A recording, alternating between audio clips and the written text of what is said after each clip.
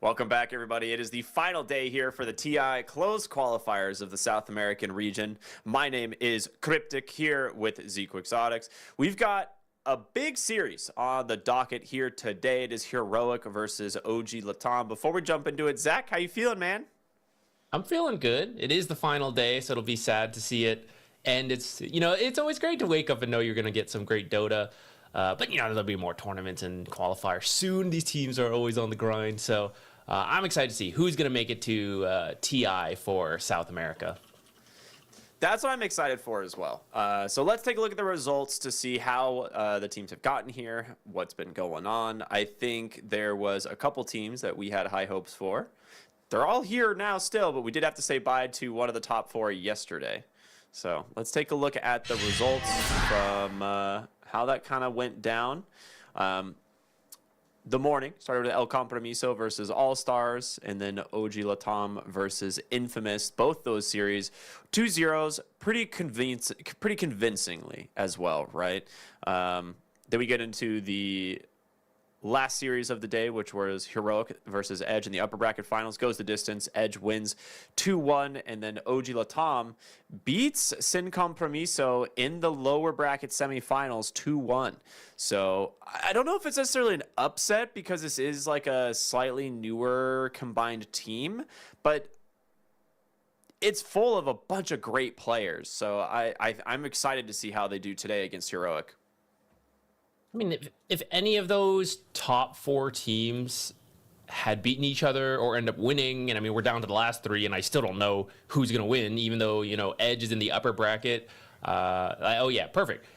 Even though Edge is in the upper bracket, like if Sin Compromiso, Heroic, OG, if any of them had ended up winning, it wouldn't be a surprise. Because like you said, they're all really some of the best players from the region, experienced teams outside of Sin Compromiso that recently formed.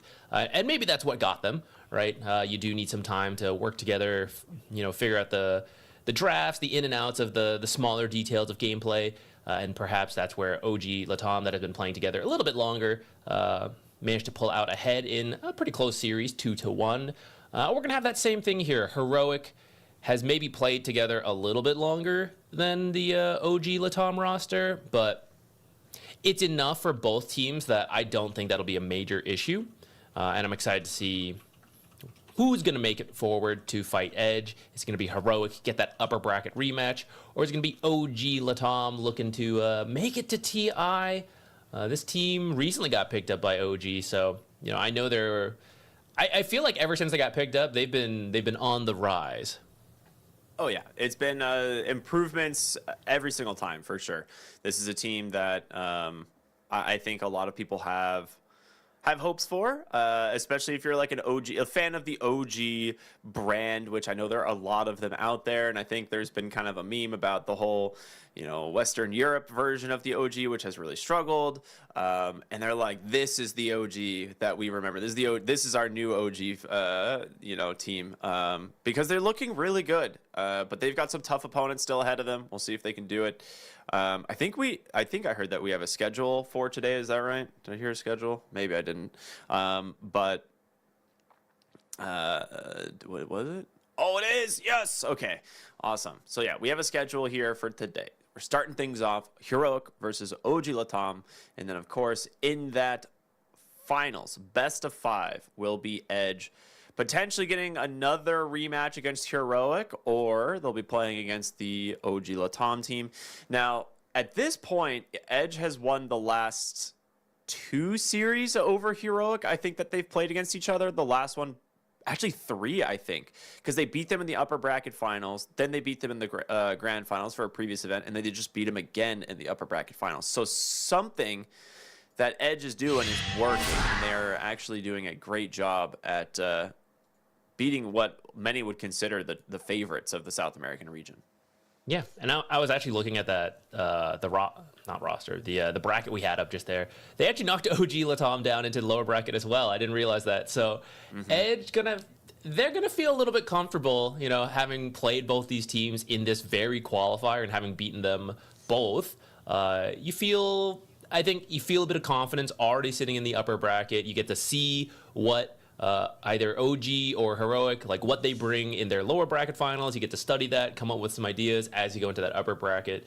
So Edge looking like, I guess they're the new favorites here on day one.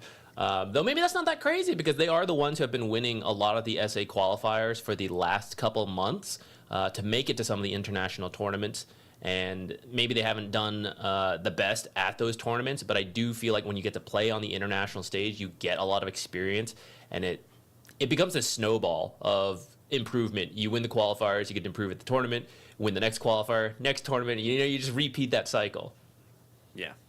It's true. It really is. Once you kind of get that momentum going your way, you try to ride that as long as you can, and there is like a mental factor in it, right? When you're, Team Heroic going in here today, you're like, okay, we've lost these guys multiple times in a row. We need to figure out we need to figure out what's wrong. Like, how do we beat them? And I don't know what the answer is to that quite yet. And to be honest, they've got some other issues first, which is making it through the OG Latam team, right? Like this is not going to be some easy team for them either. They have looked extremely good. Tai Lung, kind of a more unknown player from Peru, has actually stepped in and had a really good performance in this tournament. And then, of course, the rest of the team is just all-stars, right? Everything from K1 in the safe lane with Moose to Illich and El Misho in the off lane. Like, El Misho's hero pool is right on point for this meta right now. Like, we're seeing Tusk get a lot more attention. Clockwork is kind of back in here and there. Yeah, I'm excited. I think we're going to have a really good series here today.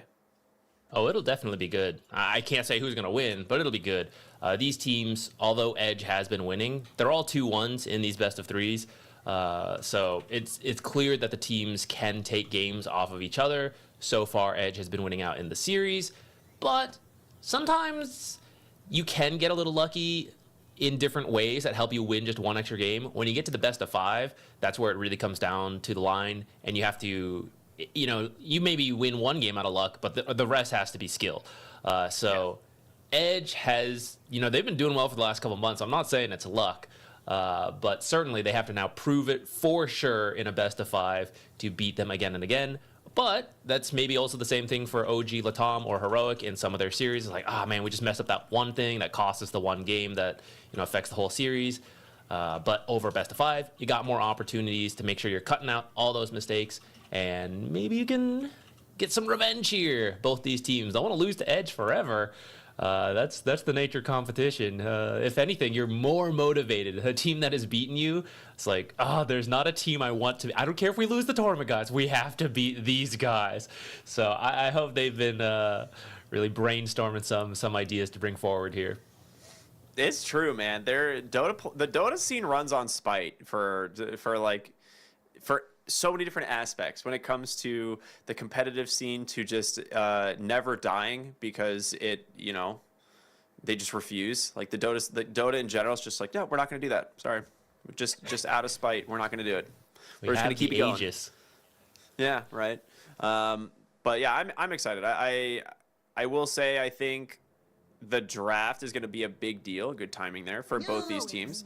I was gonna say I'm curious if Heroic gets some of their classic heroes, things like Whisper's Timbersaw. It's not going to make it through.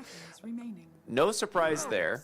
But in terms of the drafts, has there been any standout heroes for these teams that we should be looking out for? Well, we talked about it before that Heroic has a lot of potential cheese picks. I think when this team has second pick, which they do in at least this first draft, it's very scary because they often pick, strong supports, flexible cores, and then you don't know what you're getting into in that last pick, and you have to be careful of they're willing to Huskar, they're willing to Viper, they got a Meepo player, Whisper is one of the greatest Timbersaw players, which is actually part of why you see him banned out. It's you have to go through this checklist of if this hero has too good of a game, there's just no way to deal with them, and it's really tough. Now, OG, at least, they've been willing to play some strange stuff. I remember an Underlord mid in this qualifiers for Tai Lung. So that can at least help. If one team is completely standard and the other team's the one willing to do wacky stuff, then it would be a clear advantage to Heroic. But the fact that they're also willing to move some heroes into strange places, but play them effectively, I think that is going to lead to hopefully some fun drafts here. We got a lot of core bands here to start. Though now we've got the Tusk, and we'll see. The Bat Rider, you might be thinking, is a support band, and it could be, but we're seeing more core Bat Riders as well. So can't write that one off. Oh, he made it. We finally get to see the Undying. He got picked in, like, I think the very first game of our qualifiers, and then we've never seen him again. So we finally get to see an Undying. Whether or not it's going to be the support or off lane, we will see. They're going to grab the Terrorblade right away for Heroic, a pretty staple hero. This guy can play still safe lane or off lane, despite the incredible amount of nerfs this hero has received year after year. He is still a top tier pick, and I know Suns fan loves that more than anybody. I mean, this recent nerf Terrorblade got is like pretty minor. It's like, oh, the illusions do less damage when they're further away. But frankly, when the illusions are away from you, they're just pushing creeps, and they're so strong that it just doesn't matter. It's like, oh, 10% less. Oh no, I was only gonna farm 2 creep waves anyways. Like it didn't feel like it mattered all that much. So yeah. I don't know, not enough. Undying, I'm hoping this is a core Undying. We've seen the support Undyings, but I feel like into Terrorblade, I don't know, I'm kind of mixed. On one hand, Terrorblade has no stats, so I mean you like strength steal, and he's down to 200 health, so that could be kind of cool. But I do feel what? It's good in the lane, is what you're getting at, right? Yeah, but I worry, like, later on, Terrorblade will be perfectly fine versus the Undying. You'll just destroy him. Undying's not a very high armor hero, so even though he has a lot of health, Terrorblade is one of the highest damage dealing cores out there when you got meta going and all the illusions, or you get low and then you just sunder the Undying, Undying doesn't have, like, a quick way to kill or lockdown, so you're going to need that from the other heroes. Speaking of lockdown, the king of lockdown right now, Mr. Shadow Shaman. Yeah, this hero is good. There's just not much really to say about it. They will grab the silencer. This is typically banned when you want to get into the Shadow Shaman pool. So this should be pretty solid at stopping the initiation from the Shadow Shaman, the blink, the hex into the follow-up shackles. So it might give whoever it is that they decide to go on an opportunity to survive. They will go back for the Ringmaster as well. I feel like this is not a hero we see often, but this is something that like Edge was picking in the upper bracket. Yesterday, they picked it twice. And I think maybe they're looking at it like, okay, maybe, even though it was nerfed, it wasn't that bad, right? It looked okay. And Silencer is right in the wheelhouse of OG Latam. They've played this hero throughout the whole qualifier when it's available. So I like it. I think it's good. I think doubling down on being able to save heroes from the Shadow Shaman, where it's like, you don't have to use Global Silence. Now you can use the Escape Act. You can just tame the beast, the Shadow Shaman away. It's a big deal. And you and I have criticized teams for not picking anything to deal with the Shadow Shaman in this regard quite a bit in this tournament. Yeah, I think that's where I've been a little surprised we haven't seen more Ringmaster. I know he did get nerfed, but personally, I think he was too strong. He was like S tier, and then you get hit with nerfs, like, oh, I don't want to play him anymore. But he's actually still like A to B tier, in my opinion. And in this case, the Shadow Shaman, like all of your abilities are good versus the Shadow Shaman. And Terrorblade, you can burn down with the Shard. If you get that, it's a little worse than it used to be. No, maybe a lot worse. I think it went from like 50% down to like 30%, something like that. I still think it's pretty strong, though. I think it's still pretty strong against illusions. Yeah. So I'm happy to see him here, though maybe if he falls flat, that's why teams haven't been playing him as much. So I guess we'll find out. I do think the lockdown Ringmaster provides is not the easiest, nor is it consistent without some help, and Undying and Silencer don't really provide that. So I hope I mean, you probably need a carry and a mid, left, right, and carries don't really bring a ton of lockdown all the time. So really hoping the mid hero for Tai Lung is some form of initiator, someone else who has a stun for Ringmaster to work with. Man, if you told me a team was going to be allowed to get Shadow Shaman, Ancient Apparition as their support duo, I would have called you insane. These are just like, it's like the dream supports. I feel like for most lineups, if you can get a draft with both of them, you're set. It just brings you everything you need. Team fight, pick off, decent enough lanes. Beastmaster, probably one of the best heroes at enabling the Ancient Apparition as well. Just Roar is incredibly good at setting up the Ice Blast.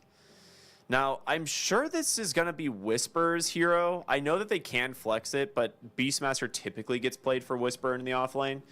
And I think we have been seeing more of the helm of the Overlord, which makes sense if you do see Silence or Ringmaster as a support duo. You just kind of want to run this at the enemy team. So I like the idea of the helm of the Overlord Beastmaster playing really quickly. They're going to go for the Mr. Ho-Ho-Ha-Ha man Sniper. No sniping. I love this. I think this has been a really good hero from what we have seen. Maybe a little bit of a sleeper hero. I'm not entirely sure. It's strong in lane, scales well. If you don't have heroes that can get on top of it, you're in trouble.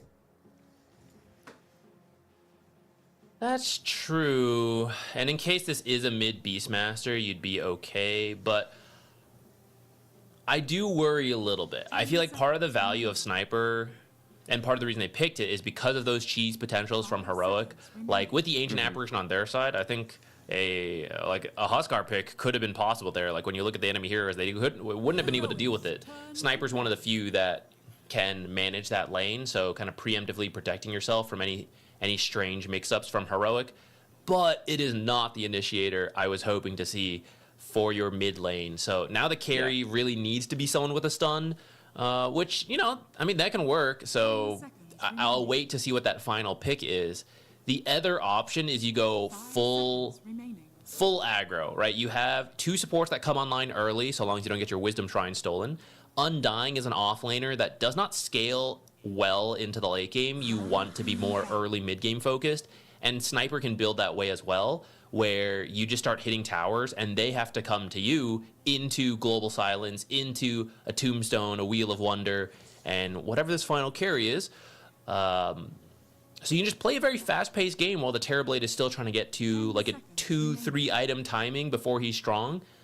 You just run them down in that first 20-30 minutes.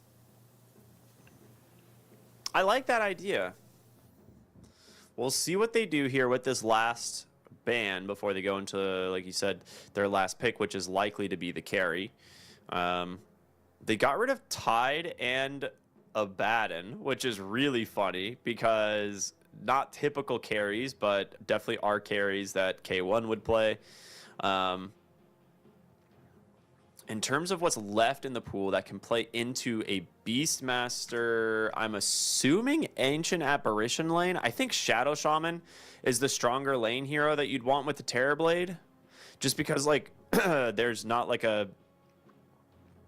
Like, you can just shackle and pop meta, right? That's how I imagine it would be, but I'm not 100%. They may opt for the Shadow Shaman 4 just to go for the faster blink timing.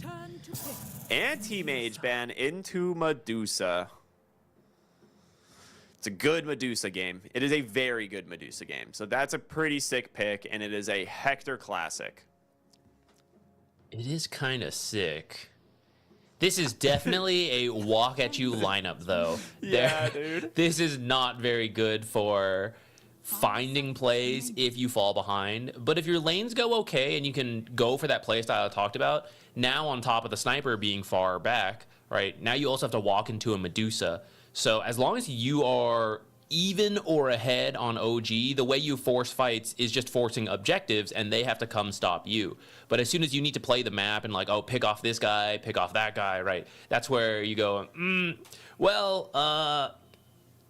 tame the beast from Fog of War, like that's what we got.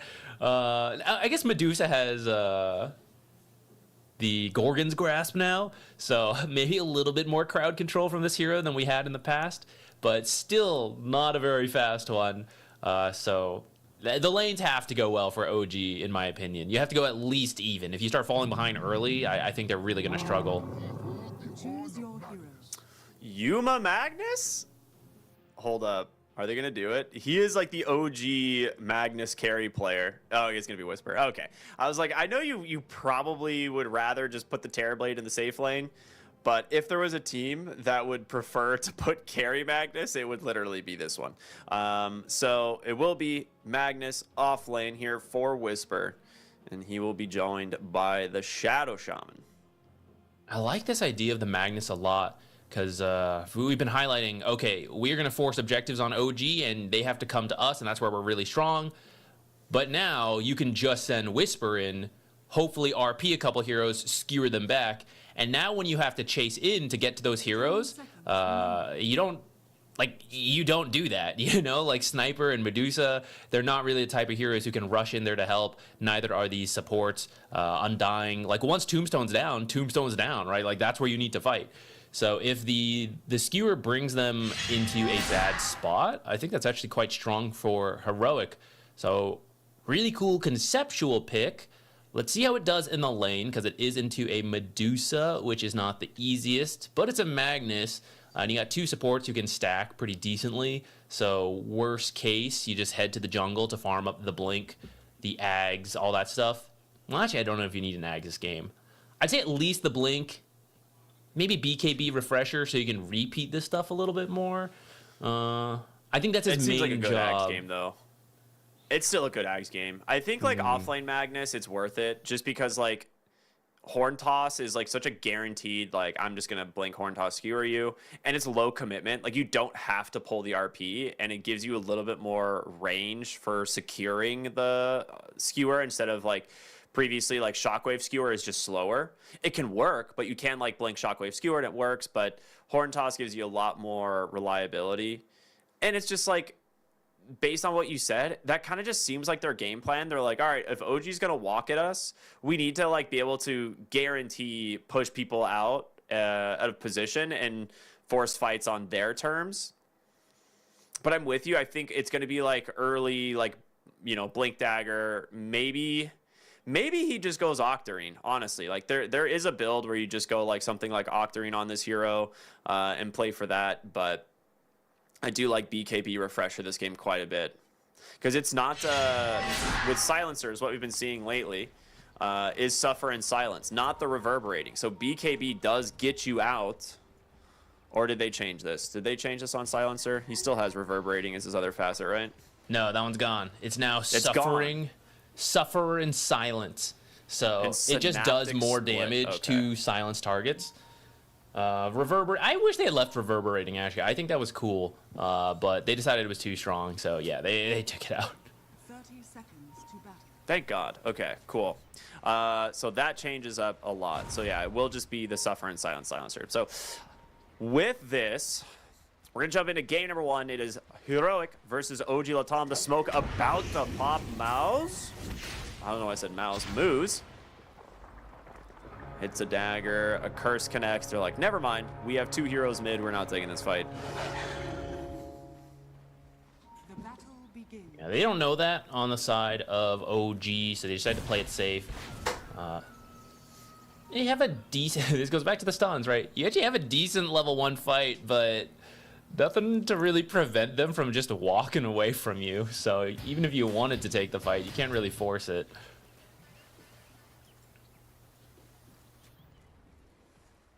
All right, they end up running AA down here. I know you talked about potentially swamping it, but I do think Ancient Apparition will have an easier time staying away from Undying. And also the Ringmaster. You just can't shackle if there's a Ringmaster in your lane. It never happens because of Tame the Beast. You just pop it instantly and you cover such a wide area that it's very hard to ever stand somewhere to shackle.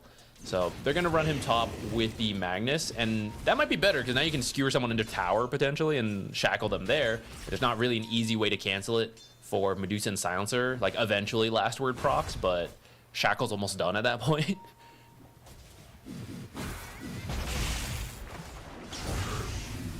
so far top side, Whisper is taking a lot of damage here from this Medusa, which is not surprising. The wave's in a really good spot though, so as long as you just play conservatively here, you don't die. You'll get some levels, you'll do fine. Mid lane, Beastmaster will be okay to start. As Sniper gets more levels, I do think you can't really just sit in the lane anymore at that point, but that's why Beastmaster works here, because even if you don't crush your mid matchup, you go, okay, I'm just gonna go jungle, right? You can do it really easily, shove in the waves with some axe spam, and then go stack for yourself. So I think it'll mostly just farm in the mid lane until some rotations happen, which this game, I'd say Shadow Shaman's the best rotator, so it's maybe Sniper who has to be a little bit more careful. Get him, Illich. I want to see these decays. I want to see this off lane Undying.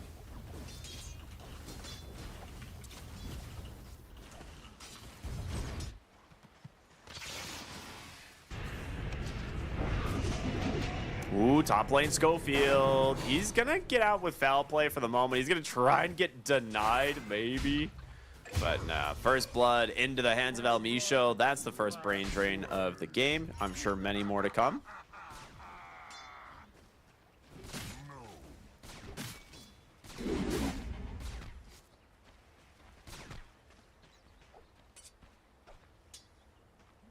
Everyone farming up. I see Shadow Shaman already TPing to the triangle after dying. It is a difficult lane, actually. Like, wherever you put the Shadow Shaman, it's not the easiest time for him. Because bottom would have been Undying, and then the Ringmaster can cancel all the shackles. But then top side, you've got Medusa and Silencer, two really strong ranged harassers, and you're a short-ranged hero. So the start of the game will be quite difficult for Schofield. But he's no stranger to space making as these essentially a melee hero on Shadow Shaman.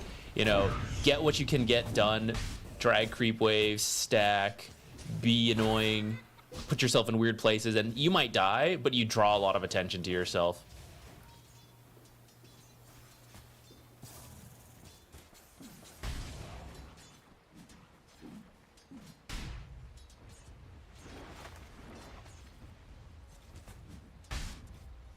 I am kind of curious, like, how they're going. Oh, we're looking at the bottom lane real quick. I was gonna say, I'm kind of curious how they're going to do, like, with.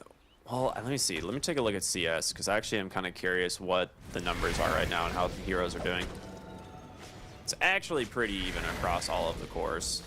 I was gonna say, if the Terrorblade actually comes out of the lane in a pretty good spot, I think they're gonna be happy about, like, their state of the game, because I feel like Undying should do well. For the most part. Like, I think Undying is one of those heroes that, like, should kind of win the Terrorblade lane. Like we said, it's just really good in that matchup, but it struggles as the game goes on. So I feel like if the Terrorblade gets off to a good start, is able to farm and stuff like that, then yeah, ideally that would be, like, best case scenario for Heroic. So I do like their team fight going on, like, going forward. I think once you get to the team fight, it'll be good. Yuma should still farm okay. Like, he's being denied a little bit from the Undying. It's pretty unavoidable, right? You get hit by a decay, and Undying has so much damage. But you're still getting a good amount of XP on Terrorblade, and his support Ancient Apparition has just been, you know, helping with runes and doing some early stacks. So Terrorblade is getting more solo XP, and he can catch up through the stacks that are being made, or it'll be for his Beastmaster get a faster tempo going, which I'm curious to see if we're going to get the Aghanims build out of the Beastmaster. Looks like Ringmaster ends up falling on the bottom side. You do have to, it looks like meta got popped for it. You got to respect the meta. The Beastmaster build, like you said, has shifted towards the Helm of the Overlord because the build-up for Dominator got better while Ags got nerfed. But from the mid lane, I kind of feel like you still want the Aghanims. That's what I'm not so sure on. I kind of agree. I feel like if you're going to play this in the mid lane, like, Helm of the Overlord is still not bad, but it's a lot easier for people to rotate. Oh, speaking of rotating, Tai Lung gets his first assassinate kill of the game on the sniper. It's a lot easier to rotate heroes into the mid lane to deal with, you know, your Helm of the Overlord push. So unless he like gets Helm of the Overlord and then just leaves and goes to the top lane or something, then I'd understand that. Like if that's how you want to use the pressure of the Helm of the Overlord.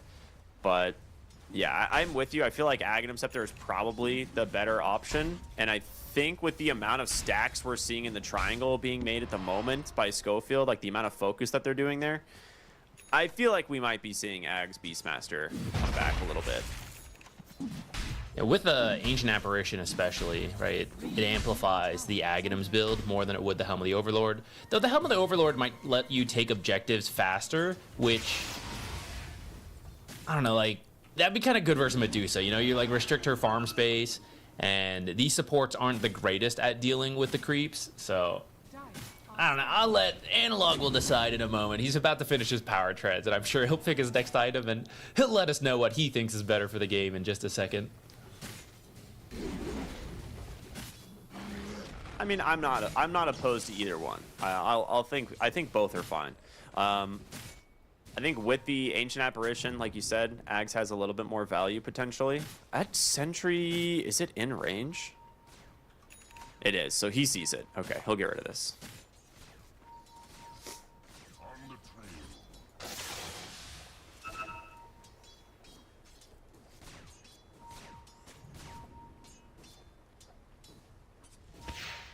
A lot of pressure coming into the mid lane as Ringmaster and El Misho make their way over. It's Schofield, the saddest death. Oh man, he just bled to death. Can't really get away from that. This time it is the ghillie suit, the longer duration shrapnel. We saw some scatter shots come back again, but scatter shot's not been as impressive since it got nerfed. It does give you some power spikes in the early phases, but you just don't really have farming potential without the longer duration shrapnel, which I actually think is quite nice to have this game, like ghillie suit aside, just because you know they're going to stack a lot when they have a Beastmaster and they have a Magnus. Ooh, RP, skewer back. It's just going to be the Ringmaster, but you'll take whatever kill you can get in the early game. You don't need to save it, especially because his blink is still halfway away, you know? So by the time the blink's finished and it's easier to get a bigger target, like then you'll go for like the snipers and the Medusas, but just quick support kill, straight back to farming on the Magnus. Yeah, I was gonna say, I feel like in a lot of scenarios, I'd be like, I don't know about that one, but RP is not a super easy spell to hit, especially without having to like use skewer to get on top of them initially. So just gets a freebie, puts it on cooldown like you said, and gets him closer to that. Yeah, dude, I can't wait till we get to see the amount of stacks being made this game, because Ancient Apparition and Shadow Shaman, I'm guessing it's well over like 12 already for the side of Heroic. Definitely a lot. Is it already 12? 9 minutes in. Ancient Apparition's one of the best double stackers. I mean, it really could be. You're giving up your mid tower in this time, though. Ancient Apparition, not as good at dealing with this stuff. One of the nerfs he got is Ice Vortex being a little harder to use, but he does get the deny. That's pretty nice. Ultimately, you still lose your tower, but, you know, remove a bit of gold from the enemy team.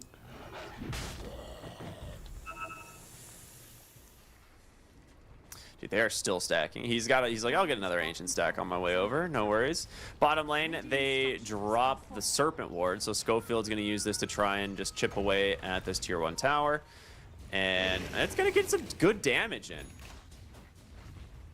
Some serious respect from Illich there. Doesn't want to walk into the Observer wards because he's worried about Hex Shackle, even with the Ringmaster behind him, being able to cancel that easily. So just drags the creep wave away and lets Moose deal with the wards. You take a bit more tower damage for it, but it's still got about half its health.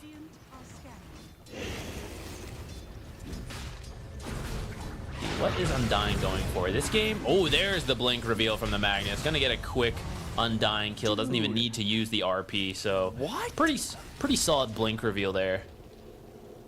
Yeah, okay. 10-minute blink dagger on your off lane. I think that's about as good as you could ask for. That's really solid from Whisper, and he's actually going to be able to use it here once again. Finds the Medusa into the shackle. RP to follow. You need a lot more damage here. You need to get through this mana so she can't pop the Stone Gaze, and there it is. Yuma will secure the kill on the Terrorblade coming through that Twin Gate. Or, I'm sorry, just TPing in thanks to the Twin Gate rotation from Whisper. That is such a good play. They get a great kill bottom. They take down the Undying. They now take out the Medusa top side. And yeah, this is really good stuff. That's actually the dream blink reveal. You get a kill in 2 different lanes with your first blinks. I think those are like the 2 times he cast blink. It's a kill every time so far. So that's really value on this Magnus, who does have the BKB queued up next. I think when you're playing this type of repositioning hero, like Magnus has 2 different builds. You either go for more right click damage, and that's where you see like harpoons and stuff. But that's been a little bit worse since Empowerment got nerfed. The spellcasting Magnus, which might still take the Eternal Empowerment, you kind of go like Blink, BKB, Refresher, but sometimes there's an item in between. We were talking about Ags. We'll see what else like might go in there. But really your main job is just to make sure you can go in, grab heroes, and skewer them out. Radiant's bottom tower is under attack. We do have an Aghanims being worked on by the Beastmaster, so did decide to make use of the Ice Vortex amplification from the Ancient Apparition, bring the tempo, and I guess when you have the Magnus, right, you're hoping he's going to grab a couple heroes with a RP. You'll get that AoE damage from that Aghanims to do a little bit more in those times.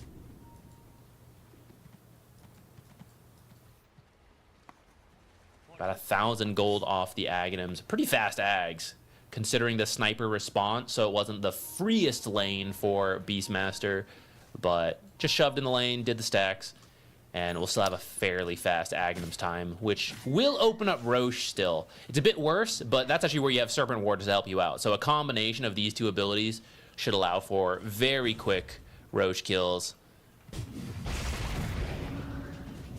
Blink, skewer back in the bottom lane. Wow. They get to move. Oh, it's a low ground. Yeah, a little bit interesting there. Ice Blast will connect. Good tame the Beast to fear him out. Whisper, he does have an RP. Probably not going to use it. Does have a Shockwave. Does the board get in range? It does not, but... Oh, he almost Funhouse mirrored it. That would have been so sick. I think that was just like slightly unlucky because the illusion didn't get caught. So like he almost had a 50-50 chance of dodging that. Yeah, it was a pretty nice try.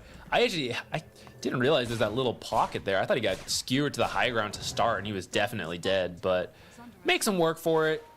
Does fall in the end, but kind of space made for Medusa.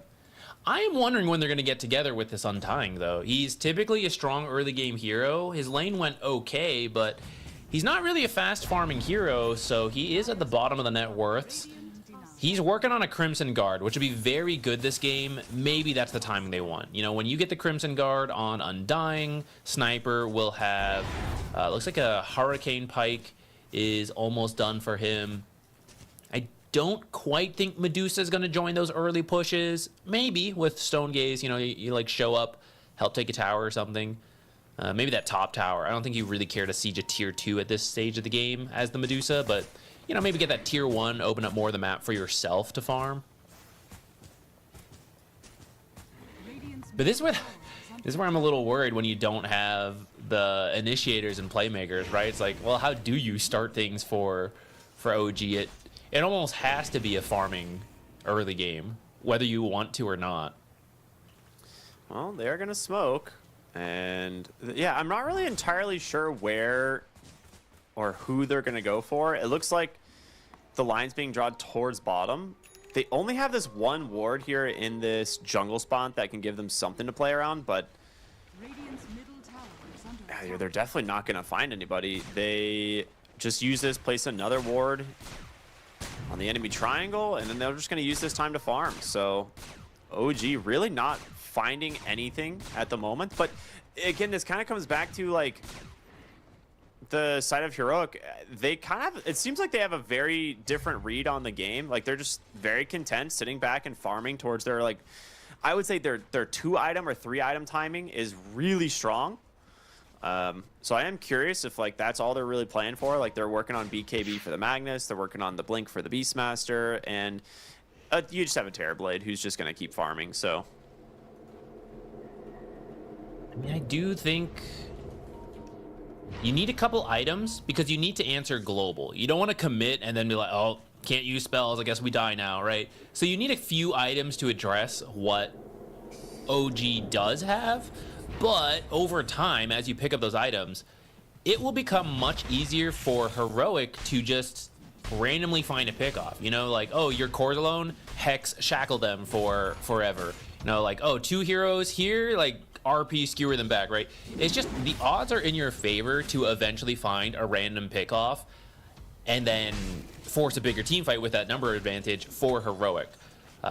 Their late game, even in a direct team fight, it's not bad. Like, OG has some good stuff in a direct team fight where they're all together walking at objectives. But I mean, look at Heroic. You know, you got the Terrorblade meta is really strong. RP and Roar, Ice Blast are always good in team fights. So I think Heroic doesn't feel a lot of pressure. They're gonna make the early plays while they can, and they're gonna, you know, they're not gonna like sit AFK waiting for the ultra late game. But I don't think they have to be scared. I think the game is harder for OG in its current state. yeah, okay. I'm kind of with you on this one. They do have a good ward here. This was placed when they took the Wisdom Shrine at like 14 minutes, thanks to KJ. And they're looking for the Medusa. They know K1 is back here. He was seen farming on the medium camp.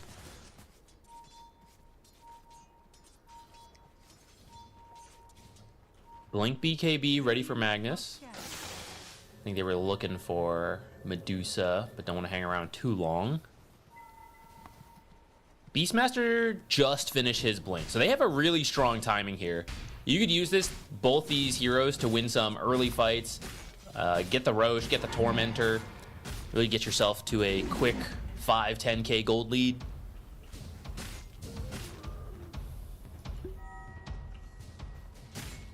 What do we have? We have Crimson Guard on the Undying. Radiant's middle tower is under Good attack. item this game for sure, right? Anytime you're playing against an illusion hero or just TB, the amount of physical damage he does needs to be reduced somehow. So Crimson Guard, great. Does have the Shark queued up next for the grab ally, but yeah, they're gonna get the Blink, the Skewer back, Ice Blast, unnecessary. Because they had everyone ready and waiting. A great find from Whisper. Ice And Blast they will gets just drop the used, but Serpent it's a Wards and- pretty low cooldown, so not that Yeah. big of a commitment. It's not like you have to use RP or BKBs, anything like that. So they might push this tier 2 a little bit. They drop the Serpent Wards. Still Half level meta 1 left. Serpent Wards, so on its own wouldn't take this tower, but actually Terrorblade is here, decides to get some tower damage in with the meta. I guess that was the biggest commitment of the last thing. But yeah, you get a tier 2 out of it. More control on this top half of the map. If you go straight... actually, I don't know. Can you do Roche? You don't have Serpent Wards anymore, but Beastmaster's pretty strong now. He's just been farming. I think you could get Roche straight into Tormentor top if you wanted to. Yeah, I was gonna ask, like, is it worth trying to do that or just getting Tormentor? Because you've taken tier 1, tier 2 top. Like, you pretty much have free reign to do whatever you want. They are gonna potentially look to smoke here on the side of OG, as I think they're starting to realize they're losing kind of control of the map right now.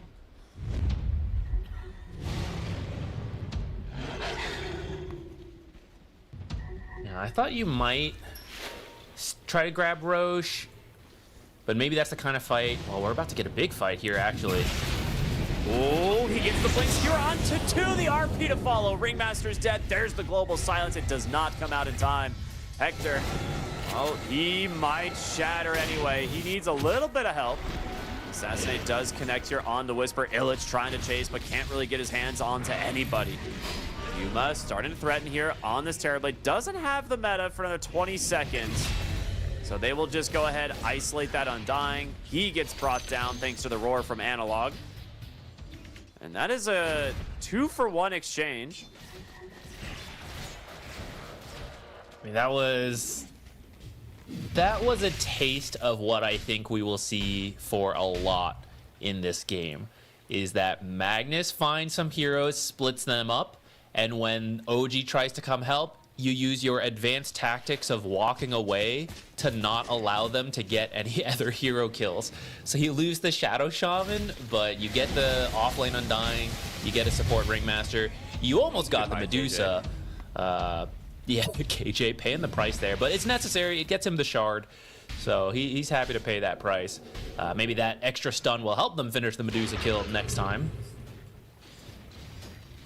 Medusa is at the top of the net worth. I think she had the butterfly right before that fight happened, so that's part of what helped keep her alive. Yeah.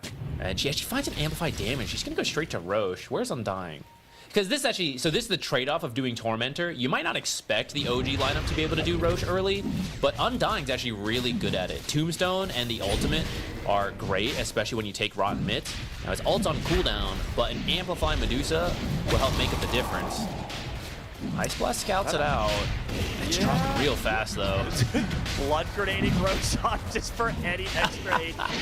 That is crazy. I don't think I've ever seen that. That is hilarious. I cannot believe someone just did that. They're like, do more damage. Throws a blood grenade. That's cracked. Well, they when got Ice it. Blast hits, you're feeling the pressure. Whisper's gonna look for Hector, but decides no. Doesn't want to make the dive. Doesn't really have the follow-up. This is the hero with the Aegis. A little bit scared. They didn't have the vision for it, but actually that was a good fight. But no heroes were showing. The heroes that were split away weren't showing on the map, so he didn't know if it was the full roster right there on their own triangle. You know, like you're committing too hard for it.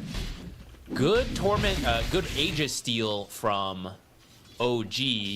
It's not even fully a steal. Like you actually would like to hit this timing with the Medusa, where you get the Manta Butterfly plus Aegis. Sometimes it's something else besides the Butterfly, but like that 2-item timing is usually quite strong for the Medusa. I thought it would be pretty difficult to do into a Beastmaster and a Shadow Shaman. I actually think they should have taken Roche a bit sooner. I think too much respect given over to Global and Tombstone, the power of those abilities around the Roche pit. But you are still 8k behind, despite having this Roshan. So how much can you get done with this?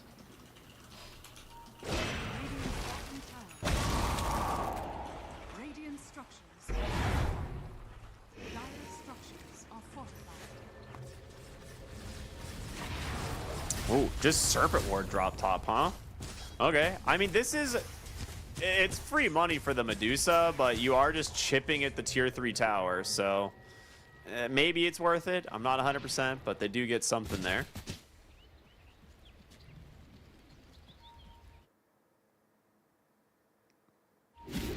Oh, there we go.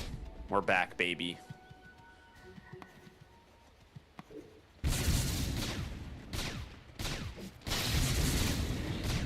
Yeah, BKB All and RP available. It's always weird fighting into Aegis, but I do think Heroic is stronger still.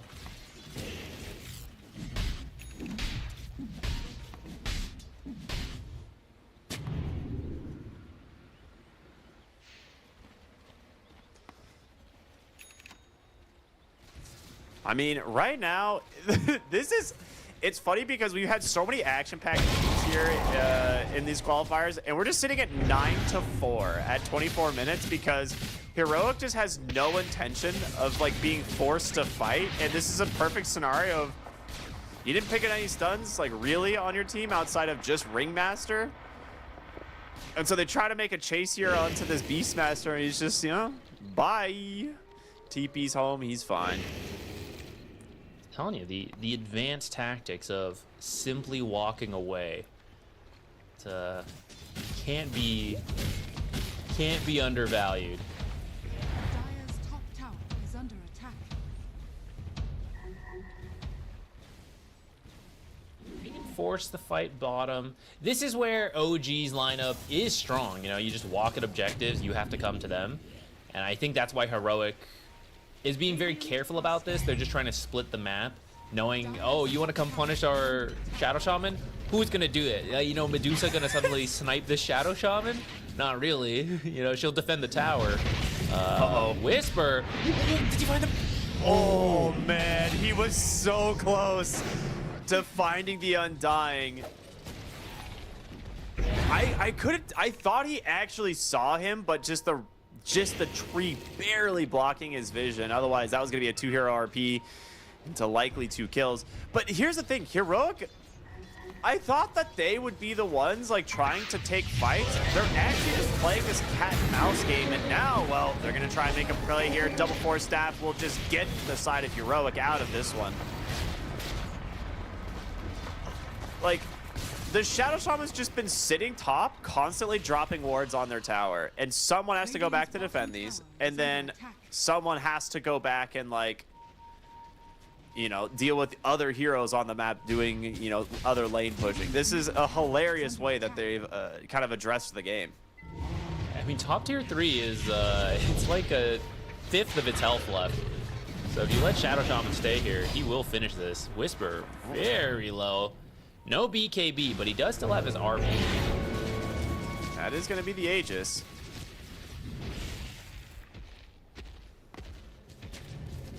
Okay, I need to look at some of the itemization here. Who has the 4 staffs? It just, okay, yeah, it's Pike on Terrorblade and 4 staff on Ancient Apparition. Okay, so that's what I thought. Oh, thank you. Yeah, those are, I was like, I keep seeing double 4 staff. I was like, I know there's 2, I just didn't know who had them. So that makes sense. Shadow Shaman, looks like Moose is tired of his shenanigans, but he's gonna just ward trap him. Gets popped down here from the sniper, but they get the ward drop. That's what they wanted. They don't care about the Shaman, they care about these pesky Serpent wards. I'm a little surprised he used his Serpent wards there, but maybe that's telling. His team's still not planning to fight at all. He's like, yeah, I'll just drop him. The Aegis is now down. I do think Heroic should look to fight. That's why I think he should have been saving those Serpent wards. But your main contribution is Hex and Shackle a lot of the time. Though I like Serpent wards as a way to deal with Tombstone. You will see this where you just ult when you, it sounds funny, right? He used Tombstone and you ult it, but like you just have your Serpent wards take out the Tombstone and then none of your heroes have to worry about it. So you won't have that for your next team fight. You might wait for it. It's only a minute away at this point, which might line up with the Roshan coming up. If it's a fast spawn, take a team fight right at that time. You still have almost a 10k gold lead for Heroic. So as long as you don't, I don't know, you have to like commit too far and have already used your BKB so then the global wrecks you. As long as you don't do that, should be fine. At worst, to just walk away. Again, the advanced tactic can't be stopped by the lineup of OG. Turn away from Medusa, turn away from Wheel, and walk. It's very powerful. Radiant's middle tower is under attack.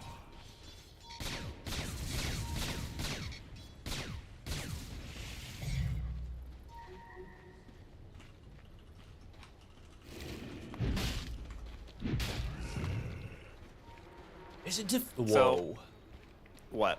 There's a, okay, Beastmaster went Manta, which wasn't too crazy at first. Like, okay, Universal Hero and you need a cheap Dispel for global. Don't really need the BKB as we've talked about, you know? So I was like, okay, sure. He now has a Diffusal. So he's gonna mana burn this Medusa. When he blinks on top, roars. Oh, there's our one star Shadow Shaman caught. I'm just laughing that this is how, this is the only thing OG can do right now is they have to deal with, oh, he gets the gem back. Okay, nice. BKB TP out. More important than my support is my gem, thank you. That's what we learned from Whisper here. He's like, I don't mind if the little Icicle Man dies, but my gem, I need that. I mean, that's true. The Icicle Man was worth 800 gold. The gem is 900, so... Value? Factually correct. Though I also thought he was TP'd out. He canceled it at the last second. I guess he thought he wasn't gonna make it, so wanted to try to get a little further away. Get the gem a little closer to Whisper, I suppose.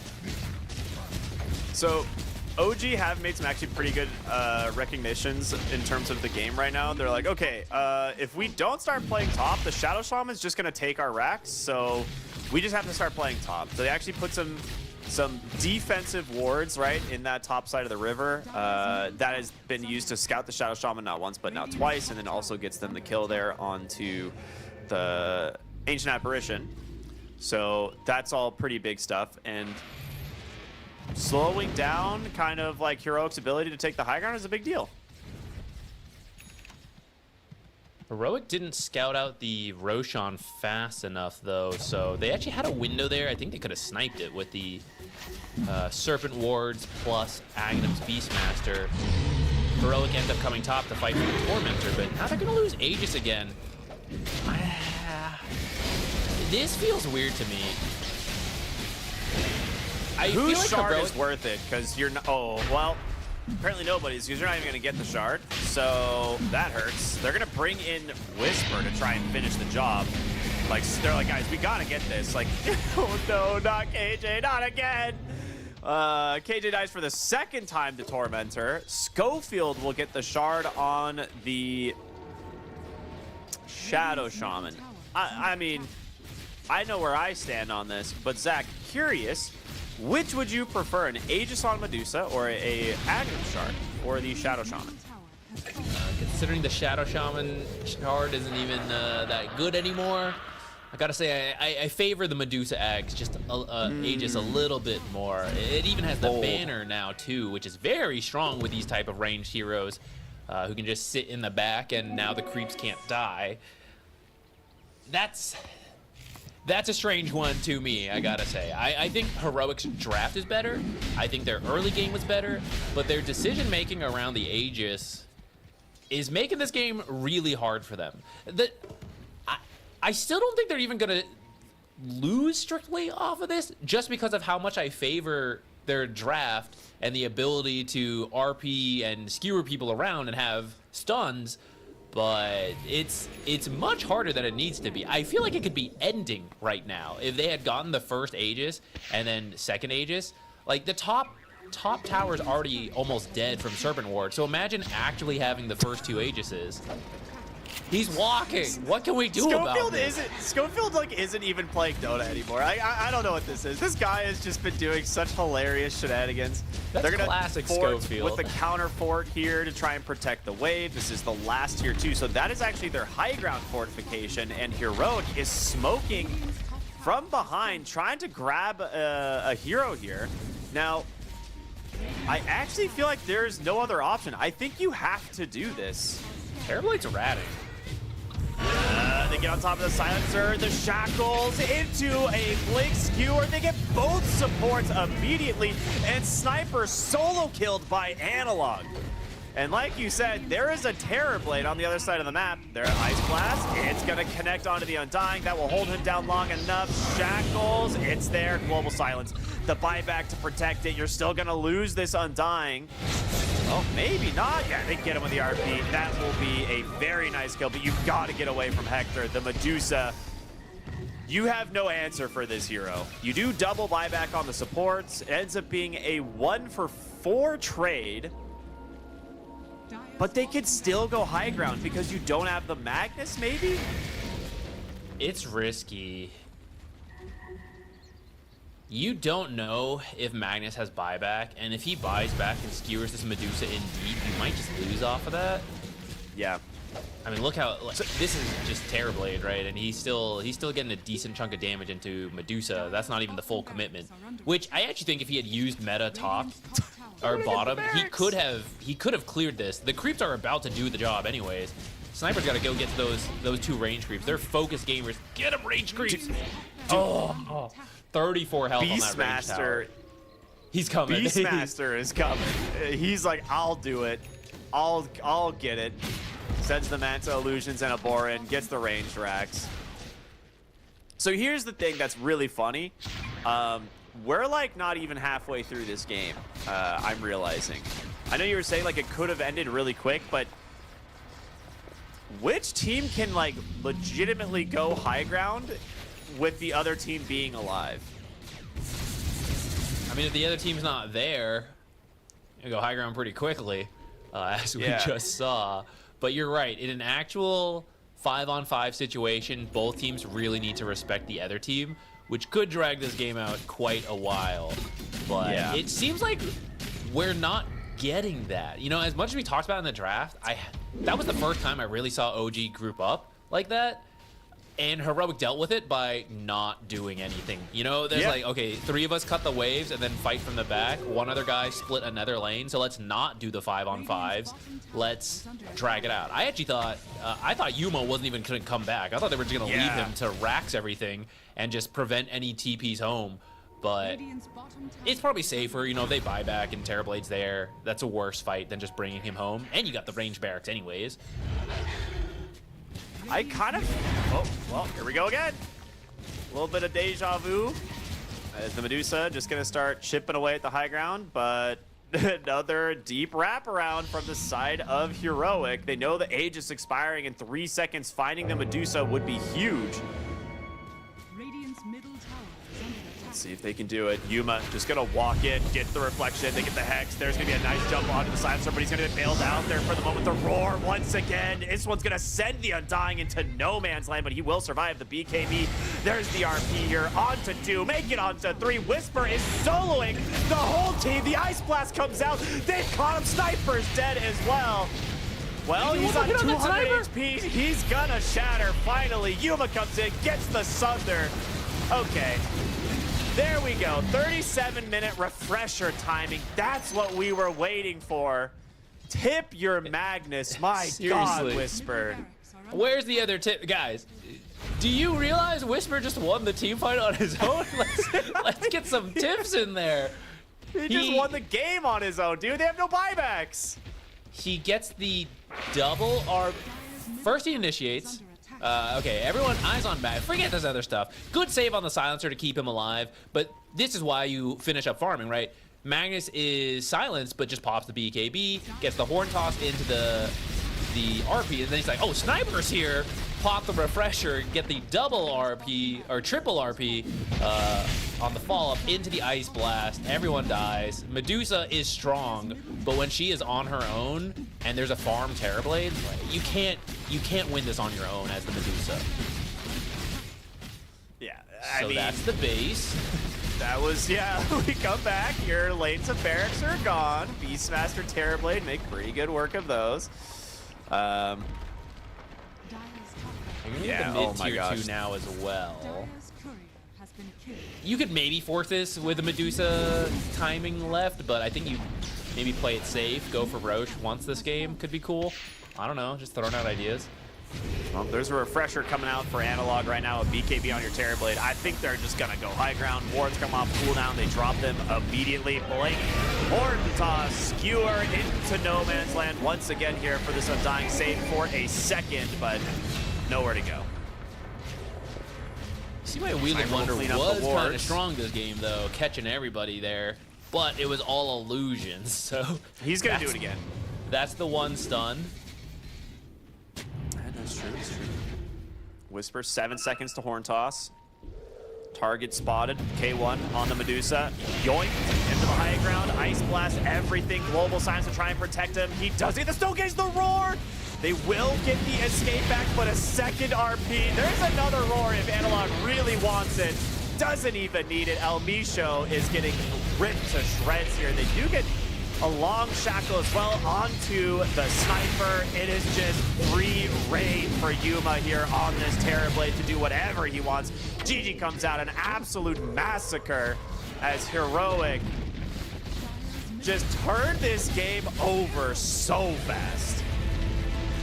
I guess that's the timing they were going for. We thought it was a little passive to start, but they're like, no, guys.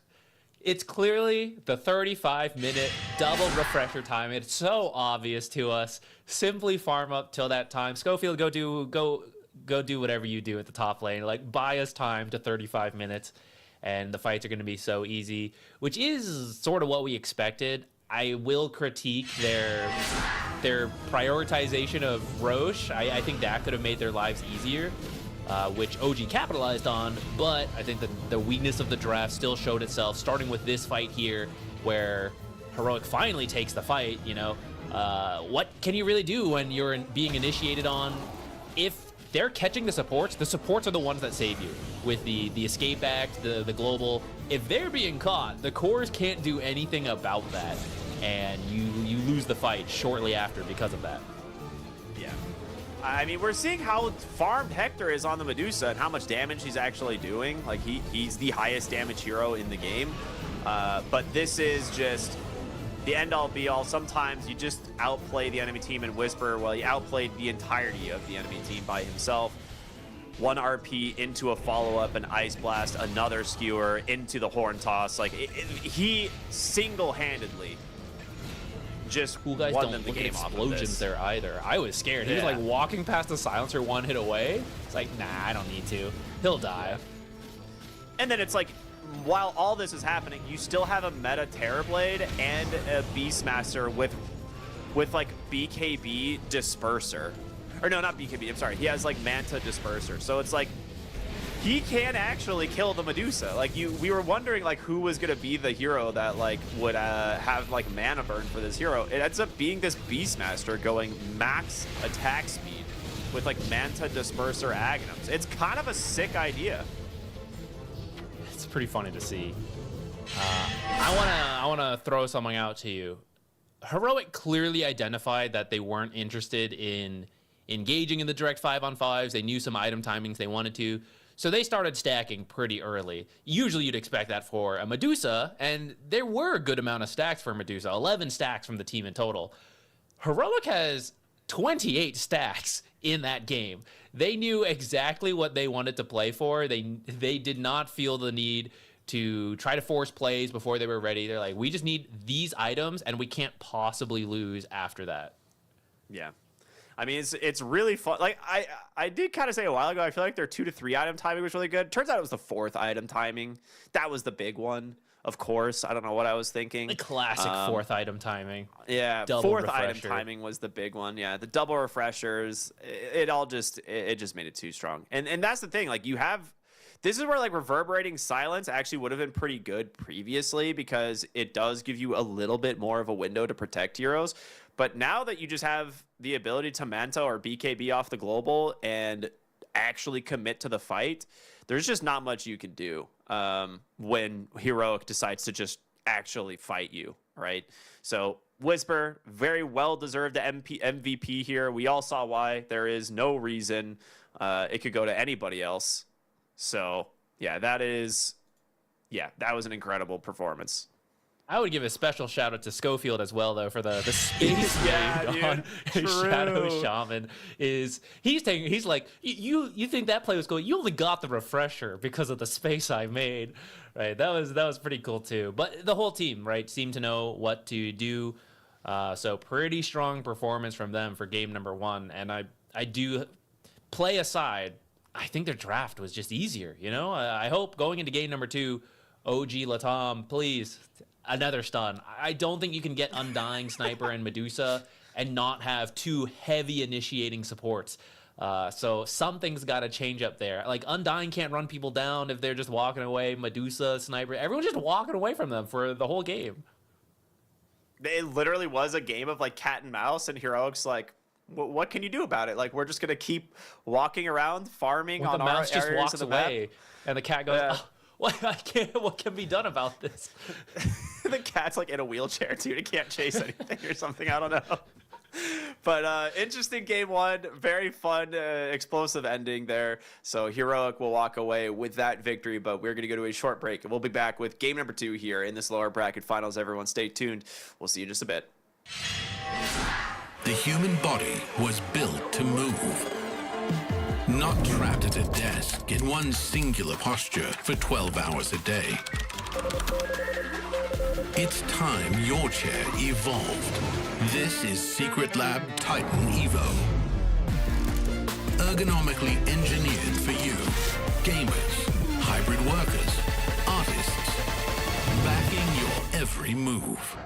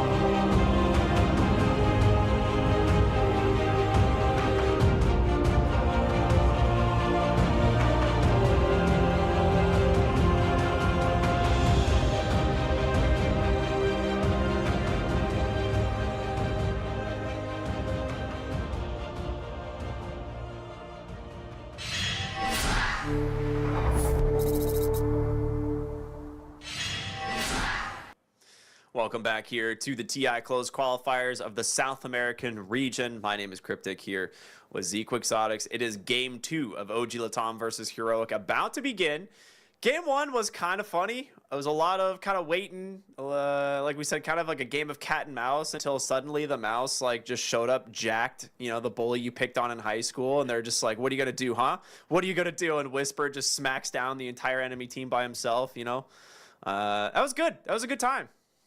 It's like the Tom and Jerry scene where Jerry shows up Jack, but he's got a friend. He's like a giant elephant to like pick up Tom and smash him. That was Whisper there. Like everyone is just running around and like, okay, Whisper's gonna get you now. We better watch out. That's exactly what I was thinking of. I was really excited to see the Undying offlane just because it's been popular, but by chance you and I just have not gotten to cast it. So I was really excited for it. But that's not the Undying offlane I wanted to see. I don't feel like he was enabled in any way to do what we want to see, you know, like decay, beat people down, run them down with the tombstone, you know, force these early objectives, and there's this giant Undying with 1,000,000 strength that no one can approach. You need someone to initiate, and you can't keep pushing it off. I know OG was concerned about what Heroic might cheese them with. I think that's part of the reason they went Sniper, because they felt the worry of like, if we get Storm, if we get Ember, those types of heroes, we're gonna get wrecked by the counter pick. So in another world, they have initiation, but their lanes go terribly. I get that, but they have to set themselves up better than, I think, if they're worried about that. Just having those types of heroes who need initiators and then you don't have them, we felt it. Like there was just nothing happening for so long because of it. Yep, and then just watching Schofield be a dirty little rat on this Shadow Shaman for 20 minutes in the top lane, just dropping Serpent Wards, and they're like, God dang it, we got to go all the way back and stop this guy. It was just more and more space while the rest of his team just farmed their 4th items, got their refreshers, and they're like, all right, guys, let's go. We can end the game now. I do think Heroic... So, their draft was really good that game. I think they messed up around Roche twice, and that is something that, given a better draft, OG can absolutely win the game off of. So I hope that's something they did a quick discussion on. Now, obviously, they won in the end, so maybe to a degree it was fine to give up some Roshans, but I don't think they should have for where they were in. So hopefully going into game number 2, they put more emphasis on it, especially when you have like a Beastmaster Shadow Shaman who are so good at early Roshans. Like, that's one of the few lineups that can actually still do Roche at 15 minutes. Like, Roche keeps getting buffed to be harder to do, but those guys can still do it as soon as you have the Aghanims on the Beastmaster. Turn to pick. Dire team pick. Get the Tusk opener. This can be for position 4 or 5. This is a Schofield classic here, though. You can do everything he was doing on Shadow Shaman, but have a better shot at living with the Tusk.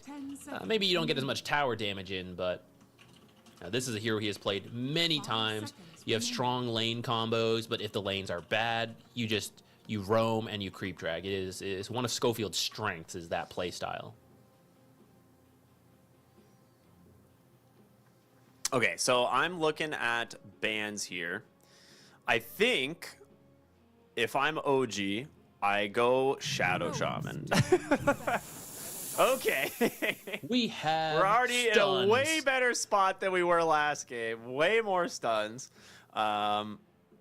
This hero just seems almost unstoppable in a lot of games. Like, it's just such good stuff that he brings to the pool. You can do the like rat shenanigans of like the Serpent Wards like we saw last game, but just generally brings a lot of team fight. Now, you do have to be careful of the Tusk Snowball to bail people out, but you can also just get the Tusk. Heroics turn to ban. Pango. There's a lot of core heroes being banned out here.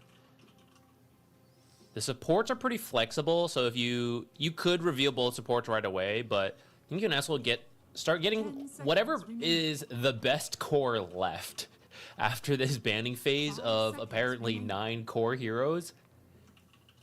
Soon to be 10. Get your best cores and adjust the draft from there. Trying to see who's still available. TA is actually still available. I think she's going to be up there in priority. Whoa, I hadn't even realized. You're right. I just assumed she's going to be banned, but she's actually still available. I think you could wait to see the off lane and go for it, but I think both teams having this type of support could just grab themselves a TA like immediately. I think for OG, I'd be very comfortable just grabbing a TA next, especially with Underlord now being banned. I think that Underlord ban is also a flex for OG of all teams. They were willing to run it mid, but it's also very good versus Tusk. You mentioned the snowball saves to save whoever is being shackled, but it's really difficult to blink snowball into an Underlord who just drops the pit on the target. You have to farm up a BKB, which takes ages. Oh, we have so many stuns now. Let's go. We've learned our lesson. Now go back for Undying Medusa Sniper. Yeah, if they're not banned right now, which they're not, you could do something like that. I actually do think Undying Dark Willow could be kind of sick. But we do see a lot of heroes that pair well with Dark Willow, being like your movement-based heroes. Unfortunately, the Magnus, probably the best one, is currently banned.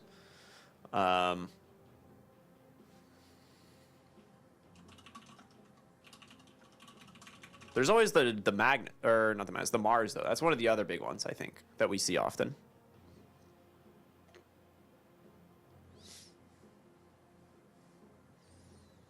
As for the next pick from Heroic. Okay. Dude, that's a good... Yeah, we don't... The fact that Shadow Shaman's meta and Rubik is not being picked is kind of crazy. And previous patch, it was Jakiro that was the best. I'd say Ice Path is one of the best spells you can steal in the game. Really easy to take. And Rubik still wasn't meta. His laning stage is just too bad compared to other position 4s. But it's crazy because there's so many good spells in the game right now that are good. Like Magnus has been meta. He's dropping off, but like he's been meta, and Rubik's so good versus him. So I don't know. That hero needs a laning stage buff because it's fun to watch Rubik in these pro matches. I'm not saying he has to be the strongest laner like he used to be, but you can't just like auto lose the lanes. You know, just give him a little bit more damage, a little bit more attack range, like something, so that your poke is more meaningful. And that's enough. Fair. Okay. It's going to be the Lina Beastmaster as the double pick here for Heroic in Phase 2. Now, both cores, both very flexible, right? Lina carry, Lina mid, Beastmaster off lane, Beastmaster mid. We've even still see teams occasionally pull out the Beastmaster carry, and after last game's performance, you can do so. Still, the Aghanim Scepter was nerfed, but when enabled correctly with the right lineup, it still does a lot of damage. He just needs to find his target. Pretty strong lane with Tusk, too. No matter where you run this, the Beastmaster Tusk lane in the off lane could be quite strong. But even if you get counterpicked, because there are carries who are good versus Beastmaster, like Tusk will just creep drag for you, do the stacking. We saw in the last game, 28 stacks. Tusk, was that how many there was? Yeah, there's 28 stacks for Heroic in the last game. Yeah, Tusk is not the best stacker, but... Scoville will make it work if he's playing the Tusk. He's no stranger to the hero. With Lina Beastmaster, did they not just go back for Ancient Apparition? I guess you can see. Okay. We will never not have stuns again. Every hero must have a stun. I feel like we saw this in the previous series too. Yeah, it's like game 1, no stuns. You're like, guys, that is terrible. Game 2, everyone with a stun.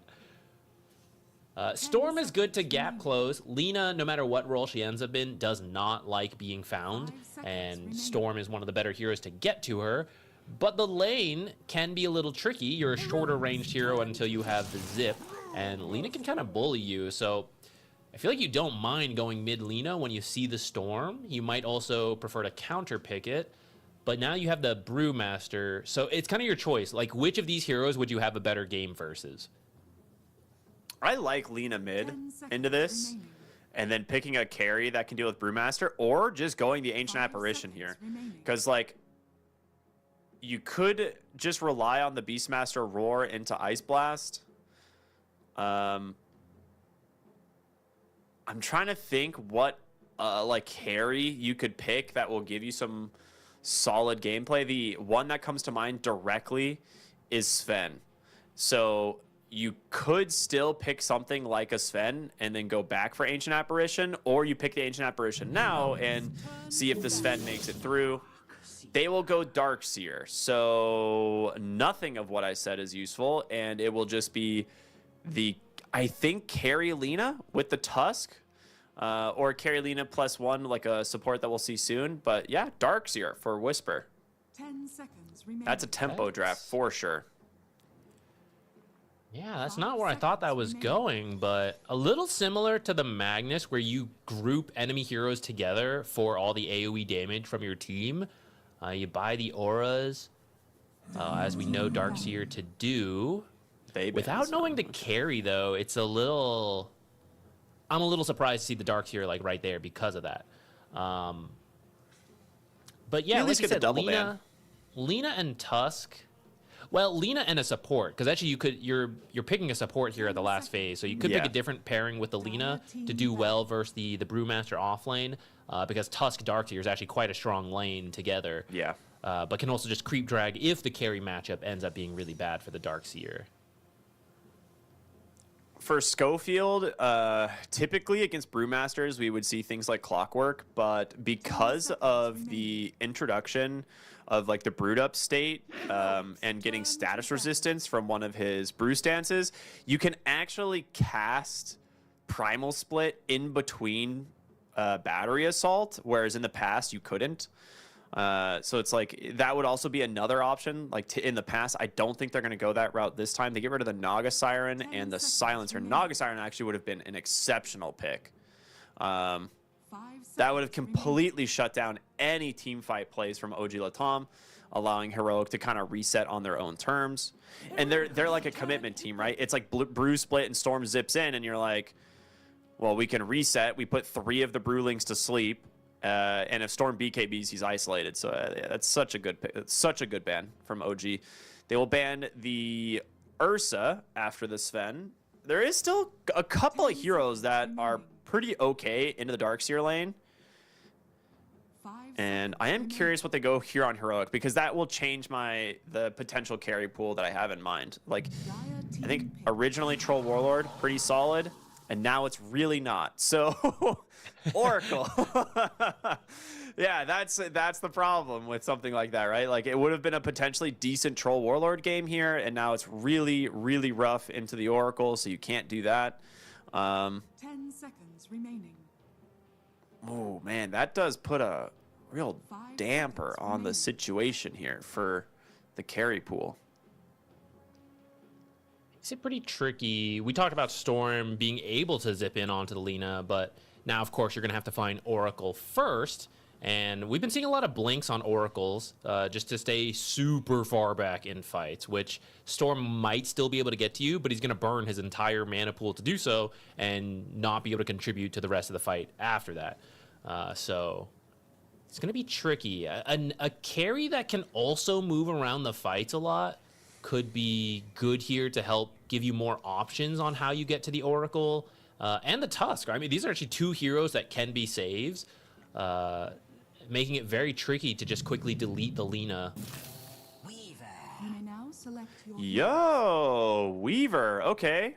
Hector, I was going to wonder if they were just going to go the Medusa again or something, but with how Analog played it last game, I would be very scared to go for the Medusa, because if he does just go into the late game with like a Disperser, he could just roar and kill you. So I like the idea of the Weaver here. You are still definitely roarable, but you're a lot more mobile.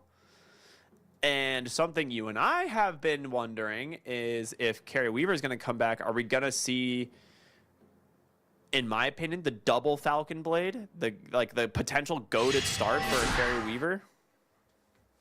One of us has been wondering about that a lot more than the other. Yeah, it's mostly me. I really think double Falcon Blade on certain carries can work. Weaver is one of them. Lina is another. Once you saw Parker do it, and then Parker did it. You've been sold ever since. The stats on that item are pretty crazy. It's 1,100 gold for a really stat efficient item, and it's one of those things that like typically certain heroes like will replace those slots really quickly, but Weaver's a hero that doesn't sometimes even need boots. So you actually have like a free extra slot. Lena has like some really expensive items she has to build, so like you're gonna have extra slots. I don't know. I would like to see it. It's just a replacement for like a Wraith Band early or a Null Talisman because you need a lot of mana on these heroes. Like Weaver constantly using Sakuchi and like Lena constantly using her spells. Like Null Talismans are okay, but Falcon Blade's better, man. Falcon Blade is real good. So I would like to see double Falcon Blade, at least one Falcon Blade on each of these heroes. I want to believe that this item is back, but we'll see. I think some of the value of it, mana aside, is the health you get early. It's so much health. I kind of think when you have an Oracle, you don't need to have that. You know, like you're being saved anyways, so the exact amount of health you have in the early game is not as critical. I think when we saw Parker do it, they had multiple heroes to get close to the Lena in the early game, and I don't think he had a save on his team, so the extra Falcon Blades helped keep him alive to do the damage he needed to, and it did pay off in the end. Whether we'll see it again, I'd be interested. There is a Falcon Blade queued up because 1 is normal. It was just the 2 that was surprising to us.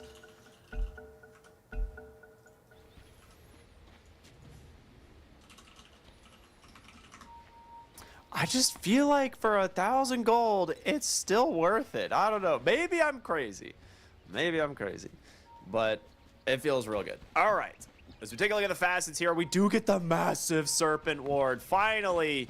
I know some people have been picking this. He was hovering it for a while last game.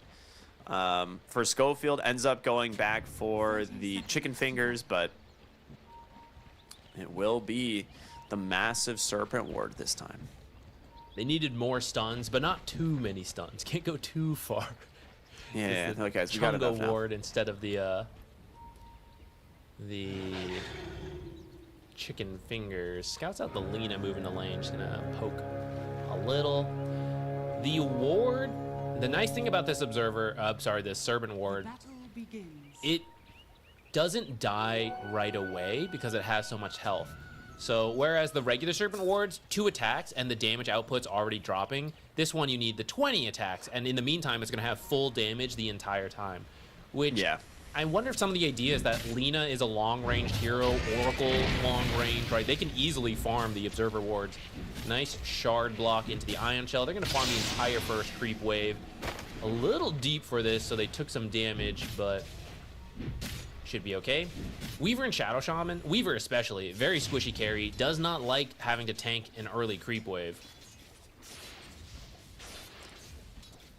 There she's still I do like the idea of that creep cut. It's kind of cool because you're not really gonna be able to stop this, right? Like Shadow Shaman, he does trade pretty efficiently, but well, Weaver gets level 2. Okay, I'm glad I said that you can't stop this. I look really smart right now.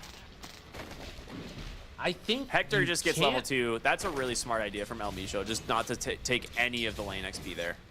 I mean, I don't think you can stop it if you just back off and then send one hero to grab the creep wave and drag it around. But they kind of like stood there and fought, and that's what got Tusk so low, so that usually the carry wouldn't bother, but he's like, oh, he's got 100 health, like, I guess I'll come kill him, sure.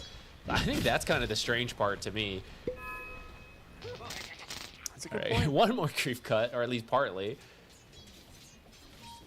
It's an interesting lane up here for sure to get started. Yeah. If you just sit there, it will be annoying. 2 range heroes versus 2 melee heroes to get whittled down. So we usually do see some creep cutting, but this level of like both heroes camping behind the tower for so long is a little unorthodox. And we'll see if that first blood ends up making it not worth it. Whisper straight back to it. Schofield starting the space making duty early. Hoping to not die, but Shikuji's a long cooldown. I guess he's okay, actually. Ooh, Boot's dead.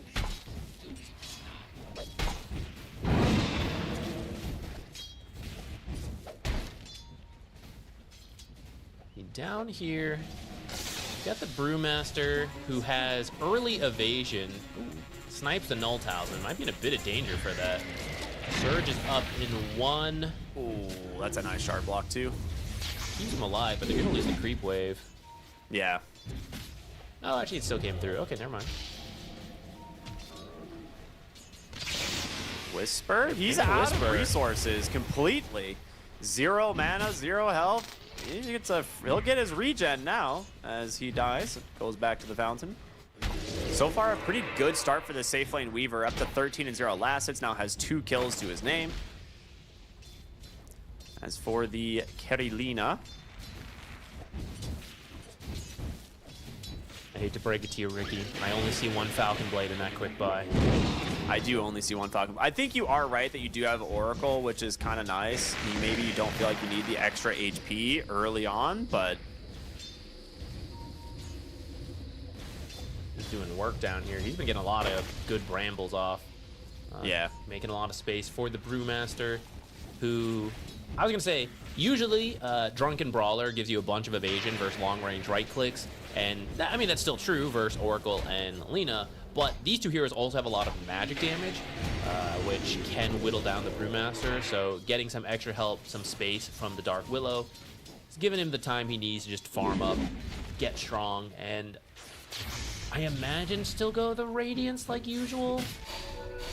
You might get it stolen from the Darkseer wall, but That is rough.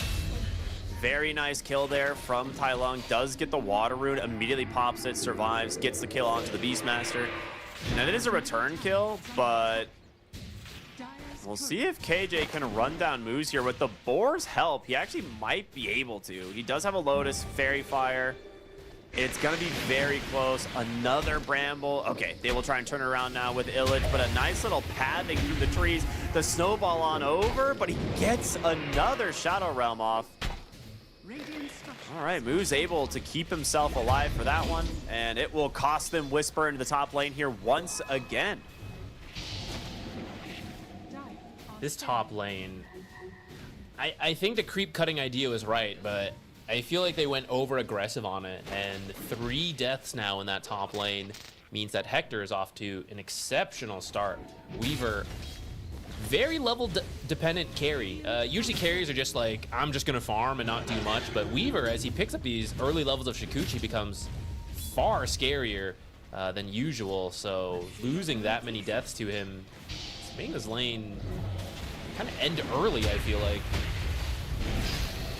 They're going to try and find an opening here. Does get the bugs out, but Schofield will trap Hector. That is a great rotation in from your Tusk. And a good bait from Whisper.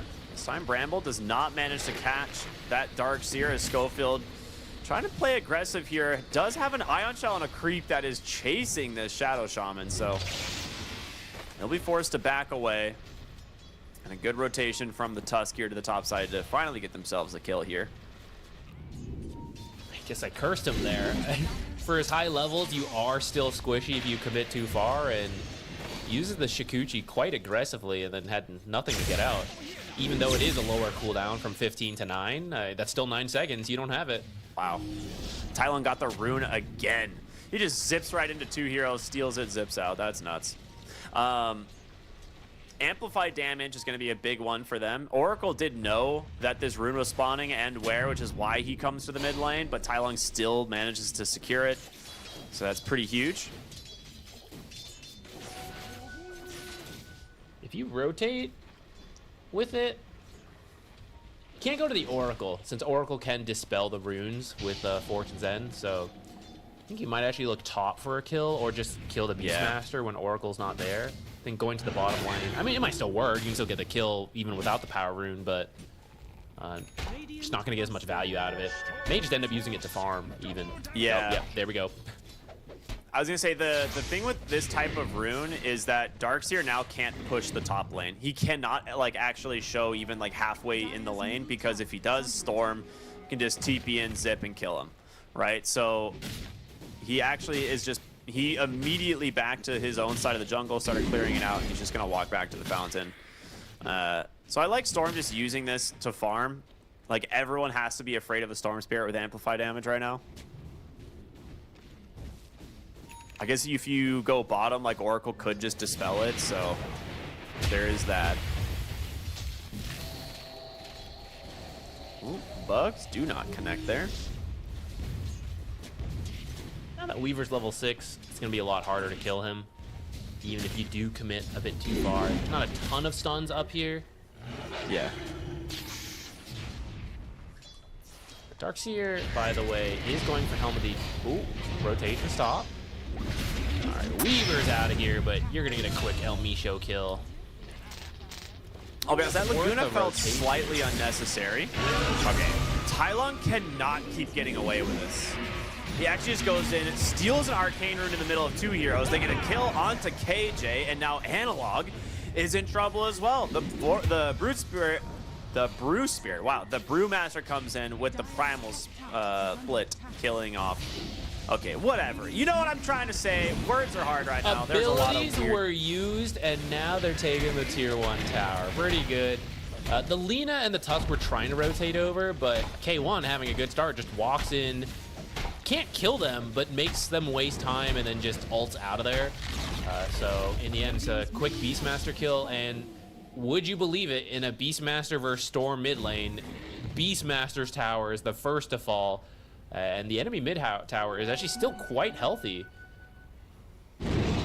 Yuma better clear up these stacks before they get stolen now that the jungle's opened up. There's a lot of stacks down for the Yuma on the Lina as well, as she's going for the Maelstrom. Pretty much the standard carry Lina item. Radiant's top tower is under attack. I'm not saying it's because they picked more stuns, but seeing way more activity out of OG, and it's looking a lot better than game 1 because they can in fact prevent the advanced tactic of turning around and walking away. Yeah, I mean, I'm not going to say it's not because they picked more stuns. I think that definitely has a lot to do with what's happening in this game. Whisper went Helm of the Dominator on the Darkseer. Did you see that? Tusk found out here. Gonna be a quick kill. Yeah, I was wondering, because Darkseer actually used to be one of the OG Helm of the Dominator builders, but that build dropped off, it got buffed. So he's brought it back. Unfortunately, his lane wasn't as good as he would like, because usually you want to get to this before the enemy carry is even level 6, and you threaten kills with the wall and double Ion Shell from just yourself and your creep, and you take a quick tower. K1's actually having a great time in this lane, so I don't know if you can really kick him out. I was like, if K1 gets Centaur Stomp there, he might have died to a vacuum, so he needs to be careful. These Ion Shells are doing work. He's got the Centaur creep just cutting the wave. He's actually exceptionally high level despite having a rough lane. Bottom side though, Yuma in trouble. Doesn't have the Watcher. If he did, he would see these supports coming, and I think he will see them now. Analog, Tylon goes for the zip, after zip, after zip, out of mana now. Does have his team close by though to help him out. Gonna miss They're having the disengaged instant there. Hex from the last game. Yeah, right. Roar time takes a little too long to catch the Storm Spirit. Radiant's bottom tower is under attack. Weaver finishes Maelstrom top, so now he should be able to easily hold this on his own. Your early creep wave clear on Weaver's not that strong, but once you've got the Maelstrom, you're good to go. So I don't really think Whisper's going to be able to take that tower outside of a slip up from K1. Seems like he senses the Tusk rotation coming in. He's already backed off. Dire's Oh, middle tower Wisp. is under attack. Okay, he's gonna TP, yeah. Okay, this And then time lapse recovery. That would be hype. Instant death, but it'd be hype. Whisper's recovery on the Darkseer is actually kind of nuts. Like, look at his net worth. I mean, a lot of it was stacks that were made for him, but had 2 early deaths in the lane and is now probably gonna take top net worth spot here in just a short moment. Is under attack. Classic Whisper things. Yeah, it really is. Very efficient with the Helm of the Dominator. Farming speed, the Ion Shell will eventually take that tier 1 top since Hector TP'd on out.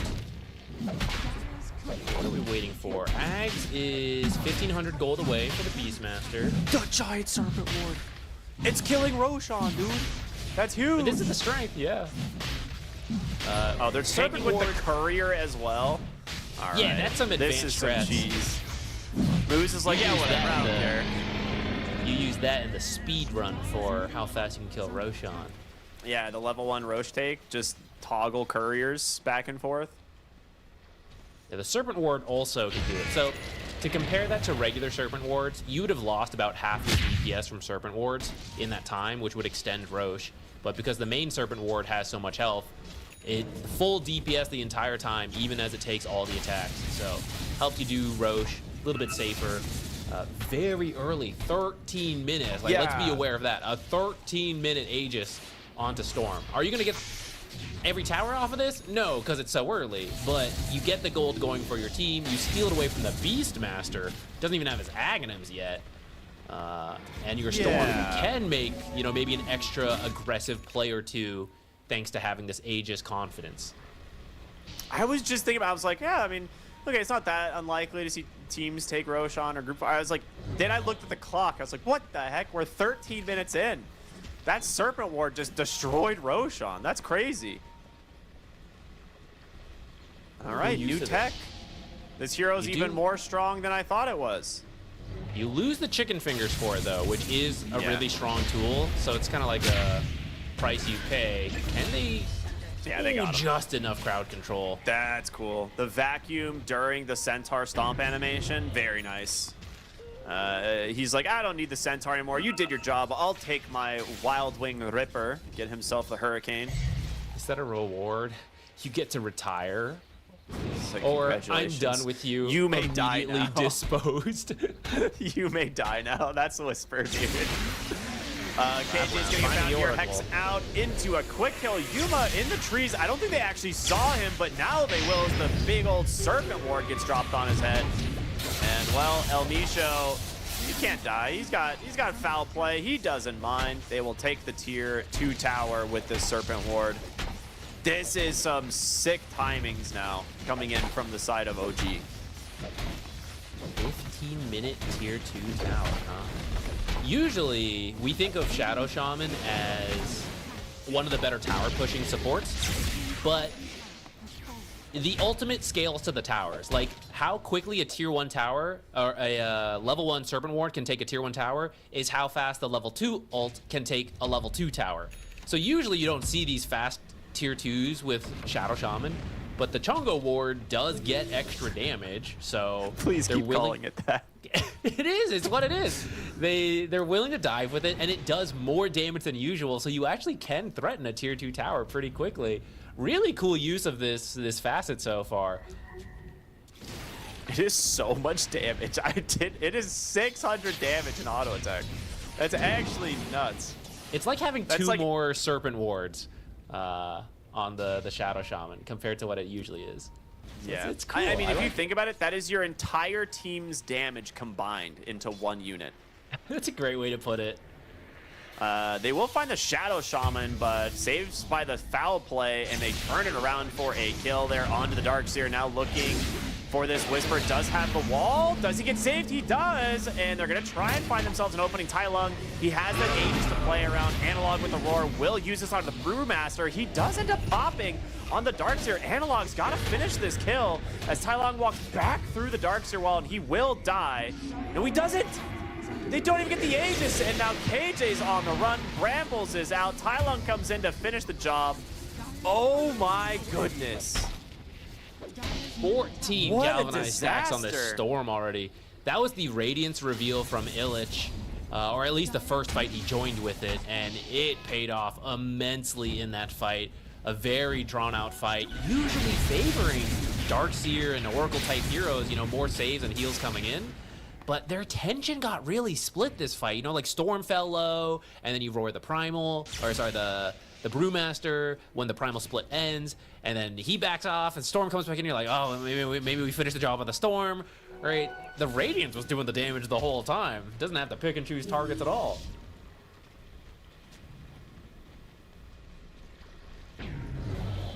Wow, that was nuts. That was insanely strong. And the fact that you don't lose the Aegis is just the icing on the cake, right? Like, He'll get a full set of regen here in about 10 seconds. He's going to be chilling. He's looking for a kill here. Does he have snowball, actually? He could time this. That would be If sick. he gets the snowball, Dude. Tylon could die the second Aegis Better watch expires. yourself, Storm. It's going to happen. No, he mistimes it. Oh, no. That would have been amazing. All right. That was so close. They caught Weaver. Wow. All right. How do you Nicely take done. that? Weaver going for a Lincoln, so catching him in the future will be a lot harder, but looks like they get one more kill in before that happens. Though he will have to be careful of the LSA since that one is AoE, but part of what got him is the extra root on Fortune's End. In the future, it could be the Roar from the Beastmaster. So once that Lincoln's is done, a lot more safety going towards that Weaver. Dude, Serpent Wards are up. Let's go. Where are we dropping, boys? Upside. Finding Illich would be pretty huge, but he has 2100 HP. Can you burst him before he gets split off? I honestly don't think so. No, not without... You need Beastmaster and Lina to have a shot. If it's only one of them, I don't think you'll get it outside of him messing up, which would be kind of strange. But I will say the Helm of the Overlord now finished, and he's using an Ancient Black Dragon. You actually don't have very good heroes to deal with this creep. So you can just kind of keep setting it to creep cut, and I'm not really sure there's a response. Like, Weaver's the best hero to do it, but is that what he wants to spend his time doing? Not really. Oh. Okay. Gets Well, spooked here. Whisper, and actually just, he definitely thought the whole team was there. He was trying to break like a smoke gank. He definitely thought this was like some smoke rotation from Heroic. Instantly pops the Primal Split. Unfortunately, it was just casually Whisper walking up there. So Primal Split will go down. As here's the thing, Tormentor's about to spawn. So I think that was maybe why he was so antsy. Like, they were thinking they're maybe making this rotation top, looking for a pick into Tormentor, but not quite the case. I don't think you can go for it, though. Weaver bugs are really good at helping you do this easily. Needs They're to drop smoked, them early if they want to do that, though, but they're expecting the fight to still happen. I feel like Beastmaster needs to join his team. They're going to be able to get an immediate grab here onto Yuma. He turns it around with the BKB, but he's just dying to this Serpent Ward. And now on the backside of the fight, Tai Lung has found Whisper, gets the vacuum wall on top of an Analog while he's joined them through that twin gate, and you need to be very careful of this Beastmaster. You do not have the Primal Split. They're on the run, the Surge onto Schofield. He gets on top of him. He's looking for that Walrus Punch, but he gets popped instead. Tai Lung gets the kill with the help of Illich, or rather the other way around. He's losing his mana. He sees the buyback from Schofield. He will zip TP home. So it's going to be a 4 for 2 and a buyback. A really good fight from Heroic. Man, that Serpent Ward, man. The big Chungus Ward. It just killed Lina. Does a lot of damage. Yeah, Lina's got to be careful. Wasn't able to be saved by the Oracle there. And she doesn't really have an escape, so she probably would have died anyhow. But the rest of the team does find a very good fight after Lina gets sacrificed, you know, for the cause. She ends up dying. Gets her team the Tormentor as an end result. Goes over to KJ on the Oracle. This is actually a really good shard. Reign of Destiny. Yeah. It just got nerfed a little bit, but it's still quite strong in these types of fights, which we're seeing are dragging on a little bit. There's a good amount of burst, especially from Lina and Beastmaster. But we got some tanky heroes, a lot of survivability, you know, Primal Splits coming out, zips in and out, so extra healing throughout that fight in what are already some pretty long fights will help keep your team topped up. Match some of this Radiance damage coming in. The Lincoln's is now done for the Weaver, so he's a lot more survivable. As the Power Rune spawns top. There it is. Okay, bottled Invis Rune. I was like, I know that it spawns top. Like, the Oracle is there. So, that's a good one. Shield Rune for Analog. They don't have a good way of dispelling this outside of the Brewmaster, but he does have a BKB as well. And a BKB now out for Whisper. This is a pretty big fight timing for these guys. You don't have the Especially- blink on your Tusk, but double BKB is kind of huge. It's especially big because it may be 22 minutes. This is actually the second Roche coming up here. That's remember true, wow. That Serpent Ward got used real early to take it at, what was it, 13, 14 minutes? So this is a lot of money going over to you. They scouted out immediately on respawn, but both teams are in the area, so I don't think you can just go for this right away. You're going to have to get a kill first. Vacuum Wall is very strong around the Roche pit. Especially if you get a copy of Brewmaster and you get the Radiance for They yourself. zip it. They find themselves the Tusk. The Oracle in some trouble as well. He does get the Fate's Edict on himself, so absorbing a lot of damage. Pulled back here. He's going to have to pop the False Promise. In comes Yuma here on the Lina. They're trying to find nobody. Walrus punches a creep. Analog, though, on top of El Nisho with a lot of work. There's going to be the roar to the backside. They get on top of the Weaver. Do they have the chain stun? They do not. And now Tai Lung gonna try and chase for more here. Whisper's falling low. The BKBs protect him. Illich, he's gonna recombine here in a second on the Brewmaster, and he is, well, surrounded by the side of Heroic. Whisper Whisper's not gonna fall. almost dies to the Radiance. That was very Stay out of the close, Radiance. KJ. Oh, all right. A scrappy fight, but the double BKBs protect Heroic long enough. Some of it is that they actually did find the Tusk and the Oracle to start. Both saves were close together and got terrorized, but because Storm had to zip in for that, they didn't actually have enough damage to finish the kill. So the snowball comes out, Oracle ults himself, and you've already committed so much to them that you don't really have enough for the other heroes. I mean, Darkseer gets low, but just not quite enough damage to finish the job there, while Heroic's core heroes were all ready to go since everything got used on the supports. Don't lose so Roche far. for that, I will say. Heroic dropped Yeah. low enough that they didn't feel like they could do Roche on. What's the cooldown on Big Chungus right now? Because that will be the Roche ability. He's got it in 15 seconds. All right, it'll go to top side. So they're gonna wait. Roshan's gonna move to the Dire side here. Takes him 30 seconds to cross the river. He's got to go faster, man. It takes him way too long to cross. They got to buff it. We really need some like cartoon music as he walks across the river.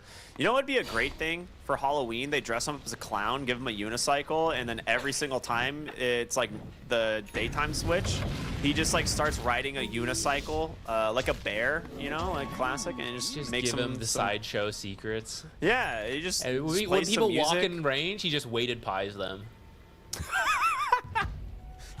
He doesn't throw people, he throws pies like now. Yeah. Radiant are scanning. Dude, all right. Valve, you heard it here. Please make it happen. I do think Roche needs to be scarier when he walks across. I just think it's not strictly a game balance thing. I just think it'd be really cool. I think it'd be, and Yeah.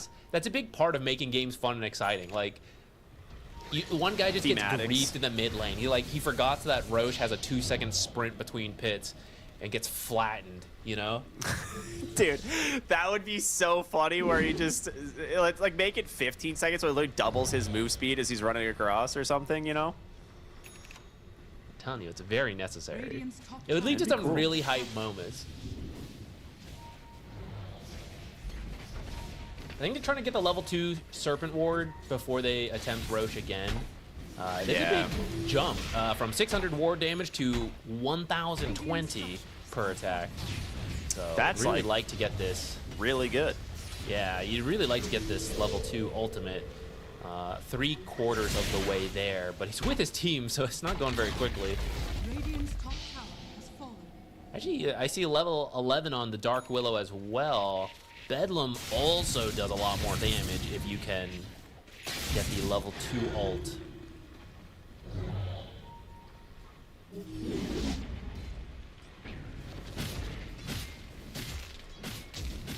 So Whisper, he went Orchid, now going back for a Blink and a Scythe. The Orchid is kind of Radiant's sick. bottom tower is under attack.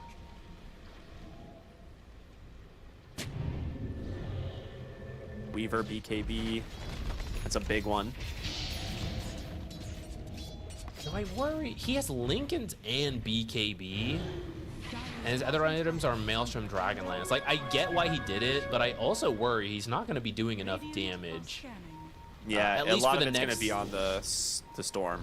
Yeah, he's got a Daedalus queued up, so that'll fix it, but you need to get to that point, and fights are happening Oh, now. that's a big commitment. They're going to try and burst down this hero. The Hex Lena didn't get the BKB, but they still finish the job. Tai Lung onto Cage on the backside. There's the false promise.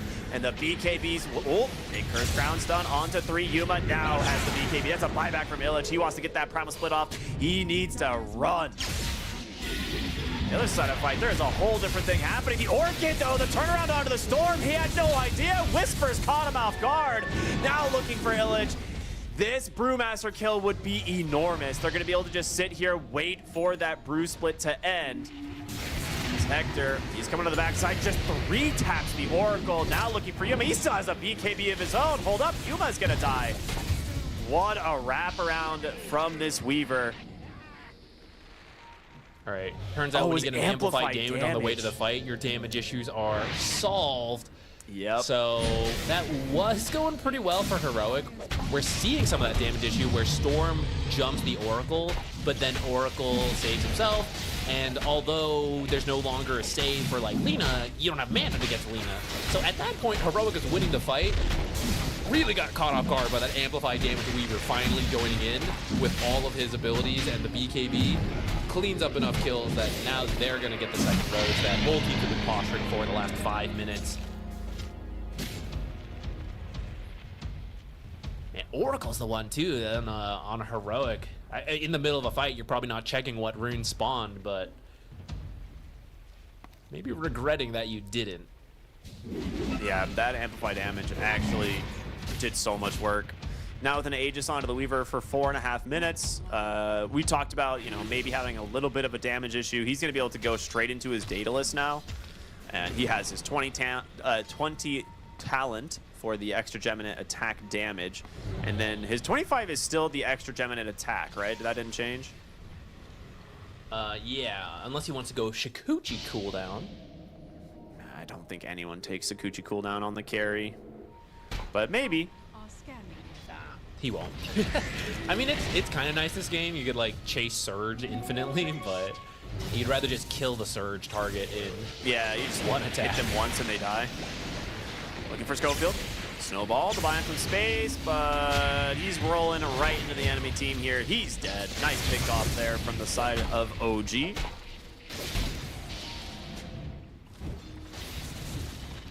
Gotta say, I really like the plays OG can make now that they can make plays. Really, really enjoying their shot calling this game. All starting with the early Serpent Ward plays. Since then, they've been making some cool moves. Is under attack. Dire's bottom Coming tower through the Twin Gate, trying to catch someone down here. But Heroics read this. They've gotten out. It's still a pretty even game, even though OG won the last fight, got some of these Tormentors. Or sorry, the Roshans. The core heroes on Heroic have been farming pretty well. So Yeah. Weaver getting close to that second spot, top nowhere spot, but second behind the Darkseer. Classic Whisper, super farmed as usual. The Orchid has been very impactful in these fights so far. It looks like he's going to go for a Shiva's next. The extra armor will be quite strong like versus the Weaver, but also amplify a lot of the magic damage coming from Lena and Beastmaster. And something I didn't even talk about, we got Clairvoyant Curse on Oracle, so a little bit more Purifying Flames damage being amplified with that Shiva's.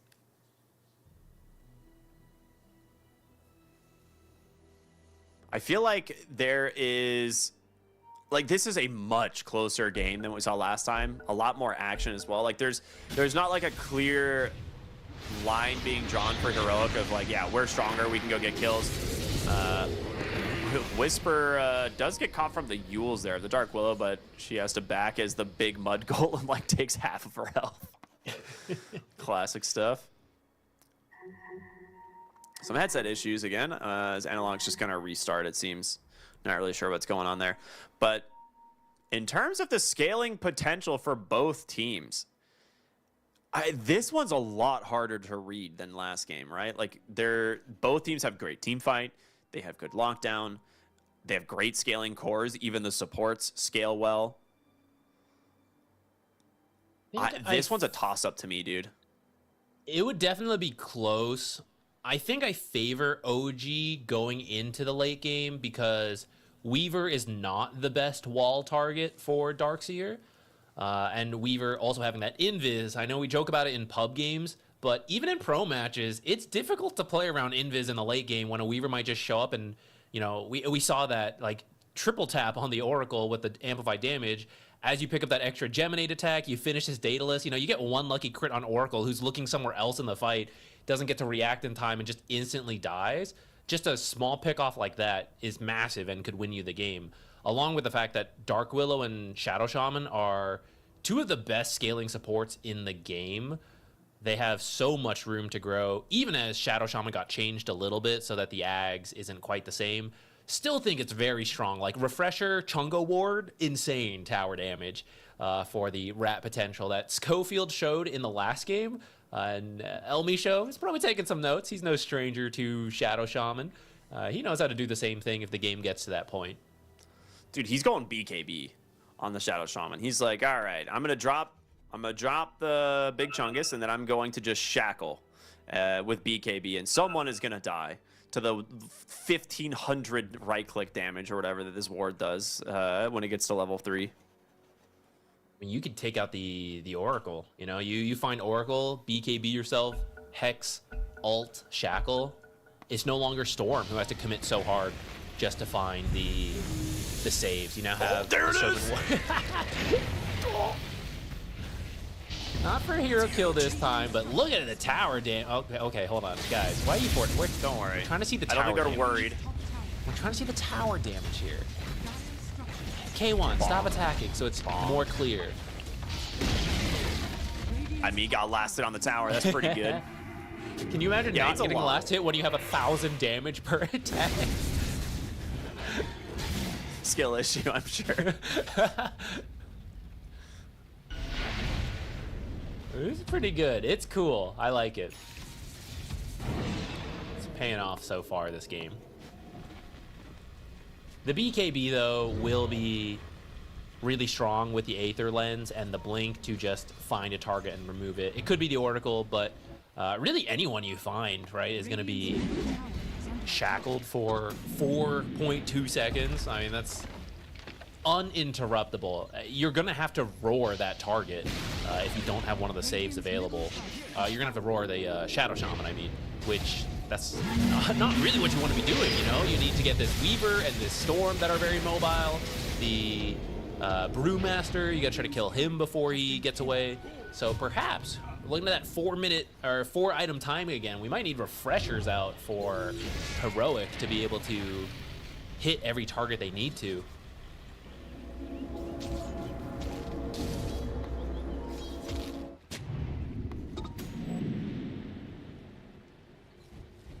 Shard over for the Beastmaster. Man, I'm struggling here. The Beast Brewmaster. Extra Hawks in these fights. I wouldn't say it's the strongest shard, but actually this game, it could be quite annoying for Weaver and Storm to just get constantly rooted if you don't have your BKB available. I'm curious, like what Heroic can actually do if they go to the high ground. I know you have like, you know, back wall and stuff like that, but I think with next Aegis, which I know we're looking pretty far into the future, but if there is going to be like a straight up analog, nice Shadow Realm, but still taking a lot of damage. We'll have to BKB to dodge Terrorize. There's the Yules. So no.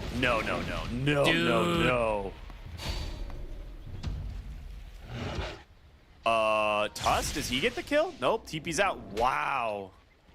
That is insane play there from the Dark Willow, getting the Shadow Realm off. The thing that's weird about Shadow Realm is like, it looks weird because he gets roared first, but there is a fade time. So he definitely pressed Shadow Realm first, but there's a little bit of a fade time.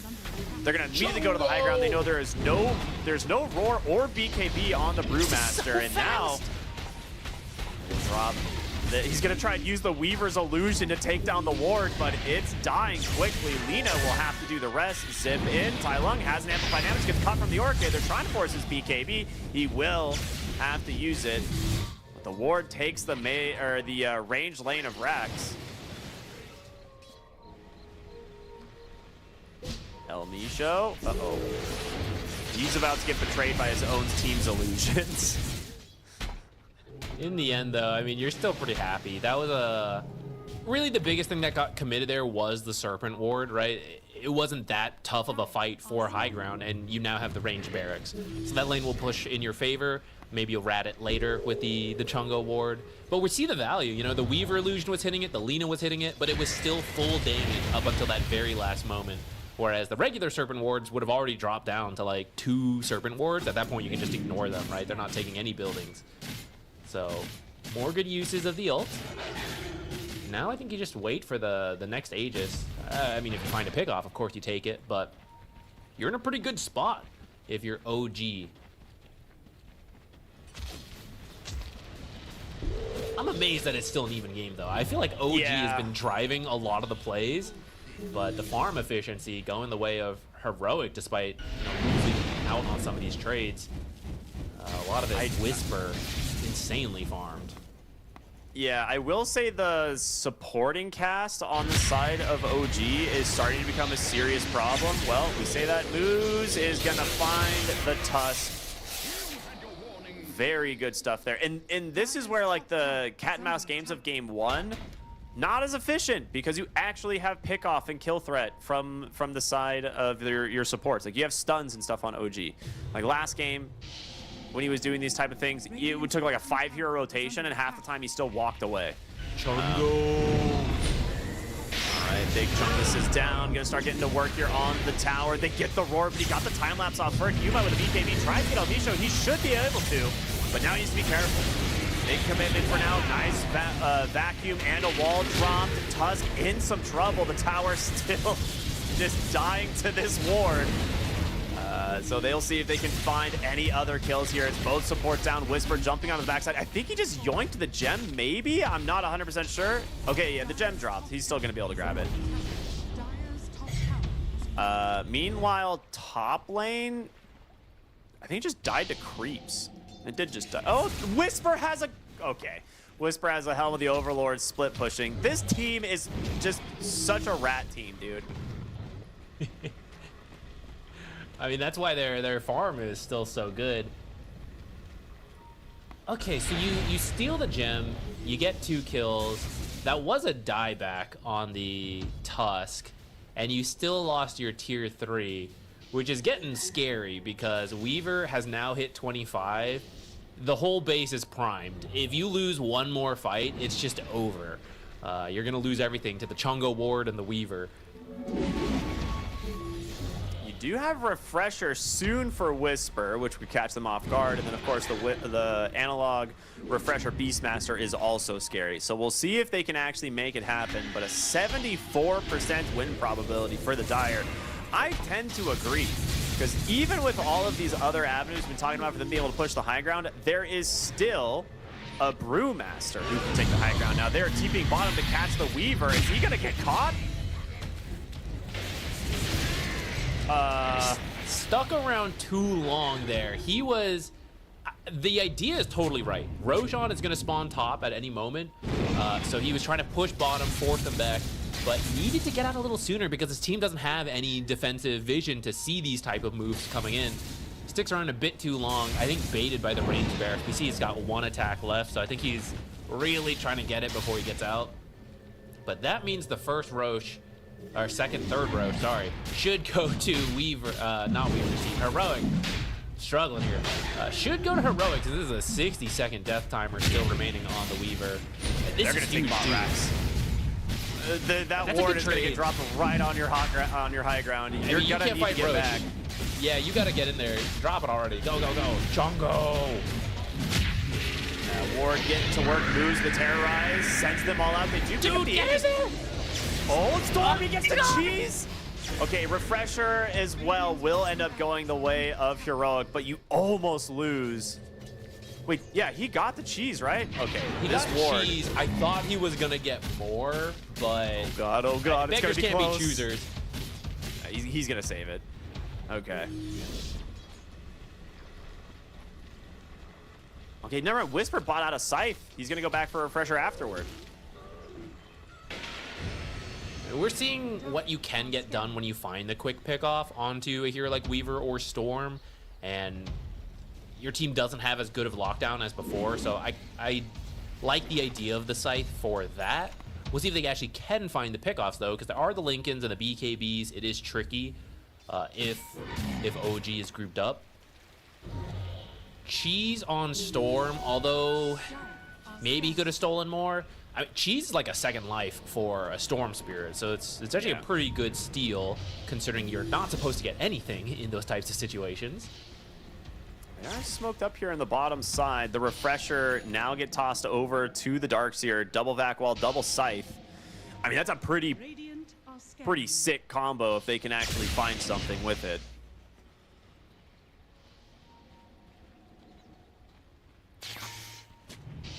That death on K1 ends up being extremely costly.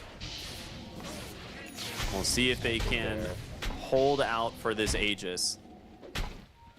That was their first major mistake around Roche, and it was mostly the right idea too, which is why I hate to harp on it. I think you're OG's right. been playing really well around Roche, but just sometimes you stick around like half a second too long and it costs you. Oh, they jump in, blink, into the Walrus Punch, this Roar as well. They don't even need anything else.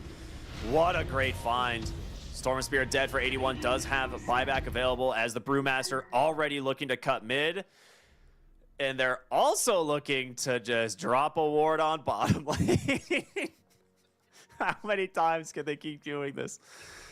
I mean, as soon as you lose a hero, right, that should be your immediate gut instinct as a Weaver and a Shadow Shaman. So it's a great idea. That is the Scythe paying off for Whisper, getting you that Storm Spirit kill in the mid lane. And if you can either get barracks out of this or force a buyback, super worth it. But do you have enough time when Weaver and Shadow Shaman are already headed bottom? In a way, I mean, that melee barracks was so close to dying, and it's still less than half health. That, although I know you don't want to lose the melee barracks, I think if you get the mid barracks and you trade your bottom barracks for it, that's actually kind of fine, you know? I kind of agree.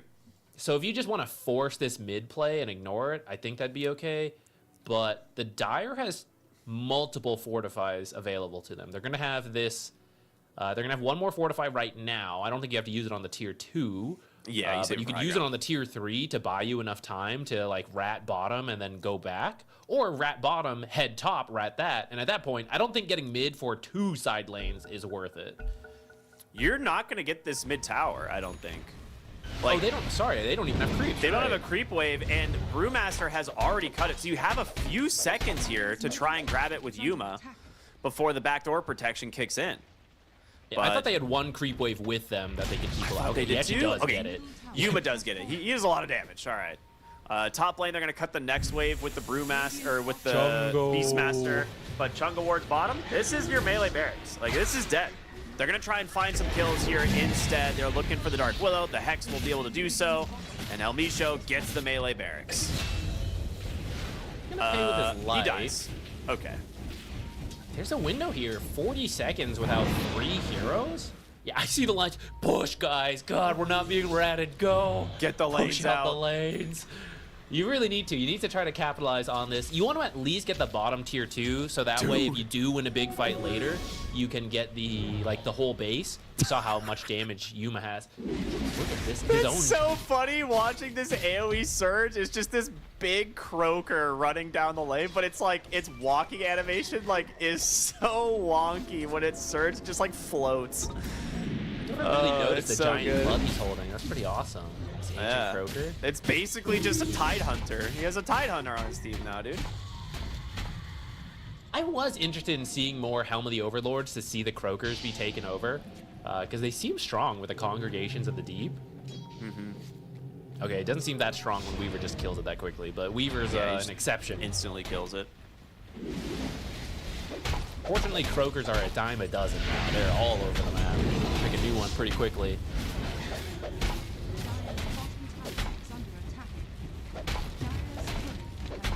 Doesn't look like OG wants to defend this, so at least all the tier 2s are cleared up for Heroic.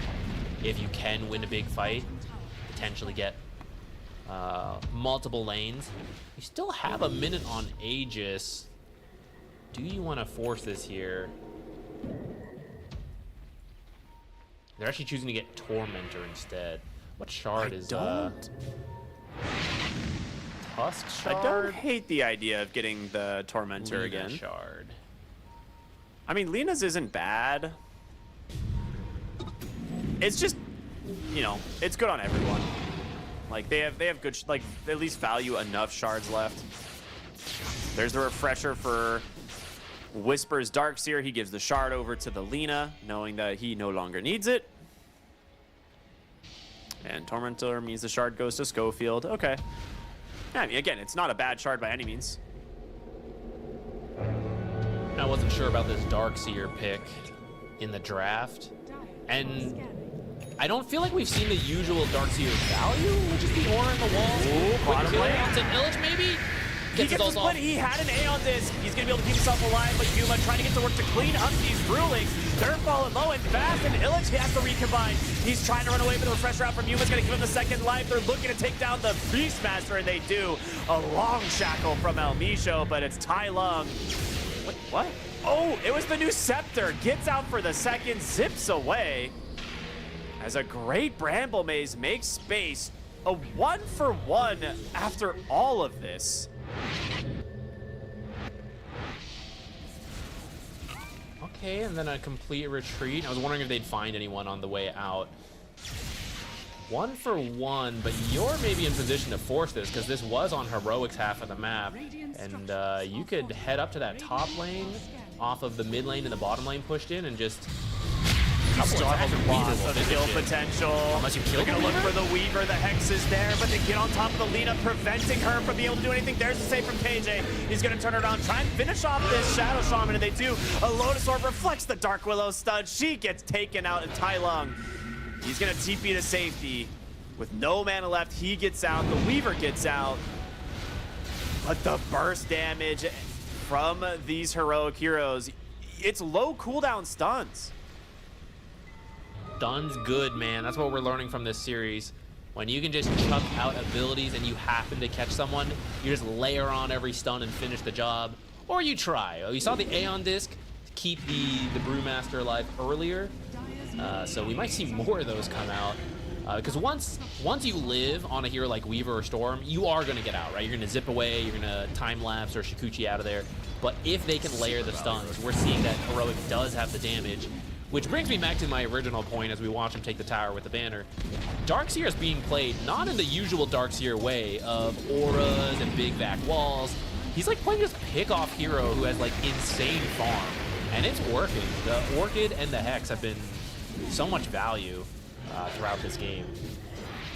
Now is the most value Roche banner we've seen in a while. Double catapult wave, as well as the Lina just going to town on these towers. They take the mid lane. Melee barracks, they don't get the ranged, I don't think. So overall, pretty solid stuff there from Heroic, trying to get some building damage. They now pull ahead 9,000 gold. I think really the first actual gold lead for them the entire game.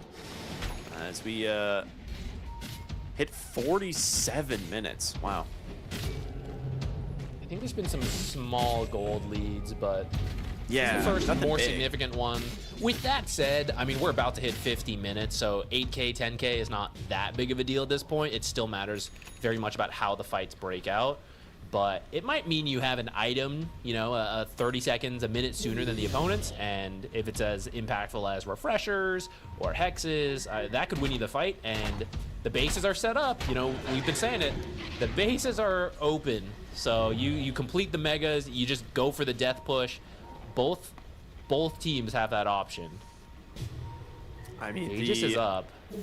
level 25 talents as well for the side of Heroic. Like, all 3 cores have them. They're pretty big. Like, Primal Roar cooldown, Roche is it's already good. half dead. There's no way they make it in time. That ward is even bigger than I remember. Somehow. Thank you. Can we get a little closer? Yeah, I want to feel inside. Thank you. Wait, can we POV? Can I be the ward? Can we face the way it's attacking next time? I want to take this tower. Oh, yeah. This is what it feels like to have that much power wielded. Walrus punch, high ground, Weaver, he's alone! Weaver? Okay, the shortest Aegis we've seen, but Tylung's gonna go with a BKB, try to get on top of the Tusk. Whisper's got another set of spells here. Hector's gonna have to BKB time-lapse Pillage. Needs to be careful here. He's gonna get the Primal split off. We saw it happen last time. These Primal, like, Brewlings die very quickly into the Lina.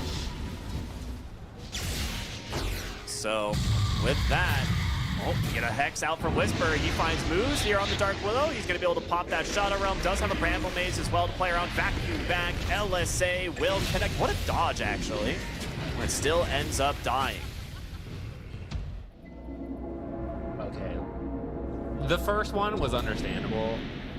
This time, way too much confidence on... He was just alone. His team was not there. Yeah, way too much confidence in being able to time-lapse or BKB and all that to get out, but the real carry, the Chungo ward, was still on cooldown, so there's no reason to push at that point until that's up, and you can just drop it and rat the melee barracks, still have 3 minutes on Aegis, and there's 2 Lincolns on the team, right? So, like, you should... Yeah.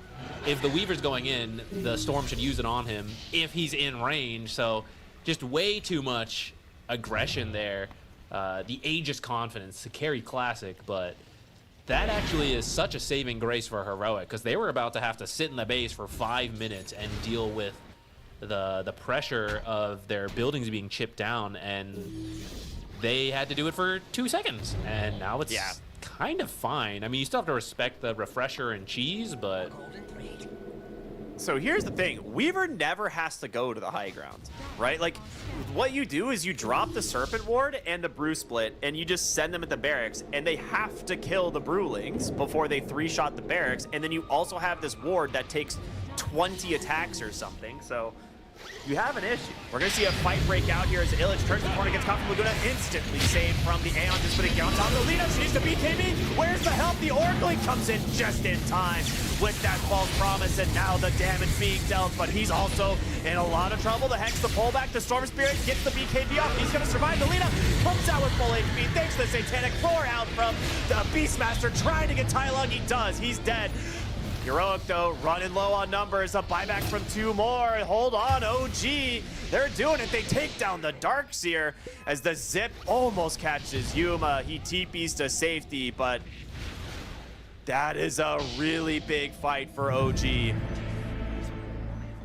Buybacks got used on the side of OG, but the buybacks from Heroic are still in cooldown from the last time they had to use it, so this should give them the confidence to push mid is what I want to say, but where are they right now?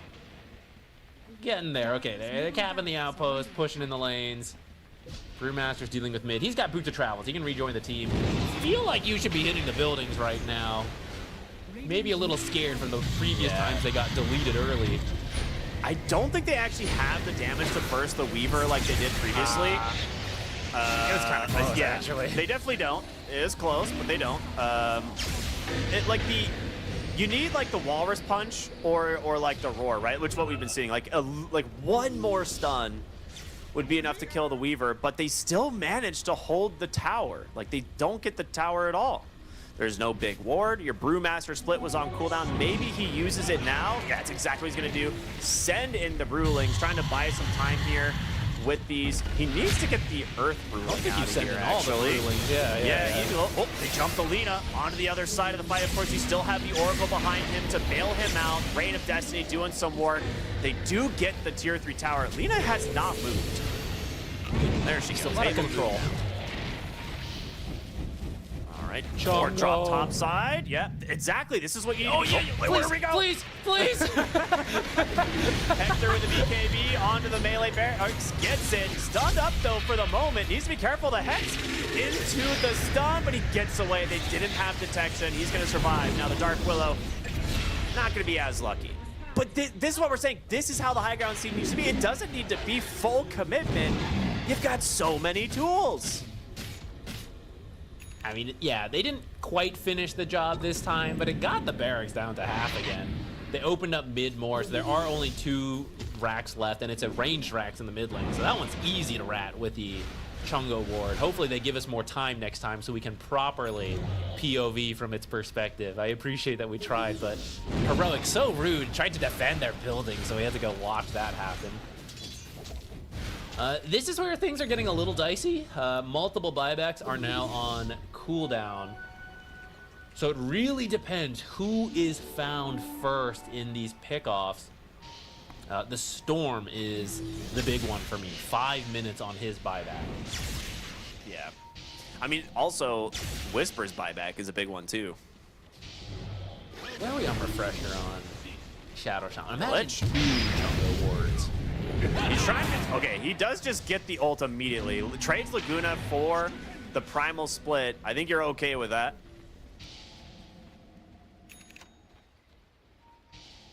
Last game I thought was going to be the game that went forever. Apparently, I was mistaken, as we are 30 to 29, no gold advantage for either team, and it is 55 minutes into the game.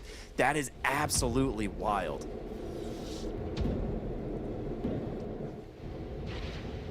Yeah, the next Refresher shard goes to Shadow, because now Brewmaster held it last time, but he used his, or he bought his now. Storm has it right now, but I don't know, man.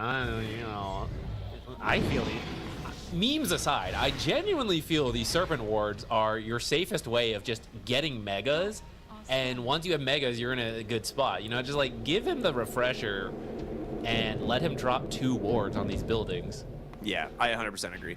Like, we saw how quickly it nearly killed the top racks. You put a second one there, it's definitely dead. The amount of attention you have to dedicate to killing these Serpent Wards is a problem.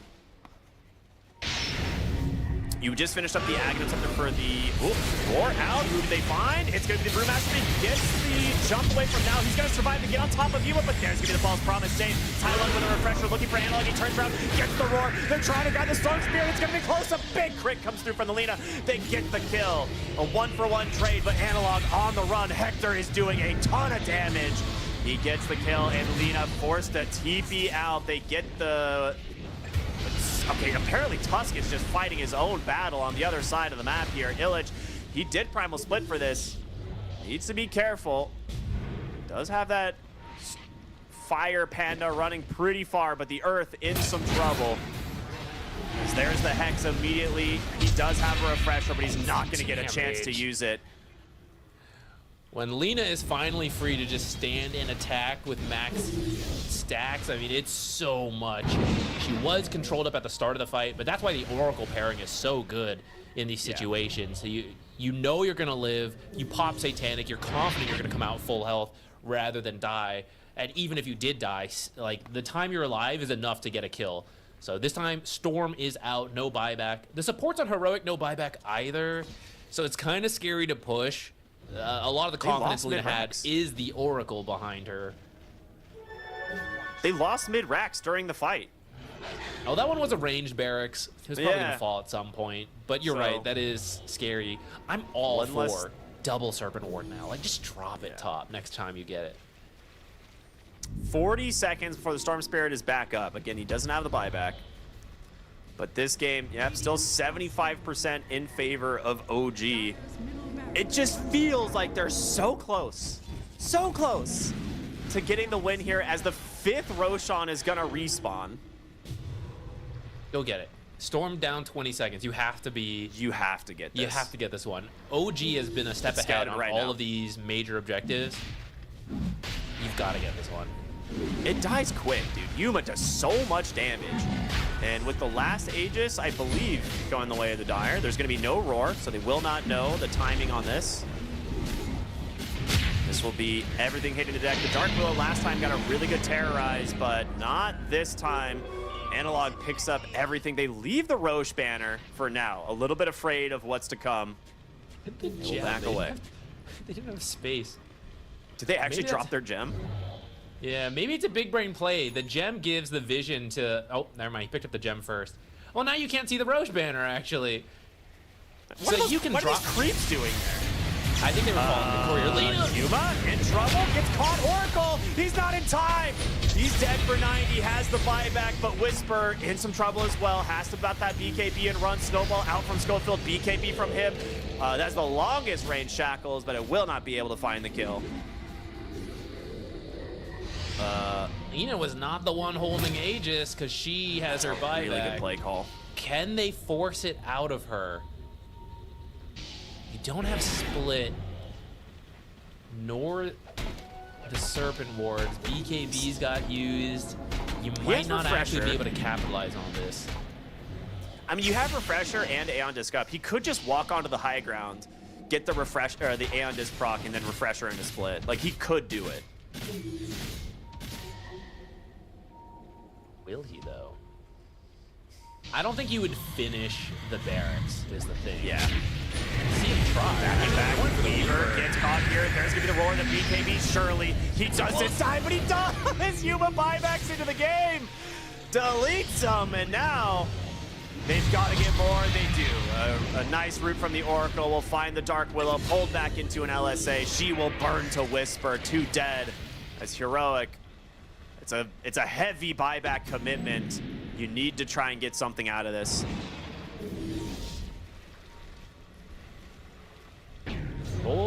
Both of them have buybacks. I mean, if you get the Weaver buyback, that's huge. So definitely gonna push here. And you still have the Aegis on the Beastmaster, since he's the one who originally held it. There is no BKB on Lina, but that's a Divine Rapier. He even has a Refresher Shard on the Oracle. 2 lives for the Lina, as long as you're not caught out. Lina has Divine. This is... They're all in here. This is all in. You are saying right now, you have AoE Surge, I don't need boots, I'm going straight for the throne. I want to end this game. They have 1 fortification left in the tower. It's dying very quickly here. There's your fortification. The Primal Split's coming through. Yuma needs a little bit of space. Lotus Orb, Yules, dispelled there from the Oracle.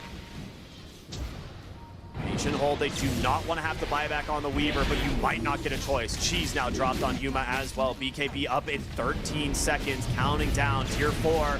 It's falling. Weaver has to buy back. You can't save it for the next game. Yuma gets caught from the Yules here once again on the backside fight. They get on top of the Analog. The Walrus Punch finds some space. Yuma take on the Weaver he's right gonna now. need some help. He doesn't survive. He's dead for 120 as the TP out from the rest of Heroic. What a call from OG to try and just find the back line, and they do it. But Beastmaster, he's going for the throne. Analog, he wants to try and get this game over with, but he won't be able to. The heroes from OG will surround him. This is it. You kill Beastmaster, you now 8-click down the base. As soon as they saw the Divine Rapier on Lina, they knew what was going to happen. Almijo immediately starts wrapping around, knowing that Oracle is going to be sitting so far back to save the Lina. And as soon as he finds the Oracle, they buy back and jump the Lina. That's going to be the game-winning play. There's no way you hold this outside of walking too close to the fountain. There's no wall. That's one of those moments where it's like, you need to be playing near your Oracle. I don't care what you, like, if you think you can end the game or not. Like, your Oracle is the only thing that has been keeping you alive in these fights. And Hector will secure the Mega Creeps. They have their tier 4 towers and 1 fortification. You're going to buy back here on the Oracle, but it is Whisper and the supports versus the entirety of OG and a Divine Rapier. There's the AoE Vortex. He does manage to get safe in the moment thanks to the Oracle, but Hector's keeping his attention here on the objective, which is the base, the buildings of Heroic, and with the BKB out of Refresher, he's going to look for more. A nice save here once again onto Whisper, but there's going to be the Primal Split as well. And they actually hold. It doesn't look like it. GG comes out, and that is it, baby. We're going to a game 3 after 62 minutes. Oh my god. Man, this is another game where we get to 62 minutes and we didn't even get the tier 5s. It always ends right at that point. What a way to go, too. I think that was a very understandable play from Heroic for the Divine into the end of the game. They'd clearly been being ratted the whole time. So if you try to just keep playing it out, play it safely, you know, you're feeling a lot of pressure that way. So they go straight for the end, and it makes sense. We saw how fast Lena was getting through it. The throne, I think it was down to the last third of health, you know? Yeah. So literally one false promise needs to happen, and Lena would finish the job. I actually wonder if maybe Oracle should have just jumped ahead of time to do that. Yeah. But in that final moment, they go, we don't have time to wait, send it, boys, and they managed to find Oracle. We're going to see it in the highlights, actually jumping at 28 minutes because of how long that game was. And such a close game. Like, even here was still 4K gold difference. Yeah. The net worth graph on this game is extremely close. Only like plus minus like 1,000 or 2,000 gold. The largest lead we saw for a while was like 4,000 at like 20 minutes. And then it wasn't until like the 50-minute mark when Heroic finally builds a lead. But yeah, these late game fights were just absolutely wild. Heroic, so close. This Lena Oracle combo was great. Whisper and Analog doing so much damage on their respective heroes as well. But eventually, if you can't kill this is like the fight where we finally see Weaver able to do something, and surprise, Heroic loses the fight. Like, everyone dies. So it's. I will say there was some silly kind of deaths here from both of the carries of these teams, right? Like this one again, Hector going onto the high ground just dies as they buy back on the Lena, and then we're gonna see the kind of return scenario here in a moment, I'm sure, of the Lena dying in front of the throne. And I think you're right at this, like maybe you just blink in here and go save the Lena. You might just false promise him there, but the Oracle getting found from this is just, shaman. That is game over, you know? Yeah, he knew. He'd been like watching the mid lane. He's like, okay, I'm on the right side and I don't see him. He's not in the middle, so he's got to be over there. So in that final push, he just goes for it, blinks in, and fortunately does find the Oracle. There's a world there where you get unlucky and you don't see him in the trees, and Oracle does get in and save Alina, and then you lose right there. So really down to those final clutch moments. A really exciting way to get us to game 3. Hopefully he can live up to the hype. Because, I mean, look at these stats. You know, it was such a back and forth game. Lots of kills. And like you said, both carries could do the damage. It really came down to, does the save happen? How does the initiation work? Is it like, are you able to just step in and do the damage? Which led to both teams being really careful about how they take those fights. Or not careful enough, I guess, in some cases. I don't know. It's a high-pressure situation. You know, your TI qualifying life is on the line in this game. Yeah, this is a very, like, some very clutch plays being made. I will say we can't give enough credit to El Micho for that decision in finding the Oracle there. It is literally game-winning. If he doesn't do that, Heroic win the game. MVP is going to go to Illich. The refresher Aeon Disc ends up doing a lot of work here. He managed to accomplish a lot with this. So, credit to him for sure, making a lot of space in these fights and in this final push here, just trying to cyclone off the Lena, dispel anything that's happening. But this was a fun game. It's hype. I'm still processing. The Chung Award, clearly the highlight. Dude, it was really strong. They had so much more playmaking potential outside of that ultimate. They found a lot of good catches. I think that hero might make its way into that first phase ban if you're not first pick for either of these teams. It's just so strong, and I do think Heroic needs to be better about playing around the Aegis. I think that's something OG. It was a very close game, but part of the reason it was close is that they had really good control of the Roshans. They lose Tormentor, sure, but it's a good objective. Don't get me wrong, pub players, please do Tormentor. But if you're choosing between one or the other, I'm going for the Rosh, and that's what OG was doing, and it let them win game 2. Yeah, absolutely. So we're going to go to a short break, everybody, as we have game 3 of this lower bracket finals. The winners will advance to play Edge in a best of 5, so you will not want to miss it. We'll see y'all in just a bit. The human body was built to move. Not trapped at a desk in one singular posture for 12 hours a day. It's time your chair evolved. This is Secret Lab Titan Evo. Ergonomically engineered for you. Gamers, hybrid workers, artists. Backing your every move.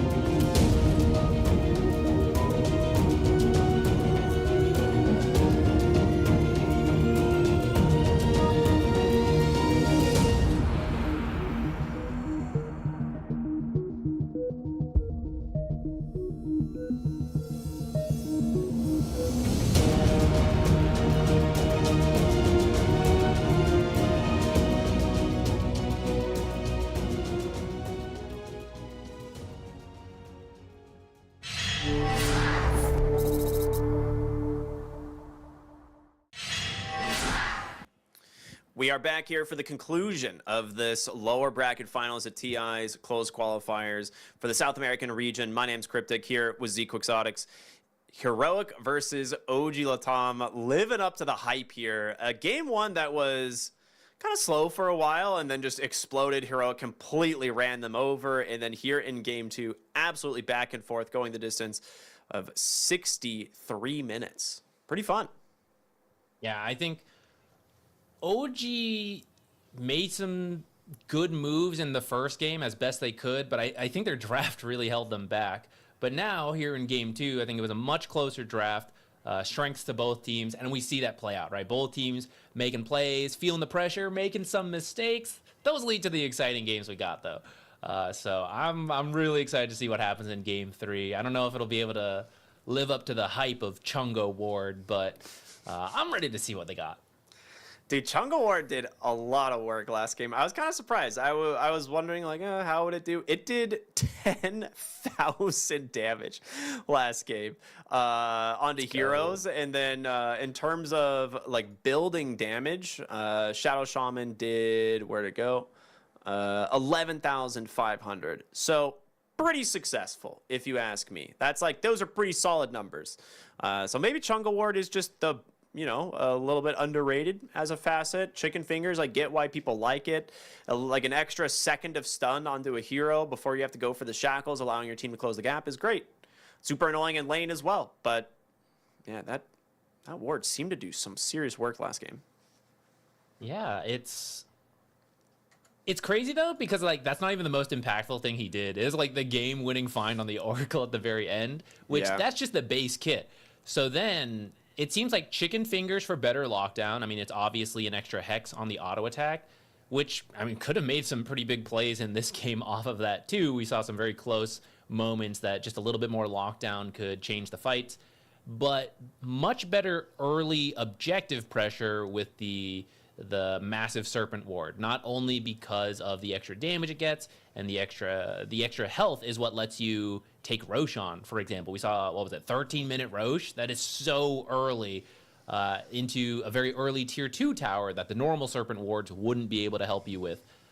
So very cool, and it allows you to, we always talk about like, oh, when fastest will be balanced, so you pick one depending on the game.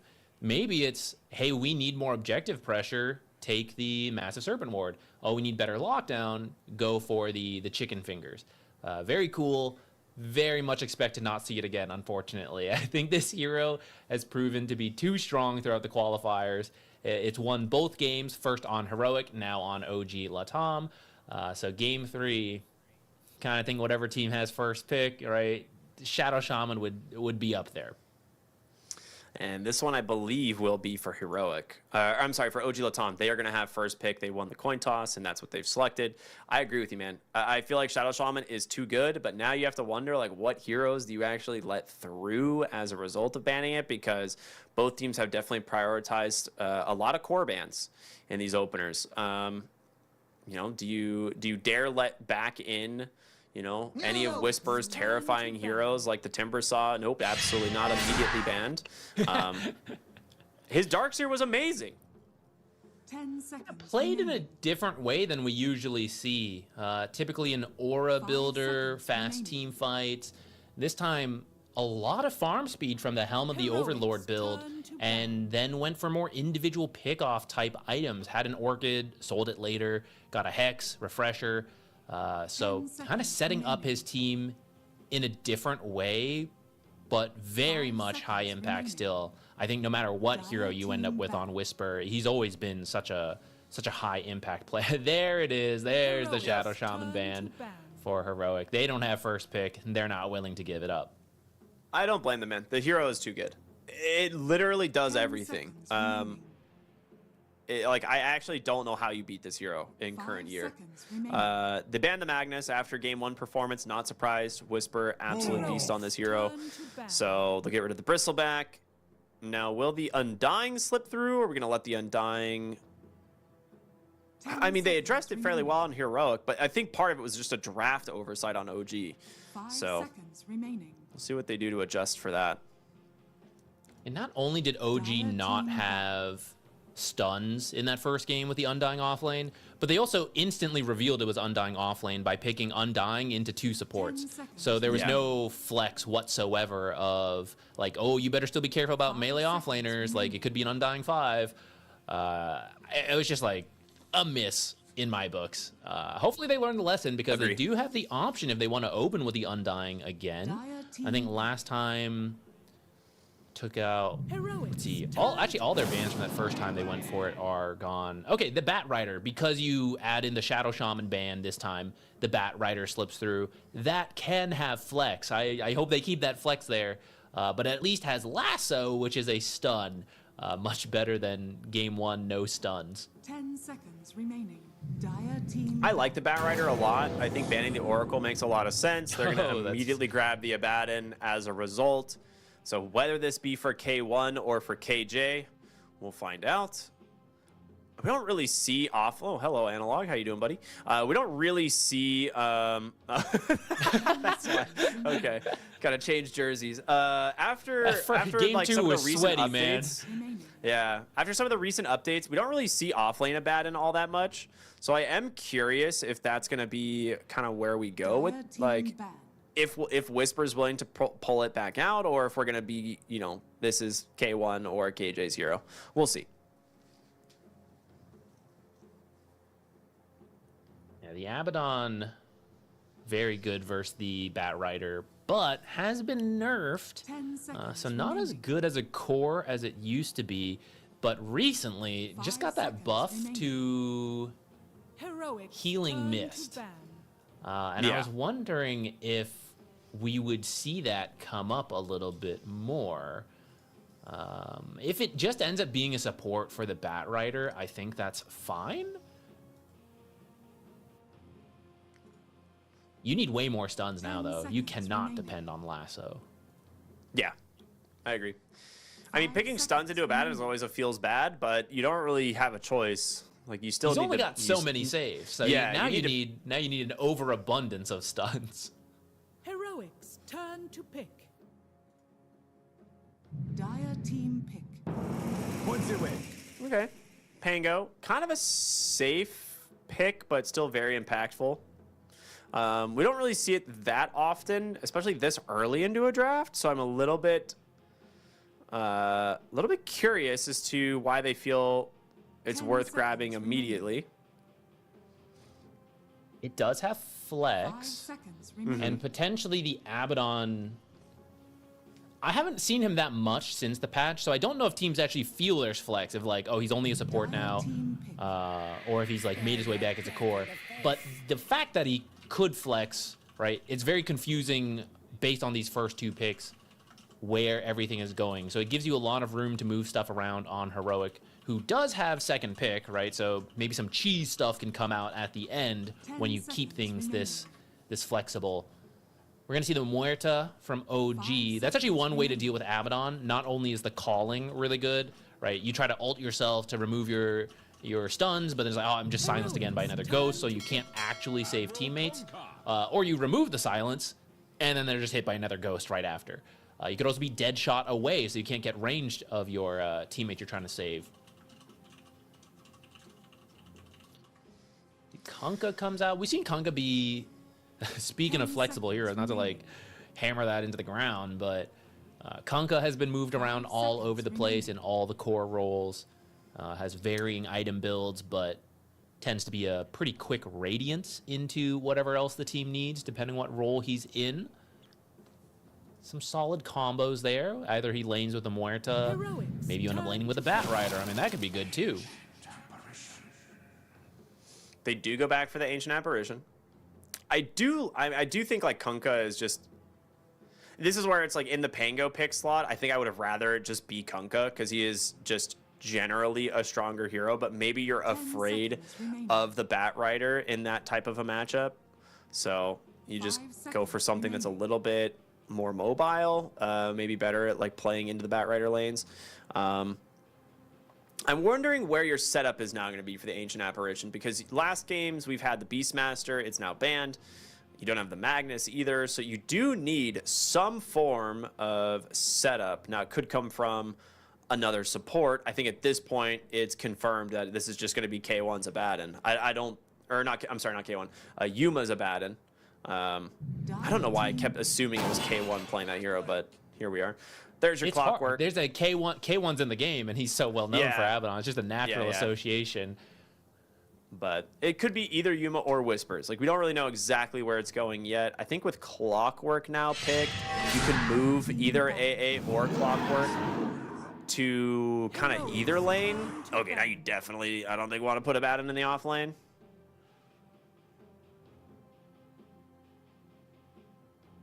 Man, this is, I mean, OG's draft feels pretty solid. I like what they have, yeah.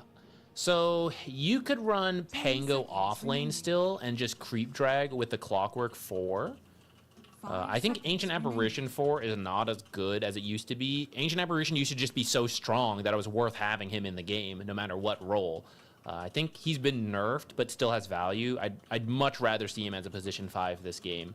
It would also give Clockwork, hopefully, a better start. I think Clockwork can work in either role, but he can be greedier in the position 4 role, which I think you need him to have a good game to help provide control when you have an Ancient Apparition and an Abaddon. No stuns from those guys, and the role can be kind of hit or miss.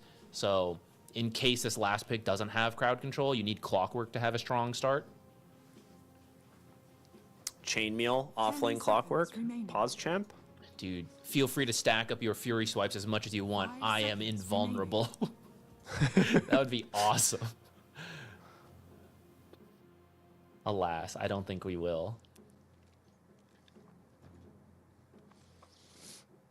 I like the Storm ban. I'm kind of curious. Okay, yeah, they do go Puck. I was like, the other obvious one would be Puck because you just don't want to deal with the coil as Pango AA. Abaddon is probably the best hero in Dota at actually dealing with coil because you can just immediately pop yourself out of it and then a Photic shield someone else. But I don't think you want to like spend your ultimate like that. So I do appreciate the Puck ban. As for the off-lane ban, most likely once again here from OG, we're going to see Whisper playing something new. His Magnus and his Darkseer are banned.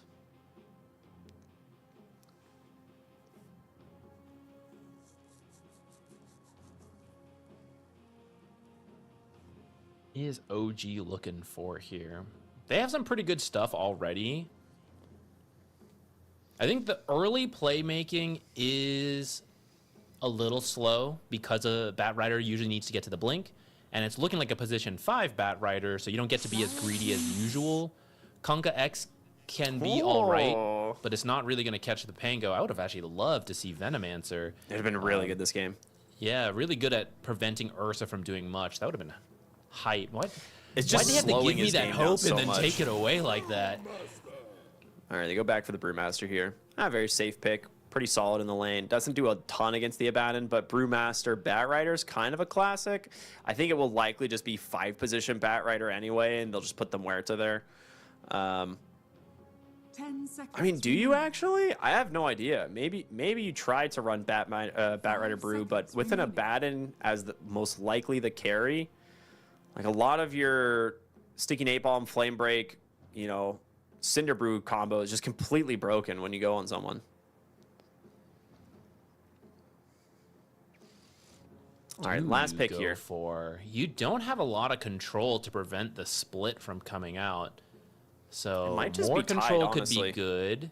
But you also need to lane well into Ursa. Tidehunter. Tide might Gimme. not be bad. Tide's kind of good against the Ursa. I mean, you could go for something that's more, like, less in their face. Or you can go more in their face and pick, like, a Slardar. But I think Tidehunter is Off-lane. generally better into the Ursa. Go full wild. Off-lane Huskar. You've got to silence. Destroy the Ursa. Offlane Viper, if you're going to do that. Right? No silence on the Viper. No silence, though, yeah. No, they're not going to do that. Just go Orchid. It'll be fine. Okay, Okay. Doom for the Doom onto Brewmaster is always good. The lane into Ursa can be a little scary, but you pick up some move speed pretty quickly, and Clockwork can creep drag for you, so you'll get through the lane and then just the farm you need, and then classic Doom later. I think this lane is worse for Ursa than people think it is. Because you're right. Like, you just build move speed on the Doom, and if the Ursa wants to try and like build stacks on you, he just turns with an Inferno Blade, and you're taking like percentage burn damage while inside a Scorched Earth getting kited around, it's kind of rough. And you have a Clockwork. I feel like this lane's good for Whisper. So they actually are. Moose has the Moose is going to be the Muerta. Muerta, the 5 position. I don't think there's much you can do on this Brewmaster lane against the Abaddon. I think you just kind of accept that it exists, and you're just playing for like your Radiance and your Ultimate this game. Yuma's got the Malignant Mist. I'm excited to see this. I haven't really gotten a chance to It's cool. see it since it got buffed a little bit. So I don't really know if it's going to be like how good it is.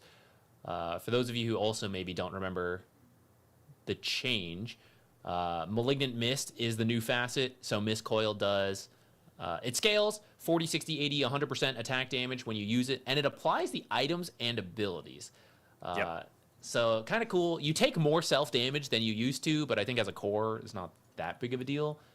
And then your innate, for those of you that forget, Withering Mist has the health restoration reduction. So that's what you're applying with the Mist Coil, as well as any on-hit effects. So I'm wondering if we're going to see like any cool builds. What could you do? I'm so glad you asked, because I played in a charity event recently, and someone had Abaddon, and we were all told to buy rapiers, and the Abaddon had 3 rapiers and was doing like 2,000 damage with a Mist Coil. So it's kind of cool. What you yeah, can do 3 with it. rapier build on Yuma, you think? Yeah, easily, definitely where he's going. Nah, it's just like one of those things that like there are a lot of different on-hit effects that you can apply with it. Oh, Ursa went Grudge Bearer. We like this is the never one- see this, but it could be good against the Doom, interestingly enough. Yeah, the damage you take while enraged becomes bonus attack damage. I suppose they have a lot of uncontrollable damage that Yeah. they can't stop hitting you once you enrage. I mean, he needs to play around like his enrage this game like pretty heavily. Like he needs to be able to get the status resistance off before the Doom hits him. Otherwise, he's removed from the fight if they want to Doom him, or the Brewmaster, right? I do feel like early on, this Doom is going to be used to just shut down the Ursa. The second he hits level 6 in this lane, he's looking for the Ursa. But no real fights over the runes here. For those of you who are just joining us, it is at a very good time. It is game 3 in the lower bracket finals here for the South American TI qualifiers. It is Heroic versus OG Latam. It has been a super hype series. And game 3 is definitely going to live up to the action. I've been promised 3 Divine Rapiers on Abaddon. That's going to be real exciting. Yeah, I just whispered him, so he'll let me know. Hey, dude, just in case you didn't know, the build is Phase Boots, Divine Rapier, Divine Rapier, Divine Rapier. Just thought I'd let you know. I mean, he could just have like an analog build a Divine and then like feed it and then Feed. immediately get it back. Yeah, so you can get 2 Divine Rapiers right away. That's the sounds real good. tech. Speaking of a little bit of feeding, the courier walked straight through the mid lane. Tai Lung trying to do like some weird creep aggro, but forgot about his courier. It got killed before it delivered his tangos, so Unlucky. that's where you have to be a little really. careful. If you take too much damage, you might just get zoned for a creep wave or 2. Overall, lane's looking pretty decent on the CS. Doom off to a little bit of a slow start, but that's not too crazy. It's lovely. Like you said, I think this matchup can go either way. The Ursa, some early aggression onto Moose. If that attack from the Abba came earlier, that Cold Feet might have procced. And then he dies. This lane is scary. Like, Abaddon and AA aren't really, again, threatened by this Brewmaster at all. So, he has to pop the Fairy Fire. Very close. Has a salve as well being delivered, so he'll be back into fighting shape here in a moment. But KJ has basically spent all of his resources. He has a salve, he has some mangoes coming out, but fighting for the Lotus is going to be very important. Make sure not to get your salve canceled by some long-range dead shot too. Yeah. Up here, Ursa last hitting very well. But the lane is by the Doom, and this is Doom, so he's got Devour. Things will settle out over time. So one thing we talked about in the draft was that like the Brewmaster Batrider lane is just going to be like not great into the Abaddon. So they do, even though it's Moose playing the Muerta, they do lane swap it, right? So they do want the Batrider here in the safe lane with the Ursa, it does give him some playmaking potential as well, because if they try to go for like the cogs, you can push them out and give your Ursa some space. There's a lot of good things the Batrider can do in this lane. I also wonder if some of it is that you do want Batrider to eventually get the farm priority to pick up an earlier blink. So you're still giving him to your position 4 player because you want him to play that way, but you just lane here first, swap it later. I think that's exactly what it was my thought as well. I wasn't listening to you, so it could have been what you said. No, I didn't say it. I didn't say it. I was just like, that was my idea, right, with why they put it on El Micho. Very much in sync right now. Yeah, I was thinking that triple divine rapier build, just the same as you, Ricky. He does have a Radiance queued up, an item very easily disassembled into a Divine Rapier. I just want to point that one out. So true, so true. I mean, that makes a lot of sense for Abaddon. I'm not surprised to see that, but I'm trying to think of like what else after that you could get. Could you bash with all the Malignant Mists, or is it still just limited to 1? Yeah, you can. Oh, wait, with like AoE Mistcoil? Yeah. It has an internal cooldown, so it still procs the basher item. So you can only get 1 bash on the AoE. Ooh. Yeah. Actually, wait, does it even have the... What's the AoE on now? It's 25, I think. Oh, okay, that's miles away. Never mind, you're not built for that. Yeah, AoE Mistcoil is 25, I'm pretty sure. That's what lines up with the triple Divine Rapier. I see. Okay, yeah. We need the 60-minute game again so we can get the 25 and all the Divine Rapiers. Okay. This is really good stuff here from Tai Long. Moose is here as well. They're just zoning him off this creep wave in mid. He'll get level 5. Here comes KJ. He's like, body blocks? Trying to get the cold feet to proc. He does. You do have Swashbuckle. Whoa, very close, but that will be first blood into the hands of the Ancient Apparition, as the Pango will eventually dodge out the next Tidebringer. But guess what? Batrider's coming now, baby. Your nightmare never ends. Trying to swashbuckle away once again. Though. Oh, and we're paused. This is honestly, this is good for Heroic.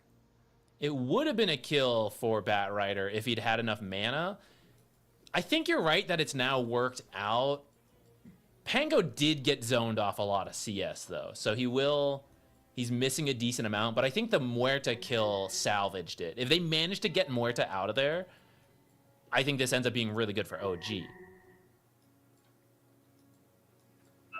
The other thing, too, now that I'm looking at this, anytime you're leaving Doom in a 1v1 is usually good for Doom. So I'm fairly sure that Whisper is happy to be up here, just kind of chilling. And Analog, after all of that, actually has the regen advantage, continuing to put pressure on Tai Lung now, who is being pinged. But they do have 6 heroes in the mid lane, so each of these teams really want to prioritize this first power rune. He's going to XTP home, so Tai Lung will be fine. Double Bracer gets given a Tango as well for Moose. And now Analog, I don't think he's getting the power rune here. I mean, maybe you win the 50-50 top side. He does. Batrider, oh, he gets the deny. He was not close enough on Analog, and that's going to hurt so much because this is a big commitment. You brought all these heroes mid, and you just don't get the shield rune anyway. That means no mana. And now you're going to lose potentially both supports. No dead shot. Never mind, he's out. At least Kunkka doesn't get the rune. But Kunkka gets a kill with his bow, which is kind of what you want one of the early runes for anyways. So a lot of action in the mid lane, which now is wrapped back around to working out for OG. Like you said, it gives a lot of space to Whisper, though, so he's rapidly getting close to 6. Once you have that, Oh, top especially if you have an Abaddon spooky. rotation. He's gonna get the TP. Does he Get hit the the cog in cogs? time? He does. Oh man, Agent Schofield from downtown. Nicely done, dude. That is so hard to do because of the like navigating the trees as well to get that angle. Yeah, you can managed to easily make it mess work. that up.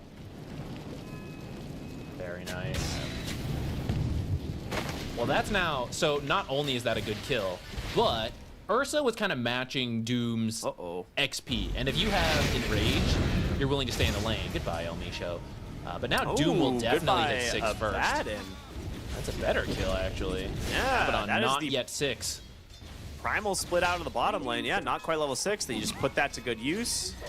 I mean, to be fair, you did lose your Ursa at the same time, and you do have Doom level 6 now, and it's not been used. So this is now an impossible lane to contest. Nobody can come up here. So Whisper gets to do whatever he wants. He can TP bottom, kill another hero, or he just stays here and farms. We'll see Tai Lung get caught here on a rotation. They do get the X and the boat, but there is going to be the Rolling Thunder. Gets feared away for now. Headshot Silenced as silences. well. You He need the can't roll. get this spell off.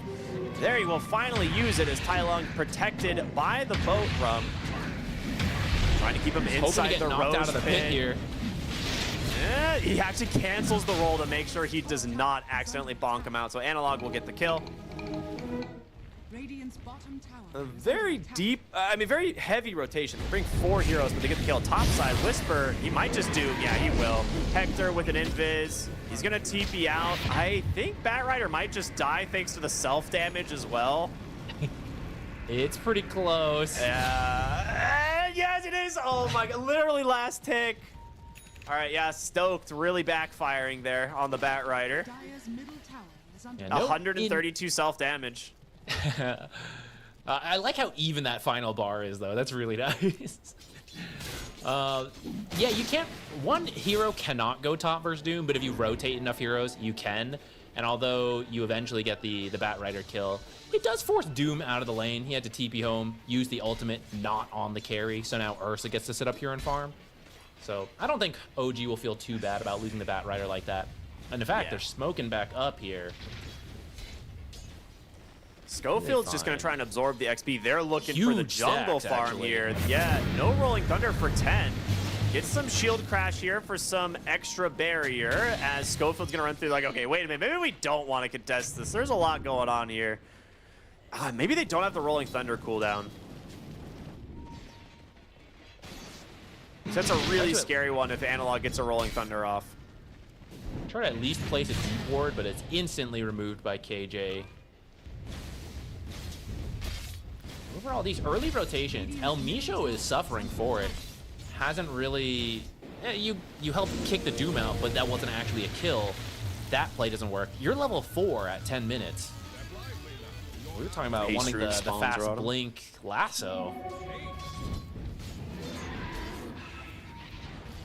Haste. I mean, they're bringing heroes top, but he's so fast, man. Oh, what a flame break. Catches him, brings him back in. He's going to do what damage he can here, but there's the jump in with the Ursa, and I think Whisper not making it out. Here comes the Abaddon, though, trying to just finish the job here onto El Micho. It's low, but it's not enough. Tai Lung able to survive as well, and Yuma, well, middle tower is under forced to ult without getting anything out of it. Still 4 heroes here on the top side of the map for OG, but without a level 6 on this Ancient Apparition either, it's a little rough. Yeah, it was a good flame break. Fast plays from OG, which fortified. has been something they've been good about as soon as they pick some playmakers. It's been the way they've moved in games 2 and 3. I'm really appreciating the speed of which they make these decisions, and it's paying off so far. With that said, it's similar to last game where Heroic still maintaining farm as Whisper. Maybe gonna get double kill here on his own. Oh, Elich gets the primal spray, the primal split off. Now, I don't think he kills the Doom. Whisper is far too tanky, so he at least gets a kill onto the support and does get the split off. And with the Clockwork trying to look to cut him off, he might need to be a little bit careful here. Flares out, sees Illich. Whisper is a fast boy. You know, you are pretty quick on the Clockwork, but he's gonna block the path almost. Great dead shot. Illich will survive. Dude, he got griefed on that. Did you see the cog like Yeah. stop perfectly in the path and then drop to the low ground? That's actually with that cog there. Obviously, you kill Brewmaster. He got scammed there. Dire's middle That was tower definitely a is under Skamaz cog, I agree. Ice Blast thrown to try and find the Brewmaster as well. Doesn't connect. So Illich surviving there is a pretty big deal. As of right now, we're very even for both teams. No one's really struggling. It's just the Kunkka that we've come to expect as the big winner in most lane stages. Radiant's middle tower is under Do think, hold that thought, Yuma looking in some danger here. Usually you can just ult TP home, but with He's Kunkka here as 100%. well, not really an option. Yeah. No one even considers coming up to help him. They're like, yeah, he dead. Get Bottom Illich. lane though. Cog after Cog. Illich. Okay, Schofield. Very nicely done with the amplified damage there from the Ancient Apparition. Makes it look easy. is under attack.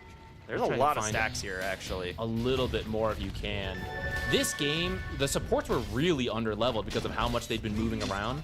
But off those kills, your supports are now 6 on Heroic. So if you can find something here, Dire's bottom you want to capitalize on this window where the enemy supports are still level 5. They should look for these stacks, I think, right? You have amplified damage, Doom coming off cooldown. Dire I'm surprised they're They're gonna not. go They through the even Twin scouted Gate. it out. Yeah. Maybe they're thinking the Ursa might be top. They're either going for looking for a kill onto the Ursa, but they're just going to settle for the tier 1 tower, I guess. And it's not Ursa, the I think- best feeling. Ursa just finished his Battle Fury, so Yeah. he came to the triangle. It's a fast Battle Fury. Yeah, that hurts. The stacks in the jungle could have been easily cleaned up from the amplify damage. Like you said, level 6 on both your supports. Meanwhile, the enemy supports were still level 5. You do manage to get the hook shot here. Push back. Big takedown, El Misho. under attack. So you get something out of the smoke. So not completely wasted, and it does secure the tier 1 tower in the top. Dire's structures are fortified. Dire's top tower is under attack. Are scared. Top of network. Whose Radiance comes first? I think it'll be Abaddon's. But you do have Split available. If you get a kill with Split, I think you win the race.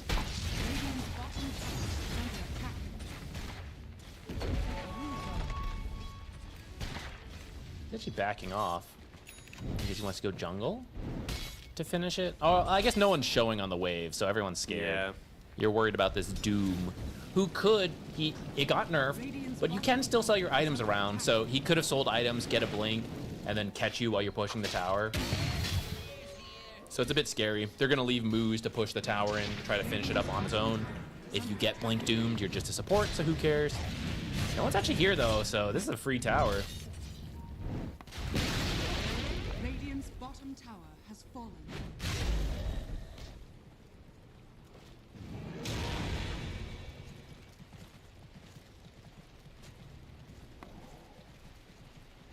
Despite having a slower game, El Misho halfway to the Blink Dagger, which, considering he's played like a position 5 Bat Rider, that's actually not too bad. Yeah, that's pretty good. You take that. Dire's middle tower is under Stoked attack. is great when you have, tranquil boots and they're not broken, right? You just run around and you're like, hee hee, I take 0 damage and I'm really fast now. Yeah, Stoked, it's tricky in the lane, but after that, it's been a pretty good facet for at least support Bat Rider. Yeah. They have gotten so unlucky on Heroic. Each rune spawn has been like opposite of them outside of that first shield rune, which they really should have gotten, but they're actually afraid to check the top rune because they don't know where they are, so they kind of just leave it there. So there's a regen sitting, waiting for someone to grab it.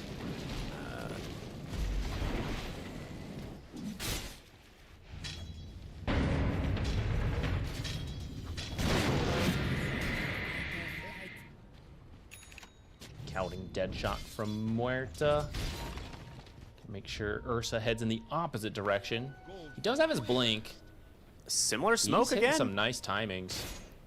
Through the twin gate to top. Now, it's going to be difficult if they actually see this or not. Yuma does get some eyes on the Batrider. They have a ward there, scouting the Kunkka farming. Kunkka is the big one. If they can get the Doom onto him, that'd be fantastic. But El Misho likely just going to burn down to the Doom.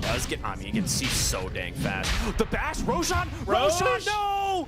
Oh my gosh. El Misho beat to death. Just get something out of that. But that is a smoke that is just getting the position 5 killed, and not even your kill. Roshan's kill. It's so funny. Stoked has killed him.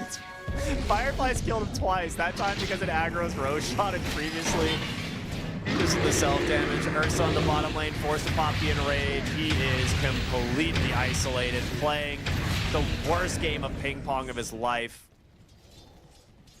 Tell you what, if he had lived, 45 extra damage there from Grudge Bearer. That would have been good. But, yeah, really nice timing on the power cogs. Essentially chain stun the Ursa with the bouncing in between. That's finally a successful play from Heroic. I feel like they've been looking for this Ursa for the last few minutes and just have not been able to successfully grab him, but I mean, they still have Doom. This is the thing, like, they've been finding these kills without even, like, massive commitments. That was just Rolling Thunder cogs. You still have Doom and Ice Blast. So there's a lot of things that they can do to try and continue finding pickoffs. But I also just really like the build Whisper's going for. He's got the drums, the BKB going straight for the SNY. This is the fighting Doom build. Eventually, he's going to find an Alpha Wolf. That's what he wants.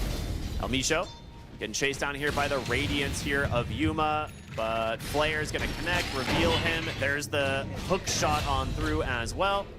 And Schofield will help secure another. This is just, Schofield Clockwork is always one of the best things ever. He's so good at this hero. we'll say Batrider bought his blink right before he died. So as he respawns, maybe you can get a surprise kill. You think you just stopped him from farming up his blink, but he's got it already.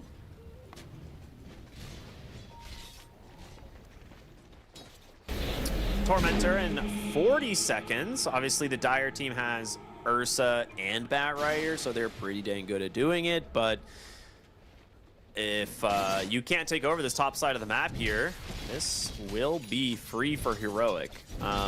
They do have a good ward placed, like in anticipation of what will be the Tormentor fight, and they're going to smoke up right now, knowing that if they get a good pick off, this is everything that they need to try and secure it. You will see. Pango's going to come through the twin gate, so they will have... Oh, Pango's not coming through the twin gate. That could be painful. Smoke pops. It actually sees moves. They know exactly where they are.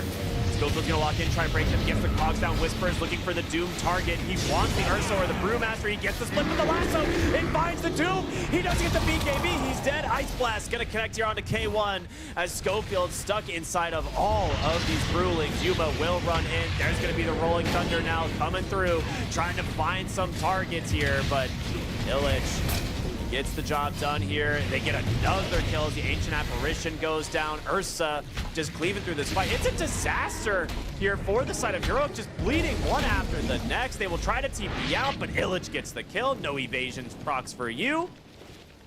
They held the Doom for so long, looking for the most ideal target, and it just completely backfires. I didn't think the surprise Batrider blink would pay off that much, but it works there. Doom did not notice that Batrider had it, so he is looking for the Doom target, but he skipped the blink himself. This build allows him to fight and to run in, but it does make it difficult to land a quick Doom, which I'm a little surprised we don't see the blink, because you want to try to catch heroes like the Brewmaster or the Ursa before the big ults come out. And that cost them heavily there. Surprised on the Tormentor fight, losing that fight and the Tormentor. At least the shard goes to Muerta, which is one of the worst shards for the support. Saving grace for sure. Heroic.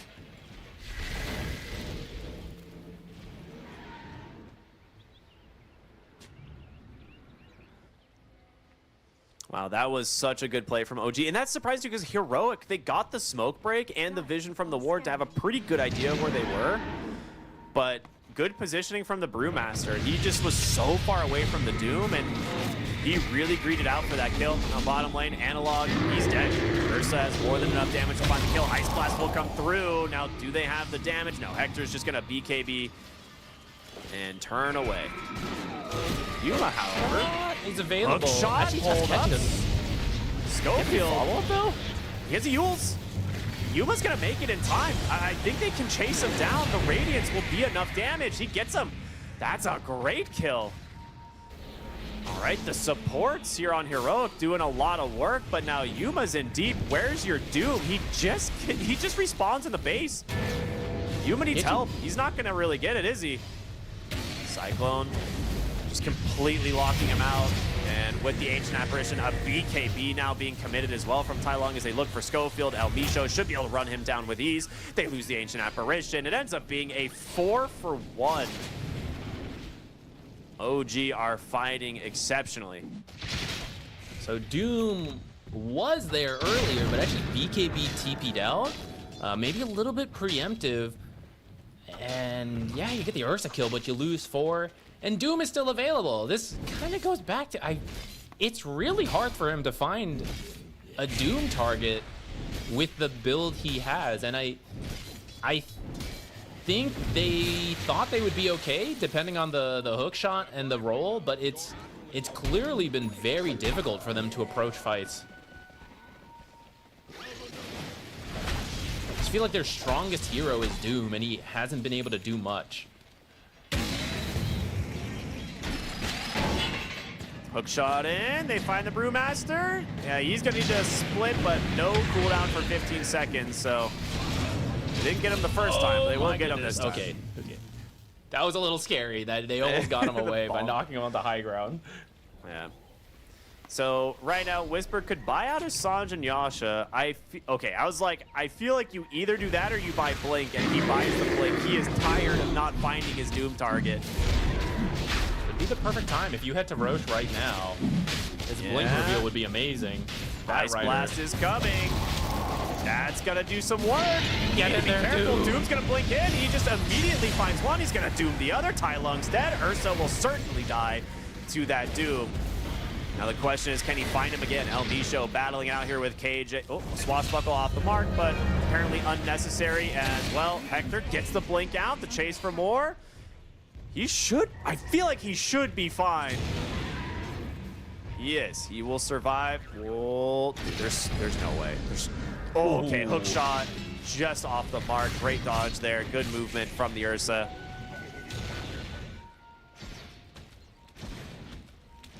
All right, making it at the last moment possible. As soon as you buy the blink on to Doom, he immediately is able to join the fight, put to use his massive net worth. Yeah, jumps in at the last second thanks to the Ice Blast scouting. So he dooms K1. You don't kill him because he had the Aegis, but you remove the Aegis right away, which is good. And they wrap up a lot of other kills in the Kunkka, the Bat Rider, Brewmaster dead from earlier. Speaking of, Okay, this time they do get the Brew split off. Analog kind of stuck inside the cogs for a moment, but doing a lot of damage to these Brewlings. In comes the Ursa. As Schofield survives for quite some time. Tidal Wave does not connect. On the other side of the fight, El Micho gets the last one here onto Analog. Gets dispelled by Yuma. The boat gonna get some work. The Ice Blast is gonna come through. Connects onto Illich. There's gonna be the Pierce the Veil out from the Muerta. Trying to do what damage he can as Hector pops a BKB. Whisper in return will do the same as Tai Lung tries to run away. Ult in from the Abat, and the chase for the Ursa begins. The damage, it's gonna start stacking up. It's gonna start burning him down, and he cannot stand his ground any longer. They turn around onto the Kunkka now with the Blade Mail. He's stuck inside the cogs, tries to get these cleaves, but he will not be able to take down the Abaddon. And well, they're still chasing for the Muerta. She gets the TP, just barely. that was close. He was going for the Hurricane into the Inferno Blade. That would have been sick. All right, in a longer fight, this is where the Radiance from the Abaddon and just the Scorched Earth from Doom finally start paying off when you're able to get close and just stick to the targets. And the initial jump onto the Pango, if you kill Pango faster, yeah, it might work out, but enough saves get to him. This is where the value of the Abaddon comes in. That very first response pick to the Bat Rider, being able to save teammates from lasso is very good. Yeah, very good stuff. Now dead even here as we get to the 27-minute mark. So 19 to 15. Neutral item, tier 3 coming. Illich in the bottom lane, no roll or no ultimate for 20. And I don't know how many times we're gonna see this combo, but it is so good. I mean, And you still have hookshot, so. The Pango Ags took a while to come online because they weren't finding very many successful plays to start. But now that it's here, it is so strong, and he's buying a Blink Dagger of his own, so they struggled earlier getting the heroes to the fight. Now everyone has the mobility they need. They have the tools online. They're gonna kill Elimination one more time just for the heck of it. Yeah, Whisper with the SNY now completed is very fast when he casts his Scorched Earth, so not an easy hero to get away from. Lots of damage over time. And he still is holding on to the Hurricane for a repositioning, which I actually kind of like. Being able to move himself away from the Ursa or pull an ally or an enemy closer to him. We'll see. Abaddon also has Blink, so big investment in being able to jump the targets quickly. I like it. You gotta make it pay off though, right? You don't want to just sit on Blinks for nothing. So they're smoked up, looking for a target, heading bottom. It's also really good for his ult, right? Because if he is in a bad position and they initiate on him, he does just get the ult and the ability to blink away. You can Cyclone it off for a little bit with the Brewmaster, but if that's already been committed, you can just go ahead and blink to safety. They're gonna run right into the Muerta. The scan just connects. They're walking right. Okay, maybe this actually could be good for Heroic. They do see moves behind them, and they're like, oh, do we go back for this guy? Or like, what are we doing here? Yuma over blinks, but Muerta is definitely going to be trapped here, not going anywhere. That's a little unfair, I would have to say. Hurricane back into a cog bounce to knock her even further back is really funny. Quick TP's top, so you show yourself in the enemy triangle, immediately looking for a target top. I think they are going to show in this top ward. You see the clockwork. LB shows going for the hook, or the lasso rather, and Analog's coming in here with the Rolling Thunder. Gonna try and grab maybe the Ursa, but he will BKB TV, and with this, the Hurricane back, the roll up to wait, and they get themselves a trade 1-for-1. And that's forcing the BKB out of the Ursa, and they know this Tormentor is spawning soon as well. Maybe they just go back to the Twin Gate here once again. We've been seeing them constantly making these rotations. These were the observers that OG has been placing in this top area by the Tormentor has really paid off. And finally, KJ, he's like, how do they keep seeing these happening? He puts a really deep sentry to check for this. Finally takes it out. Ursa coming bottom for Whisper. He gets the BKB, but there's a bash dispelled by Yuma. You gotta be careful. There's the Doom. Ursa doesn't have a BKB. He could try and chase this Ice Blast. Oh, it's gonna fall up short. It doesn't connect. Does manage to hit Moose here on the Muerta, but with the Kunkka coming back in, they do just chew right through the Abaddon. KJ will be dead as well. Analog, no Rolling Thunder, forced to blink to safety. Oh, they saw him. They got a glimpse of him for a second, and now he is dead. He has a roll-up.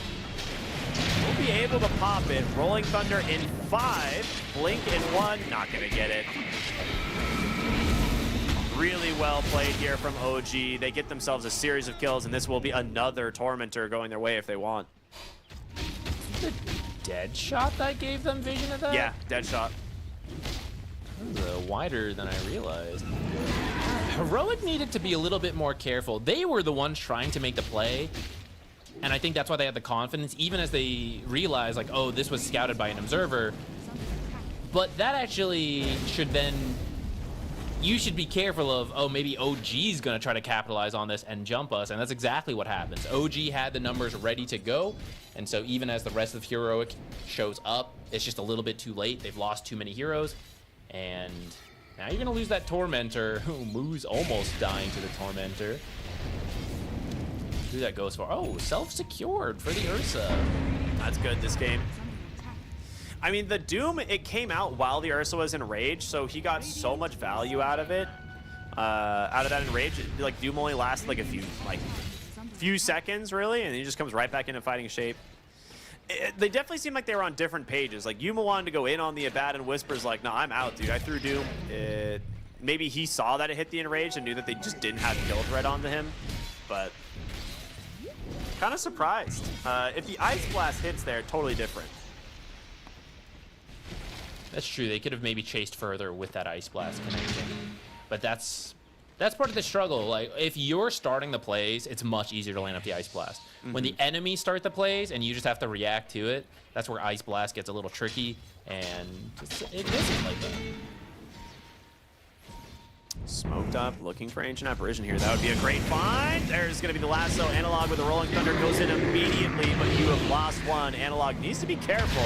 They're going to try and just grab themselves the kill on the Batrider. A decent trade for now is the BKB out from Hector. Being kind of wasted as Schofield also has a hook shot, but gets caught from the Abyssal. So that is BKB and Rage down. You don't have Ice Blast, but you do have Doom. Could you make a play for Roche? It doesn't look like they're interested. They will back away, give this one up. Take more damage from Roche than I thought, though, actually. Yeah. Maybe they could have tried.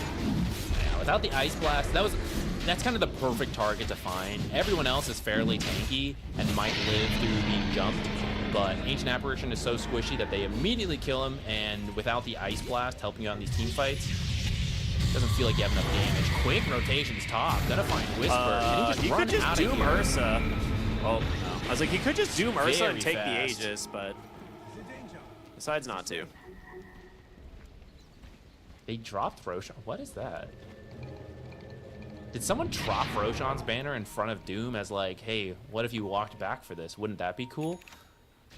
Yeah, wait, it's Just just on still the on the ground ground there. there, isn't it? Maybe a miscommunication, passing it between players. It's just and sitting didn't on the realize ground. Yeah, Clockwork's about to find us. He's Schofield, like, guys, free look, banner. there's a Roche banner here. What? Let's see if that matters. Roshan's banner They're going to find Tai Long. is There's a pretty huge kill. strong. Jump in, blank, Doom gets committed. Now he's got the BKB, but there is going to be a hook shot, surely. Yeah, there it is. Does connect, stunts him up just a little bit longer. He will end up dying 75 seconds. No Doombringer, or no Kunkka, but Doom was committed. So, you know, you end up holding the Doom the first time to not get the Aegis, ends up paying off now. I gotta say, I don't think I've ever seen a banner stolen out Like of that? the Roche pit. Yeah, like it's usually you forget it in the Roche pit. I've never seen it picked up and then left somewhere else for the opponent to take. I'm more shook over that than Kunkka dying. It'd be a super sick bait, though. Imagine just, like, putting it in the middle river and just being smoked on the other side, being like, someone's going to get this. Someone's going to go for it, That'd guys. be great. Yeah, you would see it disappear. It's just like seeing an observer appear out of nowhere, you know? It's like, they grabbed it, go, blink echo, take it. I would love it. I also wish we saw more Monkey King mischief plays. It's only ever used as a dodge, not like, I'm totally a power rune, come walk up and grab me. Surprise!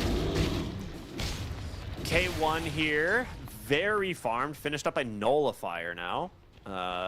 He is a big problem, especially as he gets closer to level 25 talent. You have to be very careful. You're gonna have to build Nullifiers of your own. Right now they have the Basher on Analog to maybe help offer some control. So you either kite him out or you build a Nullifier, and maybe they're planning to kite him out with this type of draft. It's hard to say. Abaddon has the Blink Manta, Radiance, BKB working towards an AC. The smoke, they're searching. Aghanim Scepter is done on the clockwork, so he is going to start split pushing, clearing this top wave to try and slow down this push that they're making. They're just, they smoked all the way to the base and placed a deep ward. Radiant's top tower has fallen. Never expect that. Radiant's top tower is under attack. Dire's bottom tower. Okay, we're further into the game, so I'd like to revisit the core Abaddon and the Malignant Mist He's level 22.5, approaching the 25 AoE miscoil. So far, his build is exactly the same as the old core Abaddon's. Thinking about an AC, had a serrated shiv, so you could apply that on hit, though that's now changed to magnifying monocle. Do you actually build anything for this AoE mist? I was gonna say, I'm almost confident he's still gonna take the attack speed talent. Boo. Like, I don't know if you actually take AoE miscoil. It's a cool idea and it's useful, but I think most of the time you're just using it to, like, miscoil to apply your debuff on the one target that you want to run at, right? I think AoE miscoil most of the time is not going to pay off. So it might just be the attack speed talent. Refresher Doom.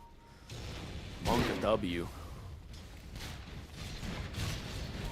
Little fourth item timing. We've seen Heroic play around this before.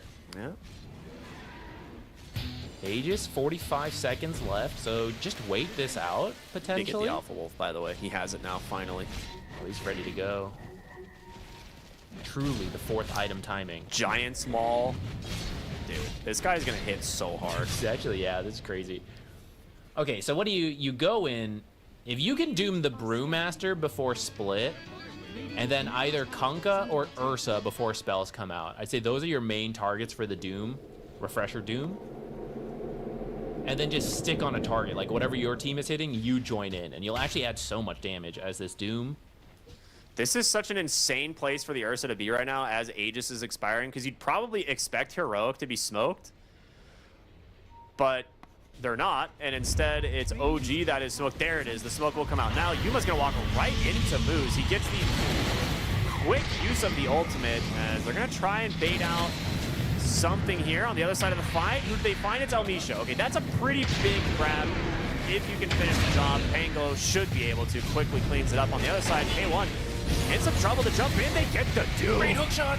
He pops the BKB, gonna try and run. There's a refresher as he gets a second Shiva as they really want to try and finish him off. And I think they caught him. They do. Whisper has another Doom available if he wants. Tai Lung just getting bashed up, controlled by Analog, and the Pango doing huge work, stuck inside the cogs. Tai Lung cannot go anywhere. Those are two massive kills here for the side of Heroic. They get the buyback as well. Oh, they almost find the Brewmaster as well.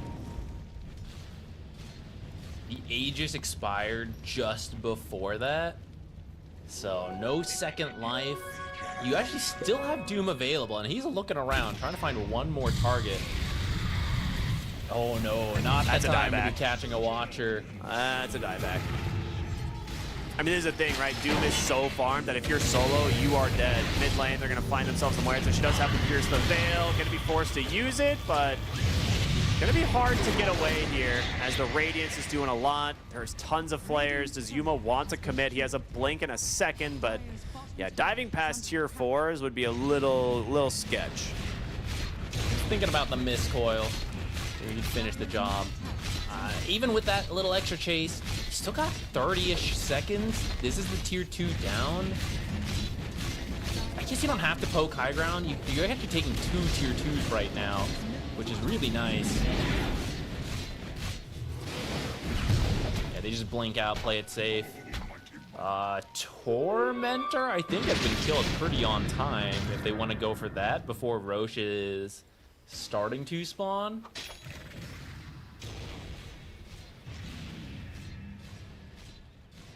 A lot of these fights are really coming down to who Whisper finds in fights. If you can get these Dooms off early, the fights go pretty easily. That last fight, they also get some advantage where OG was split up, right? Heroic kind of cut right through them as both teams were smoked. They had a much easier time picking the right targets. It's not guaranteed the next fight goes that way. It is still a very close game. We see just a 5K difference. Yeah. You're getting so much vision out of this Clockwork, and he's also just split pushing lanes from safety, right? One of the reasons we see the Aghanim Scepter on Clockwork be so common, he can just take 2 creep waves every time it pops up. So he can play very deep on his side of the map, scout somewhere, and then also just clear creep waves. It's good stuff. AC done on Yuma. do you wait for your 25s? Because you're almost there on the Doom, which is a big one, but you're also very close on the Ursa to 25. Ursa's, I think you can wait for. He's like a couple creep camps away if his team gets away from him. Yeah. Maybe just one creep camp, honestly, if it's the Ancients that are about to spawn. So that one you definitely wait for. You're not going to get to wait for long, though, because really you just have to fight whenever Roche is up, and it's a pretty fast spawn, scouted by the Flare. Doom gets OG given the should Wisdom go check Shrine. in a second, too. So Doom's 25 now online, and this is one of the most devastating talent. Doom applies Mute. He has his Refresher already. If you find a hero to start the fight with the Doom, he also has a Blink Hex now. Where does Whisper keep getting these items? What did he sell? He sold like drums. Money is good. I don't know, man. This guy, he just keeps recycling his inventory into crazy stuff. He has a Scythe Refresher BKB with his 25 talent. Oh, that Flare gives away where Heroic is, but who do you find? They see the Courier. It gets taken. That is a delivered Lincolns, though, and he gets the Ursa. Heroic gonna continue the chase. Ursa is gone. El Bicho is gone. Your Muerta in trouble, burning in the center of the cogs as Illich trying to run away desperately on these Brewlings, but you are not gonna escape. This is gonna be 4 heroes dead here, most likely. He's gonna be forced to. Oh, he gets the BKB Blink. Oh, he has a shield rune. That's why. Okay. That's great. Okay, he's gonna get out, but that's still a huge win for Heroic as Roche is up. They're gonna have some heroes push in the mid lane while everyone else heads over to the pit. This is with the Refresher and the cheese.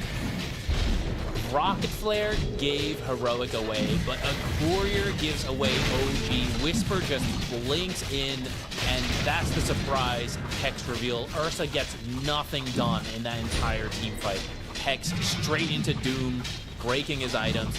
And he never hit 25 either. I guess it wouldn't have mattered, but he was just short of 25 as well. Yeah, that is one of those moments where last game it was El Micho making the most clutch play on the Shadow Shaman, finding the Oracle, and this time it's Whisper on the Doom finding the Ursa, and he's about to find another hero in the Bat Rider, just getting completely devoured by him. I think, yeah, he committed to Doom even. Wow, okay. Whisper, yeah, this guy is really feeling himself this game. I do think Doom is a pretty big part of their team fight, so they should be careful.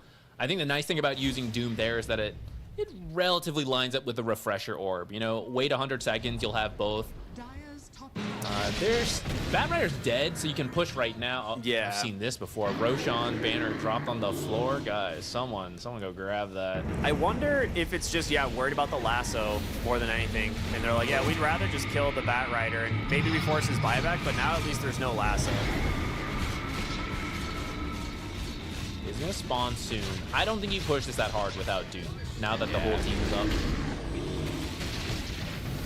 Oh, you can if you find a solo target. Doom is chasing Brewmaster, forced out a BKB in the bottom lane.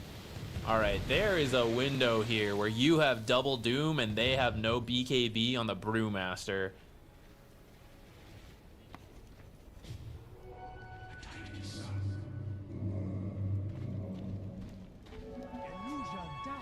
Clockwork's going Octarine? I didn't even notice. Why That's not? really cool, though, because More he's spam. got the Aghanims. So Rocket Flare's really good scouting, and we've seen if Doom finds the right target, how easy the fight is. So now you just spam out Rocket Flares to get vision and let Whisper act on that information. He's got it, baby. What's it? What level 20 talent did he take? He did take Rocket Flare True Clockwork? Sight. I was like, I wonder if he goes to True Sight Flare. It's like the Power Cogs is pretty good, but like when he's this farmed, the True Sight's kind of sick. Especially if you're going Ags, it's Yeah. pretty worth it to get the True Sight. Especially as you get into the late game and you don't have Jesus. slots. I mean, we've seen how rich Doom is, you know? It's like, I don't want to carry detection. So you get a lot of help from the Rocket Flare True Sight. I was trying to think. I was like, what even is a Baton Shard anymore? This is the old Mephetic Shroud, basically. I didn't realize.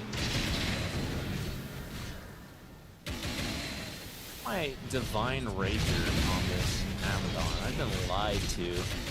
Dude, he's just he's just looking for wards. Like actually on the clockwork, he's just flaring every potential area there could be wards. He's like, all right, there's wards here, there's sentries here. Like, oh my goodness. He reveals the whole enemy team, and he knows exactly where they have vision now as well. Kind of sick. Why it's so good. And overclocking is already up again because of Octarine Core. His hype.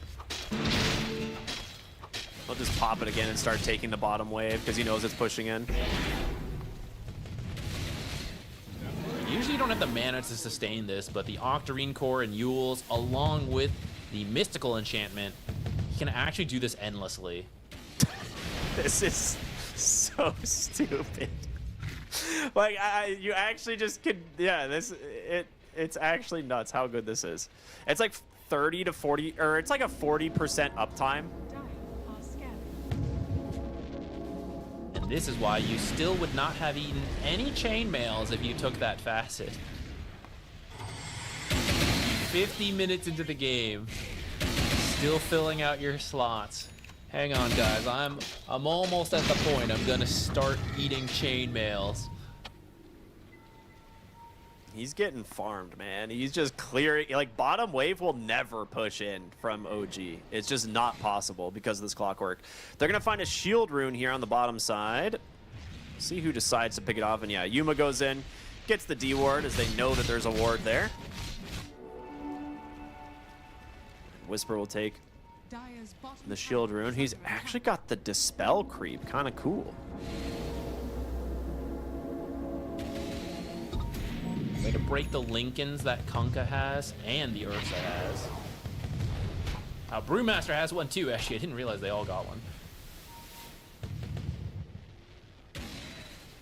Smoked up here on the side of OG, looking for, I mean, honestly, finding Schofield would be really solid. He has been super pesky.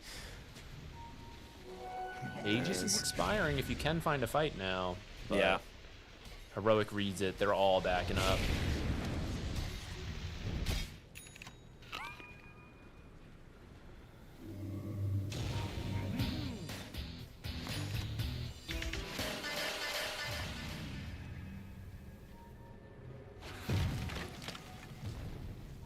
Ever since that last fight where Whisper was able to find the Ursa instantly, OG has been so scared. They're playing so safely. Part of it was waiting out the Aegis that they lost. That's gone now, so they tried to make a play here. I suspect it's gonna quickly go back to playing very carefully together. Yeah, I mean, the net worth is really starting to become a problem. Like, I mean, I don't even know where Doom goes with his item build at this point, to be honest. Like, he has Blink, Refresher, Scythe.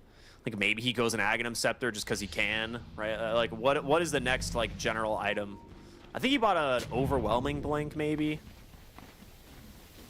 I'm not sure. Either way, they're smoked up. Flares, here they come. He's gonna start revealing everybody. The Ursa is the dream target, but he will find LB show. Oh, he did buy an axe. Would you look at that? Okay, Whisper gets himself his first kill. Brewmaster in trouble, nullified up. There's another Doom. Does he need it? He will. Goodbye. 2 members of OG will die to this Doom as they get a hook shot to find the Muerta as well. Now, there are some buybacks left. But I mean, this is a heavy commitment. You spent everything on the side of Heroic. You still have, I guess, Ice Blast, which is something. I hear another, oh no, that's overclocking. I was like, I hear a Refresher, and that's just overclocking doing its shenanigans. So hard. Look how slow they are with that Rocket Flare spam, though. They're trying to defend.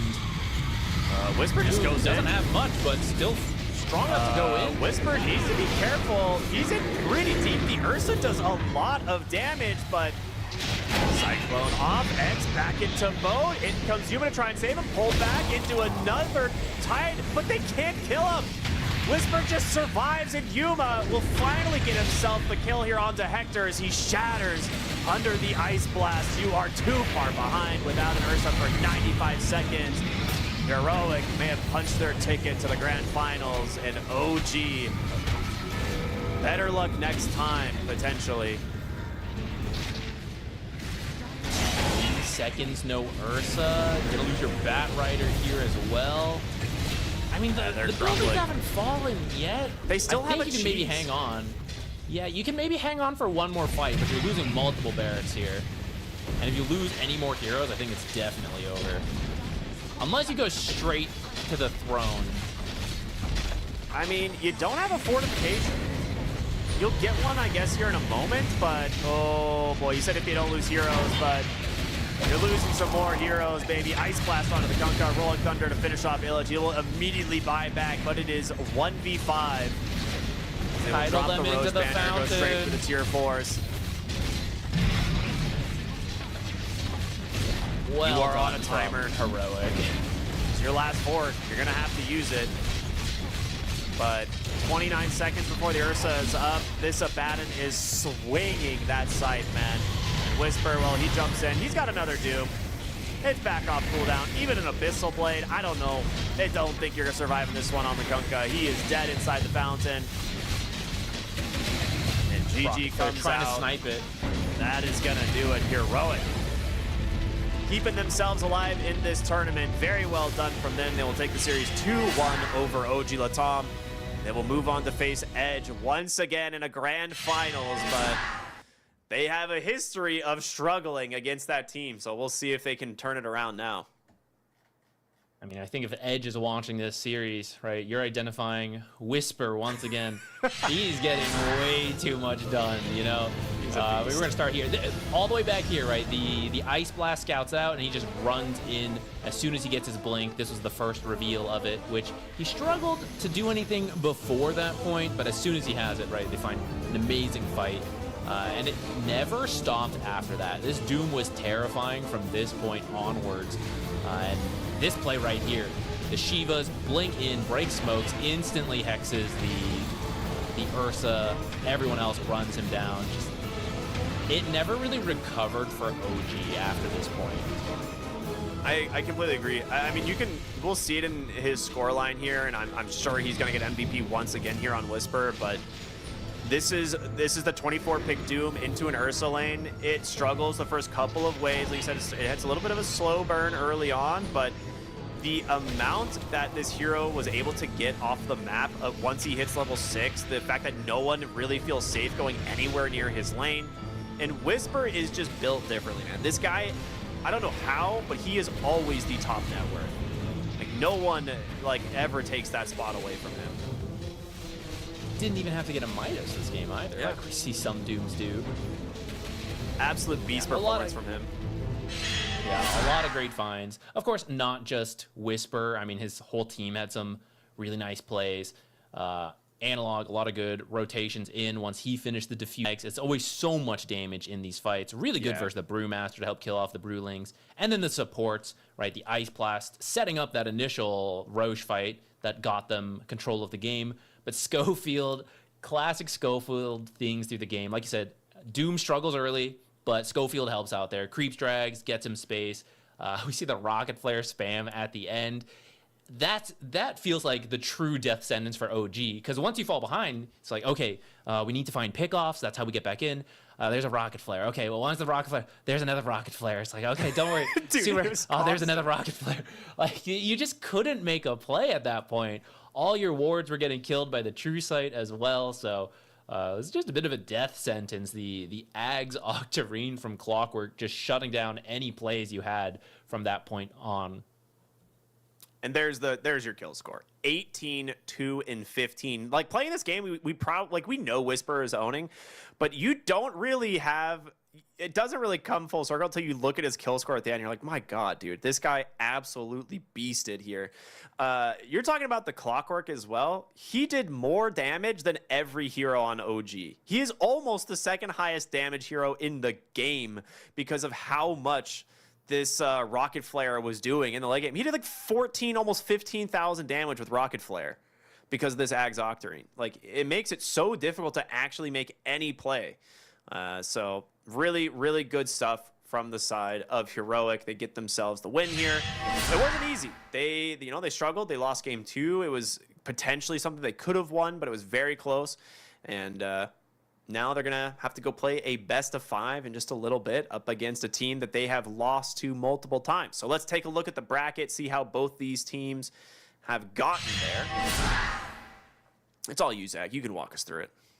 Yeah, it was a long journey for these teams. They did both start in the upper bracket. Not too surprising. We called out some of the standout teams. Although this is a very strong region, there's a couple teams that do tend to be at the top, and I'd say all of those teams made it to the end. And today, Heroic versus OG, Latam, very close. A very fun series, I would say. Heroic pulling just a bit ahead. And like I said, now going to have to make their way to Edge that has beaten Heroic in the past, but it's often close. We see like a 2-1 in that upper bracket. I wouldn't be surprised to see if this goes the full distance. They're going to have a quick break. Heroic, probably a bit tired after that series, but after a break, looking for the revenge. Edge has beat them a couple times in the past, keeping Heroic out of the tournaments. If you've been wondering where this team has been, it's because of Edge. They've been holding them back, so they got to need a quick break, and then they're going to be ready to go, looking to beat Edge finally. Yeah. So this has been we're getting to the conclusion, right, of the TI Close qualifiers. We're going to see which of these teams will be representing South America on the great stage, that is TI. But for Zach and myself, we're done. We hope you guys enjoyed our casting. This was a lot of fun. We've loved this region personally. Like, we get to follow them. We've been following them for quite some time. But you guys will be joined by Aries and Fear for the best of 5 grand finals, which will be taking place in just about an hour. So obviously they give Heroic a little bit of a break. They got to eat some food. I don't know, maybe chill for a moment after a stressful series and prepare for the next one. So stay tuned with us, everybody, as the TI qualifiers for South America will continue in just a little bit. We'll see you then. The human body was built to move. Not trapped at a desk in one singular posture for 12 hours a day. It's time your chair evolved. This is Secret Lab Titan Evo. Ergonomically engineered for you. Gamers, hybrid workers, artists. Backing your every move.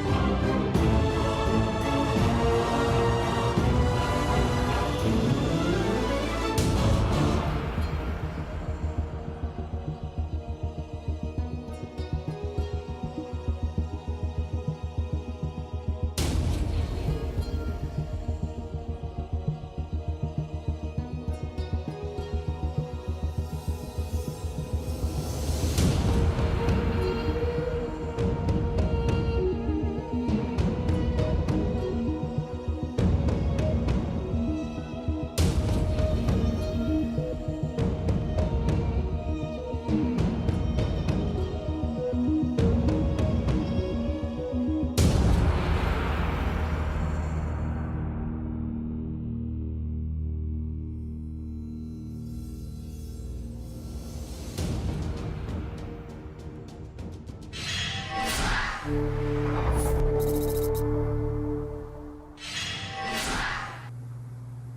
stage is set for our final series here in the closed qualifiers in the South American region. Only one team will be moving forward to play the road to the international and hopefully TI to represent their region. We've got the boys on Heroic taking on Edge. Fear, we saw yesterday Edge, they were the ones with the upper hand. They were the lads that were able to get this position first in the grand finals. Heroic had to work for it with the previous series victory versus OG Lardham. How are we feeling heading into this best of 5?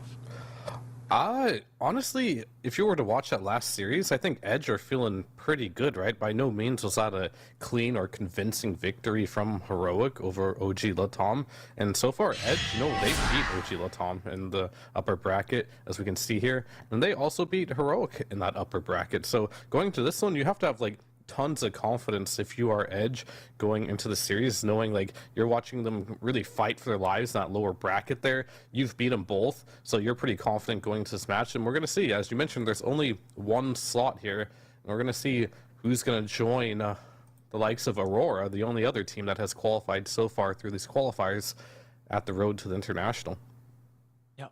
Potentially for a lot of the Heroic boys, they would be missing back-to-back TIs. Everyone, Yuma, Whisper's been at the... Sorry, Whisper is actually the only person who didn't qualify to TI last year, at least on that roster. He was playing with OG, where they came 5th, 6th in Western Europe. But Schofield played at 4 TIs in a row. Analog has played at 3 in a row. KJ has even played at 2 in a row as well. So, and of course, we saw Yuma last year with Nouns. So this is a roster that has a ridiculous amount of experience when it comes to the international level, when it comes to TI and for Edge. They don't really have that experience. You only have Pike with Beast Coast. Vitaly is the most experienced person. He's played at 2 TIs. He was also with Pike on that Beast Coast team and on the Hikori team, where we saw then afterwards picked up by Alliance Lardham as well. So far though, Edge, they seem to have the upper advantage when it comes to qualifiers over Heroic. We saw recently they beat them as Mosquito Clan in the Dream League Season 26 qualifiers, of course, very, very recently in the upper bracket. But also previously we saw Pike with his roster on Beast Coast. They were also able to beat what was Hikori at that stage in the ESL Bangkok qualifiers too. So they've must be feeling pretty confident, like you're saying, with how they saw Heroic play earlier today, and then the track record they have against this team in qualifiers.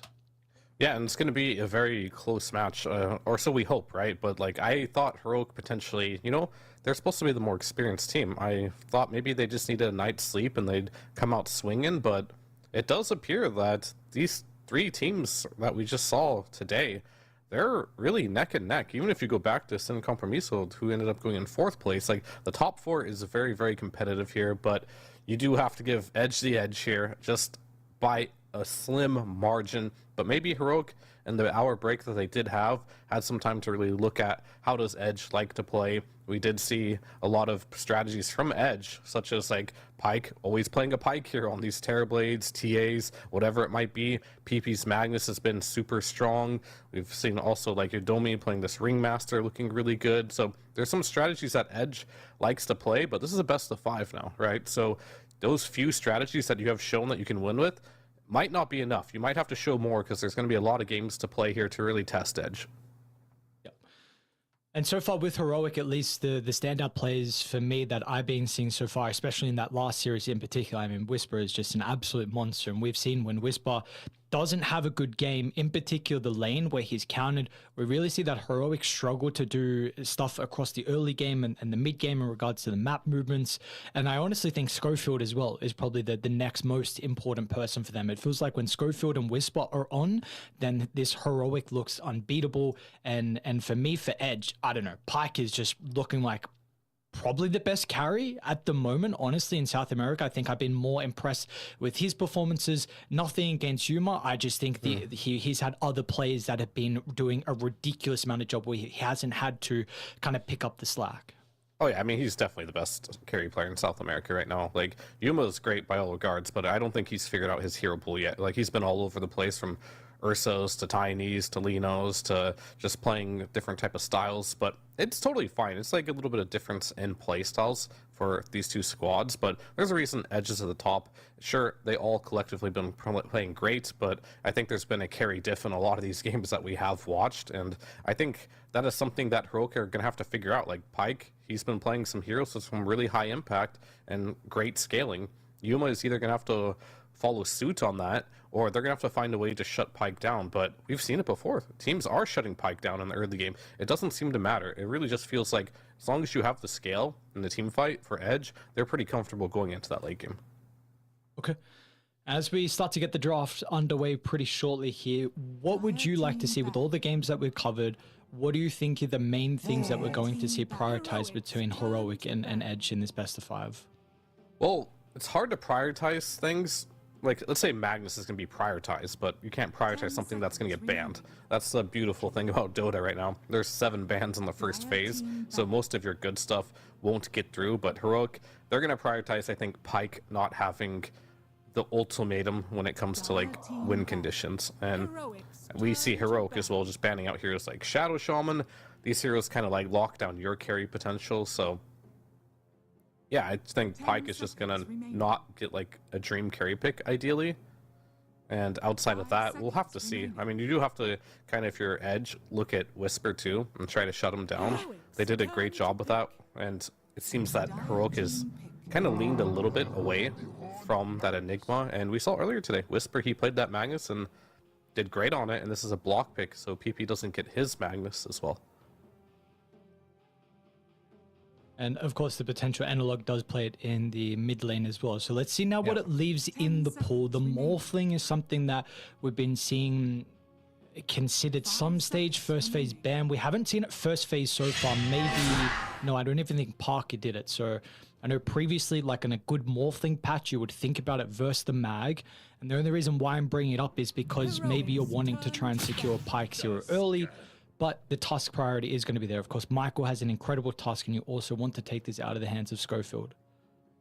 Yeah, I mean, Tusk and Shaman are going to be contested a lot throughout the entirety of the series, and I think the Morph is definitely in the conversation of getting banned in this next phase here too, because it is good versus Magnus in the laning stage. It is something that Pyke does play, he's incredibly good at, and it will allow him to scale into this game, so definitely worth a ban. And as you mentioned before, they were not too afraid of picking it early and just even tri-laning it to make sure it had a good game.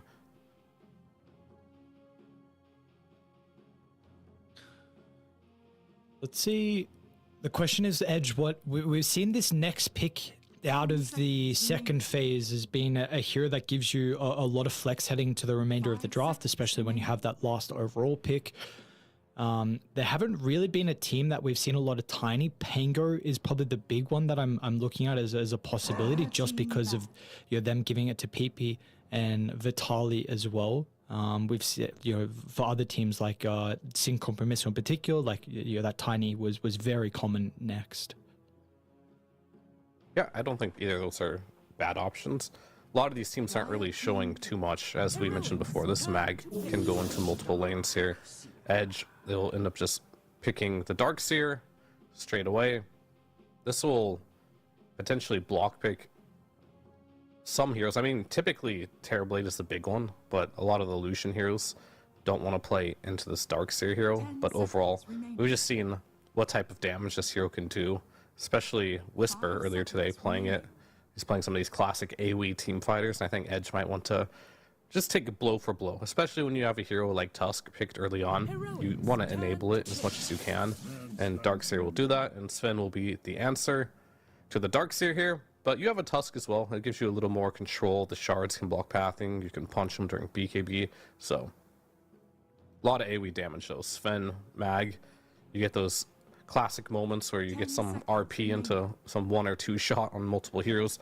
You're going to have to be really spread out. But if I know Pyke as a player, he's going to play a ranged carry, which kind of makes this Mag pick kind of great too, right? Because if you are playing Mag in this game, most of these ranged carries don't like to get skewered back. So going to be potential Morphling on the horizon in this next phase. Otherwise, I don't know if they'll get it potentially at all. Because Morph will out carry Sven. Pretty good versus Mag in the laning stage. it is later on you have the waveform to reposition versus Magnus, or you can just straight up man fight him, right? Because you can buy the shard and you can attribute shift through that. 10 seconds remaining. But we'll have to see what the choice for Pyke will be. If he doesn't take his morph now, 5 seconds. he just might not get it at all. But you are looking at, potentially playing versus these Enigmas and Dooms on that 18 pick there, switching the mag to the mid lane. So you don't even feel super comfortable with that. Yeah, it would then come down to like how are you looking to try and protect the morphling inside the lane, and once again, do we try lane? So we'll see if they feel comfortable enough to risk the lane response that we will get out of Whisper. Of course, we're going to see Udomis hero more than likely here, though. So position 5's, Ringmaster again is something that you mentioned before. He's been looking very, very good on. Yeah, I wouldn't hate to see it. It's just one of those stronger heroes. I mean, Oracle might be a little annoying against it, though, because you have the spell for the box, the daggers as well. You can mitigate. And we've seen, okay, cool. Ricky versus Oracle. You get the shard at some point, and then now you're in a position where you can't use a Force Staff. You can't use any of your Oracle spells versus Ricky. I'm surprised we haven't seen more Ricky against this Oracle, because that does sound like a neat little counter. And realizing that Doom is still in the pool, that he can't actually just pick up a morph there. Too much of a hard counter. He's going to pick up something a little more stable, and it's going to be in the Gyrocopter.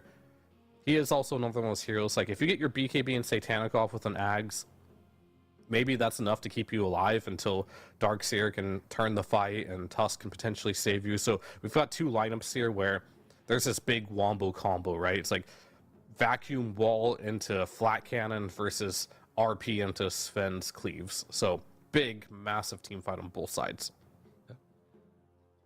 Is there a hero that you feel like will be frustrating for the Gyro to play into for Whisper's offlane hero pool? Oh, I think Whisper should just play Magnus. He's just so good at it. Okay. And I don't think you worry too much about what he picks there. I think you just pick a mid at this point. I mean, you can still keep the flex open if you want to have some bans open, but on 18 pick here, you could just kind of look at any mid you want to play right now and give it 2 guaranteed bans. Yep. And try to make the lanes as best as you possibly can. I mean, you could pick a Lina mid here too if you want to get a little more greedy. Hero that kind of destroys the Gyrocopter. If you don't want to rely Sven, that's the only hero that can kind of deal with that. But choices are yours. I mean, DP's out, Kunkka's out. What does Analog feel comfortable playing into a blind matchup? Because I don't really see the offlaner personally that Gyro doesn't have any hard counters in the laning stage. I just don't think that exists. Like, having the ability to flack and push every wave pretty much just deletes any counters, right? So any bad matchup, he just gets out of jail free just because he can flack push it out. The only hero I potentially see can like bully him is like some Viper, right? But it's just not worth it, because if you rotate the third hero, it's gonna destroy you. And so we've seen this Monkey King. A lot of these players have just enjoyed going for Diffusal, Shard, been low net worth. They haven't really cared too much about the lane matchup. 10 seconds remaining. And importantly, like, you do have some way to be able to come back in this game with the 5 Empower as well for the seconds Magnus. That's one thing that you don't know your lane matchup, but we have seen Monkey King really limits the hero pool that other mid laners can draft. And if it, regardless, is a bad matchup, we, like you said, he can still do a lot with low net worth, but maybe the mag can even assist with getting an earlier item than what we've seen on the monkeys that have struggled. Yeah, and we've definitely seen a lot of these Monkey Kings as well, like play against these snipers and stuff, but you've got the beauty of the 5 Magnus on your seconds team. remaining. Dire team back. So we'll see what Let's they have to do there. Yeah, what is he worried about? Quap's the big one.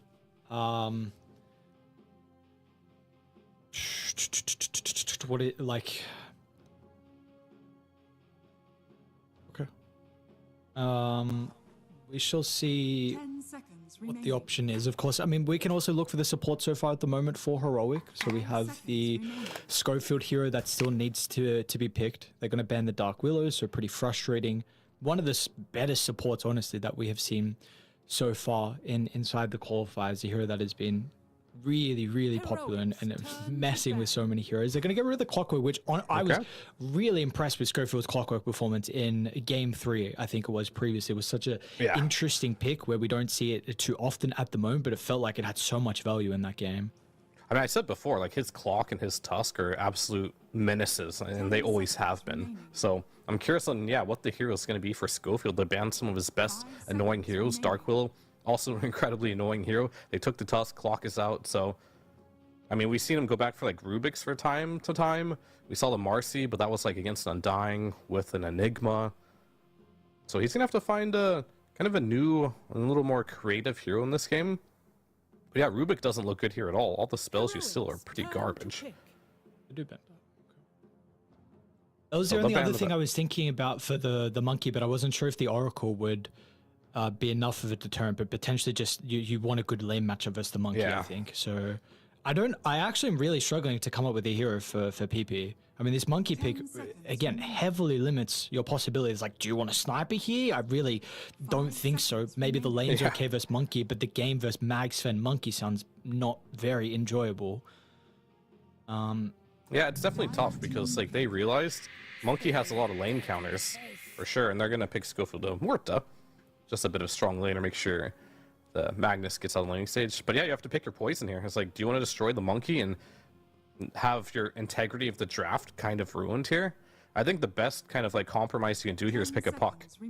I've seen a lot of these pucks go even versus monkey in the lane, but you're playing against very few disables against you, gives you more team fight, and it's kind of like the best of both worlds. Of course, you're not going to destroy monkey mid, but you should not get destroyed either. But it gives you what you need in your lineup. Some more initiation, some backline, especially against this Oracle, to be able to kill him. Sounds pretty good. But yeah, if you go sniper, we're just going to see the same thing. You're going to dumpster the lane, but you're just going to keep getting skewered backwards. Sven's going to blink and kill you. Monkey's going to have a shard at some point in the game. He's just going to boundless strike and ult you. It's just not worth it. You know, the 10 minutes you're going to have of glory, it's not going to end in the W. Yep. I think... Phoenix mid. Okay. Holy... They want to destroy the lane. I mean, this is better than a sniper, at least, right? It's going to be good in the laning stage, but at least if you get skewered back, you have the potential to either just press egg or potentially, you know, dive back. So, not exactly what I feel like they needed, but they're going all in on trying to beat monkey in the laning stage. Cooler than sniper, has more potential than sniper, but this is a draft with the Phoenix where you're not really protecting this egg very much. You have one punch, and that's your egg protection. I mean, this might be a game where Schofield potentially can kill the egg if he gets some levels later on in the gunslinger. But other than that, the egg hitters aren't great, but the protection's even worse. Aye, such an interesting draft. We got the last pick Phoenix here for Edge. And we will see. It's a best of 5. Hopefully we are expecting to go the distance here with how evenly matched these two teams are. And maybe if we continue to go later in this series, we might get some other crazy picks as well. But we will see. You've got one game at least to be able to kind of experiment. I haven't seen Phoenix mid for a while, but you know, the matchup, we'll see how PP is going to be able to perform. Who do you think, I will ask, who do you think draft? Is there one that you are favoring? Because we have seen so far in some of the qualifier games, the draft has been a very big factor and teams had a big advantage there. Do you think it is as clear cut in this game? I have to favor Heroic's draft here just because you've got the Whisper Magnus, you've got like this Monkey King Sven, and even this Oracle to kind of like protect these type of heroes.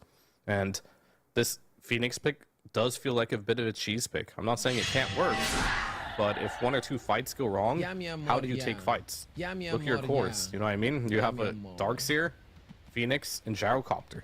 None of these heroes can really get active on the map and fight. They can react, sure. They can win their lanes, yes. But in that mid game, you're not going to have this Blink Sven, Blink Mag, you know, Boundless Strike, or just whatever monkey in the trees with this easy initiation. So they really kind of did compromise their draft integrity a little bit by picking this Phoenix. But they still have a lot of team fight. It's hard to run into Edge, but it's also very hard for Edge to run into Heroic later in the game. Early game, though, anything could happen. Okay. Importantly, we were saying that Heroic at least my opinion would, I think, Heroic shine, of course, with Whisper and Schofield. I know you're saying your Whisper is on his Magnus, but with the Magnus game, how does it look for him? Is there easy ways for him to be able to find these skewers back? Has he got cool combos this game with the team that he has? Yeah, I'd say he has pretty good combos, right? Sven, Monkey King, even the Mort to the W, quite strong. So if he does manage to get an RP, the only person you have to worry about is potentially this Tusk. Like, there could be some big snowball saves here, but that's what the whole point of skewer is, right? You get him out of position for Tusk to even get in position. But if he does land some 3-man RP, yikes, heroes will die in that, for sure. Okay. Well, we're going to have to find out, really, eyes on how this mid lane goes for PP. Up against Analog's Monkey King was a very crafty monkey pick at the 18th. Limits the heroes. Go for something a little bit spicy. And we will see how he's going to perform. And what the item build is as well going to be for him. I wonder if... I honestly don't know what mid Phoenix is going for. I don't know if there is some ATOS that you're potentially considering, because you were mentioning about the difficulties that Edge may have in the early to mid game with like who does stuff. We'll see. I'm very intrigued on what the thought process is. I mean, potentially, but I think most Phoenixes I've seen are just like Vessel into Shivas or Radiance. Just going all for that like burn damage and scale.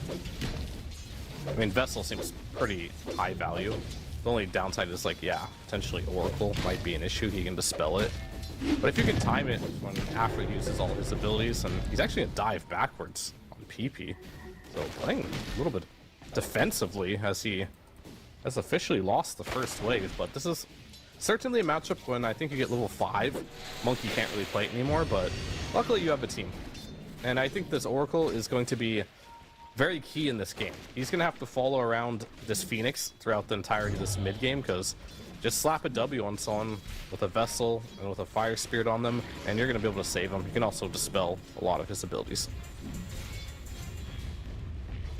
Yeah, and of course a lot of value with the Oracle inside the lane as well. First two Starks here, a counter that we have seen through a long time top lane. Potential first blood, you dome me out of the tower. And they're going to be able to find it. Skewer there from Whisper. Heroic will strike first in our best of 5. Power of the Magnus.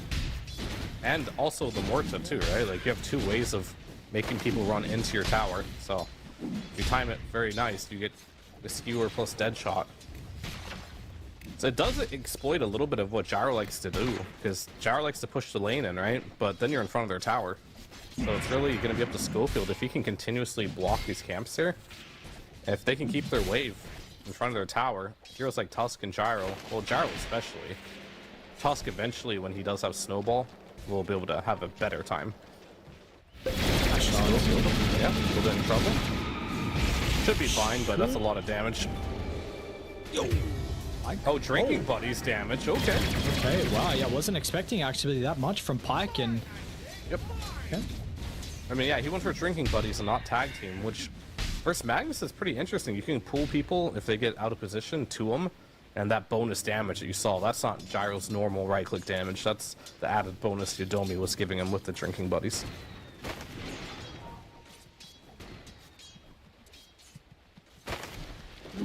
Gonna be able to hit back here up top. Nicely done, Pyke. 2-0-1 build. Keeping tabs on how mid is looking as well. Still Analog off to a fine start. 15-4 compared to the 14-1. And we do see Vitaly struggling a little bit with the darks here, but he's just been pulling early on. They do have a lot of nuke potential with 2-point Storm Hammer. The Fortune's End as well. A lot of damage at the early stages, so Michael is being brought down pretty low, but they will shortly maybe be in a position where they can contest the lane a little bit easier. Pretty impossible lane, though, I think. This Sven is going to free farm. You can pull the wave, but you can't use Ion Shell. Pretty tough Dark Saber game overall. So that is going to be an issue. I mean, this top lane's kind of cool. Because they're shoving the lane so hard, the D-wards have happened, you can spam pool. And because you went Drinking Buddies, right, on this Drow, all I have to do is bring in this Drow, press Drinking Buddies on top of Flak, and the Flak will get bonus damage to all the heroes. As you'll see, we'll kind of exploit this here. So much damage from this Gyrocopter. He's going to clear everything. Really cool lane matchup I haven't thought of a lot, because Honestly, I've kind of just forgot drinking buddies exists, but with Gyrocopter, it's going to be very potent through the entirety of this game.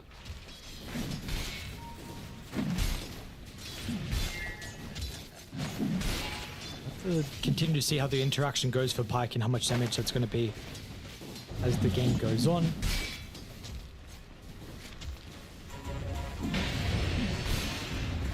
So far, again, I mean, we hit that level 5 mark now for PP, so I need to start to see this lane go a little bit different than what it is currently. Yeah, I mean, at level 5, you pretty much have like perma fire spirits, since it's only a 30-second cooldown. But yeah, so far, let's say this Phoenix, it's not having the desired result that they were hoping. He's like literally losing his lane to Monkey King and net worth, so not ideal, but throughout this course of the game, it's still good. I just worry about this Dark Seers game. I worry that Phoenix didn't really shut down this Monkey King. And more importantly, I just worry about how are you going to lock heroes down. But we have seen time and time again, this Edge team, they seem to only care in a lot of senses where as long as they have a lot of farm on Pyke and he's playing a hard carry, things will be okay. And so the big hope I'm looking at right here is going to be this Tusk drinking buddies with this incredibly farmed Gyro. Can he get farmed enough where he can just clear out all of Heroic's heroes? Okay, well, how is the anti-carry look from either side then? Surely would probably say Radiance is a little bit better with the threat of like the potential double RP. Yeah, hold on. Look, actually top lane. Schofield with the dead shot right back, and they've got the skewer as well. Nice rotation, gonna net themselves a much more important kill this time. Yeah. That's a big one. I think he realizes now that laning versus triple Bracer Phoenix, who's level 6, is not going to be ideal for him. So he's just going to go ahead and start making some plays around the map. But Phoenix, he's got a haste. He wants to make something happen. Maybe he'll just take some stacks. I mean, how do you make a play here? You just have to run in with the Phoenix. It's not easy. But maybe that'll be enough. Still actually trying to commit to this. But get a glimpse of Analog, which is an opportunity now because he's unable to leap away. A decent amount of damage onto Pyke early on. PP's very out of position. They're going to screw him under the tower and can try and supernova. But there are 4 heroes here. They're going to kill the egg. And the experiment of the mid Phoenix is not working, and Analog is aware of this. You go for the last big counter, and you were supposed to do well in the lane to the early game, and it's not looking like that's going to be the case. And then what is his role as the game goes on? Time will have to tell, but yeah, this Phoenix really needed to do better in the laning stage. Shut down the Monkey King, but the Phoenix is the lowest farmed core in this game. It is a best of 5. They have time to experiment. It's not like this game's over by any stretch of the imagination, but for Heroic, this is going more than ideal. You've got a free farming Sven. Monkey isn't even phased by this counterpick Phoenix. You managed to kill the Gyrocopter. Things are looking good for Heroic at the current point.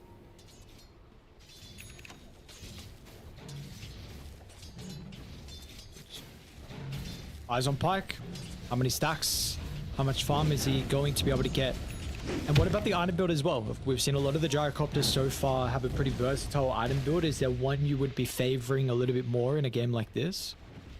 Oh, I think he's just going to do the Chop Shop Agnums build here. Okay. Ags is just too good against heroes that stun you, right? And you're playing against a Magnus, a Monkey, and a Sven. I mean, it is Pyke, though, so maybe he'll get an early Pyke, too. Could help a bit against Monkey and potentially the Magnus. Sure.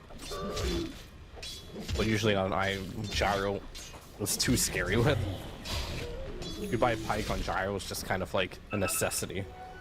Yep. Okay. Well, we started to see Analog was moving towards top of the Arcane Rune. Maybe just actually wanted the Empower because he's going to go back and slowly farm the jungle. Take a little bit of time. It is 3 points up in the Empower, but Whisper as well is continuing to free farm. He's actually even being able to farm by himself, importantly. Schofield's not required, who's level 5 already on the Muerta and very close to an early level 6. Yeah, also farming really well. That Atos will be another form of control. And you just have to ask yourself, where's the control going to come from? You don't have a lot of it. A lot of this control is going to rely on the shoulders of your position 5 Tusk, who is the lowest net worth in the entire game.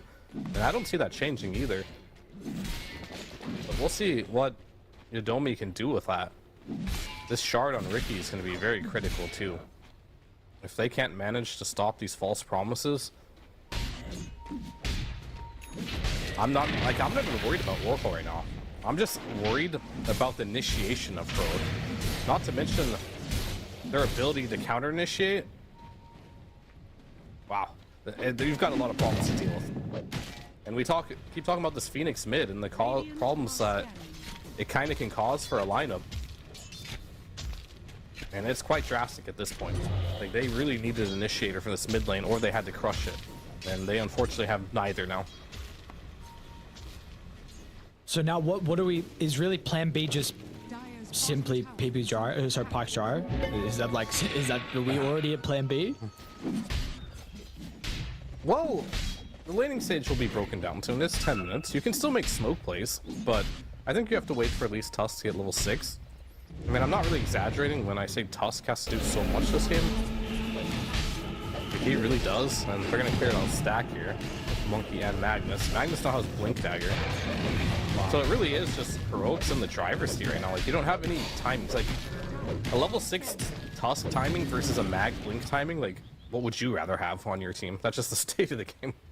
Yeah. Dire's top tower is under attack. All right, well, let's see. Maybe one of the supports is going to be able to pop the smoke, get the read on Whisper's Blink.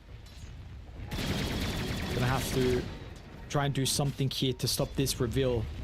Feels like game is already at a scary stage. Dire's bottom tower is under attack.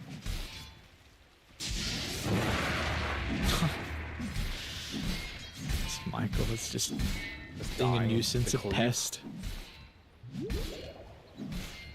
So Whisper is going to go back top. We'll see if we bring anyone else here as well. Schofield's also in the area. He is going to show the blink on the wave. We'll have the read now. Now, does Pike want to continue to play the area, or we're going to see him go back and start to farm a little bit more defensive right there in jungle? I think Rogue don't really care too much about the state of the game here. They're just gonna continue to farm. No smoke necessary. I mean, I think ideally they do try and kill Pike, but you're also diving into like a Phoenix and potential Darkseer. Radiant's middle tower. Not really necessary. And I think Yuma is insanely happy with the state of the game right now. Mask of Madness, Echo Saber already online. Whisper mid lane. Fishing for an attempt onto the Phoenix. Nice trick to the trade from Michael. Yeah. So that's your first move from Whisper. I guess it's also to help secure the power runes, so it does, come with some value. But it is not a bottle hero, so Analog's just going to use the amp damage to go back and farm a little bit faster. I'd say the state of the game is pretty good for Edge, right? Because you are playing versus these initiators, and you're just kind of chilling. And it does look like smoke will happen now. They're going to the bot lane. Who can they find? Doesn't look like anybody. Maybe a Ricky if he wants to be a little bit greedy and farm that range creep, but well, he does, but it's like they don't want to go on that target, as they are going to take the game. Dire. Oh, there's They got the ward though. They have vision? So they do. It's a They're sentry. going to see them. Okay, well, either way, You don't definitely see them. Ran into it. They knew. Whisper's RP still going to be there with the Wukongs as well. They're both gone. The counter initiation was just too late. They pinged it out. They pinged the high ground. They knew they were coming through, but they clumped up. And that's like perfect situation for them.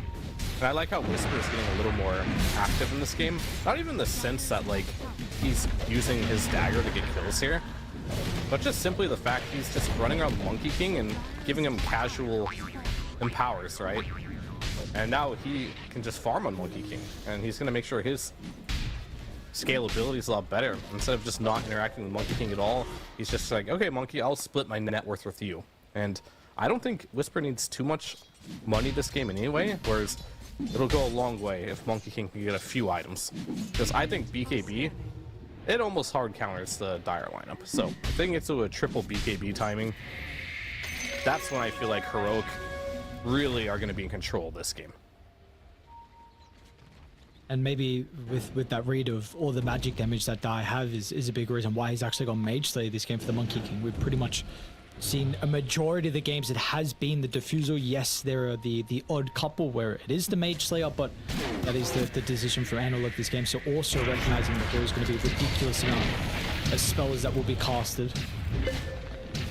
And more stacks to farm. This has to be a frustrating game for Edge. I mean, they group up and take the mid tower.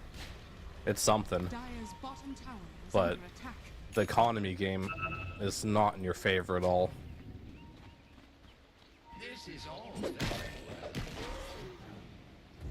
Gyro, though, he's still farming, but you can't keep up to the Sven. You're level 9 on Gyrocopter. This Sven's level 12. There's definitely a huge disparity, and we haven't even seen King Jungles. Like, is he even going to be needed this game? Maybe, but like, all the other Oracle games are like, you have to kill the Oracle, you have to kill the Oracle. This doesn't feel like a game where you can even think about the Oracle. You have to be thinking more about the Mag, the Monkey, you getting initiated on. So layers and layers of problems here for Edge to really have to think about, making this game very difficult to play. You do still have the flat cannon plus drinking buddies. It is a lot of damage. But that's assuming Pyke can actually hit heroes this game. A long way from being able to do that. Yeah, we're seeing at the moment that being not the case. Very slow game though. 6-1, 16 minutes in, 4,000 net worth lead for Heroic. And the team that's been able to find an objective. Seeing no plays out of Darksea. He's been pretty silent. Vitaly with the halberd. After he did have a difficult start, of course, with the lane matchup and heavily countered. He's got halberd in the mechanism now. Going to be working into the Greaves next. They are feeling like maybe Yuma is going to be the one under pressure. They're going to TP Whisper down to bottom. Schofield is also moving with the invis. Can you pressure a BKB Sven here? Maybe if you can get him before he presses the button. But Ricky, yeah, delete it.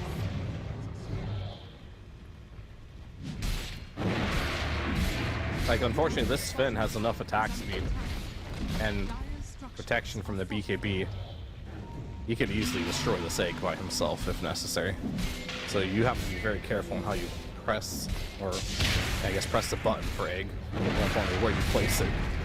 Dire's bottom tower has fallen. Because if you put it right on top of Sven, Tower is under attack. that ain't gonna work. You're not a support Phoenix. There is no diversion egg, right? Like, this is a mid Phoenix. If that egg goes down, it is bad.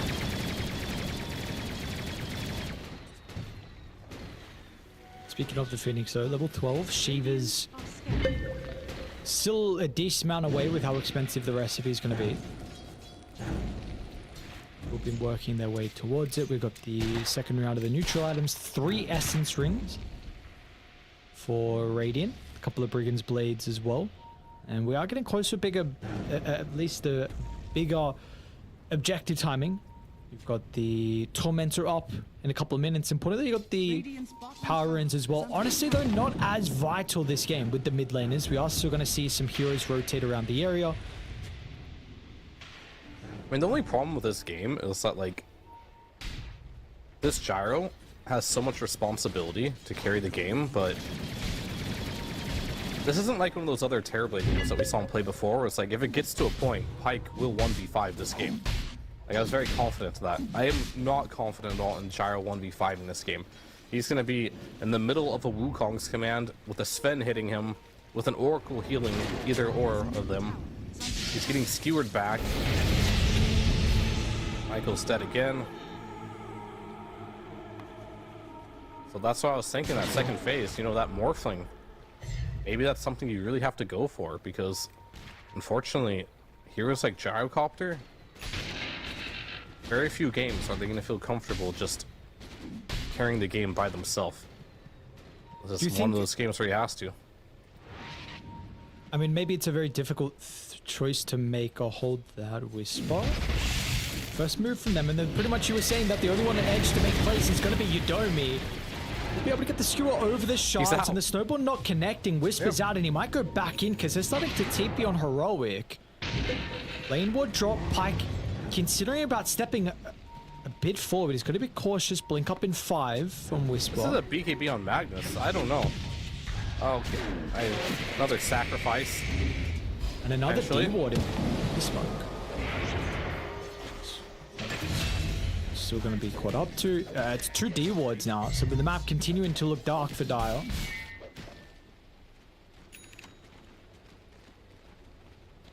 Bit of a shellacking.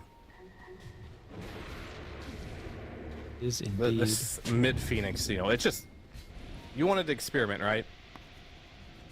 Experiment failed. Yeah. Without a doubt. Experiment no good. Radiant's Experiment has not worked. So yeah, this is on the thing that you were mentioning, right? Like, do we go for a hero that maybe is a little bit worse into the Monkey King inside the lane, but at least you could have a game afterwards. middle tower And we are seeing the decision for that not to be the case means you are very much all in on the lanes going well. And now that they haven't, Heroic can just Tormentor, move them they- across the map at Pike. whatever they want. They're gonna run into Pike. A Stormhammer into the nuke. They'll get close in range with a snowball. Nicely done, but it's just gonna set up for the ultimate RP, and they won't even need it. The counter is there for Vitali, but there's just no damage. The BKBs will protect you, but you've got KJ's who didn't even use False Promise.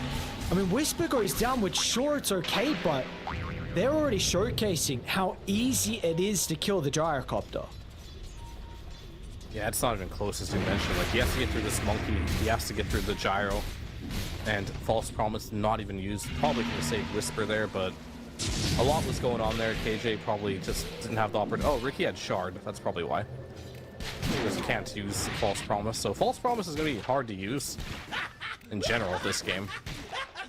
But yeah, I mean, usually when your carry player dies and he's spamming the voice lines of haha, things aren't going great.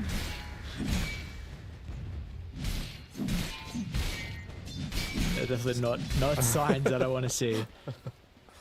I mean, the fight recap we can't see now, but it was a perfect indication of how the game is potentially going to be. Like, Pike. Okay, it's just Ricky dying, who cares? Pike had like 8k damage dealt, and then everyone, I don't even know if anyone else had like over 1,000. So, yeah, we saw it was not bad with the drinking buddies. He's going to go Butterfly next on Pike. What do we feel like is the decisions afterwards for him? Because I know Satanic has always been nice with Scepter, especially against the stuns as well, to maybe sustain. Do you need raw damage afterwards? Like, is it Butter Daedalus? Do you need to survive? What are you looking at? He's gonna need the Butterfly, he's gonna need a Satanic, he's gonna need Daedalus, he's gonna need a Rapier. Okay, but what about the order? Let's do the order first. It sounds like you're making out, like, I understand where you're going with, but what do we need for the next, like, what is the order for him? I personally think the Butterfly is okay, but after the Butterfly, he's gonna need the BKB because he is gonna just die to spend because of the Vanquisher, people stunning him, doing 30% more damage. So, Butterfly, BKB, Satanic, Daedalus, into Defiant, Rapier. If you can get there, you got a chance. They're going to try and TP back and contest this Roche, but Schofield's in a great position. They have the Observer Ward as well at the outpost, and Whisper up on the high ground. Udomi may have got a glimpse of him, and they do. They see a Whisper, but they're far too late to put themselves in a position to contest Roshan. Heroic wants to call it a nice vacuum again for Vitali. Yuma's going to press his BKB over the left side. Pike is away from the team. The Supernova on the low ground is giving them some area control, but it's not enough by the looks of it unless Pike is able to surge away. He's okay. Another dive back over the top. They've been able to withstand the initial round of spells. They're going to be cautious because Whisper's still on the prowl. Another leap in, and he'll snipe Pike on the escape. Would have been massive if the Gyrocopter was able to get away. He'll look to TP. Is there any cancel this? Not. TP's out right in their face. Whisper will live.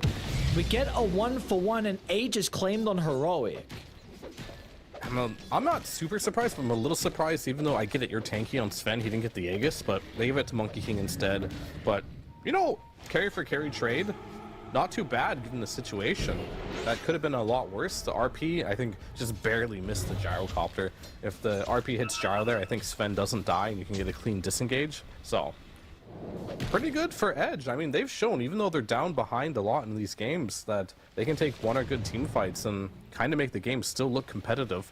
They needed quite a few more of those to go. Obviously, losing Pyke there hurts a lot. And Pyke did commit to the Pyke early on. No Classic. surprise. Yep, no surprise at this stage. Vitaly's Darkseer in teamfights has been really solid. The one down bottom, he got a really good combo as well. And of course, that mid fight just ends. So 0-0-2, BKB for him. But unfortunately, like, your combination afterwards is not there this game. Yeah, and Oracle, he's not sure what to use his ult on. He wanted to use on Schofield, but he had the smoke screen with the shard on it, make him untargetable. Then he started to get a little bit low. I'm not gonna say he panicked or anything, but he decided to just get off on himself. So I wouldn't rely too much on the false promise this game. I'm gonna be real with you here. Like, he's just gonna have to throw out the first person he kind of sees. And that's just kind of, literally, that's all the Ricky's doing this game. I mean, he's not really doing much else. He's just kind of making sure Oracle just can't throw a false promise. That's kind of his whole existence in this game. Not really doing any damage himself. But it might be enough, as you saw Sven did go down there, because Oracle did not have a target to use that on. Radiant's bottom tower is under attack. We got a blink save as well now for Yudomi. He's been able to farm enough gold here for this item. It's big. We will see if he's going to be able to find the angle and put him in the positioning, though, to offer the saves inside the team fights too. PP's also working on a Hex, so you mentioned about the difficulty with them being able to start, especially in the early game. We'll see how the Hex can perform as this one goes on. Yeah, he had a great egg in the last fight too, just right on the low ground as all the fight was happening on the high ground, so exactly what you want to see. Looks like an observer ward will be placed by Yudomi. Let's see if they bait here. Nicely done from Michael, who's actually able to scout out, and they're going to see the see tree. him. The team is relatively close, and yet he can be there. Oh, Whisper. Oh, we pump fake the RP. Now going to be able to get the connection onto the Phoenix. Man, I was a little worried that he used Gyro's RP accidentally, and they're going to be able to move up to him. Pyke will have Vitaly starting to tip him. Look at the angle from Yuma all the way on the backline. How did he get? He wasn't with the original go that they made. Pyke is still able to dip out. Surge helps him escape to the high ground. Vitaly will have it back up in a couple of seconds, so he's okay. But this game, it is continuing to look even more worse for Edge. Clean disengage there. It would have been a disaster if Pyke died there, but great surge by Vitaly to get him out. Smoke screen to help him escape too. Their heroes are very good at running away, but we need to get to a point where they can run into them. Not going to be simple, but they decide now is the time. Smoked up. It might get analog farming. That ward's still there. They see him. I don't know if this Aegis matters, but yeah, it kind of does. He has BKB still, so maybe you can save a punch for later. You see Whisper. Skewer's still on cooldown. Yeah, he's caught, but that's your one stun. Yeah. So you have to get him in that one stun, or it's tough. Moving to position.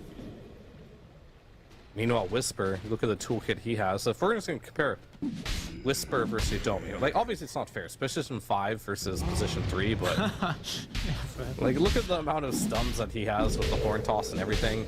And if you want to, you can throw into the equation Monkey King, Sven, Morta with Atos as well, all the control he has with the Force Staff going into even an Aghanim Scepter. The control difference is absolutely insane in this game. So you really do have to take some... You have to split these fights up somehow. You have to make sure Pyke doesn't get RP'd. I think that's rule number 1. If Pyke gets RP'd, the fight's just over. So someone else has to tank that RP. And he has to be able to hit. He buys SNY, so even if he does get stunned, I mean, inevitably he's like, okay, I'm going to get stunned. I'm surprised he went for this over BKB. Because the 15% status resistance, it's not a lot. It's pretty nerfed item. So if he gets stunned, I don't know if this is going to save him, but it does help him tank up a little bit. Still going to rely a lot on positioning here, so I think he realizes I can't go for a full defensive item. I can go for like a hybrid item, like a little bit of damage, a little bit of defense. And hopefully I survive with the Satanic and I get the extra health restoration bonus from the Sage here that the BKB won't give me. He's looking to become the raid boss. But this next fight or two, without BKB, he's gonna be much weaker. But I guess maybe in the long run, if he hits some Satanic timing, he'll be stronger there. That's the late game, though.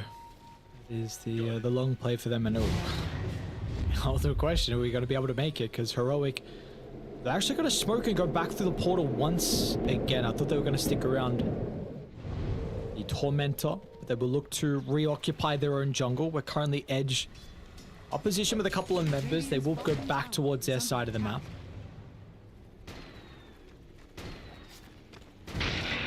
Yeah, they read this beautifully, but they're sitting on top of the wall. So if they can break a smoke here on Yodomi, okay, they know exactly what's happening here. Should be able to blink out maybe. See? On cooldown. So yet again another support sacrifice. It's been the story of this game, right? It's either Michael or Yodomi just dying to kind of like tank these smokings. What else can you do, right? You're not ready to 5v5, so you've got to send someone to break the smokes, and it's better to send your low net worth heroes than your cores. So just the state of the game, unfortunately. Dire's middle tower has fallen. As we wait for probably the next Tormentor, which will be very, very soon. Wonder when they're going to add that to the UI. Just, you know, put a little, another circle above Roshan for Tormentor. Yeah, surely. That's like the only thing that is like untrackable right now within the client. I guess you can't track, glyph cooldowns either. That's about it. Oh, and hero buybacks. There you go. There's your wish list to make Dota simpler. All right, next. Oh, we'll get there next eventually. You know, cleaning. Yeah. it's spring cleaning. It's just simplifying Dota, making it easier. Back in my day, we had to write all the timers down. Yeah. I'm jealous. I hate doing math. Soak the top. The Tormentor up looking for a fight. Dire are grouped up, so they're sick of just one support dying. They want a bigger fight. And they're gonna get it here, but unfortunately they're not gonna have the Ricky. He's blown up in a heartbeat. Enelok as well. He's already on to the second support, and with how it started, they're looking to get out. He might be able to actually escape with a teleport. Now, did everyone else get out fast enough? Phoenix looks like he did. Pike along with Vitaly were able to slip out of danger. So Ricky's gone, and Tormentor will slip into the hands of Heroic. Man, this Sven is so farmed. It's disgusting. And they actually see the Phoenix down bottom. They're going to do Tormentor with minimum amount of heroes necessary. Whisper will get the Aghanim Shard. And Skewer gets more distance, I believe. And if you skewer them to trees, they do more damage. Sick. Or cliffs. Very cool. I don't know if that'll come into play this game, but the range is I've never nice. seen a mag do that.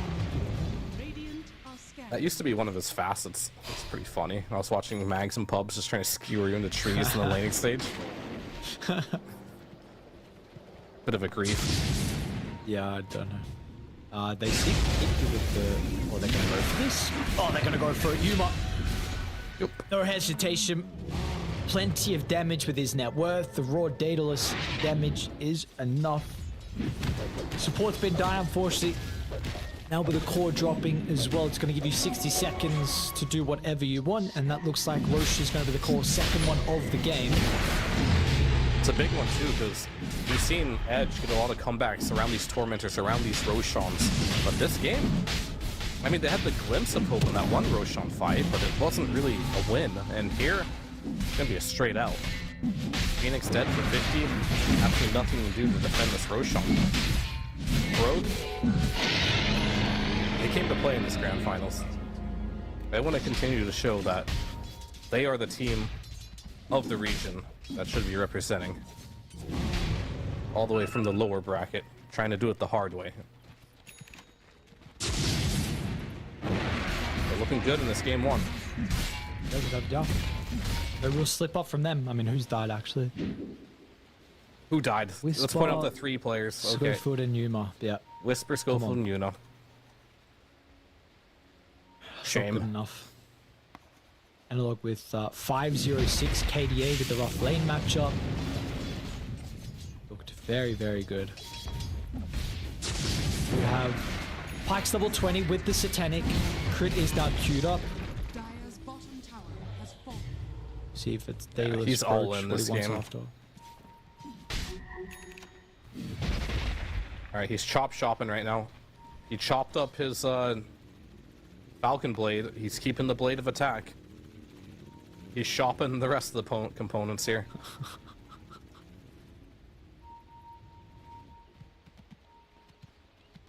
Still needs a lot of time here for Pyke, unfortunately. Is there a talent for drinking buddies? Is no.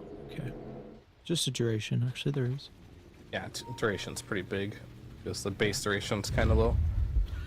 8 seconds is much better than 6. And smoke's gonna come out. With the Falcon Blade chopped up, they're ready to go. Nice.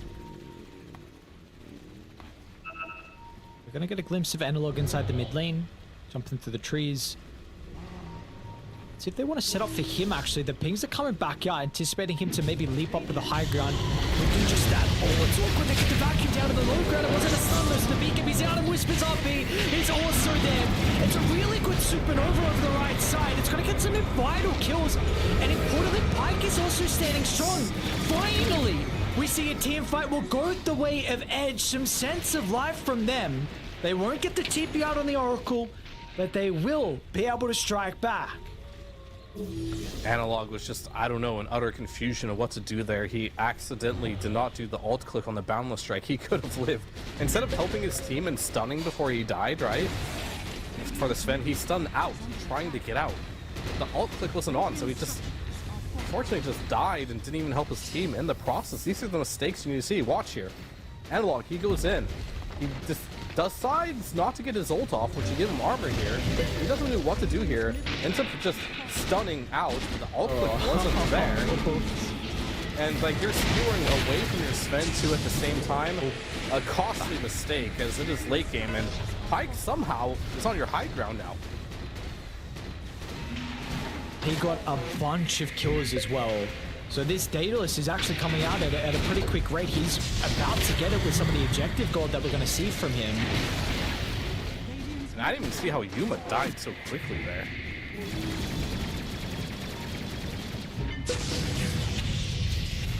Okay, they're going to try and disengage 4-star Fuma. Growth Rents is up, but he doesn't want to activate it. So unfortunately, they will not get the barracks. But they would find the first tier 3 of the game. Dota is a game of mistakes. Sometimes you just play the game out, you know? Lesson to everyone that plays pubs. Don't give up. Their opponents can make mistakes. You know, the later the game goes, the more punishing they are. And what a punish for Dire. I mean, we're seeing. Still Goddamn pretty Pyke Dire comfortable copped in this game, but you just have to look. It's a This Gyro crafty has no angle. BKB. You're gonna have to just jump Pyke. See if they're going to be able to find the angle behind. And do they get the read as well from Edge? They will smoke themselves. Looking to trail the Kree wave and wanting to re-enter the triangle where they have a ward currently. Radiant's top tower is under attack. Pyke is in a position where he might be jumped first, either sides. There's your Domi though. Smoke's about to pop. They're going to get the information. Yuma onto Vitali. BKB is going to be enabled, and he's okay. Now PP wants to get the dive in early. BKB's out of Edge. They're going to try and run down Yuma with the punches out. Yuma is he going to be able to get enough lifesteal back? It's looking like it might be the case, but once the BKB's out, he's gone. Burnt to a crisp once again, and Edge will lose no one. How are they doing this? If they got a way to stop the TP, they won't. So KJ makes it out, but this is no buyback on Yuma. And Whisper, he just farmed top wave during all of that. Like, just an incredibly awkward initiation from Yuma. Like, aren't you just supposed to wait for Whisper to just jump in with the Agons and get an initiation. She has Ags, Aetherlands. Why is Yuma just jumping in, trying to blindly initiate there? A vital mistake here. I mean, he has buyback here, but what is buyback gonna do? You got 36 seconds, no God Strength, and you're effectively dead for 30 more seconds here. And we saw this Oracle. He can do absolutely nothing in these fights. Ricky, he has one purpose in this game. Deny the Oracle from ever using False Promise, and it's working.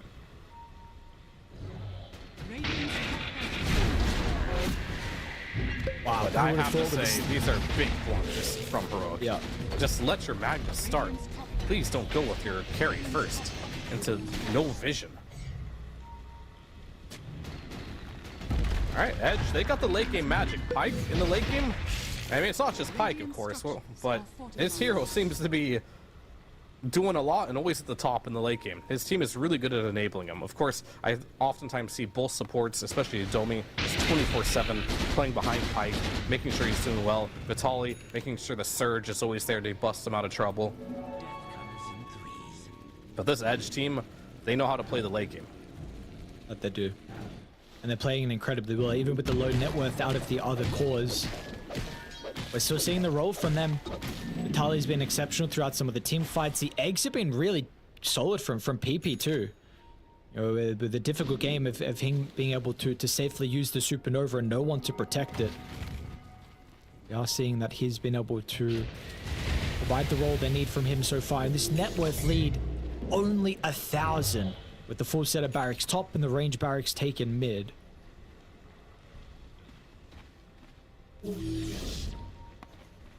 And not ideal. I mean, Monkey King has a refresh orb too. Which, you know, hypothetically sounds cool, but his damage output isn't great. And the more we look at these late, drawn-out fights, people seem to be favoring Heroic, but maybe that'll change. Maybe when Whisper gets his refresher, Monkey has his refresher, these fights might look a lot different. But for now, let's see if Edge want to push this one or not. Solar Crest, Drinking Buddies. A lot of damage. Yeah, okay. Look at that, Solar Crest and Drinking Buddies, man. On this Gyro. This combination is showing to be really lethal in the late game. Jeez. I mean, honestly, it's been lethal the entire game. Laning stage has been great, but obviously it doesn't scale very well as Drinking Buddies has a flat damage increase. I mean, it's 110, but yeah, 110 damage for like 10 flak attacks is quite a lot. Yeah. Yeah, it's a lot. We're seeing how much he's been able to do inside the fights, and he's not even at peak just yet. He's going to go Swift Blink next item once he eats the Scepter. And we are seeing Heroic right into a tailwind here. They are struggling to be able to get back out on the map, and Whisper's got Refresher queued up. We're going to have to see what he can do for them. He's still holding the gem, which can help a little bit with the vision, but he needs to be able to find that initiation. Yeah, without a doubt, they need to start with Whisper. I mean, either Schofield or Whisper starts. Monkey King starting is okay too, just because if you bought a refresher, you know what I mean? You should be able to start. You just go and use your first BKB Wukongs, they go on you. Worst case scenario, you refresh, get out of there with your Boundless Strike Shard. Oracle heals you up, go back in with your next BKB. That works for me too. But I just don't want to see Yuma starting blind. I mean, if he wants to start the fight because he has vision on someone, by all means, but blindly blinking in, that's a big no for me. So if he does have the vision on Yuma, who is the person that you would like to see jumped? I mean, I think you'd love to just delete Tusk right away. That gets rid of Punch, gets rid of the Snowball save. That's a dream target, but even if it is just the Gyro, that's fine, because if they do come to save him, as long as you don't have to use your BKB right away on the Sven, sure, use Snowball, but after the Snowball, what are you snowballing into? Potentially a Monkey King ultimate, an RP. Save might not really do much for you in that situation. And Gyro, he's doing 500 damage goodness. Oh man. With the drinking buddies, of course. 500 damage AoE when he has drinking buddies on him. Assuming he doesn't crit as well on the main target. Let's go. Do himself for a second. They're going to try and get the jump. Pike is in with the damage up, but there's plenty for Yuma. Will now be able to activate it, but he doesn't get any life steal back. I mean, Mag isn't there either. He's farming top. Monkey King's not either. He's farming bot. And you don't even have a BKB on Pike, so he's like, I don't care. I have 0 cooldowns. He didn't even bother ulting. All that was just a man fight. And once Finn cannot win into this gyrocopter, just given the network disparity, plus this Tusk continuously solar cresting. Whisper's got to do it. He's got to do it for them. He just completed a refresher here. So we're seeing him being able to carry games for Heroic so far. They got a smoke though. Under the daytime, it's going to be difficult to find that initiation. It's the last barracks. Whisper has to go, and he's got to do it now. There's one skewer back. Have we got the second inside the base? Does it even get him close enough? It does, but Pike's able to force stuff out. That was a all or nothing play, and you didn't even get him inside. What have you got now for the defense? Mega creeps are online. Voice lines are out as well. They'll lose your Domi, but Edge, they know they can get a little bit more damage done.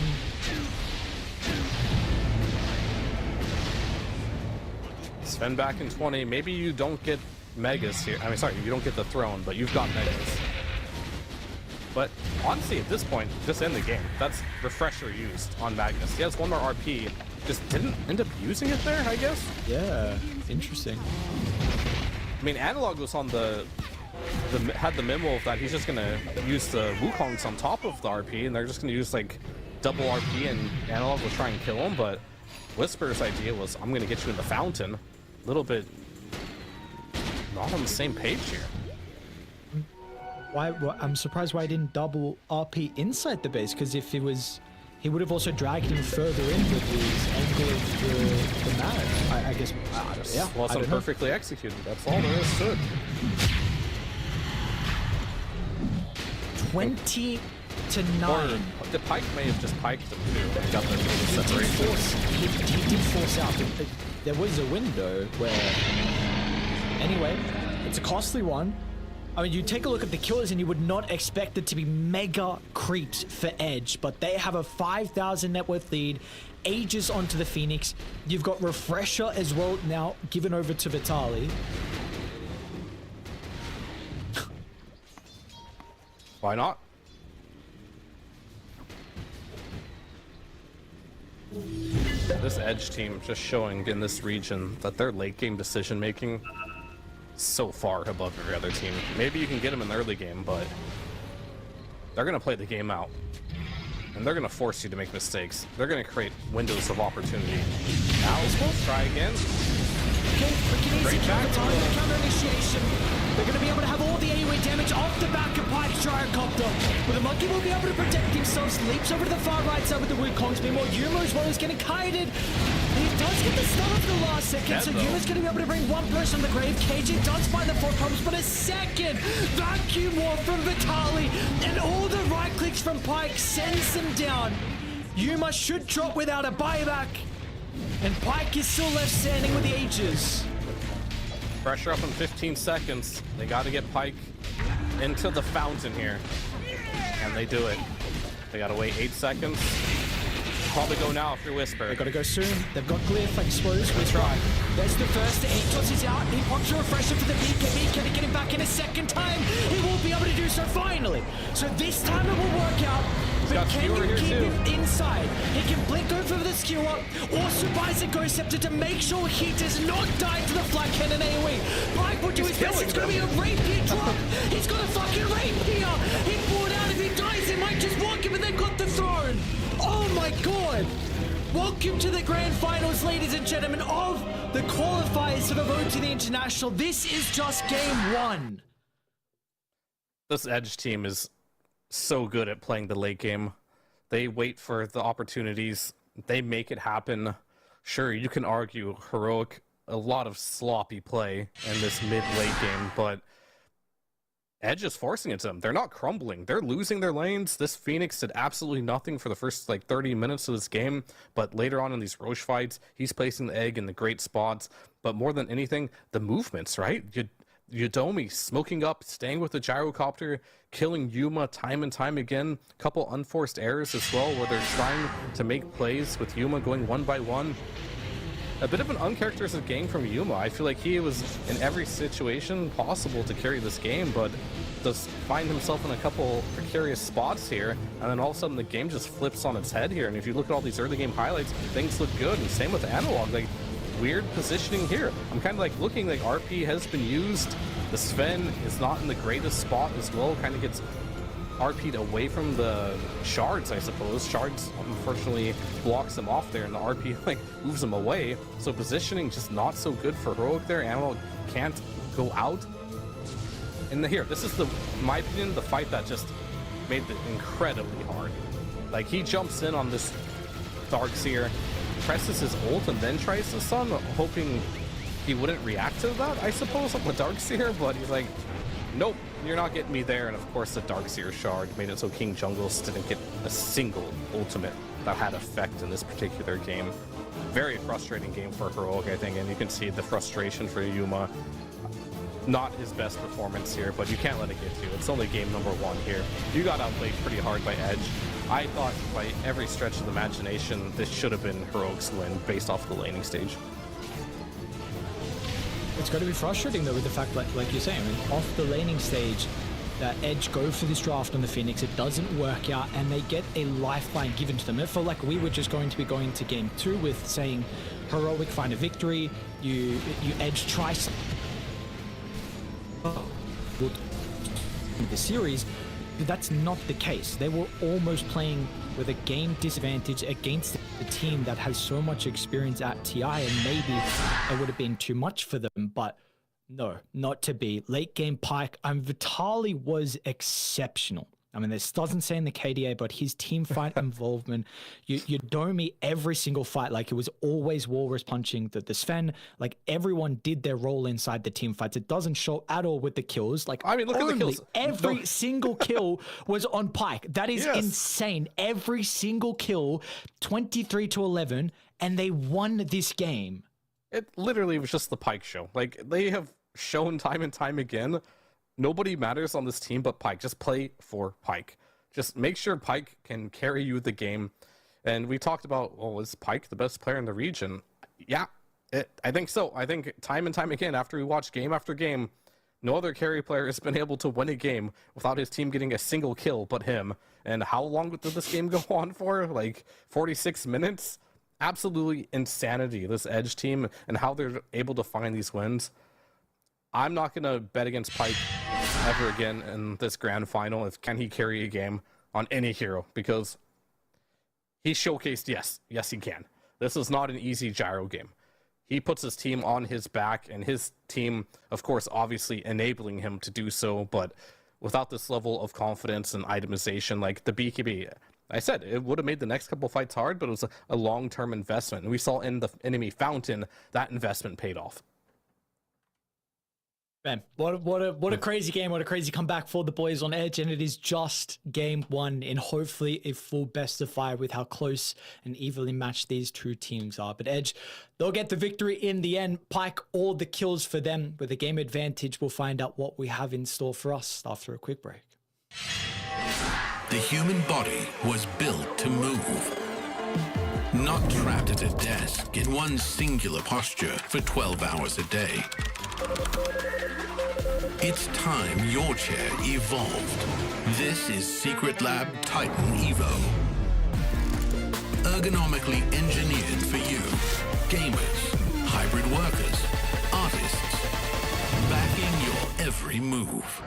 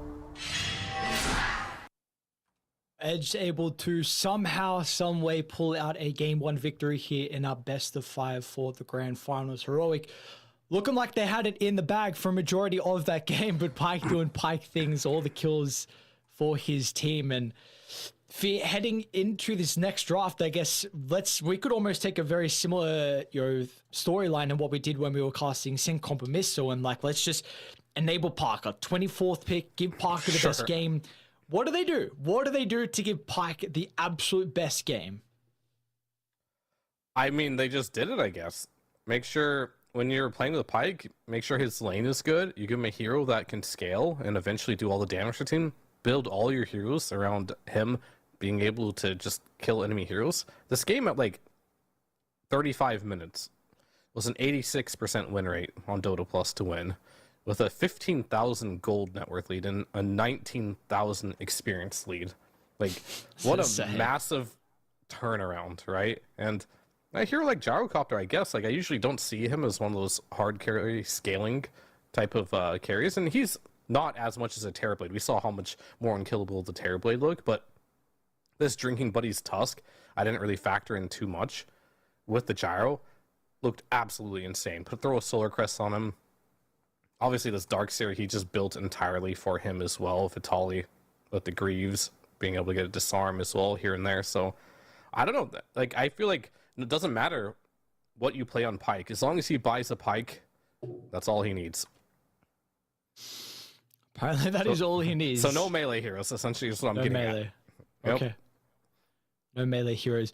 Want to stick on also with Whispers heroes. What do we think there needs to be a decision made in regards to banning out? I don't know if you can, of course, because there are so many other things that need to be considered in the first phase bans, but we did see that with the fact that Doom and Enigma were available in the second phase, you were limited on the Morphling, where we thought maybe that would have we could have seen that at the 17th. Do we think, is there a world where you need to get rid of these anti-carry offlane heroes that Whisper plays incredibly well to then enable Pike? Well, I would have said yes if they lost that game, but okay, they did win that game. They kind of proved that didn't really need it. And they've proven time and time again, this Edge team, they're not really an early game team.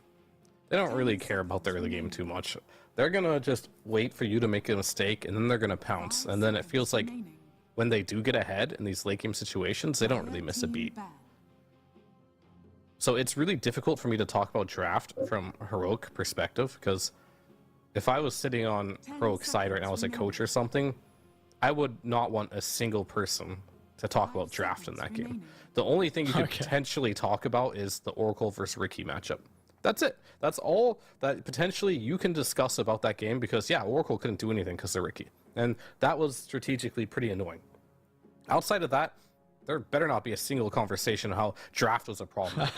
It was literally all gameplay that they really need to fix. And I don't say just go in there and be like, you guys played like shit, like, just play better. Like, it's just like, have a uplifting conversation. It's like, you know, it didn't go well. First game of the day for us, I suppose. I mean, that's not even true. Can't say first game of the day. They had all don't get fatigued. I mean, it might just be a product of that too, right? They played a very long best of 3 just a second ago. Maybe the fatigue is kicking in. So perhaps you just need to sit down and be like, hey guys, it's been a long day. Flip that one for us real quick. It's been a long day. We just got to calm down a little bit. Got to lock in. We want to go to TI. I know we had a long best of 3. That game didn't go well. We got to reset. We got to find a way to reset quick. Okay. Well, let's see where they start. The draft was good for them previously from KJ and CAFs. And we'll see what difference we have here. So Gyro respect ban, Mag gone for Heroic because they don't have first pick and you can't give it to PP.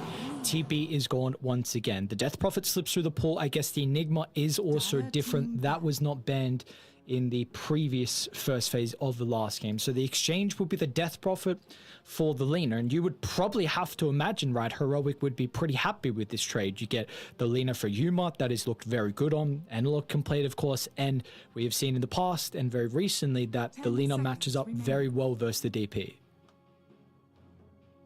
Yeah, I'm pretty happy if I'm Heroic with this exchange. I mean, DP has looked really good throughout the entirety of the qualifier. So it still will have impact regardless of where it goes. But yeah, as you mentioned, this isn't like what we saw earlier where DP goes into some Abaddon lane and just crushes them. Lina will be able to lane against this in any position. We've not in this region yet. Haven't seen DP on support, but maybe that's a potential thing that Edge wants to do to maybe get an advantage in one of these lanes. But I don't even think that's worth it, because when you look at heroes like Lina and Sniper, for example, you just shouldn't bank on beating these heroes in the laning stage. What you should do is try to get a Tusk in your team. I think, not Tusk, sorry, Tiny. Tusk is banned. Mag is also gone. These repositioning heroes are really good versus Lina, so I wouldn't be surprised if Heroic bans Tiny here. I think if, yeah, Kunkka's gone, Mag is gone, Tiny's gone, Tusk is gone, what are your options left for repositioning this Lina? Like some Venge or Pudge? Those heroes aren't really super meta right now. Is this an oversight with banning the Ursa instead of the Oracle? With picking the, I mean, of course, Oracle Darkseid, but really Oracle DP is another one. Yeah, I'd love to see Oracle Tiny here from Edge. That'd be like super sick from them. They'll have everything they need in this draft. They've got the save. I mean, maybe they're afraid of the Riki though. Okay. We did see, I mean, Riki plus Darkseer is also another comp that is quite good. I mean, they might go for it anyway against potential Ringmaster. True. That is a very good point. Imagine the silence as well. Tiny, okay. 10 seconds remaining. I mean, I think Tiny's just so good for them. Yeah. 5 Heroics turn to All right, good. So we got the Tiny for Edge. So another question is if the Riki comes out for Heroic here. You could. It is we saw it was really annoying, but the thing about Ringmaster compared to Oracle, 10 seconds. the whole concept of the hero isn't based off the box. They're like Oracle, right? Oracle's entire concept is pressing abilities on an ally. Pretty much all 4 of your buttons, you do that. Where Ringmaster, yeah, you do have a save. It's kind of nice. But you still have other buttons you can press. So maybe just going for Riki all in to kind of deal with that just doesn't feel great. Instead, you know, putting DP inside of Cogs is always going to feel good. Lina just unleashes damage within there. It's hard to get out of those. So 10 seconds. that's quite nice. Maybe versus Ringmaster 2 in the lane could be of a bit of bully. Schofield maybe didn't feel the absolute best that game,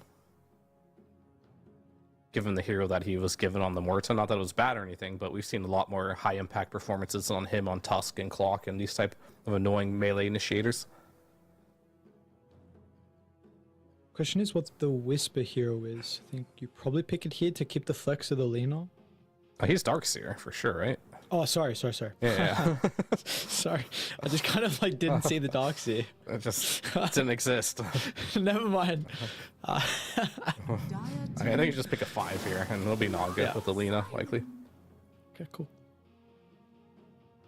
You got your combo. I mean, Naga Lina, which we have been seeing so far, absolutely obliterate lanes. What was the lane that it did struggle in, actually? There was one that we saw actually play pretty well versus it. 10 seconds. I don't remember. Was it the Darkseer lane? Was he first a Darkseer? Did he struggle? Dire team banned. I don't know, whatever, but Yeah, I don't remember. they'll take Sven this time. This region, I mean, Sven is a good carry right now, and whenever you see Darkseer, it kind of gives you a free lane, so. But this is going to be the first game, ladies and gentlemen, where Pyke will not be buying a Pyke, I think. 10 seconds remaining. You say that. That's why I added I think. 5 seconds. It'll make it work. In brackets. In brackets. Heroics turn to ban. Okay, so I guess we have a couple things to determine the flex of the Death Prophet. Currently, with the lane matchup, would you feel comfortable putting DP into Lina Naga with the Tiny? I think Tiny should go mid, Remaining. Okay. more than likely. But I say that, you are last pick, so this Tiny's a flex, DP's a flex. Let's just think about what Heroic's going to do here first. They just need to show where this Lina's going. Now that Sven has been shown, they get to decide. I mean, Edge, they banned the monkey. They don't want whatever happened last game to happen again. Even though PP won that one, he's probably like, you know what, guys? I feel like I didn't put myself in a great spot for Monkey King, but the ban's given. Let's just get rid of it this time. 5 seconds And remaining. I would definitely agree with that one. So now Heroic needs to decide, do we need a new carry? Not sure what that would be. That could be good here. And it's not easy either because, like, I think you need a stun. But you're also against either a Death Prophet or another counter pick. So could you play something cheesy in the safe lane? Let me rack my brain real quick on what potentially could they do here. Kind of deal with this Death Prophet in any side lane situation.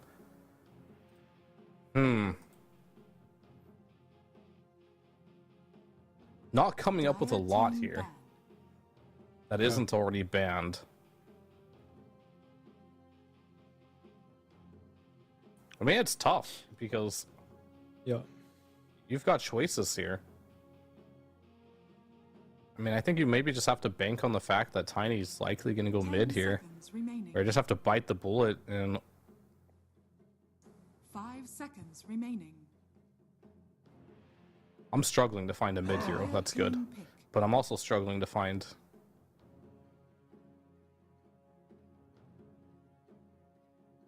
Oh, wait. Does the overlay throw me off? It said Heroic has... Okay. Has first pick, but they actually have second. I'm tripping. Okay. I literally baited. Okay. My bad. They can flex this Lina to the end here. Now Puck has been shown. So actually, Heroic is second pick. They are not 10 first pick here. seconds remaining. So it is Edge who has to pick, and Puck is going to be 5 the seconds choice, remaining. which means DP's in the off lane. Now you can pick something for the mid lane that can deal with this Puck potentially, and the choice will be the Void Spirit. Lina against the Death Prophet makes a lot of sense here, and I think they needed that type of hero, something that plays with the Darkseer Ion Chill that can get across the map, whether it's your Ember, Void Spirit type of hero. They would have loved to have Tiny probably on their side, but it was already taken up. So, I mean, I can't complain yet again about Heroic's draft. It always looks good. I'll say Edge's draft looks much better than last game. But Pyke playing a melee hero? Question mark? Yes, that is true. Big question mark. I've seen it. Have seen him play this Sven in the past, but with that also being said, he can probably play a lot of carries and look very good. I do remember games where he's been great on this hero, but at least again, like you mentioned, we haven't really seen him on melee heroes so far in the qualifiers. I'm a little concerned on the Lina, at least when the lanes dissolve. I think there is very much the possibility. I think a lane's going to be fine, but your positioning is very, very important against a tiny Death Prophet that has an easy way to get on top of you. Once you are on top, how are you going to be able to get them out? I guess the ensnare potentially, but we could see Yodomi come through the portal, PP's rotations as well.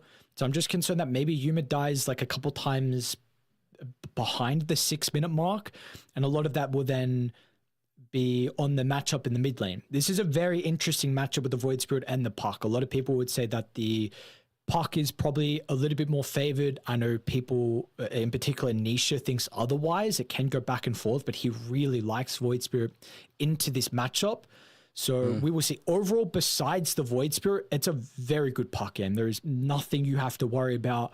So I'm intrigued on what the item build is going to be for Void as a whole and how much he can get done in the lane to slow down the potential rotations with like a coil under the safe lane tower of the Lina. Yeah, there's a lot going to be going on the lanes, and that could influence them. And I was just looking at like Pyke's hero. Like he's played Drow, Medusa, Lina, TA, Morphling, Terrorblade, Gyro, Razor. So he's literally been a ranged hero and bought a Pyke in every single game. So this is going to be his first melee hero. So I'm not saying he can't play melee heroes, but does this mess with the dynamic of what the team is used to be playing with. We'll have to see. He's gonna have free farm in this game, and the difference between Sven compared to all the heroes that I did mention, you don't have to commit to any fight. You can always just stay in the back, decide how the fight's going, slowly but surely. Once you want to commit, then you can just get in there with your hero. But Sven's a different beast. Sven is a hero that is full commitment. Once you're in, you're pretty much in. And some Schofield actually just ate a mango. Typing or something, I don't know. But -1 mango. Oops. Or maybe it's just hungry. 30 seconds to Never know. Sorry, buddy. Doesn't work like that. Yuma? Oh, you can't have this death.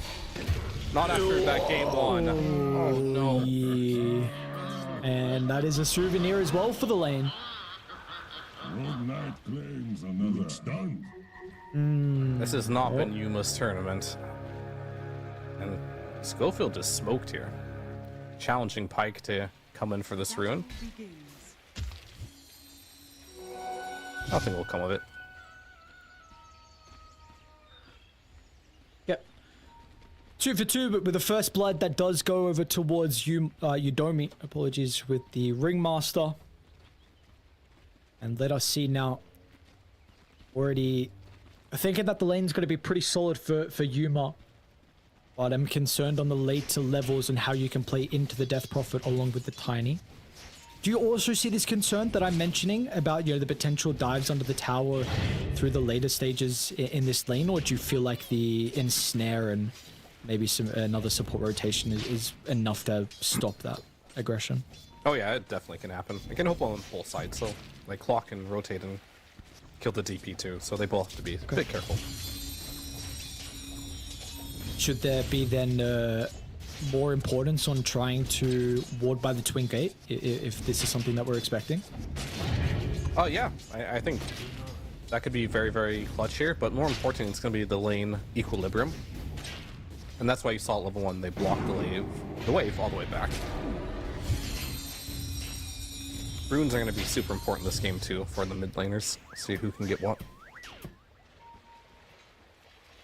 And 2 fresh mid laners for us as well with the Puck and the Void Spirit. We haven't covered a Void Spirit game, and maybe we got 1 Puck game, but we have not been seeing a whole lot of Puck at the moment as well.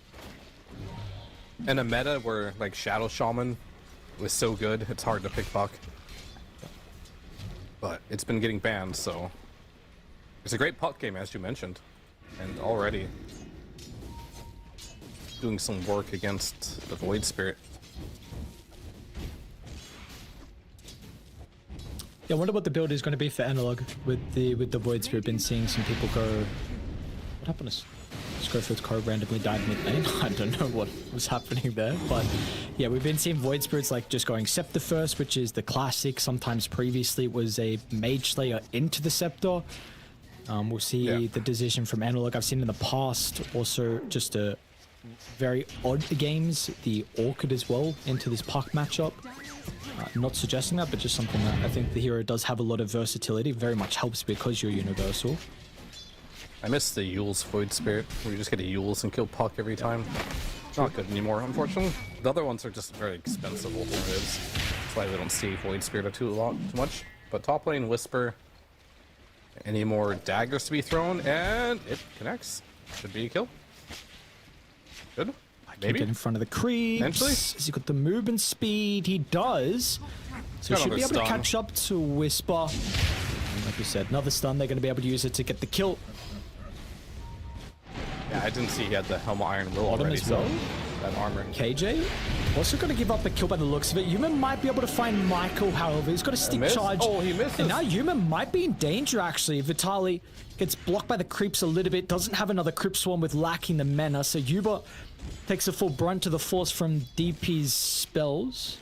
I mean, Yuma can't catch a break this game. Like, he would have traded for the tiny kill if he didn't miss uphill. I'm frustrated for him. I don't know if he's actually frustrated, but I'm frustrated for him.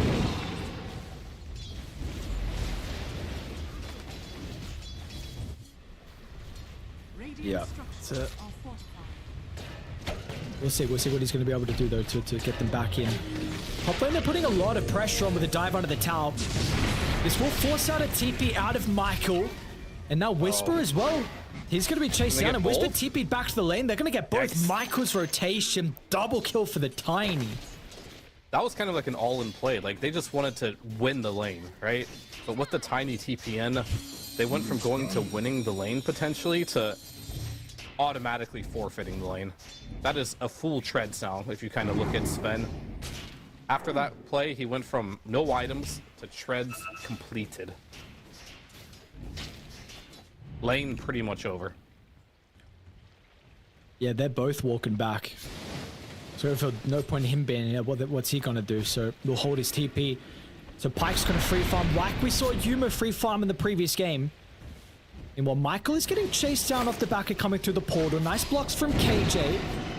Looks to toss away. Yeah, Yuma can TP if he wants to, and he will. Yeah, but he TP'd to his tower with 10% mana and 30% health.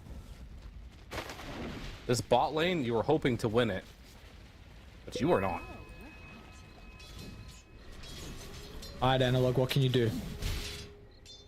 You are also having a very good time mid. It's getting a little bit better now for the Park. The early couple of levels were very much favoring him. He had like a 10 last hit advantage.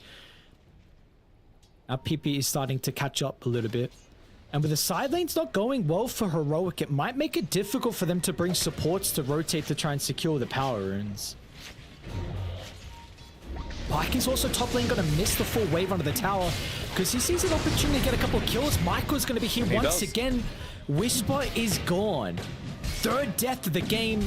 Schofield trying to get up to Yodomi, but the souvenirs are not enough. But it is a 2-for-1. Michael's on a killing spree. 3-0-3 on the Tiny. This Edge versus Heroic matchup oftentimes is skewed by Michael just sitting in the safe lane while Vitaly, look at him, he's free farming bot. Yeah, you move your Tiny out of this lane, but he doesn't care. In fact, Vitaly is just chasing down this Lina. If he wants to, he can chase this Lina down and kill her. And he's like, you guys gonna TP? You guys gonna TP? You gonna TP? Well, alright, I guess not. But if she wanted to commit for that, she could have got that kill. May have been a mistake to not do so, actually. She chased it anyway. Yikes. I mean, she had another siphon. She could have 100% committed there, so... Vitaly was a little bit like, huh? Are they really not reacting? And just kind of bamboozled himself there into a death. That's huge, though. Here. Oh, okay, yeah, Radiant had a ward by the Twin Gate, so they saw Pyke come through the portal, so Yuma had to TP all the way away, and Dire Scan will go red, so they know that something's going on. Unfortunately for KJ, he's going to be surrounded. There are 4 heroes here, apparently, and a carry as well. Pyke, he'll be able to do it solo by himself. Dire's bottom tower is under attack. Yeah, I mean, really wanted to defend that 7-minute wisdom. It wasn't even like they're getting 2 or anything. It's just not something you see all the time for your carry player, but no big deal. He gets a kill. He's back to top via the gate. And now he can be like, hey guys, I'm going AFK farming now. I did my job. I participated.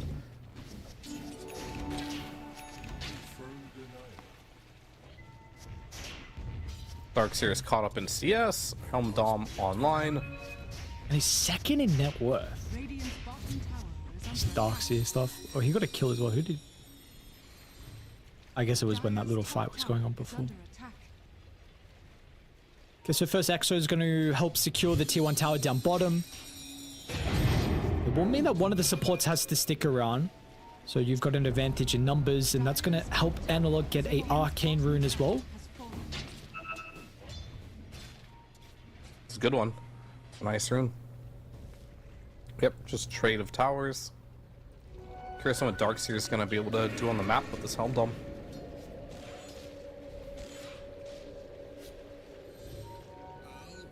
Yeah, very interesting build. Are we seeing other Darkseers do this? I've seen a few, yeah. Okay. Oh, nice. Neutral tonight. Yeah, so I know Whisper did it in the previous series, so we'll see it again from him. I think he even went Orc at that game too, so we'll have this one to help address the potential puck issues that they're going to have. Yeah, that's a build and a half, huh? It's definitely an interesting Darkseer build. This is a... It's just farming up aggressively inside Dire's jungle. He's going to come back and look to try and counteract this as well. So Whisper's done a great job to be able to at least find a way to have some net worth in the early game. And it's not just some net worth, it's second in net worth. Yuma as well is not too far behind. He's got the Javelin already. Going to start to work into the Mithril Hammer. Yeah, what happened to this Void Spirit? He was doing really well, but somehow fell off on the net worth. I mean, he's still farming okay, but a little surprised. Maybe he just needs to find a kill. Maybe just for Darkseer and Svenner is so far ahead. Speaking of being ahead on this event, Oh my great god. vacuum. Oh, so frustrating. Yeah, I think the Void can have a bit of a weird stage in the game once the lanes dissolve. Is he gonna be okay? Maybe he can toss out to break the coil. Won't be able to find it. No, Anno is gonna be fine. One more astral step, gets over to the other side. Yeah, he's pretty tanky.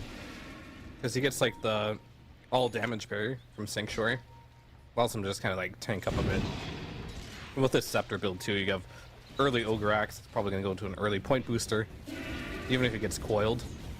Usually survivable enough towards the end of it where he's getting a Dissimulate or potentially Astral Step off. It's really going to be offensive power when he does get that Agnums.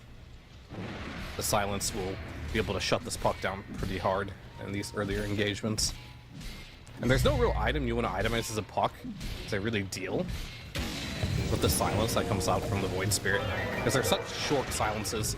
Wheel of Wonder, a little bit off. And Yudomi.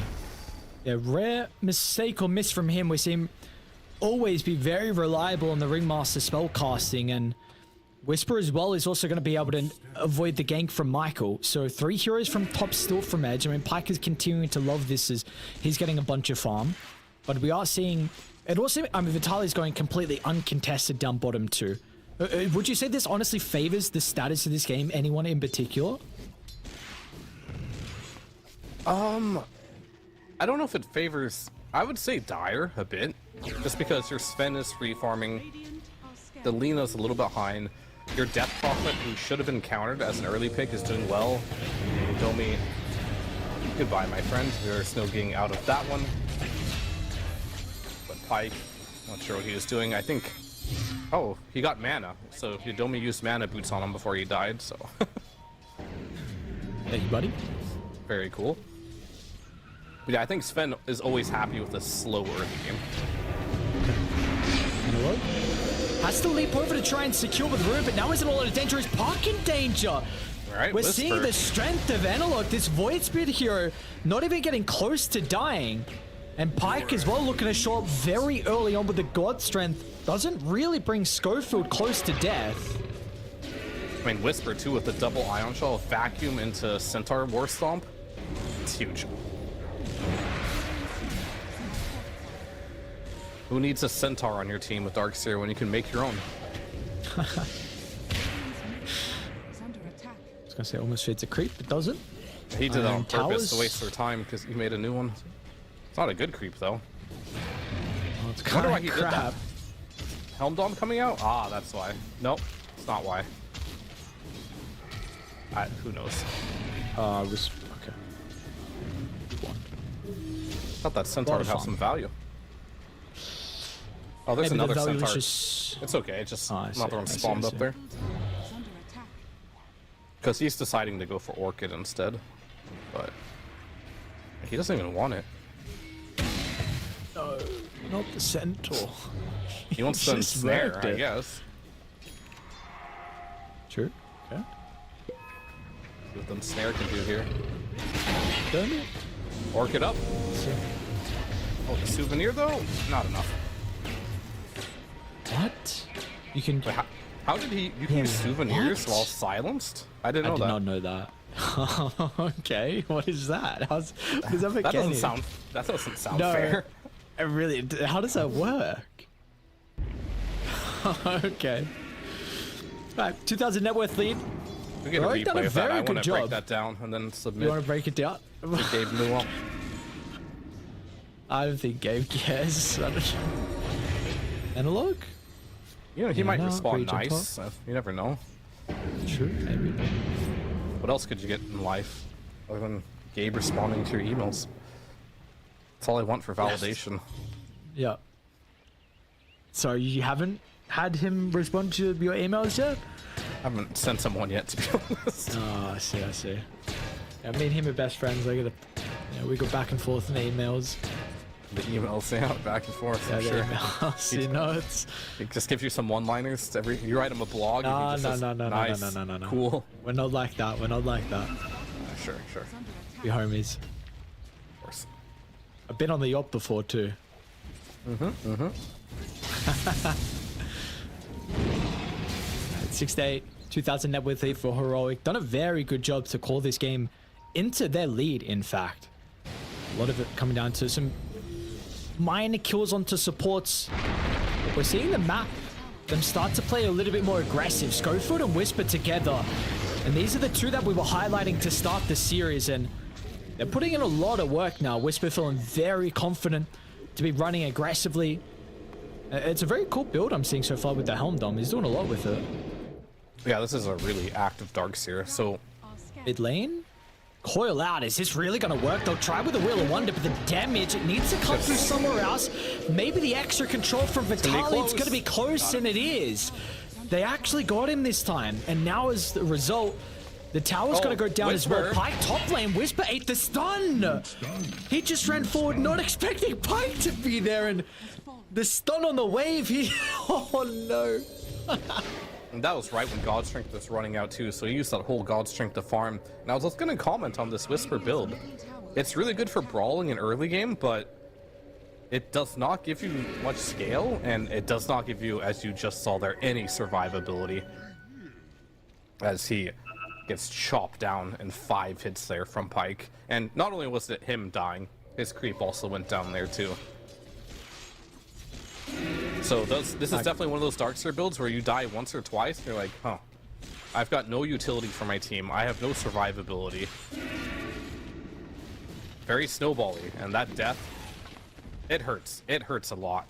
That's a solo kill. Yeah, level 14 now on Pike compared to the 12 on Yuma. Who is, with the farming accelerant and the boots of travel, starting to get a lot out of the map there. I actually want to group as 5 mid lane. Analog with the Scepter. So they're trying to get back in this game off the past couple of sequences that favored Edge. And, well, this kill without a doubt is going to be a good way to start that. Pike has got no one nearby. And they'll lock him inside the cogs. They'll make him work for it. Analog actually has to come over just to help to get the kill. Big kill. Really big kill.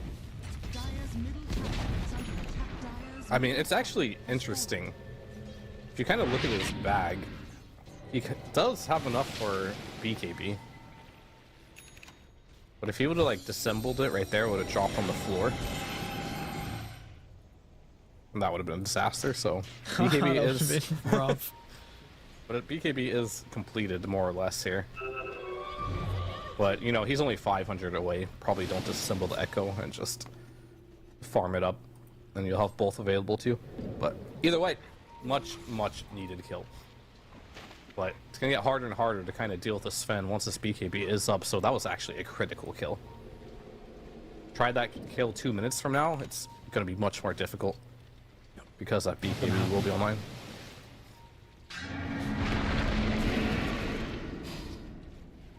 Which that is just an illusion, but you do get the double damage rune onto PP's Puck.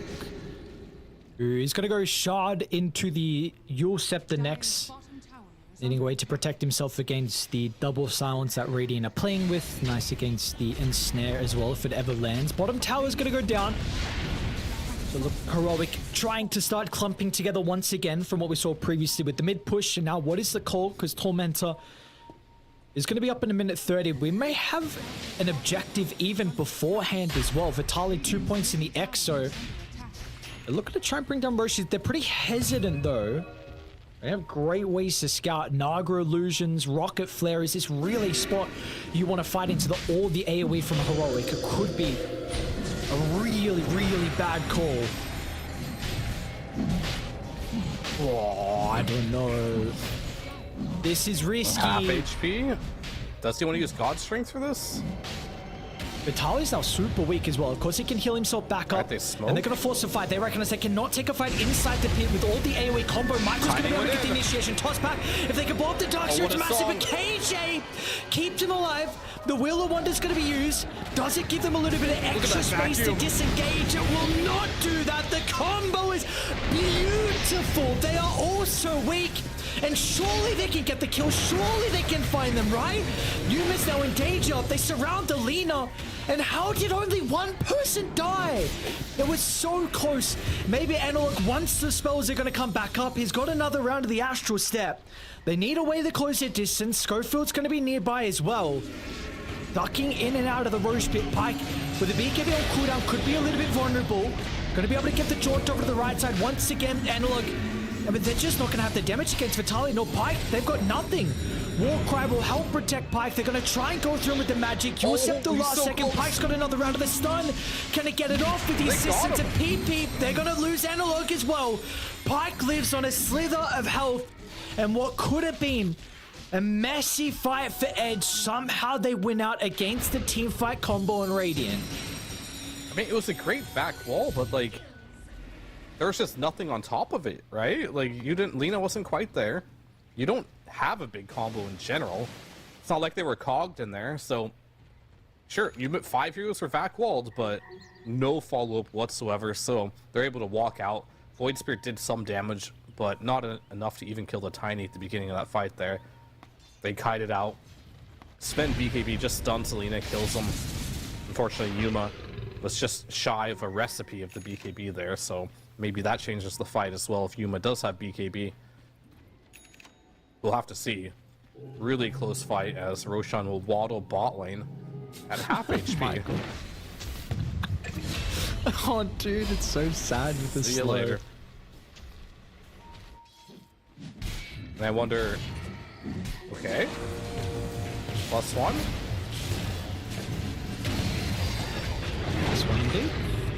Second onto a support. A little bit too late for the Wisdom contest, though. Do they think about Roche? There is 4.2k gold on Whisper. Wonder what he's saving for. BKB it is. Okay. Alright, just buys out a full BKB. I mean, you're against a lot of silences and stuns, so... Checks out. This is like the Battle Darkseer build. His hero actually hits hard. But he went for hard of battle. He didn't even go for the right-click Darkseer. So... True. He's gonna be a little bit faster. He's got the greedy enchantment too. Wants the GPM, he wants the farm. Another fight around the objective. Michael gonna run up the high ground blindly. Links in though, says Schofield. The cogs makes it difficult for them to walk up the stairs. Michael should go down without having to commit too heavily. Just to coil onto one as well. Schofield, nice hook shot over the right side, making it a little bit difficult for Sven to be able to get any damage out. Pike's getting kited. Once the song expires, are they going to get him for the damage onto the puck? It looks like it's close and they'll find him. Analog also slips out of danger. Pike's blink is not up and available, so Heroic find 2.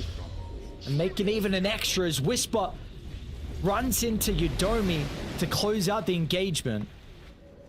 I mean, I haven't seen this before. Like, this is like a carry Darkseer. Normally the Darkseer, we saw last game, right? Just playing the fights, helping his team. Whisper is doing what I feel like is most of the damage in these fights. I guess, no, he didn't do the most damage. He did the second most. The Void Spirit did a bunch, but he's just cleaning up the kills.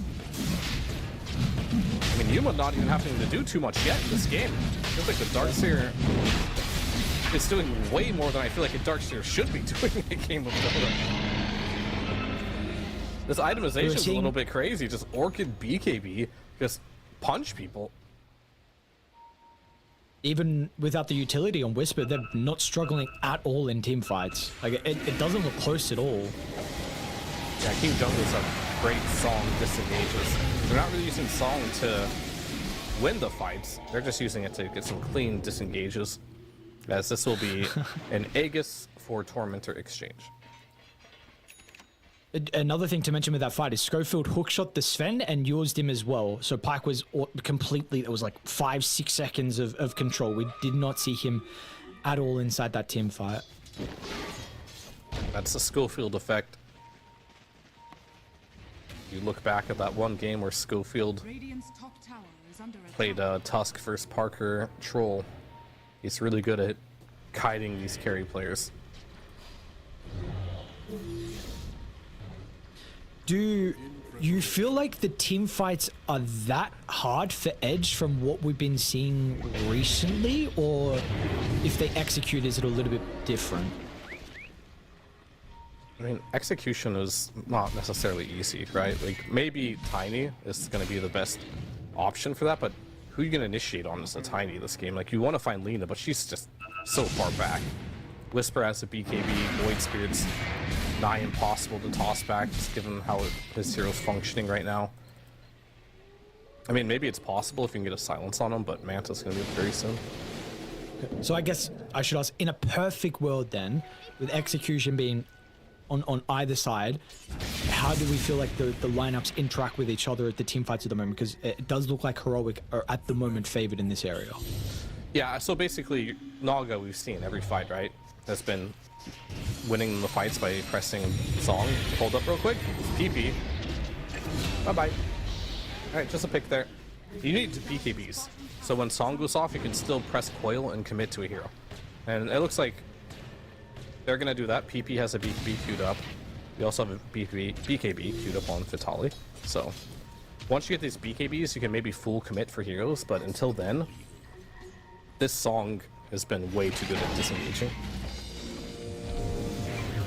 Another pickup by the looks of it, Udomi. Actually gonna get some TPs in, so Pyke quickly finds the clockwork. What do they want to do off the back of this Song? Vitali's actually going to commit with the Exorcism as well, and I think as soon as they see that, they're going to try and disengage, but KJ didn't TP out in time, and everyone else didn't run away.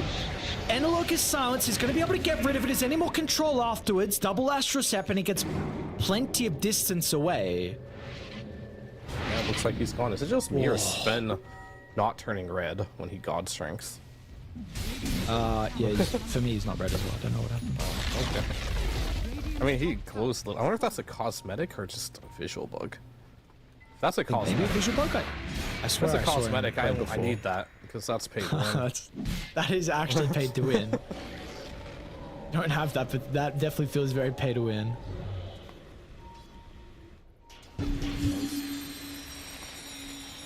I'll investigate later.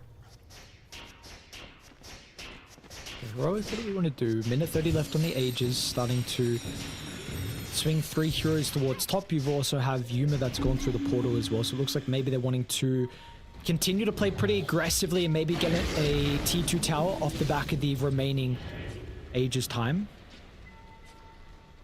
Yeah, really close game. Gem online for the Death Prophet. We've got the Fast Gale Guard, the Alert Gale Guard, the Mystical Essence Ring. Neutral items are coming in for the Dire Squad. They want to try and take the fight. Michael with the initiation with a quick blow up. Numbers disadvantage is now favoring Heroic, and now Yuma's positioning is also compromised. Got an Aegis So they'll get him BKB. without committing too heavily. What How can do you they do set now? up on the second life? Michael, Blink's gonna cancel with the trail. Whisper's gonna be able to find the vacuum as well. Pyke looking to slowly move forward. It's so hard with the surge on Whisper. The trail making it difficult for them to close the BKB distance, on but PP Whisper. doesn't have to worry about that. Now, he's got the orb to move freely inside the team fight, so that is a massive, massive kill. Wicked sick goes to PP's Park. Radiant are scanning. This is just the edge magic, man. You're fighting into an Aegis. This looks like an orchestrated push coming from Heroic. And yet you find yourself in a precarious spot here. Dire's Having to die immediately on Yuma, BKB TP out is the call there. Schofield dying immediately in the fight. There's a gem online for Vitali, so he's gonna be able to sweep across the map here, deward any vision that you might have on their side of the map. And more importantly than that is, I was a little afraid for Vitali maybe in that fight. Potentially you can turn on Lena, get a kill on her, take the gem. Maybe that was a possibility in that fight, but now that BKB is gonna be online for this next fight, how are you gonna kill any of these cores right now? BKB on Puck, BKB on Death Prophet, BKB on Sven. Of course, Sven also giving this Warcry, that armor to his entire team, specifically his DP with Warcry. It's going to be very difficult to burst. So the later this game goes, the scarier it kind of looks for the side of Heroic. Oh man, you don't want to hear that if you're a Heroic fan, especially with seeing what happened last game and Edge's late game execution, which you have heavily praised. And not only that, but Pyke's late game execution and ability to carry. Yeah, I mean, Pyke is already up to a Daedalus now too. The only thing he can really do left at this point is replace this Mask of Madness and his boots. Looks like he's going to choose to potentially upgrade his Blink first, wanting to hang on to that 110 attack speed that the Mask of Madness does provide. Now, I was going to comment on all the neutral items that were picked up from the Dire Squad. It's like Gale Guards on top of Essence Rings, just survivability really, as it looks like King Jungle's. And also down at the bottom as well, another person, Yudomi, caught out from Heroic, so they will at least be able to find a pick-off, I believe. He supports posture so aggressively. Okay, so neutral items, you were saying? I'm just saying there's like all these defensive survivable, like if you don't get the burst right after the song, it feels like the counter initiation is just too strong. So yeah, everyone's just kind of like building these items to help them survive, be a little bit more tanky. Knowing after the song vacuum, if you can get a clean disengage, that's how you're gonna win these fights. So, well, Daedalus without a doubt is going to at least assist with some of the damage that is missing. Analog, he's super poor though. This is not going to be some like late game Void Spirit unless he gets a couple of streaks given over to him. He's really struggling at the moment. It was not too far behind the puck, but in a position at this stage, like for them to win this game with the damage issues, feels like you needed him to have a better game. And he might get jumped actually. Pyke, they're going deep behind the tower. So this time the support positioning, it's okay, but it's just a high ground ward. I mean, they can just rush in like that because now that they have the BKBs online, this Naga sleep that has been winning Heroic every single fight just doesn't really have the same effect anymore. And this isn't going to be like some Naga plus like, for example, Enigma, right? Where you can just sleep in the black hole and your BKBs don't matter. If she sleeps to engage, not very useful. Can't really sleep to disengage either. So Naga's effectiveness in this game has just been kind of like snuffed out. And they're snuffing out Whisper as well. They saw him with the Observer ward. If he doesn't get out surge now, on his creep, so that's gonna be down for a little. And this is not where you want to run, Whisper. It's not. Michael's gonna find him. And Pyke's nearby as well. No hesitation with the God Strength. 1700 crit to put him 6 feet under. Whisper was carrying them through the early game, but 6 deaths he has is going to slow down some late game opportunities for him with the Hex to maybe assist. And this is starting to look out of reach, honestly. 2,000 net worth lead, it's not a lot, but if this team fight goes awry... I mean, they're smoking with no God Strength. I say no God Strength, but yeah, it's down 3, 2, 1. It's gone, but they want to fight without it. Found him, going to also get the taunt as well. Yuma's going to be so cautious of his positioning. Will play pretty defensive. Unsure of where Michael along with the Sven is. So doesn't want to reveal his current location, and they also maybe don't want to fight without Whisper just yet. They will have a bit of a window when Whisper respawns before the God Strength is back up. I mean, Schofield played that perfectly, to be honest with you. He just used the Rocket Flare to cancel the Sven's Blink into the cogs there. And plus, he's itemized in a way where he's very difficult to kill. He's got Ghost Scepter, Yules, Solar Crest. This is what Schofield does. This is what he does. He buys the cheapest items that give him the most survivability. Such an annoying build. Oh my god. Well, another thing is like Puck late game. I just saw a Witchblade on him now. And this guy also could just be, sorry, Prasma, apology. Yeah, this guy could also just be the ultimate late game hero. Like, we're talking about the Sven, who is level 24, but PP really doesn't have anything he should be consuming at late game. Maybe, you know, the Blink Hex on Whisper. Okay. I mean, he's definitely going to scale way more than Whisper is. Void Spirit could scale as much as a Puck, though, but we mentioned he's the lowest net worth all the cores, but maybe a kill or two. I mean, he just needs to get to the items, right? If he ever does get to the point where he has the items with Void Spirit, his scaling is just as good as the Pucks. But he's just got to get there, and Nullifier is his next choice. We'll see if he gets up to it. Lena as well. I think she really wants a Satanic, even though the Daedalus is up. Can't really man-fight the Sven yet until we do have a Satanic online here. Look at this angle. Full wraparound, but Whisper as well. Now, do they see him? Smoke's gonna pop. Do they blind jump? They do. They're gonna jump off the high ground, get the toss. And what a massive initiation. Exo even popped from Vitali. They won't find anyone else, but Roche. They're happy with that because they can just look to go for Roshan. Whisper will not have a way to rejoin them to force a potential fight. He's gone without a buyback. Yeah. And Pike TP's topping the lane out, knowing Roche will come. But then now you have to do this Roche, knowing that Schofield is clockwork.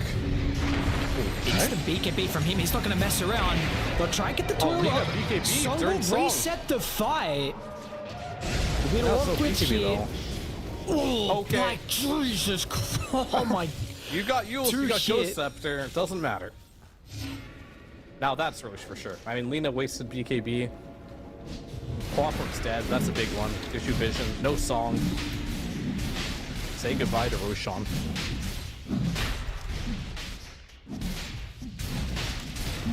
Wonder who's gonna take it. Yeah. Maybe Puck? Yeah, Sven's an item where his items are so delicate that an Aegis can actually make you weaker on this hero. Like if you drop your Mask of Madness, you don't have damage anymore, and all of a sudden you can't get that one kill during your BKB that you needed, and now all of a sudden your whole team's dead as you're respawning. It doesn't feel good, so. I'm okay with this, and I don't think they have any plans of really going high ground either. No point. Well, maybe in some ultra late game situation, if Pike wants to hit the high ground, he'll take it. But for now, give it to the Puck. He's got Gem too, so Aegis Gem. That's obnoxious. You can go anywhere on the map that you want to as this Puck, and just go D-ward. And we've kind of seen it in this game. Like the vision's been a problem. Like Whisper's sitting behind a cliff.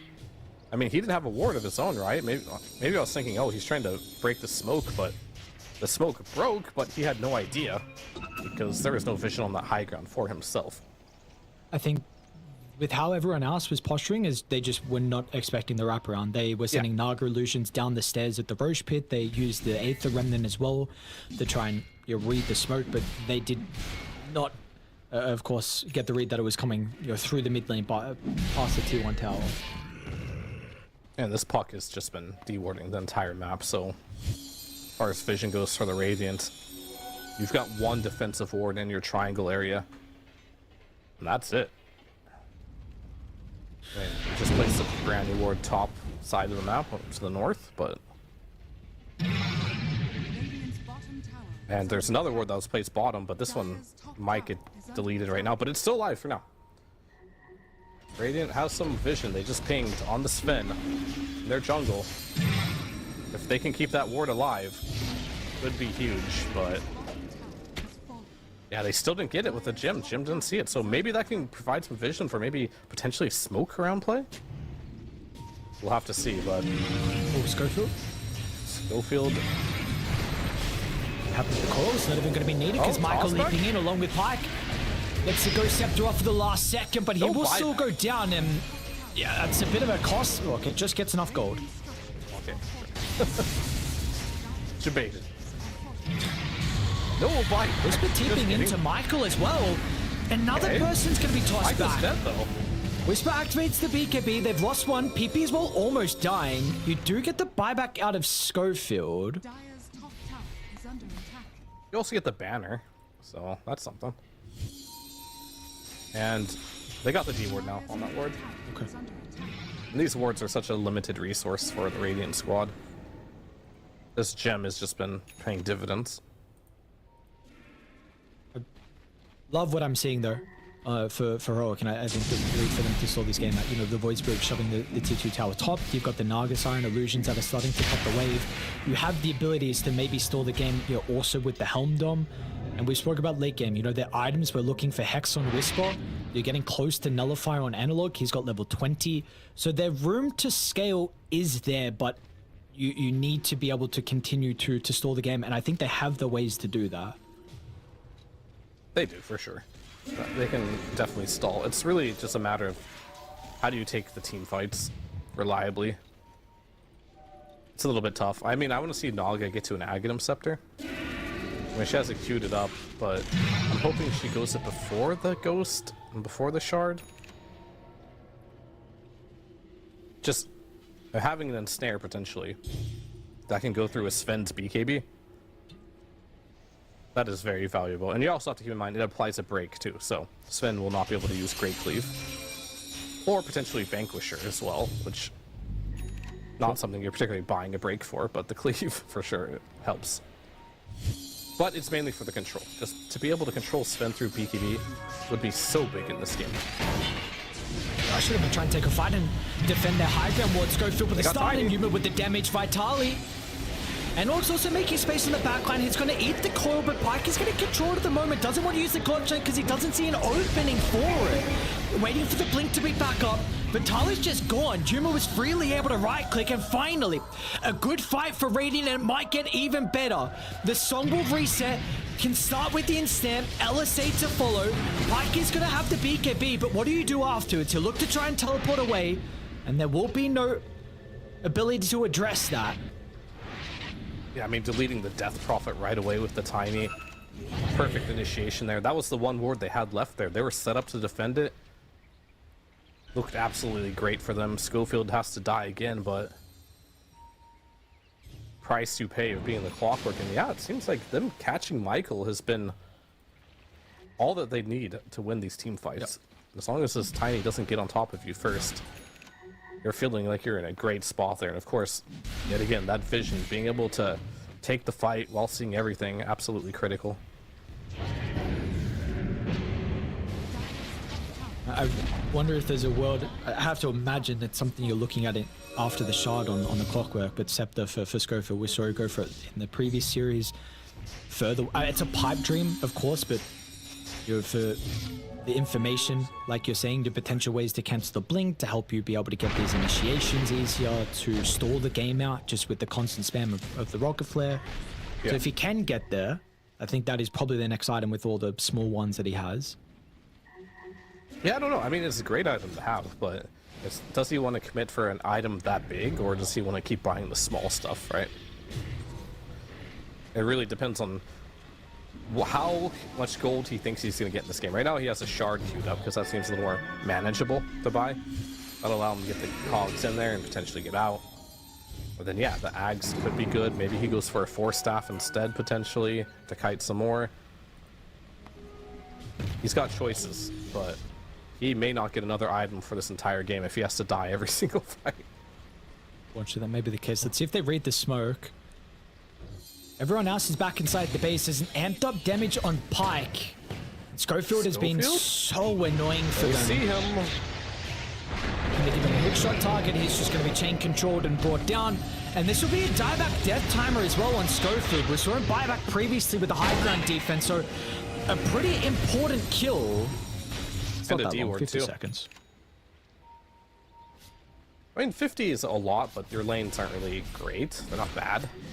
But I think getting the kill there and then also de-warding, you're pretty happy with that. Maybe Roshan is the next potential objective here. Very likely that it'll be on the top half of the map in the nighttime. Continuing to do a very good job at stalling this game out. 5,000 net worth lead. It's actually shrinking for Edge here. Whisper's not leaving top, continuously spamming the Centaur. You got Naga illusions up in your face. It must be very frustrating for Dire, constantly going on the enemy side of the map and having to go back on yours. Could be looking at some boots of travels for them to help deal with the waves. See when that is something they want to start considering. Pike has 6,000 gold, kind of debating what item does he want to go next. Michael? Committing for a shard?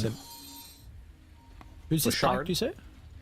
Oh, I said he's debating what to go because he had 6,000 gold. Decides to buy the shard, which, you know, he's playing versus a Qualifier. Makes sense. Needs to keep that armor up. Has Lincoln's queued up, and the Lincoln's is interesting because, like, the only thing I see a usefulness of this Lincoln's is the instant hex from the Darkseer. It can block that, but outside of that, doesn't do a lot this game. But he's that afraid, essentially. Is he anticipating the scepter as well from Nago? Maybe. Who's got Refresher queued up instead on KJ. Fresher? What does that do? Apparently. You tell me, I don't know. Double song? Sure. Okay. I don't know. That's a new one. Let's see if he sticks with it. We are about to have some important level 25s, in particular the puck one. The Dream Coil Piercing debuff immunity is definitely the one I'm looking at. May not have it for this fight. Lincoln's on Sven. But that will mean he has no buyback for this fight. 1,200 away. He'll have to get like We've seen an ultra kill or previously something. Michael's been really Michael. important for them. He's been a lot of that two? control initiated inside the team fight. People over to the other side. Schofield gets a mini stun. Mike's gonna try and find the jump in. Double over to the backline. Darkseer's gone and Yuma as well. About to be cleaved down. the man Darcy's fight. supposed to try and stand his ground for the Satanic Life. So it's gonna be enough. Yuma falling lower and lower, but once it expires, along with the BKB, she's got no hope at all. And no one else on Heroic to stun at the last second with the Stormhammer AoE, clipping Analog. They only got Matthew in the end. They only got Michael. Yeah, I mean, Michael, they got him, but they're so close to their base, right? You could just TP back in and assist them this fight, so they somehow had to kill this puck too for it to be worth it, but they just couldn't do it. And even Schofield, I thought he might survive a bit longer. We're gonna get a replay here. Like, Michael's a good kill, but unable to get the puck here. And you still commit to this fight regardless. I thought that Outworld staff or whatever might save the clock, but if you can immediately die instantly on Darkseer, the fight is not going to be good for you. So Pike showing you exactly how to make an initiation. I mean, he hits the Lina and Darkseer at the beginning of this fight. And with no Darkseer, you have no chance. And you see the frustration from Whisper. Like, where did my hero go, man? Look at his build. He's the top net worth hero on the side of the Radiant. No Hex used, no Refresher used. Just all that net worth deleted in 2 hits. You're such low HP on Whisper, unfortunately, with this build. And now your base. There's hardly anything left of it.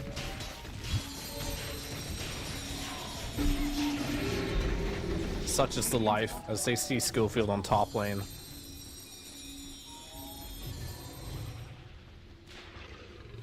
Looks like he will be fine and they'll back out. Radiant's top tower has fallen. What? 20k gold advantage now.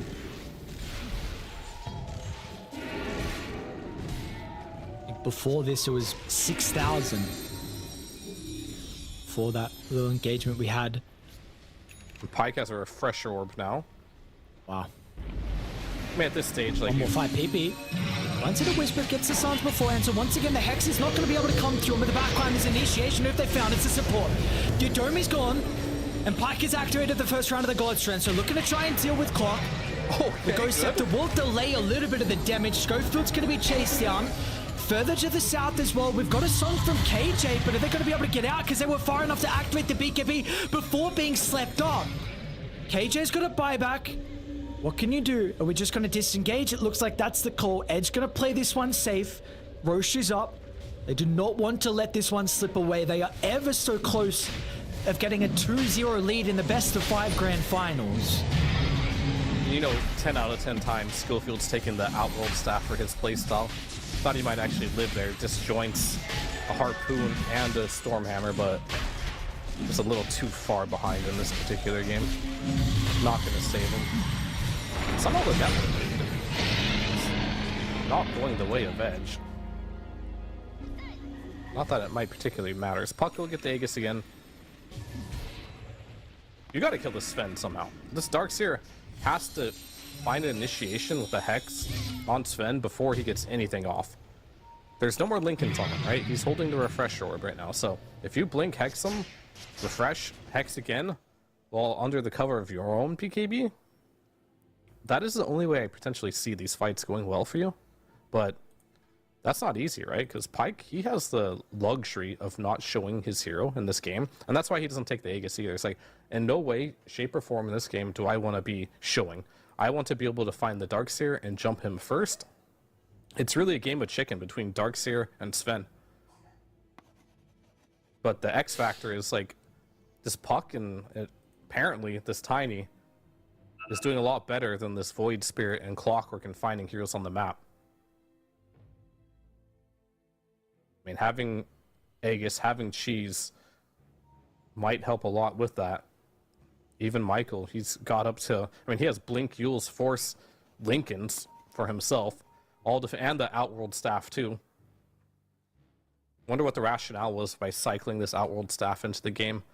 I already felt like it was annoying enough with Ghost Scepter, Yules, and Glimmer Capes ever. I was like, let's add one more item to annoy people.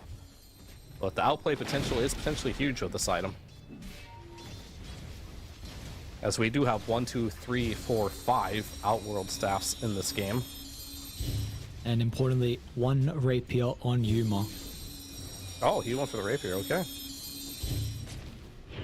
I guess they feel like they need the damage, which I don't disagree with. But they also need initiation. I think that's been the big thing this game. Something Schofield just unfortunately has not been able to find too much of this game. And it's kind of hard because, like, you don't have instant disables. If you think about, like, Tiny, Tossback, it's an instant stun. Sven, instant stun. You don't have any of that. Analog has to hit, like, some remnant before there's a reaction. Hookshot, unfortunately, it's only a 1.5 second stun, so it's very difficult to follow up on that one. But they'll take it slow. Seeing the ease of execution heavily favoring Edge and the gameplay as well afterwards. It is just the barracks up top left standing against the Megas. And they are playing this one a little slow. That is back-to-back Corey deaths on KJ, which means the fresh shot is not available for him. What's the buyback status is looking like for Radiant? It's the all-important thing. You've got the Whisper buyback, you've got the Void Spirit buyback as well. Schofield's about to have enough gold. They're mainly limited by gold. Like Lena, Naga, and Clock all just need some money. Clock should be easy. It's only 90 gold. But his is also by far the cheapest to get. Smoke up from Edge. Gonna maybe go through the bottom wave. We've seen previously Whisper shove this out pretty aggressively with his own hero.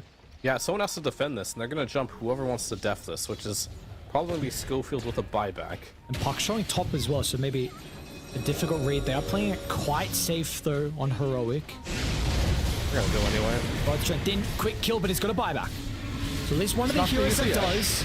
Whisper's going to be able to get the drag back first hacks into the second. Where's the Nullifier? Well, where's the Void Spirit? You need the Nullifier. Pyke drops out. He's got BKB back to full health. Yuma's starting to get a lot of damage done with the Satanic. Do they have the Hex on the respawn? It's still on cooldown. Any stuns, it's not going to be there. PP should be able to get away. Remnant off the back of the phase shift. He's falling low, PP. Had to pop his own refresher. Another round of the core out of the base. The refresh is in danger. Lena's life. They need to get it back inside the base, so they're going to be able to do so. Yuma dies. No buyback. Song's too late. They'll give the Rapier over to Analog, but it's not going to do a whole lot. Keep PP will self drop. But can you withstand the siege without your main damage source, without your Lena? You'd lose Vitali. Man, it's not an easy kill by the looks of it, but everyone else has completely sacked the life of the Death Prophet. They are out of there on Edge. All right, so you got 2 buybacks. They keep the Rapier, though, so that's good. So honestly, it is costly, don't get me wrong. It's a bit of a costly defense for Heroic. All these buybacks, they matter a lot. But at least you got something out of it. You killed PP. You killed the Death Prophet as well and Vitali. But it looks like that's all you got out of it. Sure, you would love to get more. Now you have to play around this timing. Luckily, Lina can pick up the Rapier again. It is available. So we didn't lose the Rapier yet. So you're holding on. You're holding on for Heroic. And that's all that matters in this game. And so we're going to get a replay here. And yeah, the puck dies immediately. I think he may have messed up a little bit on puck. His phase shift, you'll see here. He used it. You could probably stay in phase shift here. He cancels it 2.5 seconds early. And he ends up dying for that one, unfortunately. But maybe they wanted to try and get another kill there. I guess it was all in for the Selena kill. Maybe they didn't realize the buybacks were available. But a little bit deep. They probably could have disengaged if they really wanted to. But they really could smell that Rapier. They could taste it. But was unable to get it. Close to tasting this game to a victory as well. 53 minutes in, 26,000 net worth lead. We saw the lead for Heroic in game one. It was about also a 16,000 net worth lead for them, but that game was much more in their favor at the earlier stages. So Edge were able to find a way back in, and PP's also going to be able to catch up Whisper as well. TP cancelled, Whisper's gone. He's caught outside the base. Is he going to be able to get away? Blink. They'll cancel with the damage. PP slowed down with the trail. This trail was so annoying. They're going to continue to chase, but I don't think he can. So I guess that's just minus BKB on Darkseer, minus Coil. Coil's only 30 seconds. Wheel of Wonder, same thing. 50 seconds, so nothing really comes to that one. They'll both just chill, but that would have been really big if Darkseer would have died there. Sure, he had buyback, but I think this game is all about getting buybacks and creating openings. Okay, Sven. He is now going to do the backpack game. Backpack mini game. Lincoln's cheese, BKB in the backpack. He's got Nullifier now queued up. God damn, it's a lot of items. He's mega farm. 16, 1, and 11 for Pike. Another insane performance from the carry on Edge. I mean, this guy is racking up some standout performances. Player of the tournament so far, for sure. Smoked up. But he's got to be able to close it out, or it doesn't matter. Can they with this fight? Michael's going to drop a ward and look to move in. They've got the sentry already in place, so they'll get the read.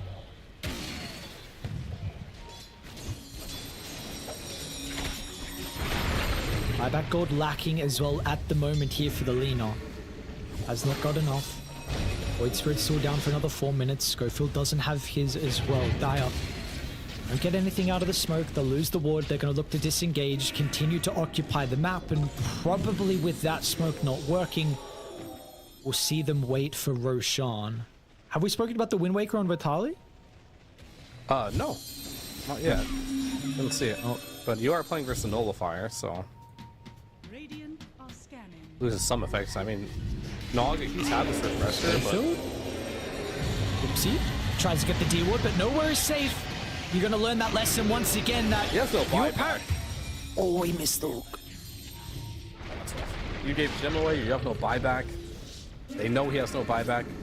Naga as well. Like, she has this refresher orb, and she's actually closing in on the Aghanims.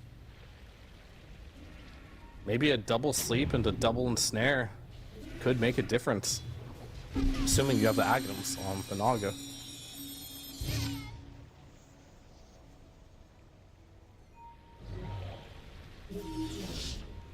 They see Analog out of the base. Okay, it's going to take you back for the next wave because they're on to Park actually. There's going to be what? He's What? dead. PB? Did they see him with the freebie. ward? Okay, they did. Pinged exactly where the ward was.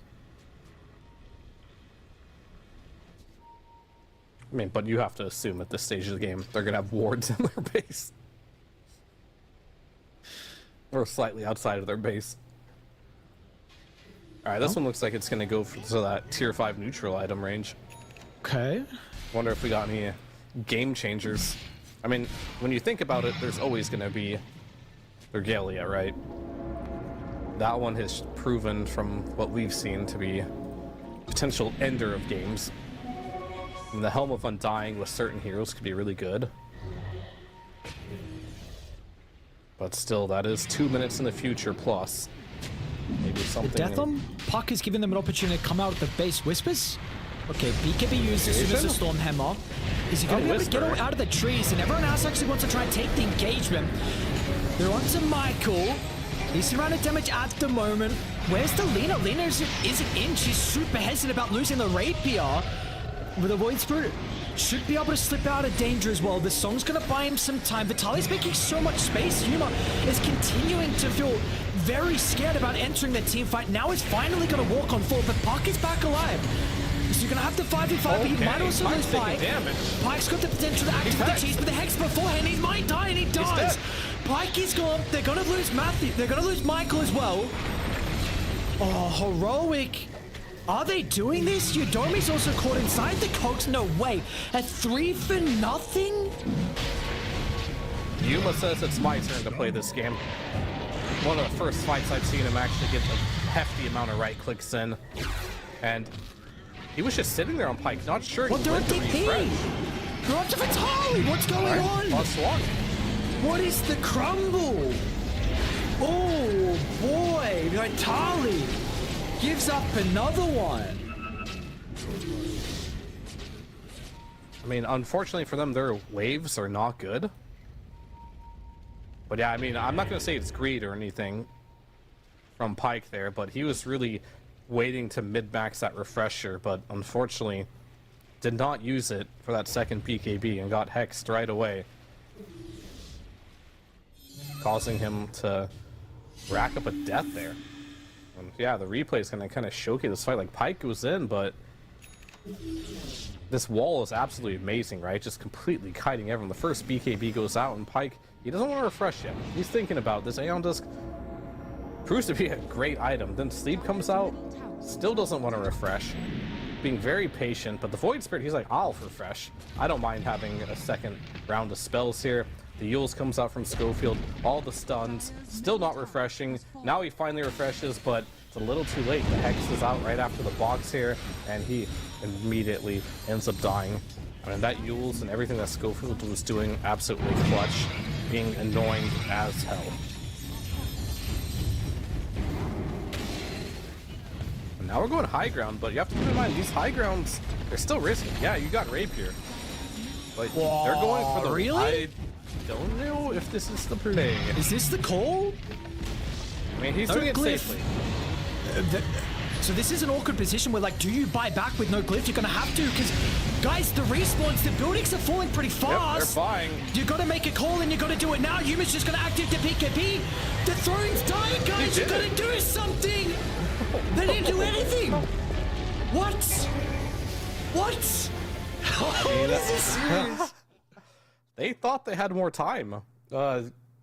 Critical misread here, unfortunately, from the boys.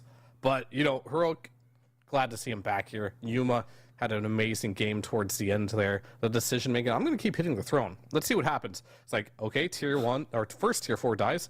Okay, guys, they're not buying back. Second tier 4 dies. Like, they're still not buying back. It's like, all right, we can just end this game. Just go in. Whisper immediately jumps, hexes the Sven. He's like, all right, Sven's gone. What's going to happen now? Nothing's going to happen.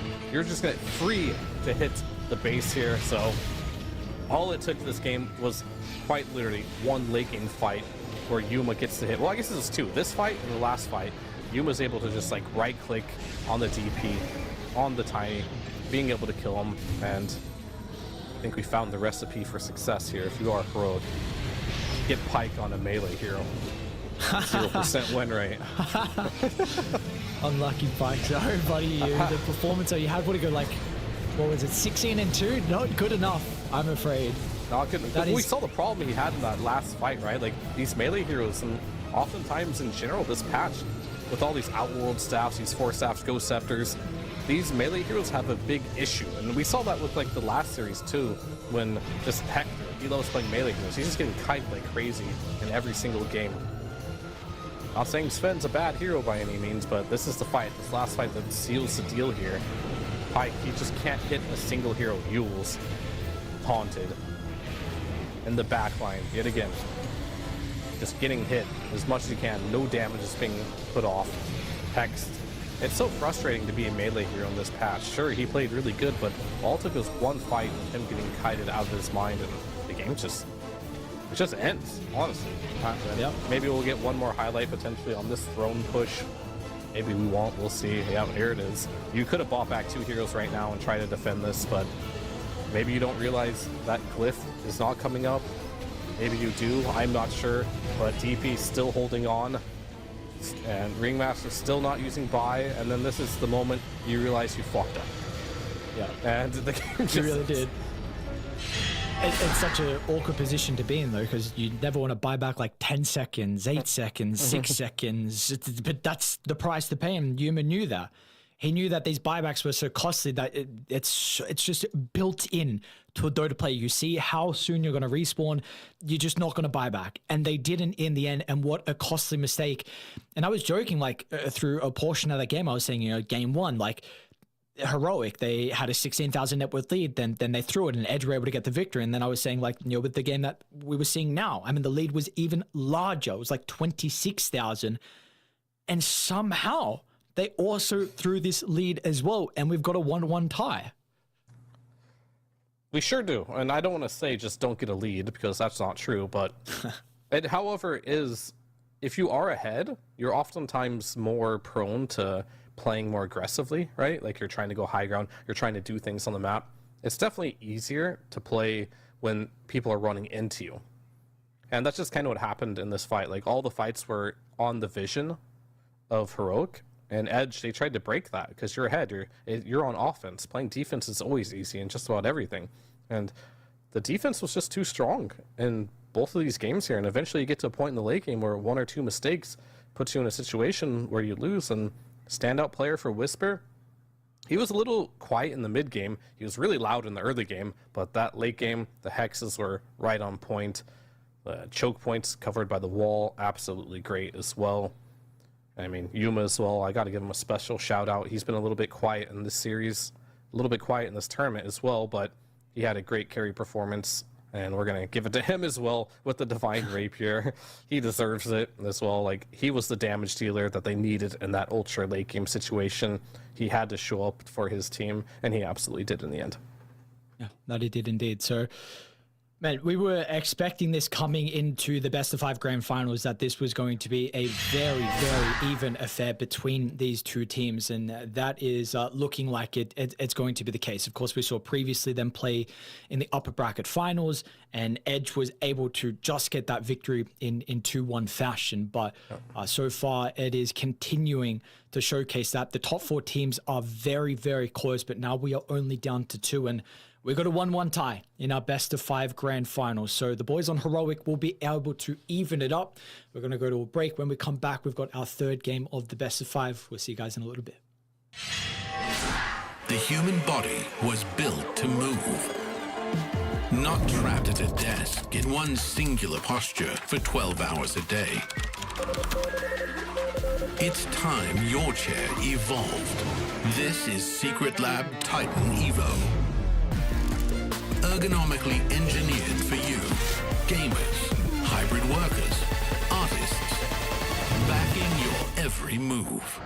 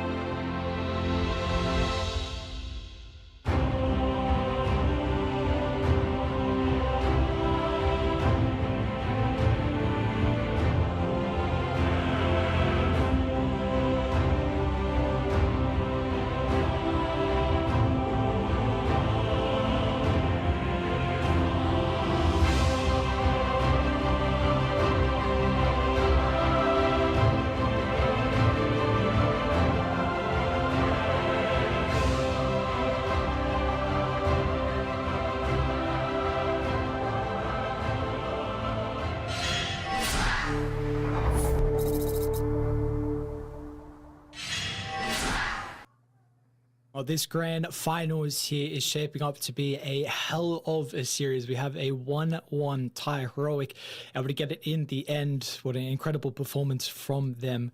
And we'll see what we have in store for us now, Fear. This is, again, the only slot South America have to move over and play at the road to the international. And one of these teams, it's going to go down to the wire by the looks of it. Yeah, I mean, absolutely. Like, this has been the case for pretty much all the upper bracket games and the lower bracket final game as well going into the grand finals. These teams are incredibly close. So we might say the top 4 is really close, but none of that really matters. You have to be the best. Only one slot. Only one slot, indeed. So let's see how they're going to set themselves up with this third draft. We did see, I know, game 1, you were mentioning like no one say anything to CAFs about the draft. You know, that draft was spot on. It was just the gameplay. We saw game 2. There was a little bit of slip-ups, but the gameplay was able to make amends for itself throughout the later stages. Yeah. How did we feel about that draft overall heading into this one? Is there any adjustments that you think need to be made? I think the draft from both teams was pretty good. Like, I didn't have any complaints when I saw both of them. Like, they both have tools. I thought BKBs are going to be incredibly strong versus Heroic, and which they were, but itemization was key, right? That Hex pickup by the Darkseer, Refresher Orbs to kite out the BKB. We had a Refresher Orb on not only Naga, but Darkseer. I should phrase the other way. Not only on Darkseer, but on Naga too. So, like, those BKBs eventually whittled down, and Pyke unfortunately had to make critical decisions on when to use his double BKB. The one fight he chose not to use it. The one fight that he died, they just lost the game. Feel bad for the guy, but that's just kind of how, like, late game Dota kind of shapes itself up to be. I would feel bad for him if he wasn't on the receiving end so much of, like, or the other end, sorry, where he should lose, but then gets one critical kill and then he wins the game. So I think Edge were due a loss where they feel like they should have won because they've been doing this to their opponents time and time again. Okay, well, let's get ourselves into this upcoming draft. The only difference currently with the bans is the Ursa is going to replace the Terrorblade ban Darkseer that we saw. So, let's see. Are you calling for a Darkseer ban? Is that what you're saying for Edge? Or pick. I mean, they're banning this Ursa and be like, I mean, what's the point of banning Terrorblade if you want Darkseer first pick, right? Literally no point. So, they're saying, hey, Edge, pick the Darkseer. We're going to Oracle, right? Or it's going to be, if you don't ban this Darkseer, and we're going to take it. So now they either have to first pick the Oracle or ban the Darkseer here. And they're going to use some reserve time to think about it. There's definitely some mind games going here. But if you ban something random, take something that isn't Oracle, they're going to take Darkseer. Okay, well, let's see. We'll come to that at the second phase. If we do get there, they're going to ban the Sven, and do they Darkseer themselves and then Oracle? They're Oracle? going to get Oracled right now. So I don't know if this was like the best choice. I think Heroic is still happy with this. You take Oracle here, you ban Ricky, you're good. I mean, Yuma's talking, but he's probably, because, I mean, he can be in this conversation too, just because his heroes are banned, like Ursa's banned, Sven's banned. But bro, you've got a lot of heroes. Bust out the Doom if you have to. Okay. So I was just about to ask, like, are there heroes in the first phase that you can see versus Darkseer? Because we have seen Ursa and the Sven. Were there any others that you feel like they are went Enigma warranted to be first phase? Dire team ban. Sorry, one sec. This is a bit complex, I think. When Bristol's, because like you have two offlaners now Heroics turn that have very specific counters. And I think Darkseer, I mean, Bristle, Sven, Gyro are gone. Ursa's gone too. So now you're kind of looking at like these Doom, I don't know, Bloodseeker. Like the list is getting pretty small now. And good, what's good for Darkseer? Same with Enigma. 5 seconds remaining.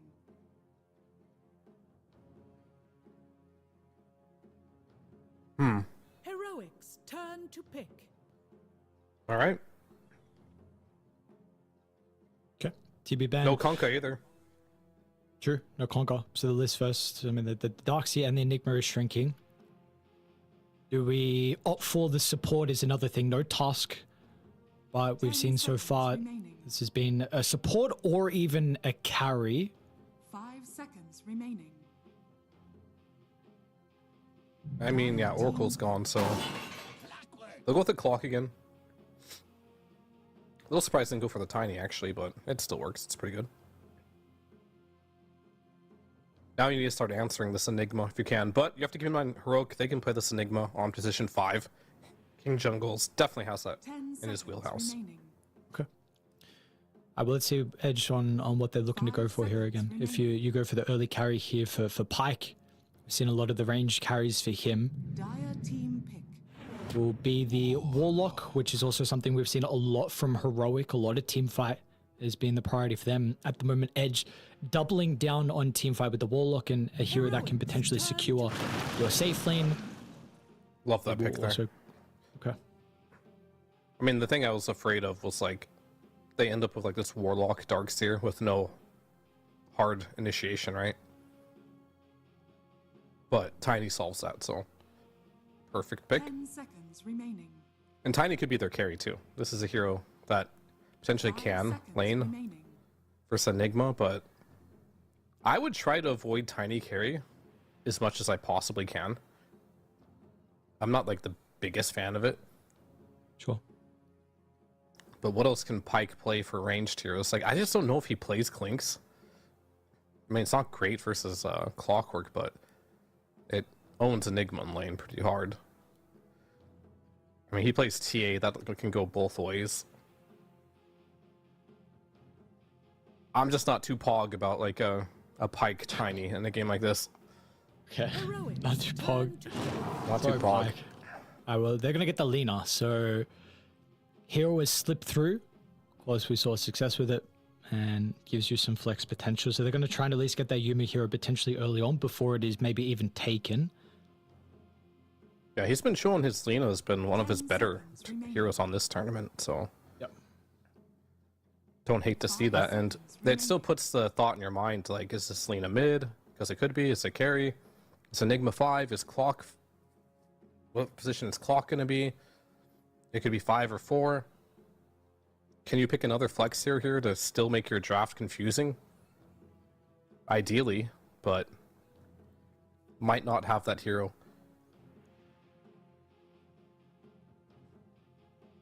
So if you reveal the Enigma's going off lane, what are the options for your carry here for Edge? You try and pick the carry the 18th, because if you don't, the hero pool gets even more limited.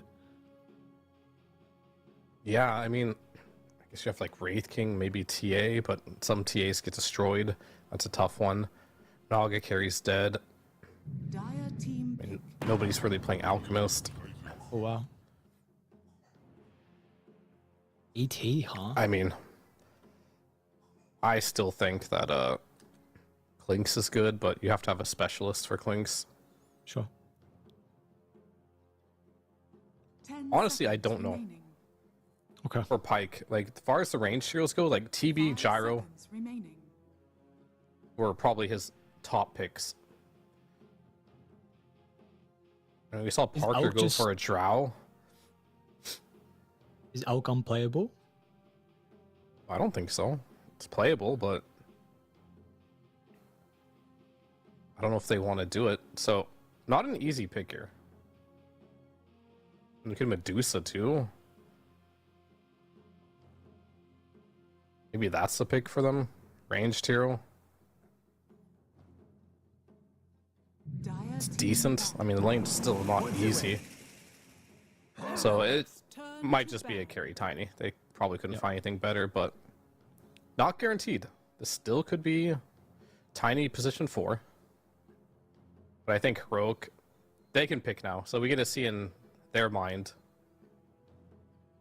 what probably the best carries are left in their 10 opinion. seconds remaining. And if they ban 2 of them that 5 Edge we're thinking seconds about, then remaining. maybe they'll just throw Tiny on carry. Which I think is a great spot to be in. If you can put Pyke on Tiny, potentially threaten him in that regard. Don't give him another ranged hero. That's perfect for the game. Let's see. They're gonna well, think so about far- it. Heroics turn to ban. They're going to start banning some support. So, yeah, thinking the potential of this Tiny to be played as a carry, they'll get rid of Shaman's actually priority is, later in the draft. Something we're expecting to be a little bit higher. We'll see if they get rid of another, like if there are some melee options. Dark Willow could also be something 10 that is seconds potentially considered. ET is such a 5 difficult seconds laning support to remaining. play into though. Techies. Heck, he's okay. Where is that hero? It's been getting, and they banned the Clinks. So there's- Smorgasbord. They don't know what's going where. So I think Clinks, like I said, was the best hero left versus Enigma. It's good. But you have to have a Clinks player.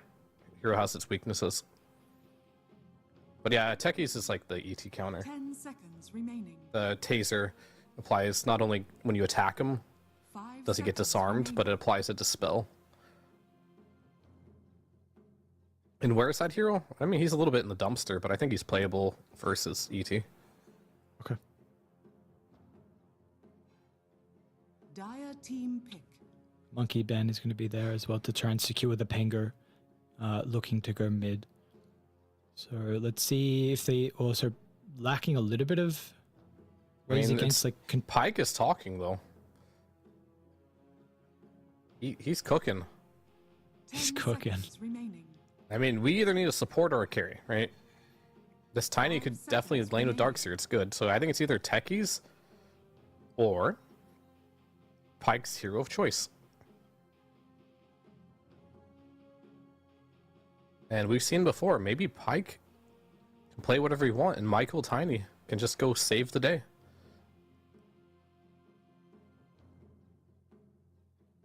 Like a PA is in the pool too. You could play PA. That's actually kind of a cool pick. If one rotation from a Tiny for Selena, that gives you the scale. I mean, they're kind of laughing a little bit, but PA is a win condition for sure. Techies is kind of like, let's just play the game with what we got and try to... Oh, the Alchemist. I mean, love to see it. This is a hero I mentioned before that they could pick, but I was a little skeptical if he plays it because it's a melee hero and they don't like playing melee heroes, but I think Heroic's doing a good job on cornering them. But 10 this has seconds nothing to do with, Pike can't play melee heroes. Obviously he can. It's just the team 5 dynamic seconds of remaining. how they've been playing every single game has been him on a ranged hero that scales. And he tried playing a melee hero last game and he did great, but ultimately he did get kited in the end and they did lose and they couldn't close out the game. Alchemist is a similar hero to Sven. Like, you can kite him out. He's not as kiteable as Sven, so that kind of helps. And the lane versus Nigma isn't auto-win. You're not going to auto-win the lane, but it is a tool that they can fight with. I mean, Alchemist plus the Warlock, very strong lane. Fatal Bonds plus Acid Spray. You can't really fight into that. And Slardar is going to go mid versus the Pangolier. Or so we think, but maybe Lena could go mid too and Slardar carry. I don't see the point in that, but could do it. Yeah, I think Yuma, you put him on this Lena. He's looked the best this tournament on this hero. Yep. Keep him on this Lena's for this whole grand final if you can. All right, it was a very in-depth draft, a lot of strategy, especially with the first phase with the Enigma and the Darkseid getting split from either side, and then we saw the battle between trying to get the favorable carry matchup. How do we feel overall, though, about this Game 3 draft? It does feel like both games so far, there hasn't been a big advantage from 10 either seconds side remaining. to start the game. Would you say that's the case once again? 5 seconds remaining. It's so hard to predict an Enigma draft. It's like sometimes you get those Enigma games where he's just all over the map destroying the game, or you gank him once or twice and he's a liability. So I'm not even going to try to predict that, other than the fact that that could happen. Okay. In this game, he could definitely get ganked by Michael 100%, right? As far as mid lane matchup goes, I think both are going to farm. PP's going to farm. Analog has shown he likes farming a lot on this Slardar. Off lanes, Darkseer versus Lena. Yet again, like if you're out of position, you get tossed back on one of these heroes, it could be rough. Nothing is like screaming out to me like, oh, this team is doomed. Very playable on both sides. I love the Alchemist pick. Wasn't sure they'd bust it out, but like minus armor versus Lina is great. She doesn't really build any armor items. So if you can get on top of her with that minus armor physical damage, she melts incredibly quickly. Okay. How do you see the mid game fights breaking out? Because I'm maybe a little bit concerned that we have seen the Slardar so far has had a very awkward time at transitioning into the mid game, and we have also seen Whisper has struggled through the early game in the Enigma, where he has really been punished from support rotations. You know, there is a possibility where you have this Slardar that doesn't really have anyone to play with, like an ET along with the Clockwork. You would like maybe someone else, whereas Dire, it seems like maybe, I think it does potentially depend on like your Darkseer itemization. We'll see if Vitaly goes down a similar route with the Whisper Darkseer like we saw last game. But at least for me, I feel like Dire's mid-game execution seems much easier, where Radiant need to be able to really, really combine their spells perfectly together. Would you say there is a window where there could be a concern for Heroic through that stage? I mean, yes and no. Yes, as in, sure, things can get sloppy, chaotic, Alchemy 2 farms, joining every fight, but at the same time, like, the execution isn't insanely hard either. You kind of just like, do you get a good hook shot, or do you get a good Astral Spirit into Echo Stomp? If yes, then you can commit. If no, then you have to chill. It's very reactionary, and luckily these heroes like Lina and Slardar and Enigma, they don't mind playing patient. The supports are going to be doing most initiation from Heroic. And if you get a 3-man Echo Stomp or a 2-man Cog, green light, baby. You know, it's time to just go and get some kills.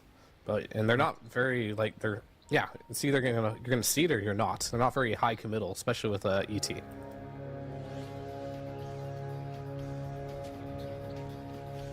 Michael, I don't think this solo endeavor to try and steal the rune is going to work out for you.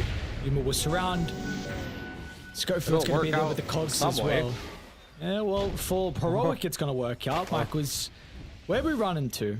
It's a Tango. It's going to take him on a bit of a walk around. Maybe get some movement speed. Yeah, he's dead. Yeah, give it to Yuma. Yuma, in the last game, getting first blooded. This game, getting first blood. And we saw what he was able to do last game, so finally Yuma off to a good start. See if Analog's able to get off to a good start as well. We've seen the Slardar mid a couple times, but it hasn't really shut down the enemy mid laner. PP also going for the Thunderbolt, so not wanting the double shield crash, which is a bit more of a laning facet, so it feels like he's going to be okay, even just with the toolkit that he has. Yeah, this mid Slardar has not been impressive for like what we're used to thinking Slardar can do. I mean, I think we probably have to just shift our expectations of what Slardar is. In the past, we'd be like, you know, he's a lane bully. Doesn't really bully lanes anymore. Kind of just gets his farm. He has these tools, which are really nice to have in the game. Just having the Corrosive Haze and just being able to chain control heroes like Alchemist in the late game seems to be enough value here. Good dodge by Pyke, I guess. I mean, you get a little extra money for killing cogs. Never hurts. And we're probably going to see just the Fatal Bonds here into Acid Spray. Waiting for those Eidolons to come out, ideally. But, nope. We're just going to toss it out now. And this allows Pyke to just kind of get free farm in this lane. And later on, when the Eidolons do come out, they're getting some good denies here. Just afraid of that level 2 Clockwork. Rightfully slow, I suppose.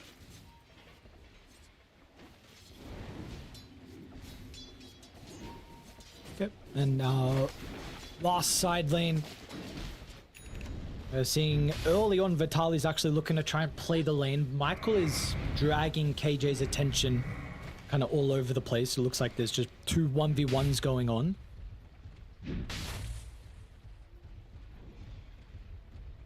Appears to be so. I mean, this top lane's going great though for Whisper. Already sitting at 8 denies. Quite a lot. Michael and King Jungles. I mean, King Jungles kind of wins these engagements every time.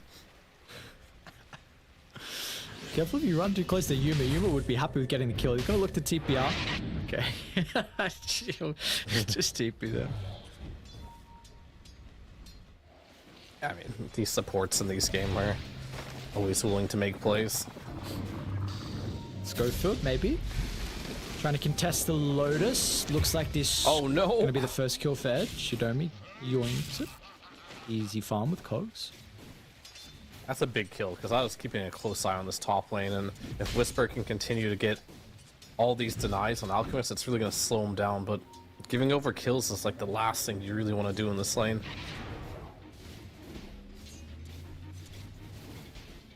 That also gives time for potential D wards, which they haven't really even tried on Yudomi. Okay, he's going to get one D ward on the small camp there, which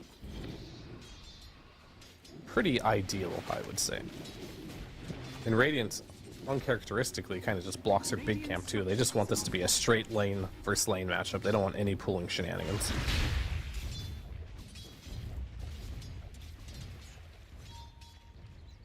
EP might lose the water rune. Yep, it's going to lose both. Schofield's going to move over. And nothing that they have to worry about too much. Whisper's able to play 1v2 currently at the moment. So the lane's looking pretty solid. Yeah, I mean, it's a good lane. I mean, the thing about Alchemist is it has some tools to potentially win the lane, but versus a player of Whisper's caliber, probably not going to happen, but the fallback is fine too. You can just go stack and farm the jungle. It's all good. You've got a lot of regen too, so even though you have percentage-based damage on Enigma, you're so tanky that you might not just die in a black hole. And of course, you do have the Warlock too, as Vitali, he's going to get... It's just going to die to one more hit from the King Jungles, but Yuma, he'll take it. Bit of a disaster now for this bottom lane for Team Edge. Look at Schofield. Who does this? He's blocking the Ancient camp while holding the wave. Okay. Yeah. Pyke as well eats his own concoction. He's now going to take a bunch of damage to the creeps. And they're really not farming the Eidolons a whole lot. No, they're not. So, with Pretty bottom happy also, if you're Whisper.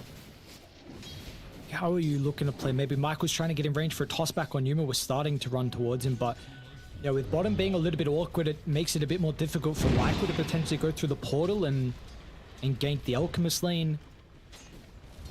So now we've got to be thinking towards the power runes that we're going to have up pretty shortly. Power runes and wisdom shrines. What are the next objectives here? Toss some of it. Okay. Crucifix And going it's to give you a pretty DD big top. advantage. Okay, amped up. Slaughter will get it. Pretty easy. I mean, I will say the advantage for this early game is definitely going to go in favor of this Pango role. Slaughter, yeah, like he rotates to a lane, who cares? You know what I mean? But this role, it could be big, especially against a hero like Enigma. Like, he's going to go heal right now. If he goes top and gets a kill on Enigma, could be massive. We'll see what they want to do here, but they're actually going to TP back to mid. And maybe Oh, sprint PP on wants to analog. make a rotation here. Yeah, PP's coming from behind. Plus under the tower, nice attempt onto KJ. They'll keep him here further as well. The Fatal They get Ones the also clips onto Schofield, so PP... Oh, okay, it's just going to go back to the lane. Radiant are scanning. Alright. That'll be it. And you can see Schofield, not only did he block that small camp, top lane, and he blocked the Ancients. Yeah, Alchemist has no camp up there to farm. Schofield's doing a really good job as you eat another concoction on Pyke. Pyke is not super happy with this lane. He might just ditch it soon. It might be time to just be like, alright, I'm gonna get more farm from the jungle in this lane. But all these camps, you've got the Yuma bottom lane? camp top, and you got two camps Toss in the back, jungle. there's an opportunity onto the Lena's life. Nicely done. Oh, Oh, what? vacuum. What's up? What happened? Okay. What happened? Maybe... What canceled when did he that TP? cancel? He cancelled it. Maybe he thought Yudomi was going to use the Grim Warren. I don't know, but you forced the rock 100%. Just a misclick. That was genius. You do. Yep. Did he have vac? He vac'd, right? I'm not like No, he did vac to start. 100%. Okay. Well, I don't know, but If he sleep used up, it Lino. there, it would be on cooldown right now. Because it's a 60-second cooldown. We've been looking for another toss back. Schofield. Yo, it's a much needed one to PP. He's really struggling in the lane. 500 net worth disadvantage. Yodomi unfortunately gets it with a Shadow Word. And they're ready to go. You're going to have Rock Rolling Thunder. Still haven't seen it just yet this game. Radiant's bottom tower is under attack. And Pike as well. Like, these two sentry wards that were placed by Schofield blocking these camps have slowed down his farm immensely. The Black Hole misses. Okay. I mean, that's the river. The bonus move speed you get in the river. Easy win. Even though I don't think he gets that kill anyway, because Pike was throwing up a concoction right there. But yeah. And then the D words are coming in for Yodomi. Pike is just like, bro, I've been out down here for 2. And the third one, look at the third camp. He's like, this one's blocked too. How annoying. He's like, literally my whole jungle is blocked. Schofield Dota. I mean, I don't want to play versus this guy. His entire life is just to annoy carries, I'm pretty sure. And what a hero to be able to do that as well could be frustrating with the clockwork as the game goes on. He's doing a great job already just by warding. Yeah. And Yodomi's just like, bro, I don't know, just buy your own sentry at this point. This is annoying. I don't want to be here.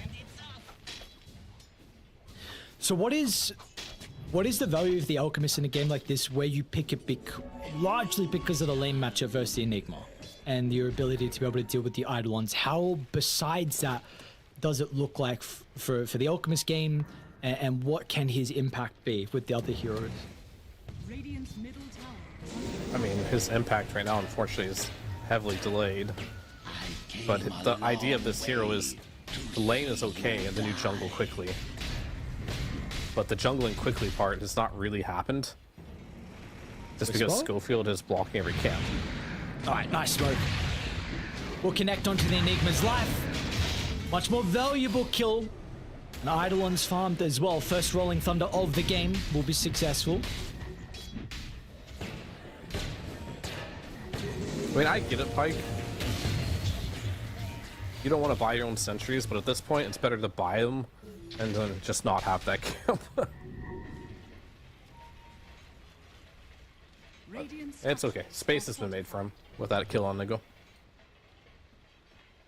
Enigma's gonna respawn. And what is his play? What's he gonna do next? Is he gonna continue to go to top lane? No, he's gonna go mid lane and try to pressure the top. So they can force the fight. No Rolling Thunder, but you got Rock, PP starting to angle forward. They're gonna give a toss location, they will. PP gets himself in a position to be able to put Whisper in harm's way. And well, he will do just that. Analog gets the 1-for-1 trade, but this will heavily favor Dire with a second death in a row on Whisper's Enigma, and he is now bottom net worth out of all the cores. Yeah, I mean, Pike, sorry, it's like, alright, I'm back, boys. Like, this Enigma being my lane felt terrible, but Enigma dying twice in a row, it has freed up so much space for him that he's probably going to catapult to top net worth in this particular game. So, not if he dies here. Look at the call from them. They're going to smoke through the portal. Okay. Schofield and Yuma actually combining together. It's a really nice scan as well. See, Pike's going to be bursted. Pops a chemical rage. Now, do they have the damage to go through the 65 HP regen? It's going to be pretty hard. And Yuma's a little bit away from Schofield. They're still blocking inside the cogs. No one is nearby. No support to help Pike out. The damage, Maelstrom procs, they need it. It's going to be enough in the massive rotation. Alchemist was licking his lips with the Enigma not being able to threaten his farm, but he had some other heroes still to be worried about. I can tell a little bit that Pike is not super comfortable on this Alchemist. I think he probably could have lived there. He would have just, you know, immediately when he saw Clock start channeling the concoction, he wouldn't be able to throw that off and maybe disengaged a little bit. I mean, I can also tell by his acid spray usage, so not sure what that means exactly, but they will get a kill here. I just think putting Pike on a hero potentially he's not super comfortable on might be the play for Heroic. You can only do that through having some bold picks, like picking Enigma offlane incredibly early on in your draft. Yeah. And well, this was the difference as well. You know, they first phase banned it in the previous game. So the difference here, it gets let through, and we are seeing like this big anti-carry here. And you know, we also have to keep in mind, like, where does the Doom go in the rest of the series too? We're not there just yet, but so far it has really been Pyke to try and slow him down. And Whisper has a bunch of heroes that are able to do that. Dire's middle tower has been denied. But he Yeah, is 13 minutes in this game, no Radiance yet. Very slow Radiance timing. Good pressure put on by Heroic, and honestly, Schofield has slowed his game down by like probably 2 minutes. Just by the wards he's been planting and the gank that he was able to get, so. Quite annoying. I mean, annoying and Schofield go together very well. It's the type of player he is. And it's going to be a bit of a different item build from Schofield this game. It's actually going to go Scepter first item. He's decided that's the most annoying item he can go. That's all it is. All he has in mind. Annoying as possible. We have the Wisdoms. It was a 1-1 split. And map is starting to... The state is changing. Yuma is actually going to TP back down to bottom. He's got the boot to travel. He can go wherever he wants. You got the Radiance online as well. And Blink on Analog. So we do have some items starting to be picked up. Massive stack for Pyke. Whew, Fatal Bonds with Radiance should be able to farm this very easily. Oh, that's juicy. So basically, it's an alchemist. You have like 2 timings, I want to say. 2 important timings. One is going to be the Blink Dagger, which is an optional timing. But the mandatory timing will be Blink BKB. But we'll see after that stack, he's close to the Blink. So the optional timing I'm talking about is, it'd be nice if you get really far ahead, use your Blink, get a nice little kill. Not necessary. Sometimes if you get that Blink early, you go in and you die, you kind of ruin your game. So that's just something like you have to learn. I mean, I've made that mistake too. You have to learn this as an Alchemist player, how to hit these timings. It's a very sensitive hero as far as timings go. So we'll see which one he does decide to go for. I mean, this is definitely kind of looking like a game where maybe just chilling for a BKB might be good, but can you afford to do so? I mean, Yuma is like continuously free farming. You would like to get a kill on this Enigma with an early Blink. The Slardar, he's getting close to his shard. That's when he starts pulling up a little bit on farm. Not only that, can get kills easier. Let's see what the call is. The call is, I'm not going Blink at all. He's going to rush Manta. And honestly, Manta's good this game too. Obviously, whenever you play versus Slardar, good. Oh, he blinked and got stuck in the trees. Oh no. Oh Yikes. no. Oh man, Analog. Oh no. That sucks. It's unlucky. We'll go with that. Dire's bottom tower Unlucky. It's like, I would say like 19 out of 20 times that doesn't happen to him. In fact, that might be There's the only KJ time now that's as well. ever He's happened. level 6 on the ET. Jesus, that's so much damage from PP. Double kill. His Blink now coming out on the quarry here for the Pangolier. under attack. Yeah, it's unfortunate, but I think as well, this going back to the Manta a little bit, that's pretty good against Clock too, right? Because if Clock initiates on you, you press Manta, disperses the battery damage to 3 targets, you can kill the cogs instantly because you have 3 units. Pretty decent choice. Sure. But yeah, I mean, we've seen this before from Analog. Like, he just goes mid on Slardar, and he's just the lowest net worth hero for a very long time because this hero can't farm for the life of him. Scanning. This Blink feels weird, but I don't know what item you go for if it's not a Blink here. Like, you I mean, you have don't to have... on. That's, yeah, sure. You have to, but you're not playing with anyone at the moment on Heroic. And I don't know if maybe it's just the smokes and the plays across the map aren't working, that they're not connecting. They haven't really attempted it, to be honest, with the Enigma and the Lina. You don't have supports too. And this is maybe the position that I was speaking about when I asked you the question, like at this state of the game. How weird does it start to look? Where Yudomi, he's got the rock. Oh, he was a little bit too slow. He'll try and cancel his clock. Where is he just? All right, there. All right. I mean, they've they put through. missed both kills.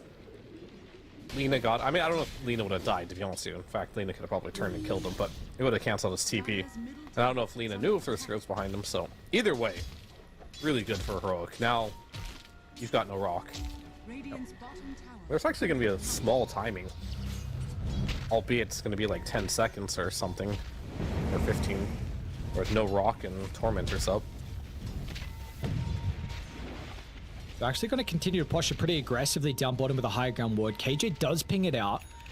And maybe they're going to bait a hero. Let's see who it'll be. Everyone's going to start to TP back. I know exactly where the location is from Edge's members. And Analog, well, he's been itching to take a fight with the Blink, but they won't get a further one. Jump in, step out. Still hesitant they are. And that means this tier 2 tower probably going to drop. The glyph will protect it, so no creep wave. Actually keep it alive. I wonder what the plan was. I think he wanted to stun for a clock hook, but they decided they wouldn't go for that. Michael running around the map, trying to get some kills. I mean, they have Manta now on the Alchemist, so he feels strong enough to get some kills here. I mean, I could critique Pyke if I want to on this Alchemist gameplay, but Do you want to? perfect. What's going on? I have enough time now. Cool. Alright, When you let's get go. when you get last hits with your illusions, you don't get Grievel's Greed bonus. So if you're gonna cut the wave with Alchemist with your acid spray on the ground, you don't want to get the last hit with your illusions. So you have to stop attacking so you can get the Grievel Greed bonus, which he didn't do. So he is missing out on Grievel Greed stacks. So, I mean, Pyke's a great player, but I'm just noticing all the small things that kind of makes me see that he doesn't play this hero a lot. Sure. The little things, we'll see if they add up. Like, it's a 5,000 net worth lead at the moment, but maybe that extra gold could have a blink a little bit earlier on to continue to hit this timing that we see. Heroic are not really ready for. BKB being worked on for the Enigma, but still a ways away. Clockwork is pretty much useless with items because still is rushing Scepter. Analog, I think he's going BKB himself. It just has the Ograx currently queued up, so it definitely feels like there is Hook shot. Got Pyke. Manta's on gonna be able cooldown to blow too. him up. Looks like they gets a chemical rage up for the last second, but once again it's just gonna be Yuma and Schofield together. He is done. So this is these two. That's all they need. We've seen previously, Slaughter hasn't been there, Enigma hasn't been there. Doesn't matter. Just the clock in the Lena is enough for 2 kills onto the Alchemist this game. That's all they need. I mean, especially Manta on cooldown is trying to cut the wave, which can't get out of there. So, I mean, I don't even know if Manta saves you there, and might, but maybe not. Either way, great read by Schofield as per usual. And then you have a gold Tormentor lead. now. Radiant's middle tower is under Rock is up in 14 seconds. I said there'd be like a 20-second window where you won't have Rock and Tormentor's up, and they take advantage of it. Michael, does he just blindly blink? He actually jumps over them instead, so does get the avalanche. He's The dead. rest of the team is a little bit too far away, and yeah, they will not be able to respond. With a quick noose, the corrosive haze is something that they will need to respect with the Lena's damage output. Early on, it is a lot of magic, but already 15 minus armor. So this is one thing that you will have an advantage on with the carry matchup. Yuma is going to have a massive buff to her. I mean, he has the advantage of, I hear a concoction. Oh. He was hoping that Schofield would step up, but didn't step up, so a little bit of self-stun there. You also have the advantage of having a black hole and an earth splitter. Like, the team fight advantage is pretty big here. I mean, unfortunately, wall, sure, the repositioning is great. If you can get a nice vac into, like, an upheaval, fatal bonds, tiny stun, concoction, that'll be, like, all she wrote, right? But yet again, it's kind of like, if you're far away on Alina, it's kind of hard to vacuum you in those situations. Whereas, I'd much rather have, okay, Schofield, what's he doing? Just, is that a self-stun again? Yeah. Yes, again on Pyke. But in the end, these self-stuns don't really matter, though.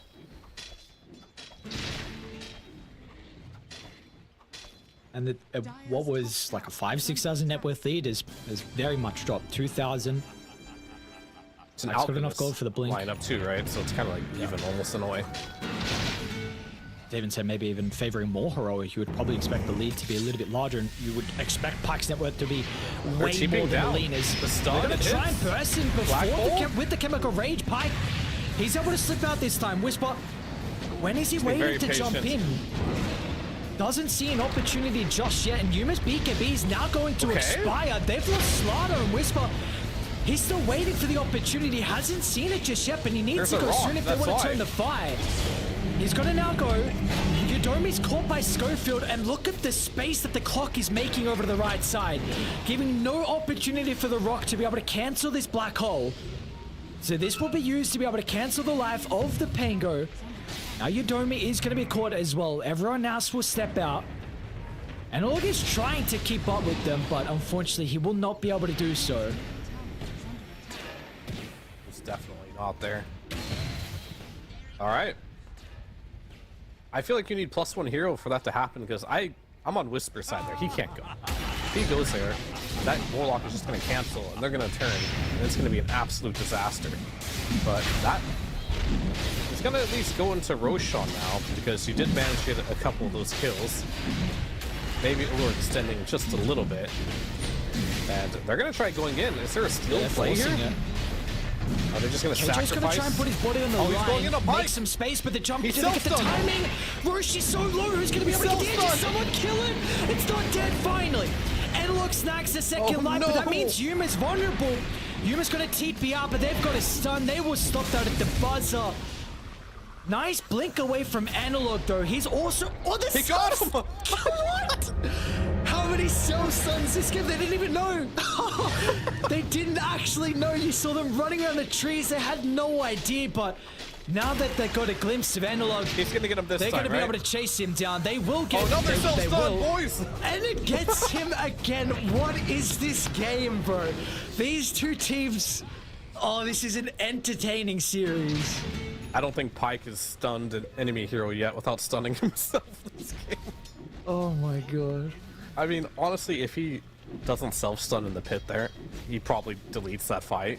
But he makes up for it, whatever. Accidentally self-stuns in the pit, at least he stunned them too. Causes them to get the Aegis.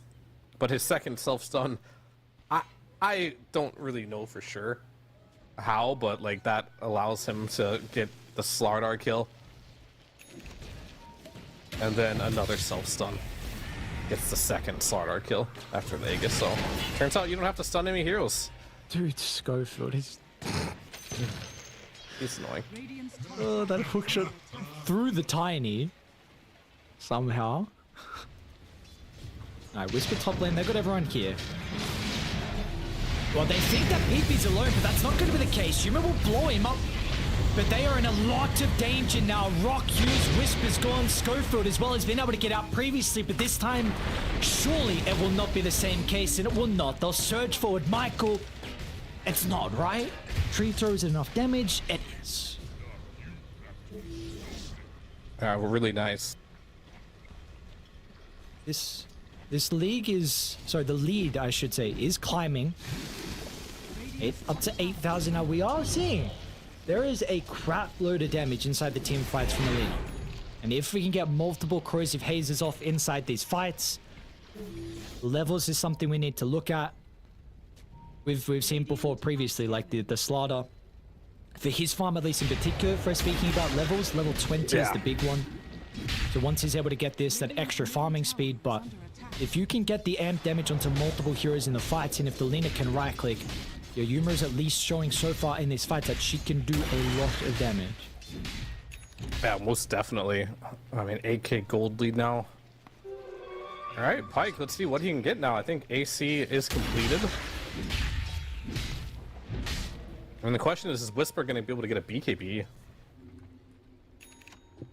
and Black Hole off this game or not?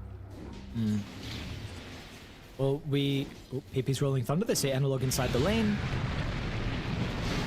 Another pretty valuable kill. Tossing him away from PP. A bit awkward, but it's not going to matter. Kill is there. So yeah, in regards to the Black Hole, I think a lot of it comes down to Schofield, right? We've seen him in, at least, I think, the fight down bottom, where he was able to get on the Warlock, but you will also have the answer in PP's Basher, who doesn't have queued up. It's actually shard into Nullifier on the Pango. Yeah, we're not seeing many carries build Nullifier nowadays. It mainly is like the mid and offlaner. And I think in a game like this, it's not even that good yet, but he's expecting it to be good. He's getting queued up, but he might not do it. Maybe if he starts seeing Ghost Scepters and Force Staffs and Glimmers, he'll do it, but right now, a lot of these guys are just playing a bit more selfishly. Like, as you mentioned, Ags is available, but Schofield, maybe it's for the future. He does have a Yule's queued up. It can do a lot of work.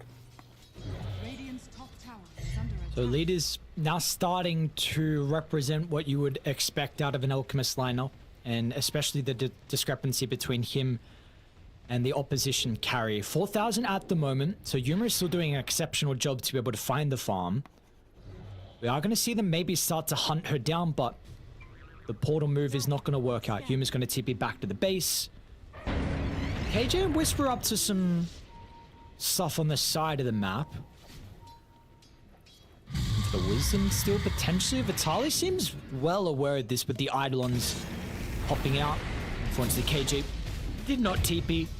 It's 5 heroes from Dire in this area, though. Dire's bottom tower is under Very good.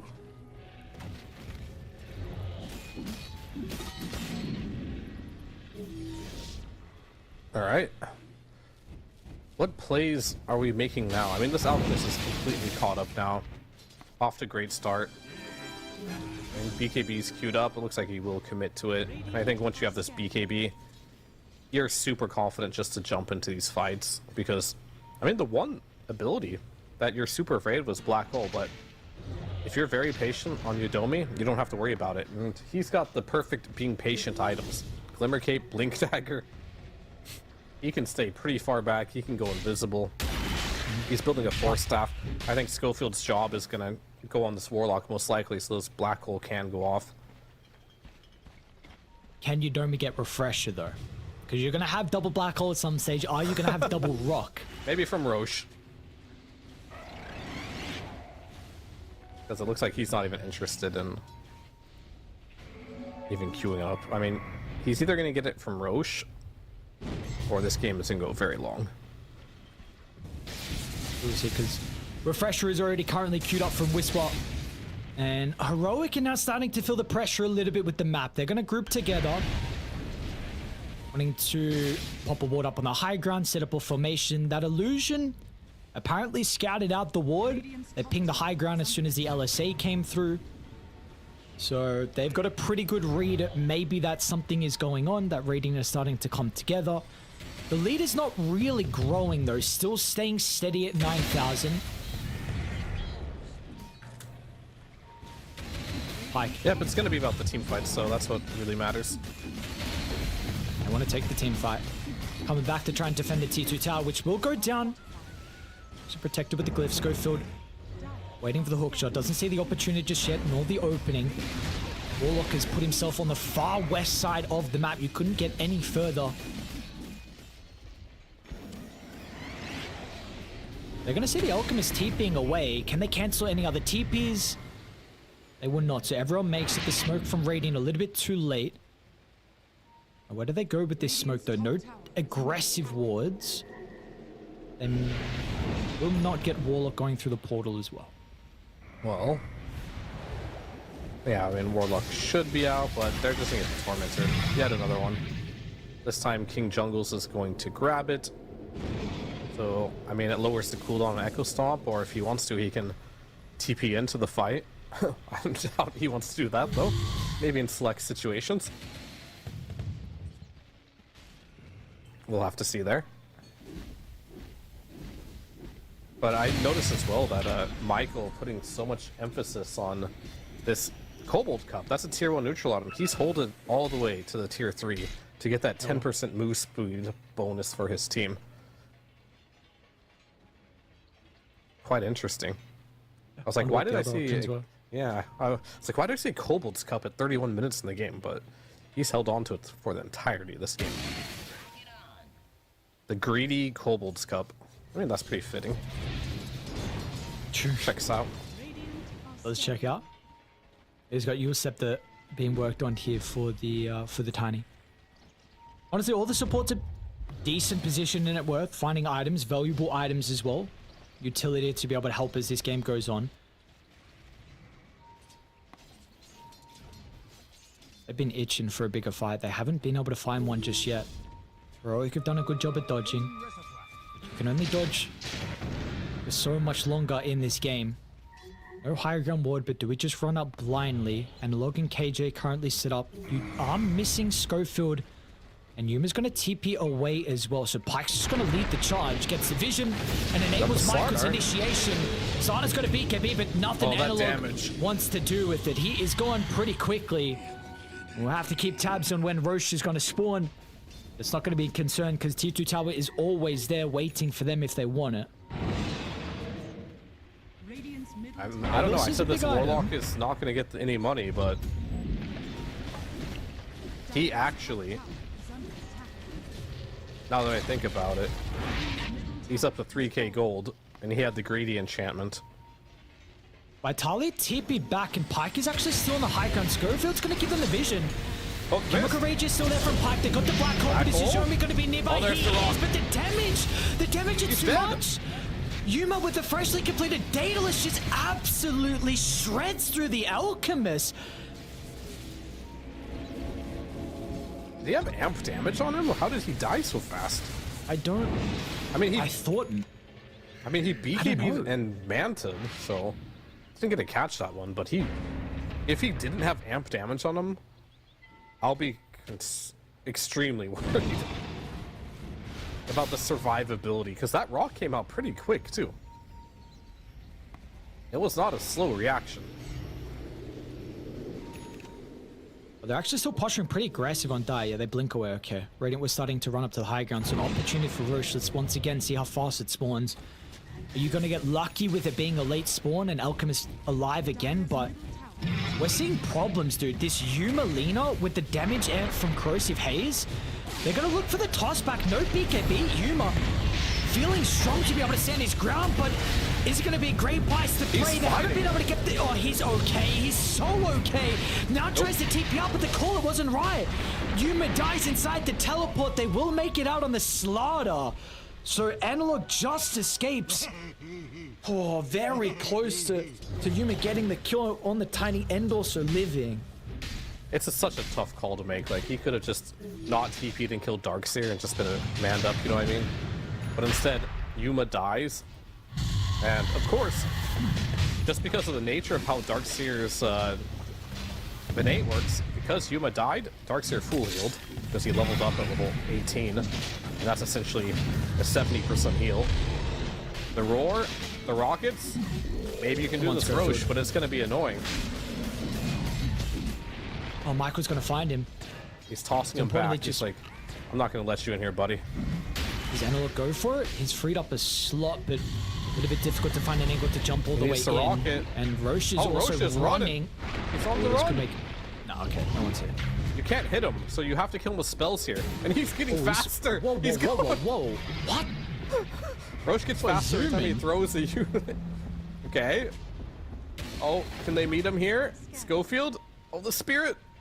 They gotta get a stomp off. Oh, wait. If he actually rocket flares Roche, maybe he could jump in and kill himself. Oh, they don't know. I mean, how they're gonna try to get the jump onto Michael, though. Yuma's back alive. Refresher just completed as well for the Enigma. So we could have double black hole, but you're not gonna have Schofield inside the team fight. PP might go down just to the right click damage. You gotta respect it. He will roll away, so not going to overstay his welcome, and nor will Edge. They get the Aegis, they get all the components, and they get out. That was a bit clowny, wasn't it? But the expected result did happen at the end of the day here. I've actually never seen Roche run that fast.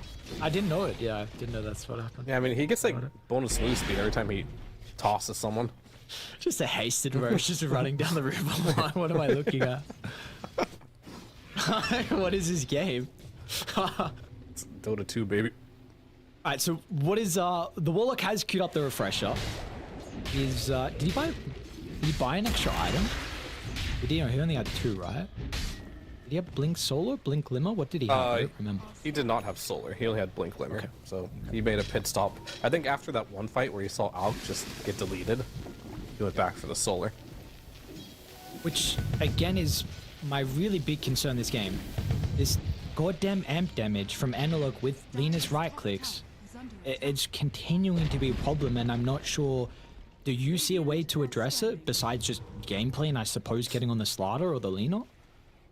Yeah, I mean, jump to Lena. Okay. If you let Lena right click, I mean, this is how this hero works, right? If Lena can just freely right click, she kills everyone. So you're gonna have to find a way to toss him back. Alchemist maybe just has to initiate on. We're gonna see Rolling Thunder. A little bit of drunk driving there, ran into a wall. But it's okay. I think there wasn't much to be found anyway. And also, how worried are we about the status of this game at the moment for Edge? Are you hitting your almost critical mass on the Alchemist? Bro, I don't even know anymore between these two teams. Fair, but besides the game 1 and game 2 like throws that we've seen, like if you would look past that, this is only a 5,000 net worth lead with an Alchemist lineup, and this hero struggles going late game. I don't think Alchemist is actually bad late game anymore. Okay. It's like, even if you're 6-slotted Lena, 6-slotted Alk, if Alk gets on Lena, 6-slot for 6-slot, Lena is dead. So, that's really all this game comes down to. Can you get on top of the Lena? So if Alchemist is black-holed and Lena's hitting him, Heroic probably win. Unless Lena gets tossed backwards and the rock gets cancelled. If they ever find a way to toss back or just initiate on Lena, and they can cancel the black hole, then Edge wins. And I think that's just like how the game's gonna go. It's 100% gameplay. Look at this angle. Oh man, they might find Udomi as well. The pings are there. They're gonna see the rocket flame. They'll instantly get the read that the backstab has come through. Analog's blind jump is off the mark. Now does Pike want to run into him? He's gonna be able to dodge the concoction, and they will disengage to the north, drop the high ground ward. Do they set up a formation here? They've got to be cautious. There is a Radiant Observer. They will play away from that, though. They're going to wait out actually still in chemical range. Concoction a little bit? Okay. I mean, Aegis is still for an hour, a minute and a half. They re-smoke. But what's the play? Are they going to go to the gates and try to go top lane? I mean, this could work. We've seen some creative gate plays here. There's a scan, though. They see it. They see the gate play. So Great read. Either they're gonna want to fight here, so maybe they play some vision, but 14 seconds. It's cool. I mean, I think they need to drop vision. Tiny has some. Peep gets the shot off the last second. Yuma tries to get the damage up with the black hole. It's there. It's good. It's all they needed. 2 quick kills, and Alchemist is just gonna kite it. Pike's nowhere to be seen. He's running to the other side. Pike, where are you going? Area. He is just getting kited. Wasn't able to get in the middle. Wasn't able to find a target. And the black hole, they just needed one. Ed's going to be refreshed. And Whisper's ready to go for another round. Yeah, maybe if Pike can be there on top of Lino and the BKB expires, but he went all in to try and kill an ET. Couldn't even kill the ET. Had to force his BKB just to dodge the stomp. I mean, I get it. Maybe you're a little bit afraid of the Earth Splitter. That's also a big team fight ult. Either way, I mean, these fights get a little more annoying because the Agnum Scepter is online for the Enigma. Sure, you can cancel it with Yadomi, but even just 2 seconds of the black hole seems to be enough. And Pike, he really has to jump this Lina. He cannot afford to go. Oh! Hits nobody. Oh no, the illusion bait from Pike. And an opportunity potentially now, 10 seconds. Whisper should probably be able to disengage without any more abilities being forced out, but that is refresher, black hole down. And do we go instant smoke? Bought from Michael. We should do something, and now you have the luxury to ignore Enigma. I mean, I think you should ignore him anyway, but with double black hole down, even more reason to do so. Schofield giving so much vision with this Agnum Scepter. Off the ring core, by the way. This is another way to be annoying on Clockwork. Yeah. He's not going the Uptime cheap with the items. UAV. He's going the expensive annoying.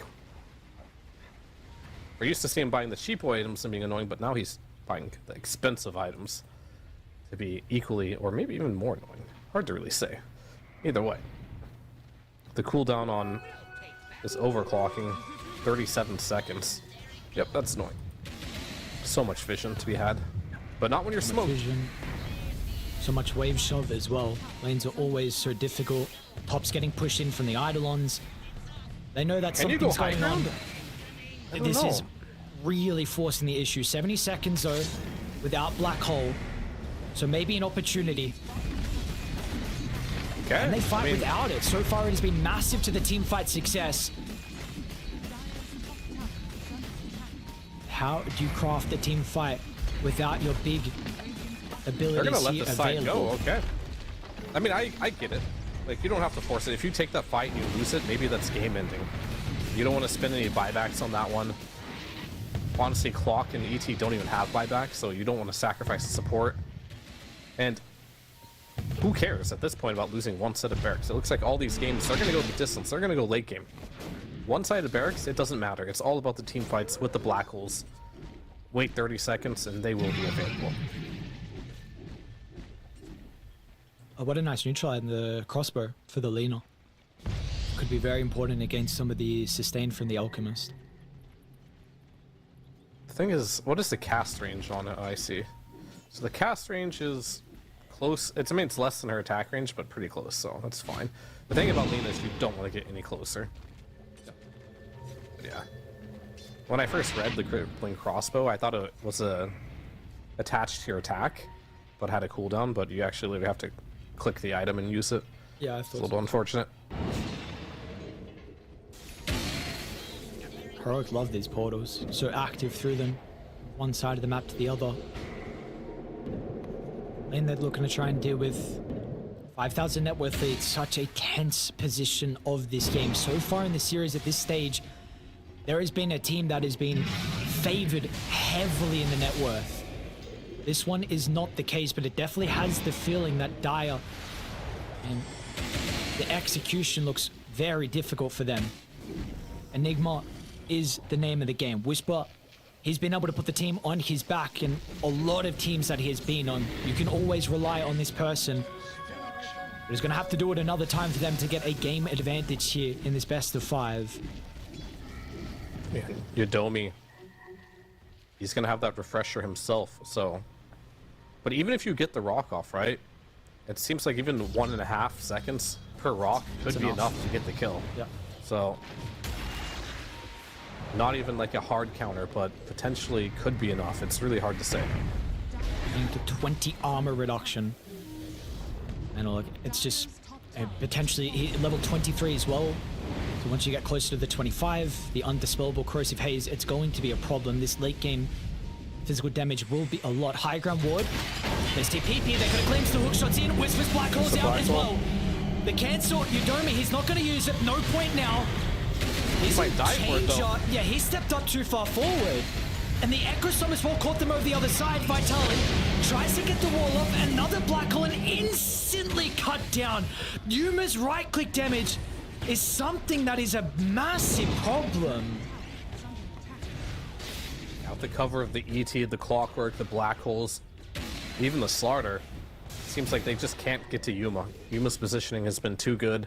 He's got too much cover fire behind him. But yet again, a small win. I mean, you kill 3 heroes. You get Roshan. But do any of these things truly matter? I'm not so sure. Advantage is, I will not be baited by them anymore. Yes, but okay, again, does this game get easier? I understand the series and what we've seen from these two teams, but this is third Roche now. You have Aegis, you have Refresher Shard, we apparently have a Rapier as well for Yuma. So We do. do you agree with this? Because at least the way I'm seeing it, I don't know how you fight on Dire. I don't know why you go this item. It doesn't even seem like the fights are remotely close with how they're going. Yeah, this doesn't feel like a game where you need the Rapier, but you never know. Maybe Enigma gets jumped and he dies and you have this Rapier and you can win the fight anyway, even without Enigma, but this is the item that gives you the most damage output, and he's like, you know what? This is what we're gonna go for, so. But like I said, I'm not gonna get baited, just saying one team's winning or the other. It really is gonna come down to buybacks, in my eyes. Team fight and buybacks.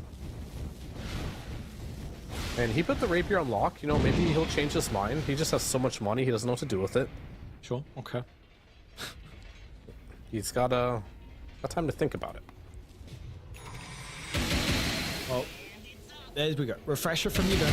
So he now has at least second rock, but again, this is something that you mentioned. You need 1 second of this control, apparently. But that is it.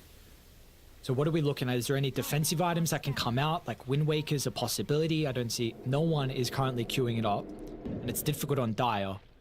How are you going to fit the slots? Who's going to go for it? So all on your dome to be Slaughter instant. He needs to predict Nolo it. fire too, so True. it's Okay, not even there you good. Black hole's back up in 30 seconds. I mean, the high ground's your friend, for sure. We're still waiting for a moment to see this Lina get tossed back. I get it, there's like a lot of stuff going on. And if you go too deep, so far every time PP tries to go deep into these fights, he just gets black holed. Whisper's like, I don't even care at this moment. If you show when you're a core, I'm black holing you. This second one, if you group up too much, hopefully that catches more than one, but he's totally fine with just building a lead, getting some black holes. I wonder if any agatoms Are scanning. on Alchemist will play a factor in this game. I mean, Warlock Ags could be good. He could just drop all his rocks right away on one black hole, and Whisper will just kind of be like, not have enough time to really just chain black hole, right? I don't even know if you have the time to like wait as you Domi. Like maybe wait for the first black hole, but the second black hole, if you don't deal with it right away, could be an issue. Well, they have the combo as well for Dire. It just seems at the moment you need it onto multiple heroes, whereas the Enigma doesn't have to be. He doesn't have to be as patient, and you are just Definitely waiting not. for that opportunity to get this multi-man vacuum into the war, into the rock, into the Rolling Thunder. It's definitely more difficult. You need all of Heroic to group up with Radiant. They are not as reliant on this, but we can see it. You slip up once with the positioning. If Dire are ready to capitalize, but if they are not, the game is continuing to slip out. 5,000 net worth lead, and we have not really seen them fight back in these fights, and we'll see if this one now is going to be any different. Heroic will smoke up, and Pike is still under the rocket flare, so continuing Yodomi, to if they farm. see They're going him? to run right into Oh, Yodomi. what? Gets more. Nice for timing. Oh? Okay, apparently you can do that.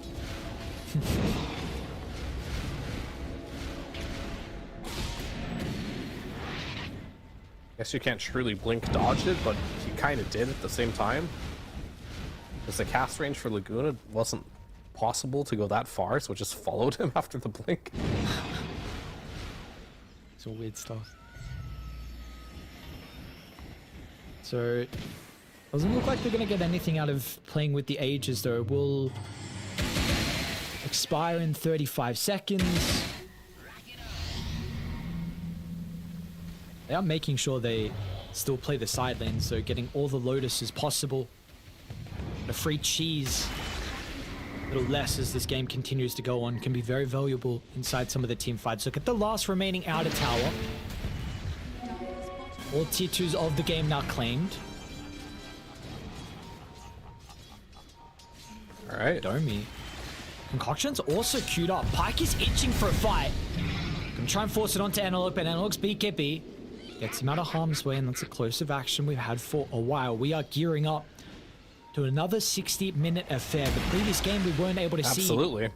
some of the neutral items. We'll see if we get there on this one as well.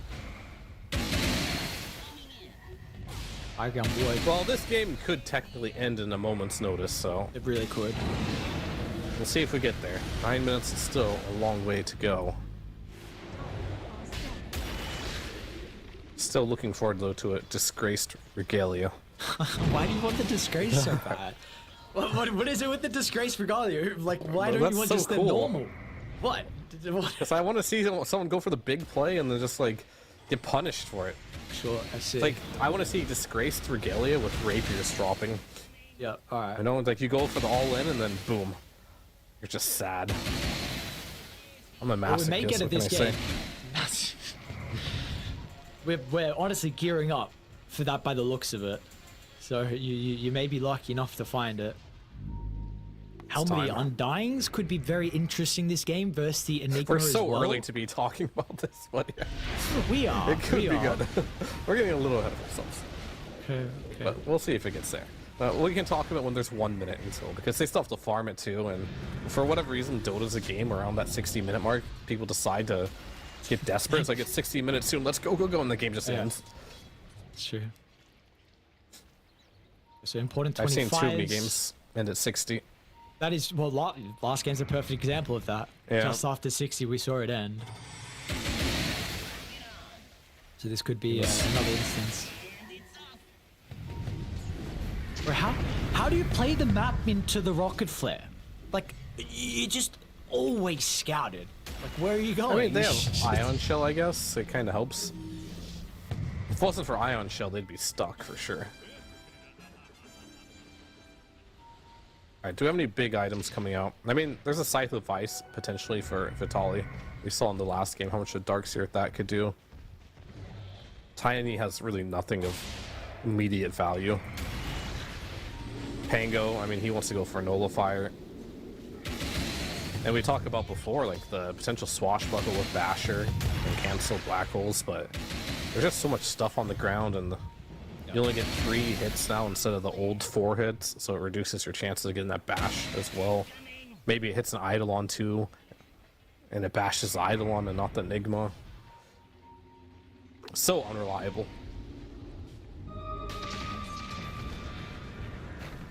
The D-word by Analog. But yeah, it's kind of hard to play this map.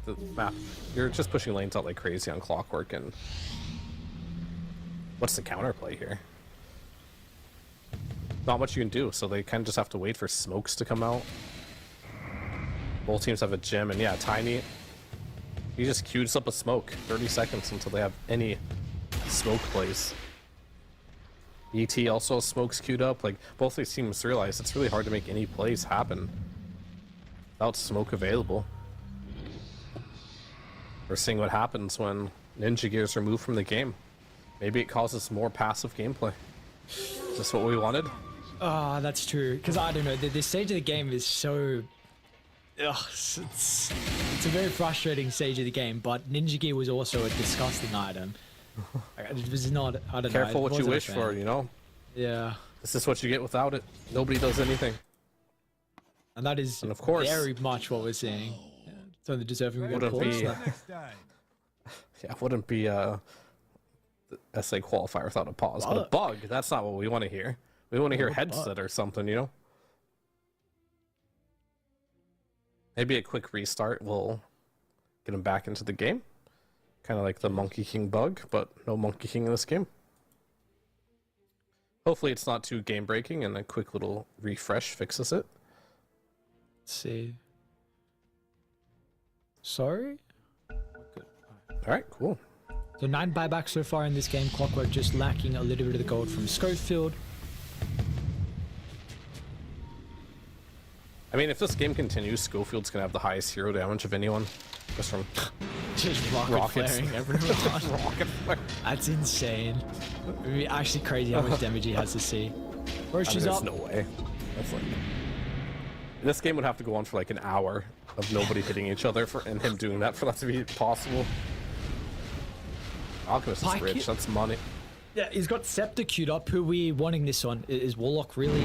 Maybe the Scepter on the Pango frees up a slot. So he can get, he's got Wind Waker queued up.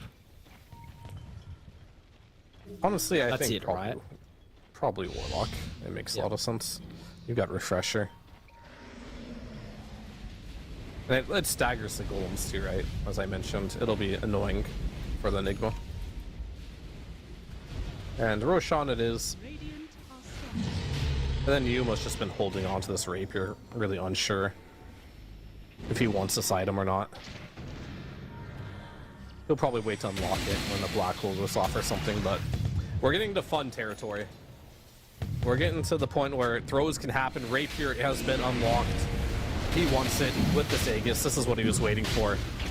Divine Rapier, baby. They want to end this game. Oh man, Do that's you go sick of high it. ground with this? I mean, refresher shard as well DD. for who? Schofield, come Who on. gets surfer? Double, King Jungles double could have hook shot. 2 Earth Splitters. I don't know. And I look up the amp damage. That's boring. Look at Lena. So how do you take this high ground defense? Do you feel like they even need to fight out of the base on that edge? I mean, if they can, it'll be nice. Look, they have that vision. They pinged it. But there's no way Schofield doesn't rocket that. So we'll see. We'll see. Oh yeah, rocket flare gives true sight now too. That's really cool. level 20 clockwork. So these rockets he's sending everywhere, he can see if you have wards or not. And here it goes. Oh, cool. So you have a ward there. You do that, or you send an astral at them. I wants to scout, whatever you want. You have so many abilities to be able to grant information. There's a Lincoln's on ET, so helping with high ground siege potentially. Question is, do you go high ground in this game? Like we've seen before, the team that tries to go high ground, they lose. And are we actually just doing nothing till, like, we're getting closer to 60 minutes? Yeah, we're almost in conversation zone, 1.5 minutes. Almost, okay. We can have the conversation. Well, Until they're then, inching closer we to might the see if base. without it. And we'll see the Rapier and the banner come into play. So are you going to take a fight on the low ground? PP will start. They're going. But he has to be perfect because he might just Black hole melt. used. Black hole and right-click damage. PP's just dead gone. anyway. The rock was too late. He's got a buyback. And how do you now look to play around this? Heroic, they will reposition down to the low ground. And Yuma will Tiny once can't again blink. set up a formation.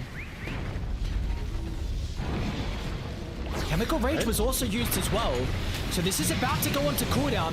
You're making it go onto the they're just Aegis dead. carrier, They're all and they're dead. just dying. They cannot fight. They cannot deal with the Rapier Yuma. We saw this be the case even before this item, and nothing is changing. Absolutely not. They're gonna walk mid. You're gonna have to use all your buybacks here. You still have Refresher, Black Hole available. Aegis is available. Warlock will buyback. And he just actually refreshes his BKB there. Jump in, Lincolns.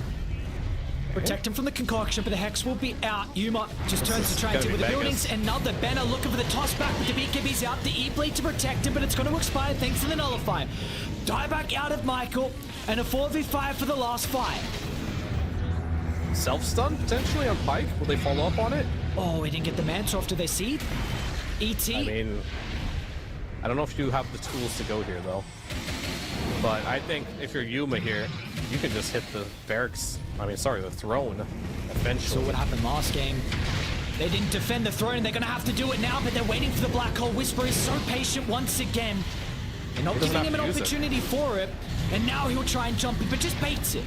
He's just playing with them at the moment, trying to put Udomi in a position, but Udomi doesn't even have Rock. He's got Refresher though. He can actually refresh it. Pike on the left side. Tries to jump the clockwork, but this is just frustration. This is frustration out of Pike because Rock he's has not been seeing a better used. target. They used the Rock before the Black Hole, but you do not have a way to deal with Yuma's Lena. And you're going to need to find a response to it in the upcoming game because so far we have not got it. Down goes Vitali without a hope. This is over. Heroic will find a game advantage and now are 1 game away of representing South America at TI. And it ends at exactly 60 minutes as prophesized. This always happens, I'm telling you. I think it really does come down to like Royal spawns around that point.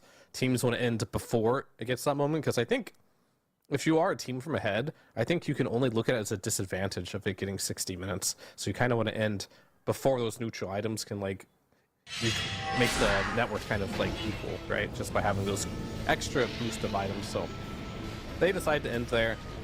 Masterfully played. I mean, the Rock, we saw the wind-up time. It's just so long.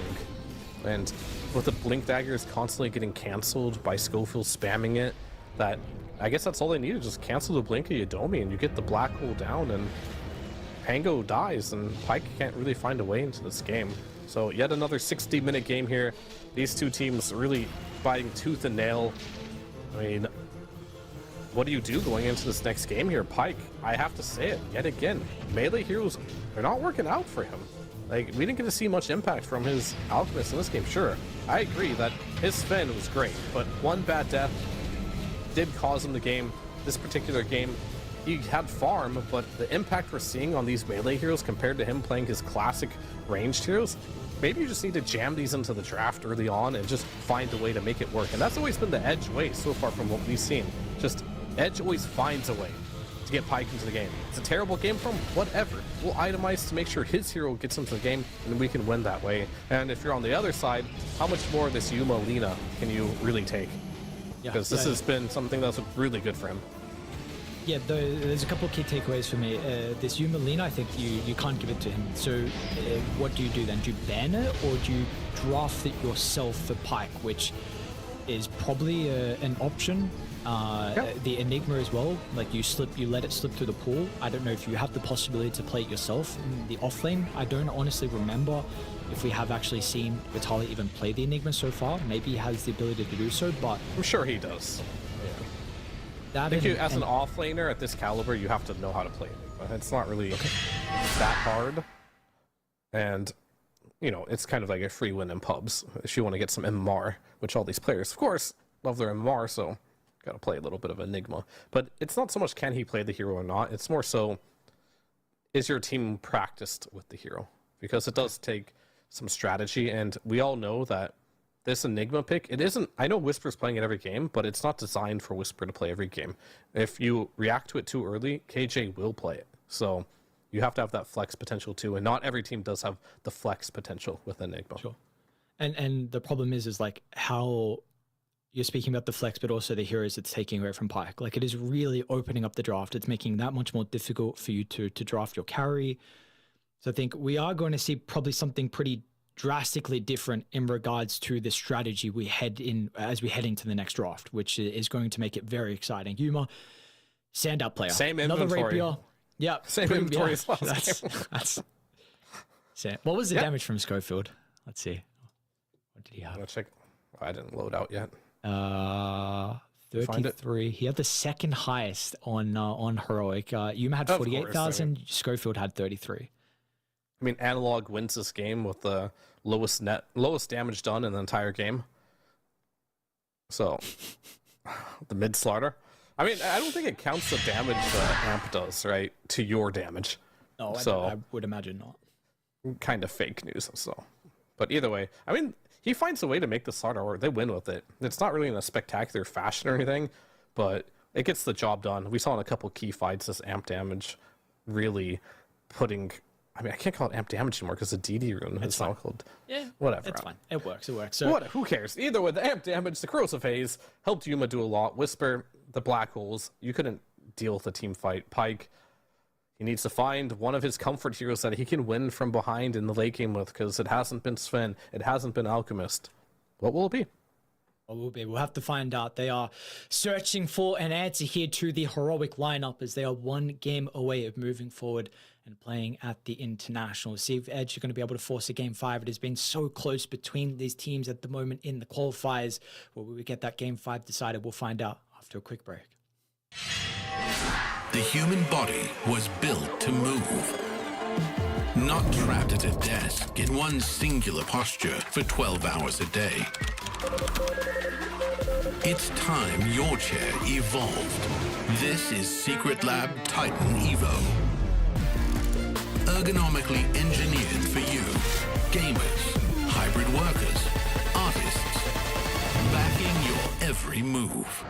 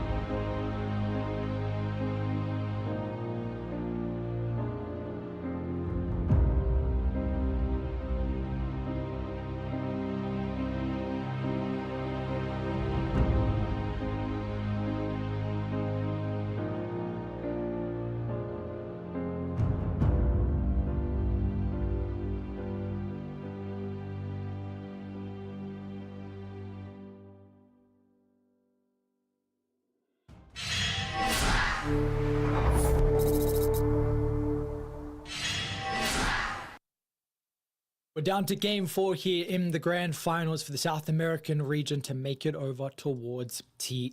We've got Heroic taking on Edge. Heroic with a game advantage for you. What would we like to see with the adaptation out of Edge? They have second pick.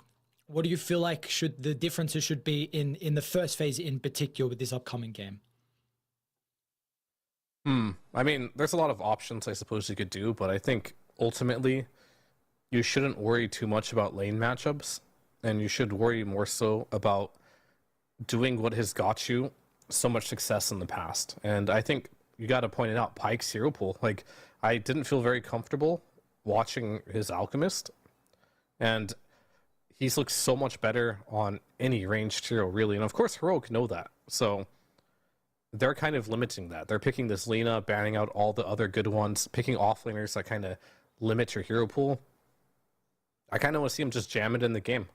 Just make sure Pyke gets one of his heroes that if you get to a point in the game as a ranged hero where you can carry the game, this is where he shines the most as a player. So how do you enable that? Well, you could always give him last pick and ban out the heroes like Enigma. I think Enigma is very good versus many ranged heroes outside of like Gyrocopter. But does that even matter? We've seen this Enigma falter time and time again with Michael rotations, so maybe it just comes down to that. Michael needs to be more willing to rotate to Pyke's lane and just give Pyke whatever he wants. The Morphling, always in the pool so far this series. Love to see it.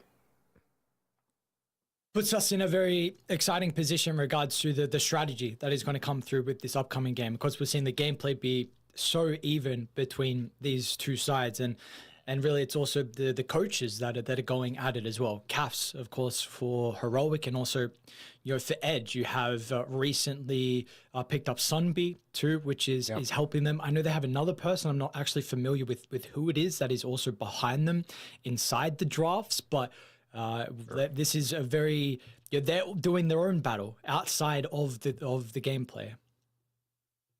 Yeah, I mean, definitely. And there's the thing that's really hard about these games is there is no clear reason why you're losing, right? Because I can sit here and be like, you know, melee hero for Pyke, but you are in a position to win all these games, hypothetically. They're 60-minute games. They're all really close. So there is an argument these are all winnable games. But from where I'm sitting, the games that Edge do win are when Pyke is on a ranged hero. It goes late game. He's actually doing damage. I'm not used to seeing these games where they're going super late, and I'm looking at Pyke's hero, and he's doing 20,000 hero damage, you know? I'm used to seeing that being like 65, 70,000 damage. He's just having average games on these melee heroes, because he can't really get in there. And I think, honestly, this meta, we've seen this from every single team. Melee heroes are really hard to play right now in this patch.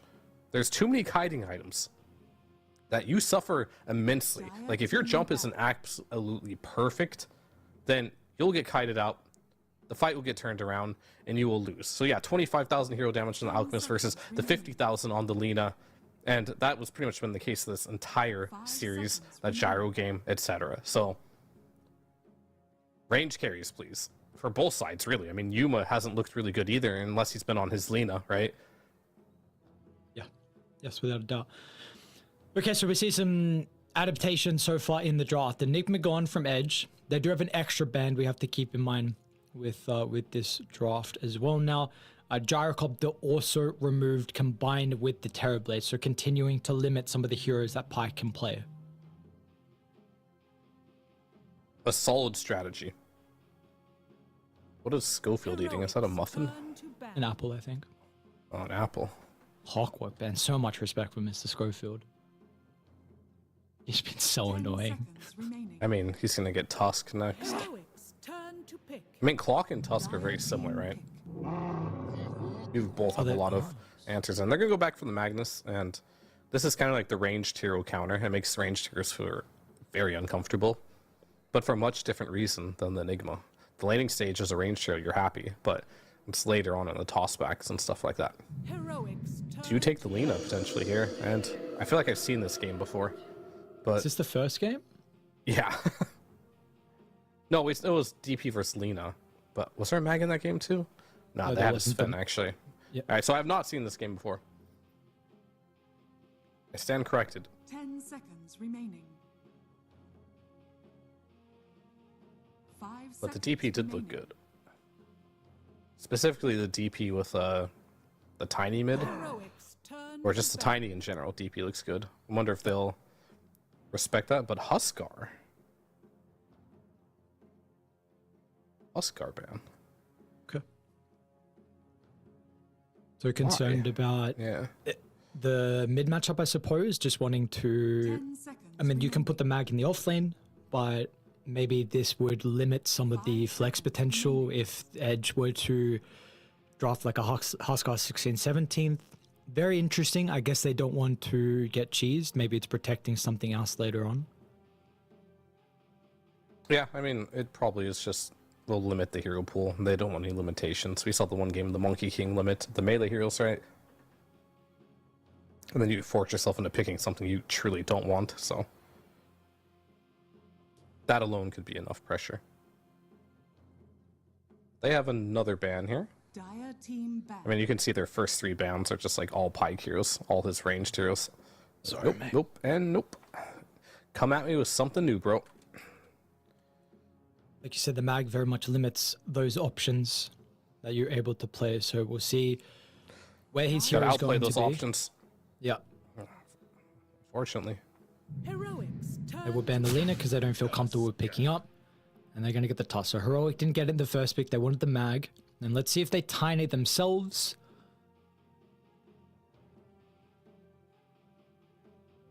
Yeah, I'm curious because like Schofield, no Tusk, no Clock.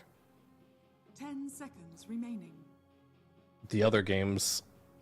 Wait, what did he play game 1 again? Seconds I remaining. know he had Clock in like the last 2. He played Moeta. Morta, okay, yeah. I mean, his Morta's good too, but like the difference between his Morta and his Tusk and his Clock are like you're always talking about him when he's playing those 2 heroes, right? When he's Morta, like you're barely talking about him. Yep. And so I think Edge focusing on Schofield is definitely not a bad choice. And they left the AA in the pool. They did. All right, this is Okay. a DP counter. You don't feel as unstoppable. But there's also an Oracle in the pool that was left as well. So maybe this 10 is seconds remaining. calculated though. You ban the Lena. 5 You're not going to seconds draft remaining. yourself because of the Magnus, and you're concerned about how it's going to play into the Death Prophet. Yes, it leaves the AA, but you can also, like you say, have the way to address it with the Oracle. Oracle DP, very strong combo. The support's lacking team fight. That will be a big problem they have. DP can help with that, but you also need some other heroes to fix that problem. Dire team I mean, Heroic are thinking about this. They just go for the tiny, alright? So this is a flex. It could be Schofield's hero. It could be the mid. Could be the carry. But I want these teams to stay away from tiny carry with a 10-foot stick. 10 seconds remaining. It's surely got to be your Pike hero +1, right? 5 Because if you don't seconds go your remaining. Pike hero here, it's going to be banned out. Yes, he has 24th pick, but do you see something that is convincing to pick in this phase? Well, no, nothing's really convincing. That's why I kind of said you got to jam it in the game. Yeah. Because like a lot of things that are good and ranged are typically not good versus Magnus. So you got to win the laning stage, snowball it later on into the game. I mean, the AA kind of blocked the morphling, right? Otherwise, I would have suggested that. But you don't want to play morph into AA.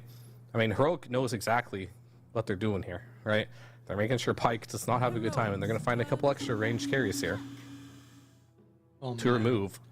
So, I mean, this does leave a lot of good melee heroes, though, potentially, that they could pick in the pool. So that is something that they could maybe think about. I mean, I say a lot, but, like, AA does shut down a lot of melee heroes as 10 well. seconds remaining.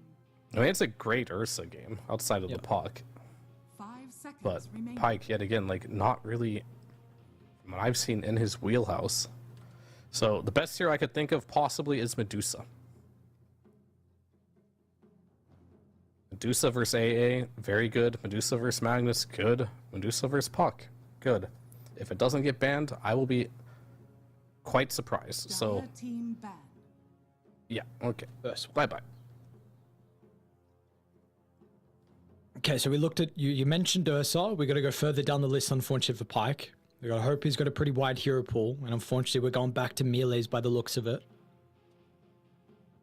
I mean, he has last pick. 10 seconds remaining. It might just be a situation where you have no choice as 24 pick to pull out another melee hero. You have to be versatile on this last pick. That's just life, you know what I mean? You just have to be able to pull out any hero necessary to win the game. You've got silencer support in your lane. You are against Tiny Magnus. It's not a hard lane. It's a very easy lane, so you get lots of options. And Tiny could be carry, but versus DP sounds stupid. So I guess the other side we could look at, I think Drow is in the question to ban for Edge for Yuma. Very good versus Death Prophet. You're not getting the Lina anymore. So Shadow Fiend could be Heroics in the conversation as well. Okay, so they live both through Ursa. Along with the Morph thing's going to be banned out. Morph, okay. So I mean, Morph is pretty good. I mean, Ursa versus DP, it is one of those heroes that potentially can man fight into the Siphon, so. But I think Drow's looks pretty cool here. I mean, you are playing versus Tusk, though. That's like the only downside. 5 seconds remaining. A little bit annoying. I mean, Razor's in the pool. That's a hero that has good success. Shadow Fiend. Clinks, just to throw it out there. I mean, it got banned in the last game. Clinks is good. No, sure. It is good in these games. It's just they're not seeing it. Yeah. Honestly, Weaver's good this game too. See, the moment I we saw start that earlier suggesting today. Clinks and Weaver, it's the moment where the pool is getting really thin. Yeah. Like, I don't think these heroes are great, but they're the best of what's left. Fortunately, this is what's happening when we're leaving our carry heroes all the way to the last phase. So you have to hope that you have a pretty wide hero pool. Drow looks good, but maybe they feel it's redundant. That's a Faceless Void ban, okay. There's a hell of a hero right there. So Razor, Drow, Clinks, Weaver, and Bloodseeker, actually. If you're versus Pango, that could work. 10 seconds remaining. Good versus Pango, good versus DP. It is a fine Bloodseeker game, if I do say Okay. so myself. Okay. We have options. Dire team pick. See what the one they want to snag. It's not going to be Ooh, any. that's- We get the Abaddon. That's the one we saw Hector feel some pain in. Why? Why did they pick this? Ooh. I feel like that's rough for DP in lane. 10 seconds. That was not one of heroes I had on my bingo 5 card, but seconds remaining. alright. Now, Mr. Pike, what do we want? Trying to remember what did yeah, go. What's on the bingo I card don't for really- Pike? I don't know.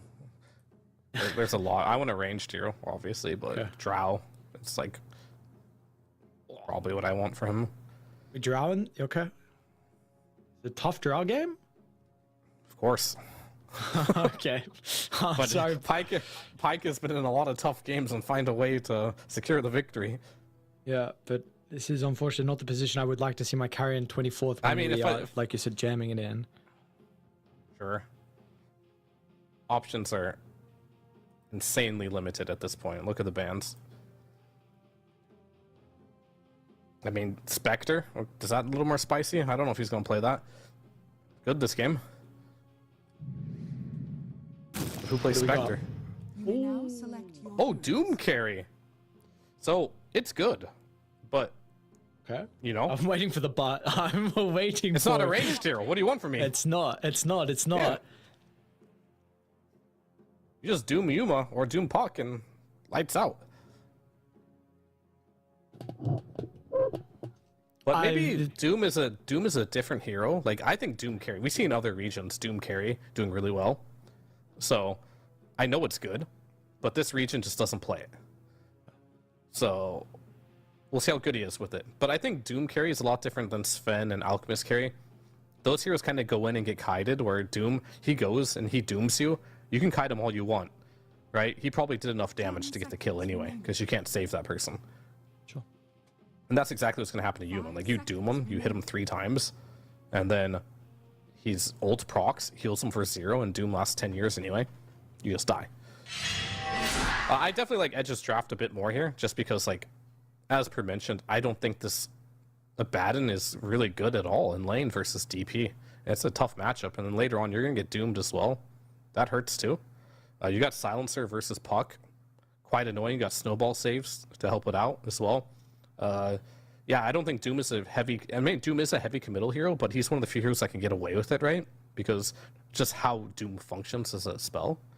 I like the draft a lot, but we'll see if Pike can pull it off here. You gotta man up sometimes and play the best hero for the game instead of playing specialties.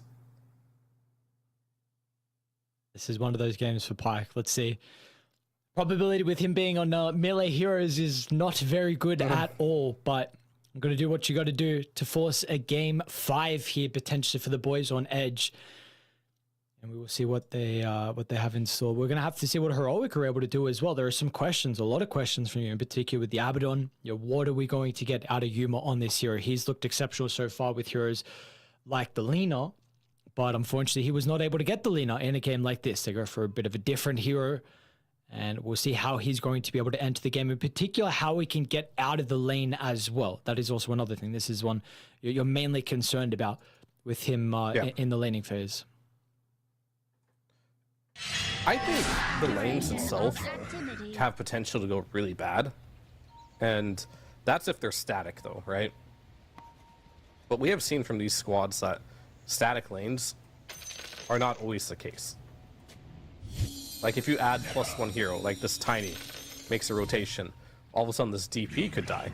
Same thing though, right? If this Tusk rotates or Silencer rotates through the gate, they could definitely get an easy kill. But a lot of what ifs, could be, should be. We'll see what actually happens.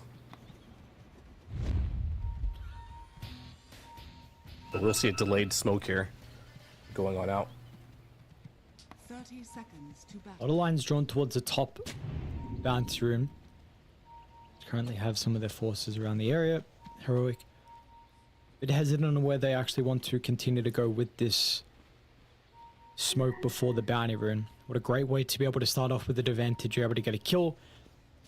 Potential runes.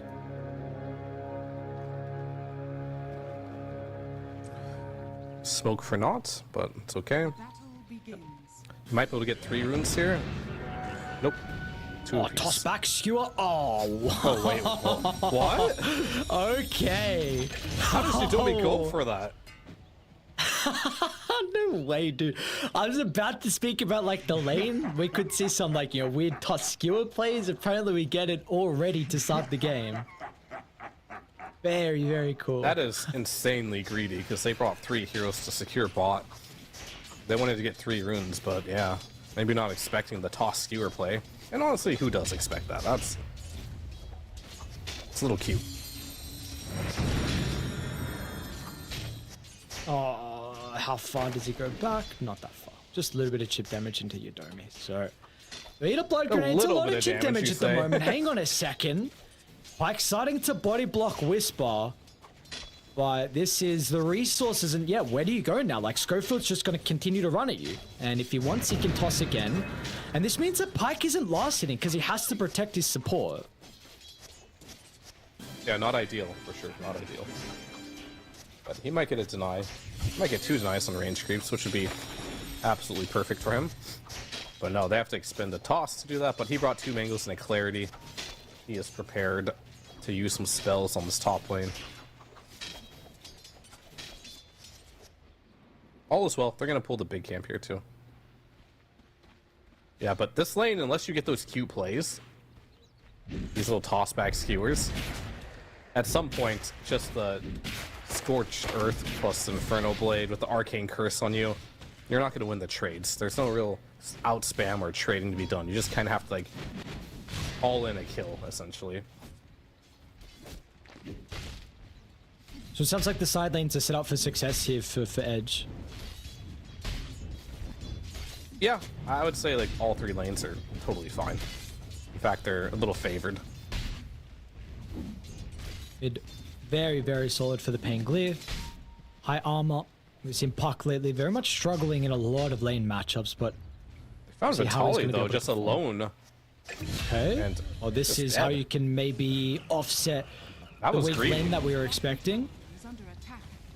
I mean, Michael was pulling the wave behind the towers. You can see there, like you can't step up like that. Trying to get a little more than so you had a lane disadvantage, but getting a kill here or there can skew any lane essentially. And then more harassment. Sure, Yadomi's getting punished a little bit, but you're not really doing anything about Pyke. He's pretty free to farm in this lane.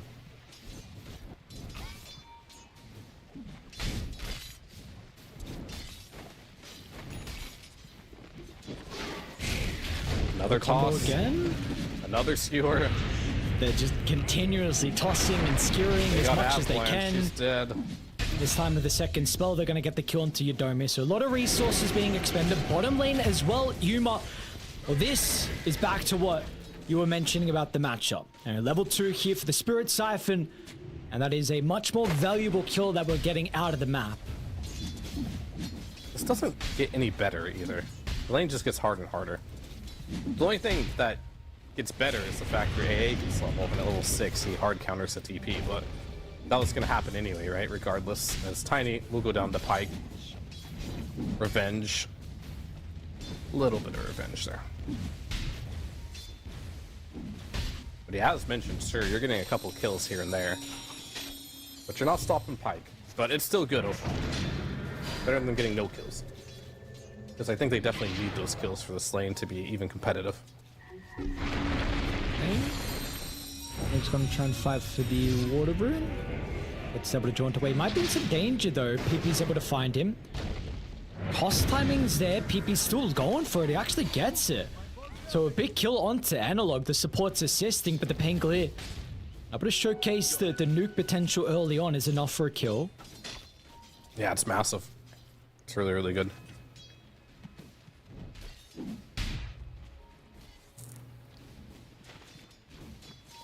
See if they can unlock him as well. PP's been a little bit quiet so far through inside the series. A lot of it has been on the position 4s, the offlaners, the carries, of course. Yeah, I mean, there's been a lot of like big ultimate heroes in the offlane, a lot of Magnus, a lot of Enigmas. In this game, it's really no different here. But at least PP isn't playing versus a Black Hole this game. Kind of hard for a Pango in some games. Like, it's good in the early game, but the late game, that's all that happens, so. In this game, a lot more difficult to RP a Pango, and a lot less effective, too. We are starting to see the lanes, at least the side lanes in particular, drag out in favor a little bit more of Dire. 24-9 compared to the 15-5 at top. Bottom 17-3 as well for the Abaddon. Are you going to be able to capitalize with the strong start that you have in the lanes here for Edge? You've got a lot of team fights, a lot of important level 6s as well. And a mid hero that can be very active and gank can combine up with the Extra, which is another thing. I mean, if I know anything about this series, though, it's like the offlaners and carries are determining the scale of the game so much, and I'm just so afraid that, yeah, your AA counters the DP, but I just don't see the Abaddon carry really being a threat this game. It's gonna be difficult. I mean, Yuma's gonna have to show that this hero has like some hidden potential that I'm unaware of. But even if it does well in the laning stage, I'm a little hesitant to see what it can do in the mid late game. I say it will get Magnus, he'll just get chased down. Not even level 6 on Pyke. Yeah, I mean, he had them snare, phase boots, level 3 scorched earth. I mean, day one, I was suggesting a lot of Doom carry. I stopped doing it because I figured the region doesn't like it. But this hero's good. That's really, I really like Doom Carry. It looks great when Yeah. I've seen it. And they're actually going to bring PP to top as well. This will be scouted out with the high ground ward of the triangle. So maybe looking to contest the wisdom. The analog as well is going to mirror He's one creep away this. from Doom, though. One creep away. Puck is here with ult. Could be Ready to win out. juicy. Where is PP? It's a deep rolling thunder. He's starting to get there. It's a great coil as well onto 3. They're going to have the AoE damage afterwards. Schofield could look for the toss, but he's pretty hesitant about running in. And there's the level 6. He found it thanks to the Shrine of Wisdom. They actually gave it to Pike, and now Schofield's ran down too. Yuma TP'd in. Oh, so the Orbital has to get something out of this. Surely you'll get the kill into Pike. And that will be the case with the shield popping. And now all the supports are also vulnerable. A massive shockwave skewer. It's an absolute bloodbath going on to the top side. Double for Yuma, triple for PP. A 3 for 4. Messy, messy stuff. What a bloodbath we Yes, get. but you got the Wisdom Shrine. You got 4 kills. You're getting bot tower.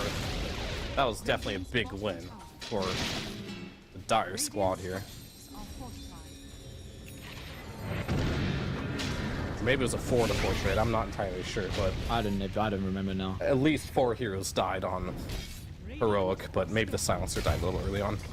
But either way, it's a W, and I think Analog was a little confused there because he's like, he orbed, right? Coiled. He's like, hey guys, if I jump out my orb and live, I give away the Wisdom Shrine. But then he realized quickly he's standing on 4 heroes, and he decided, uh-oh, I gotta run, and then he left. And Doom got 6 because of that, and then he got doomed and died anyway, so forcing some mistakes here. Because yeah, Analog, he could have just been like, okay, I'm out, see you later. Gave up the shrine and survived. Oh boy. But look at the Puck net worth now. It's rough. Rough to be a Puck. And not a free Puck game as well. And they don't have like the scale either. Like I'm gonna keep going back to it, just like until the Sabat and carry shows me something. But like, if Puck has no game, Magnus is never the carry. He's always control. Who's your carry in this game? Yeah. That is a great question, and we're not going to see it answered. I don't think 3,000 net worth lead, and this lead's going to continue. You've got a Midas up on Doom. We'll see. Previously with the mag that they were playing with on Heroic, Whisper was continuing to try and give him powers over to his cause, very unselfishly looking to try and buff their game up, so maybe it'll help you at least get a little bit more farm, but that doesn't answer some of the late game problems that they will eventually get to, and we might not even get there because of how far ahead Dire could be shortly. Oh, I think we'll get there if there's anything about this series. Late game does happen, but Doom is up online. He's wrapping around to mid. He's gonna find Yuma, dropping the Doom probably. Doesn't even need to, maybe. Yeah, it might not need it. He actually just popped his ult way too early on Yuma there. But he's gonna pop Doom anyway. They'll get it. Good rotation from Pike. And all Pike needs is 2.8k gold. That's the magic number. Radiant's middle tower is under attack. Dire's top tower is under attack. Hey, Whisper? Back to Radiant's step middle over the right. Whisper still will be able to find him. What are we looking for here with the RP? Is this even possible? Yeah, Puck's coming in. Toss Another back toss. into Analog. This We will is so see. annoying. I hear an TP's Exo. They're going to try and charge in. So yeah, you got the coming kill, from but you're behind. going to be able to get out though. The chain control, is it there? The damage, well, it'll come through. They're not going to lack it. Now the TP, whoa. Super close. You lost Pike, but he is voice lining. He knows the status of this game is very much favoring Edge. I mean, Doom was on cooldown anyway. He doesn't care too much there. has fallen. Midas is coming back up. And one of the biggest quality of life things that happened in any patch ever was giving Midas 2 charges. It really shut Twitch chat. Yeah, that was still. It's even worse now though. When you have the massive fight. I mean that's on you. You know. Yeah, but it's it At is that on you. point, You're right. it's deserved. And I think that's the better thing, where it's ultimately deserved now. Yeah. Yuma gonna continue to try and shut him down. Shard's placement just shy from Michael. I'm missing the swash as misses. well. Yeah. Heroic We see the play from them as both supports right next to Yuma. We need to help defend some of the farm. And I say that Puck just takes a couple of the creeps. Right.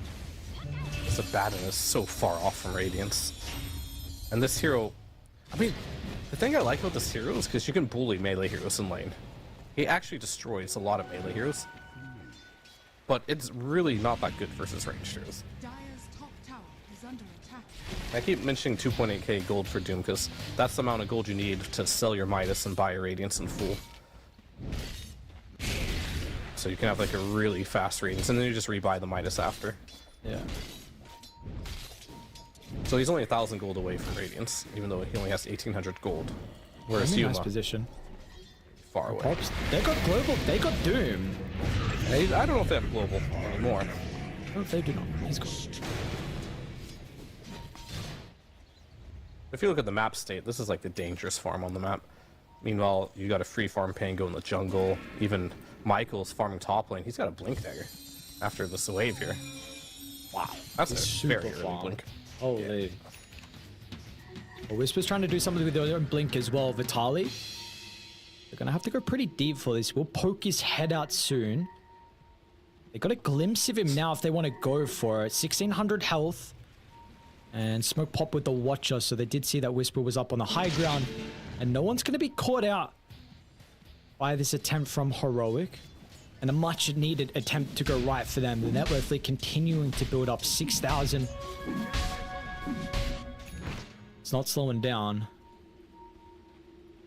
And it won't slow down either until a little bit, honestly. Because you don't have heroes up farm very quick. Like, you're gonna get net worth advantage by getting kills. And that's about it.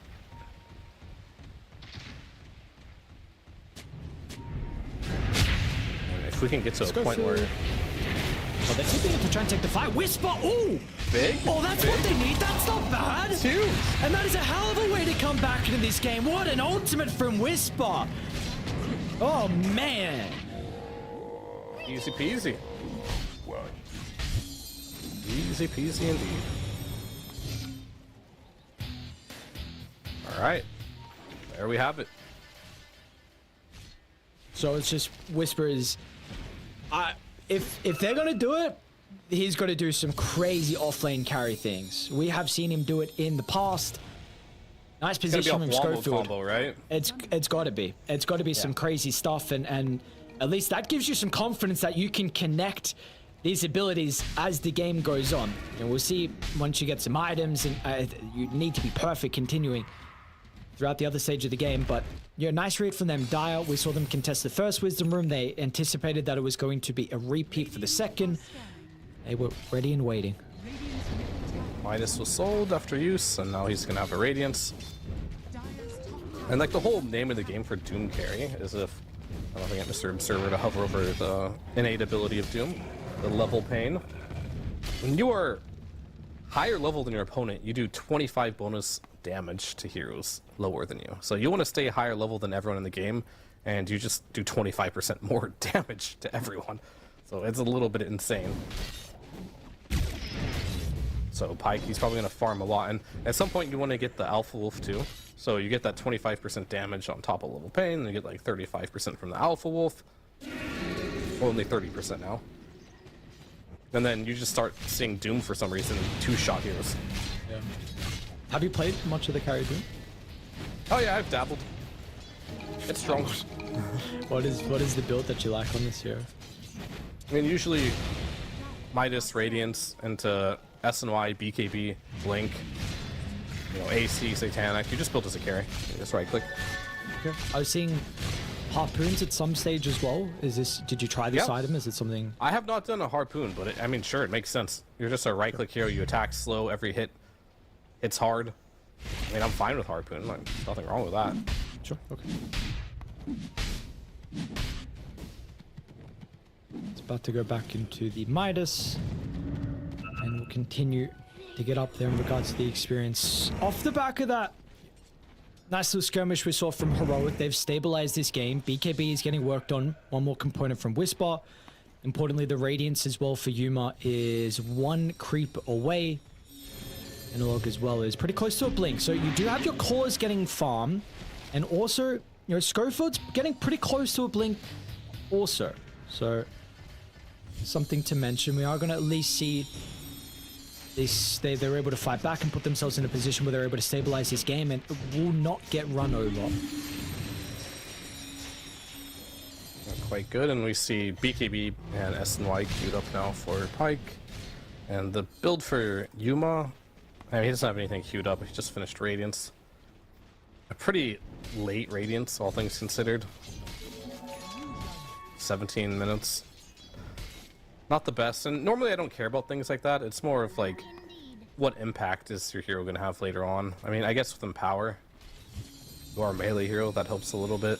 And he went for like the new facet too, the Malignant Mist, where Mist Coil does bonus damage, but I mean, it might be the play now. I'm not entirely sure. Haven't seen a lot of this facet, but it does always feel bad to not go stats. Oh, he's not even gonna go stats? Let's see. Oh, I guess. Okay, you only need 1 point, really. Oh no, it does level with leveling up with the facet. Okay. Because it goes from 40, 60, 80, 100, so you do have to level it. And a lot of bad in the past why it was good is because, like most carries that are good, you can just get stat points instead of one of your abilities. Remember the... And he's doing both, actually. He's getting stats and that ability, so over time it'll make sense.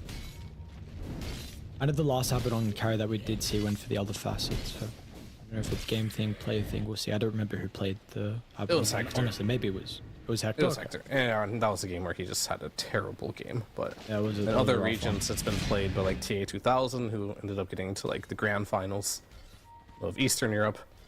I'm not sure what facet he went, but he was actually having success with this. It's a nice high ground what that Edge are playing with. They're going to see Analog along with Schofield. Toss him away. Coil drops. Schofield tries to TP out. No way he... Oh my god, dude.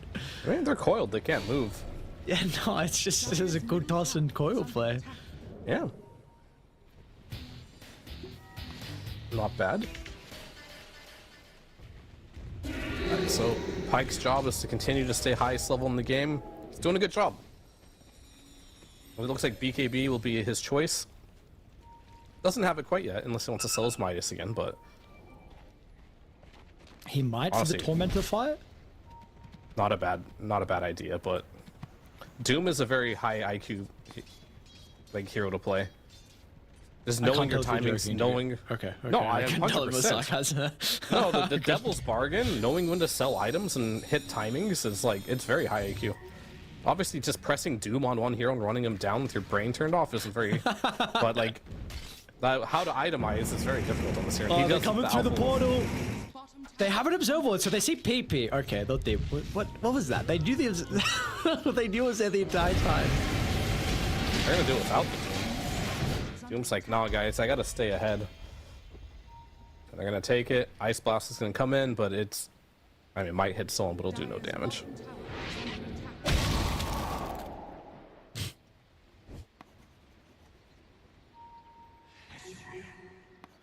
Okay, so it doesn't need to sell the Midas. We'll keep this, and BKB is completed. He found the Alpha will creep as well. Important for Pike, level 15. Abaddon's keeping up, though. Almost 15 as well from Yuma, so we do see he's farming quite well with the Radiance.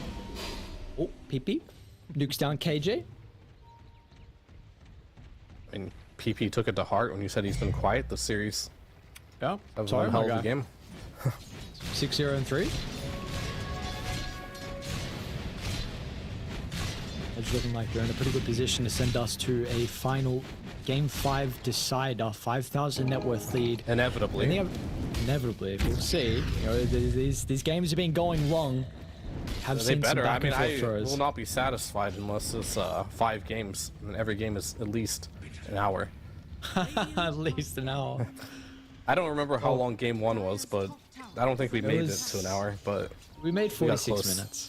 oh, that was it. That's disappointing. Yeah. Alright, never mind. Send this one home, Heroic. Just win. Oh, what, just because we don't get the hour in every game? Yeah. May as well just not go Game 5, okay. What's the point anymore? Schofield. Oh, jump over the tree line. We're gonna get him. Doesn't matter. Like, what's the point if we can't make history, you know? I see. It could be history for some of the players on Dire. You know, only 2 of them have been to TIs. Vitaly, Dire's middle tower is along with Pike. Everyone else is still looking to try and attend their first TI. That's very true for them. non-selfish of you. I like that. Thank you. Pike, mid lane. Whisper looking for the combo. A little bit hesitant to make the go. Not an easy kill. Okay, yeah. I mean, this Doom is more or less online. Ah, you know me. Right. Magnus has found you. Alright, they're gonna... Not sure what they're gonna do, but there's an invisible Doom. But he'll walk into a sentry here. And 3, 2, 1. Yep, he's under a sentry ward. What do they want What to do do with we the do? vision? Dire's middle tower is Go for it. I mean- Does he just finally walk out? But Michael's also going to be there as well. And the shards he clips doesn't- onto Whisper, so we can't get the blink. Will be now able look to at do BKB. so.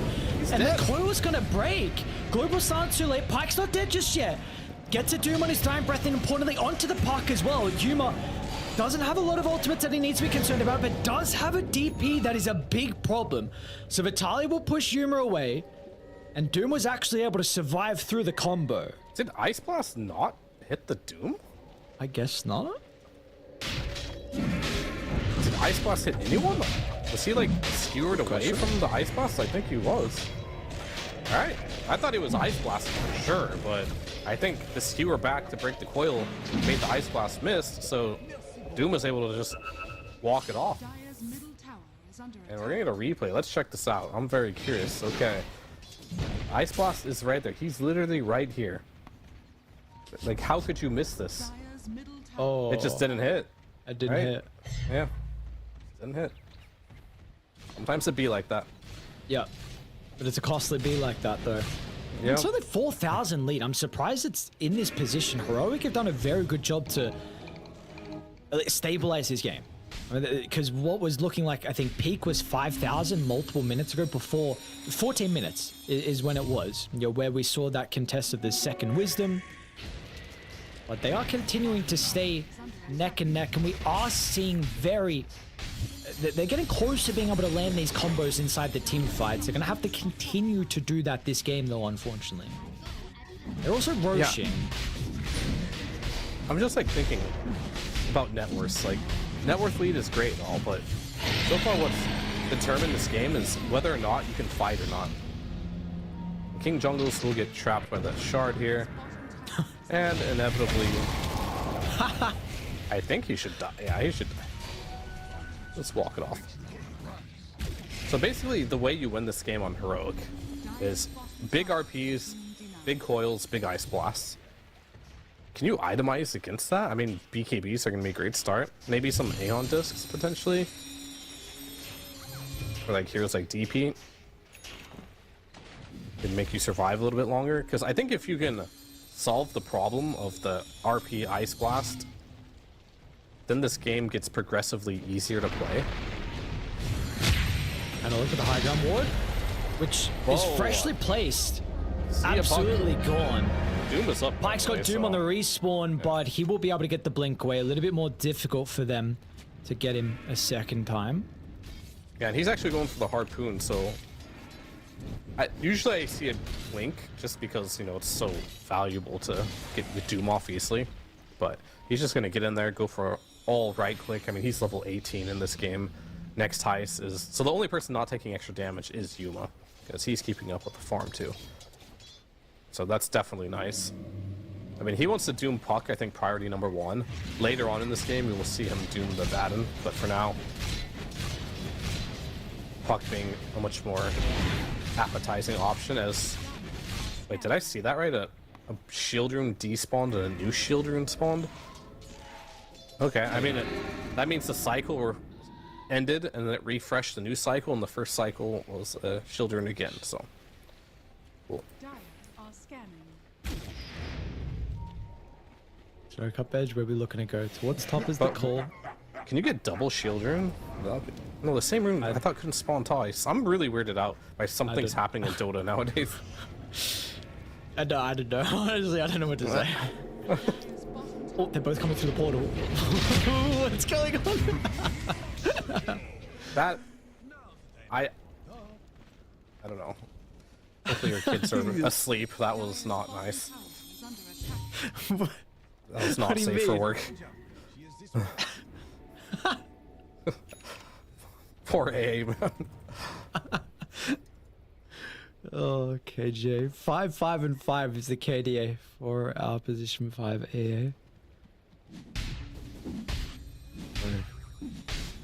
We are. So you said net worth really isn't the thing we're looking at, though. You know, it's the itemization and how we're going to be able to stay alive against the combo from heroic. With that being said, then global silence has to be pretty important. Would you say to be able to disrupt team Yeah, fight for sure. abilities? I mean, if you see the RP and you instantly global and the Ice Blast doesn't get, like, you can't release it, right? Or you can't even throw it. That could be big. And I don't think AA can itemize against that. Like, he doesn't buy Dispels. Like, you don't want to buy Greaves. Whisper wanna mid buy lane is BKB? farming pretty aggressively.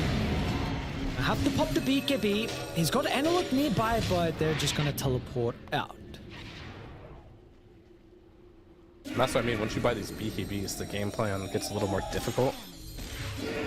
And then, like, you know, if there's like Alina, for example, just to give a hero that Yuma used to play and was winning with, I'd be a lot more confident because he'll get a lot of damage in. But we haven't really seen the Baden do much damage. Yeah, you're keeping up with farm. I mean, that's great. I mean, you should keep up with farm. But this hero's damage output, I'm afraid, is not going to be enough to really close the game out. But time will tell. There's still a lot of Dota to be played. Both these teams are on track. Like, just say, I mean, that's just not a hero Fuck it, that kinda? he benefits from Daedalus, right? yeah. No, I understand. But where does the damage come from? Maybe the puck? Like, let's see, I but mean, it's not an easy puck AA game. Blast, I think, right? Okay. AA Blast will always give you burst potential. It's so good. I mean, AA Blast and Doom, they're the same ability, essentially, right? If any of these get cast on any hero, they could die. The only difference is Ice Blast is AoE, Doom is single target, which makes Doom better single target, of course, than Ice Blast, but still. If you get an Ice Blast on this DP, but that's my concern, right? Like, this DP isn't playing your typical, I'm going to stand in the front, you're going to jump on me easily. He has Blink already completed, he's queuing up a Hex. He wants to surprise and jump you. And I kind of like the choice here. It's either you went this style, or you build tanky in a way where you're going to frontline, but like I don't know what that looks like. You have to buy like an S and Y on a DP, and might not feel terrible just because health restoration now also works for spells on S and Y, but not sure if it's great either. Sure. We are all in on the team fight for heroic, which this is the hill that unfortunately you're potentially going to live or die on here in this game 4. Exo committed for the T2 tower down bottom. Ice Blast miss, but not using it anyway.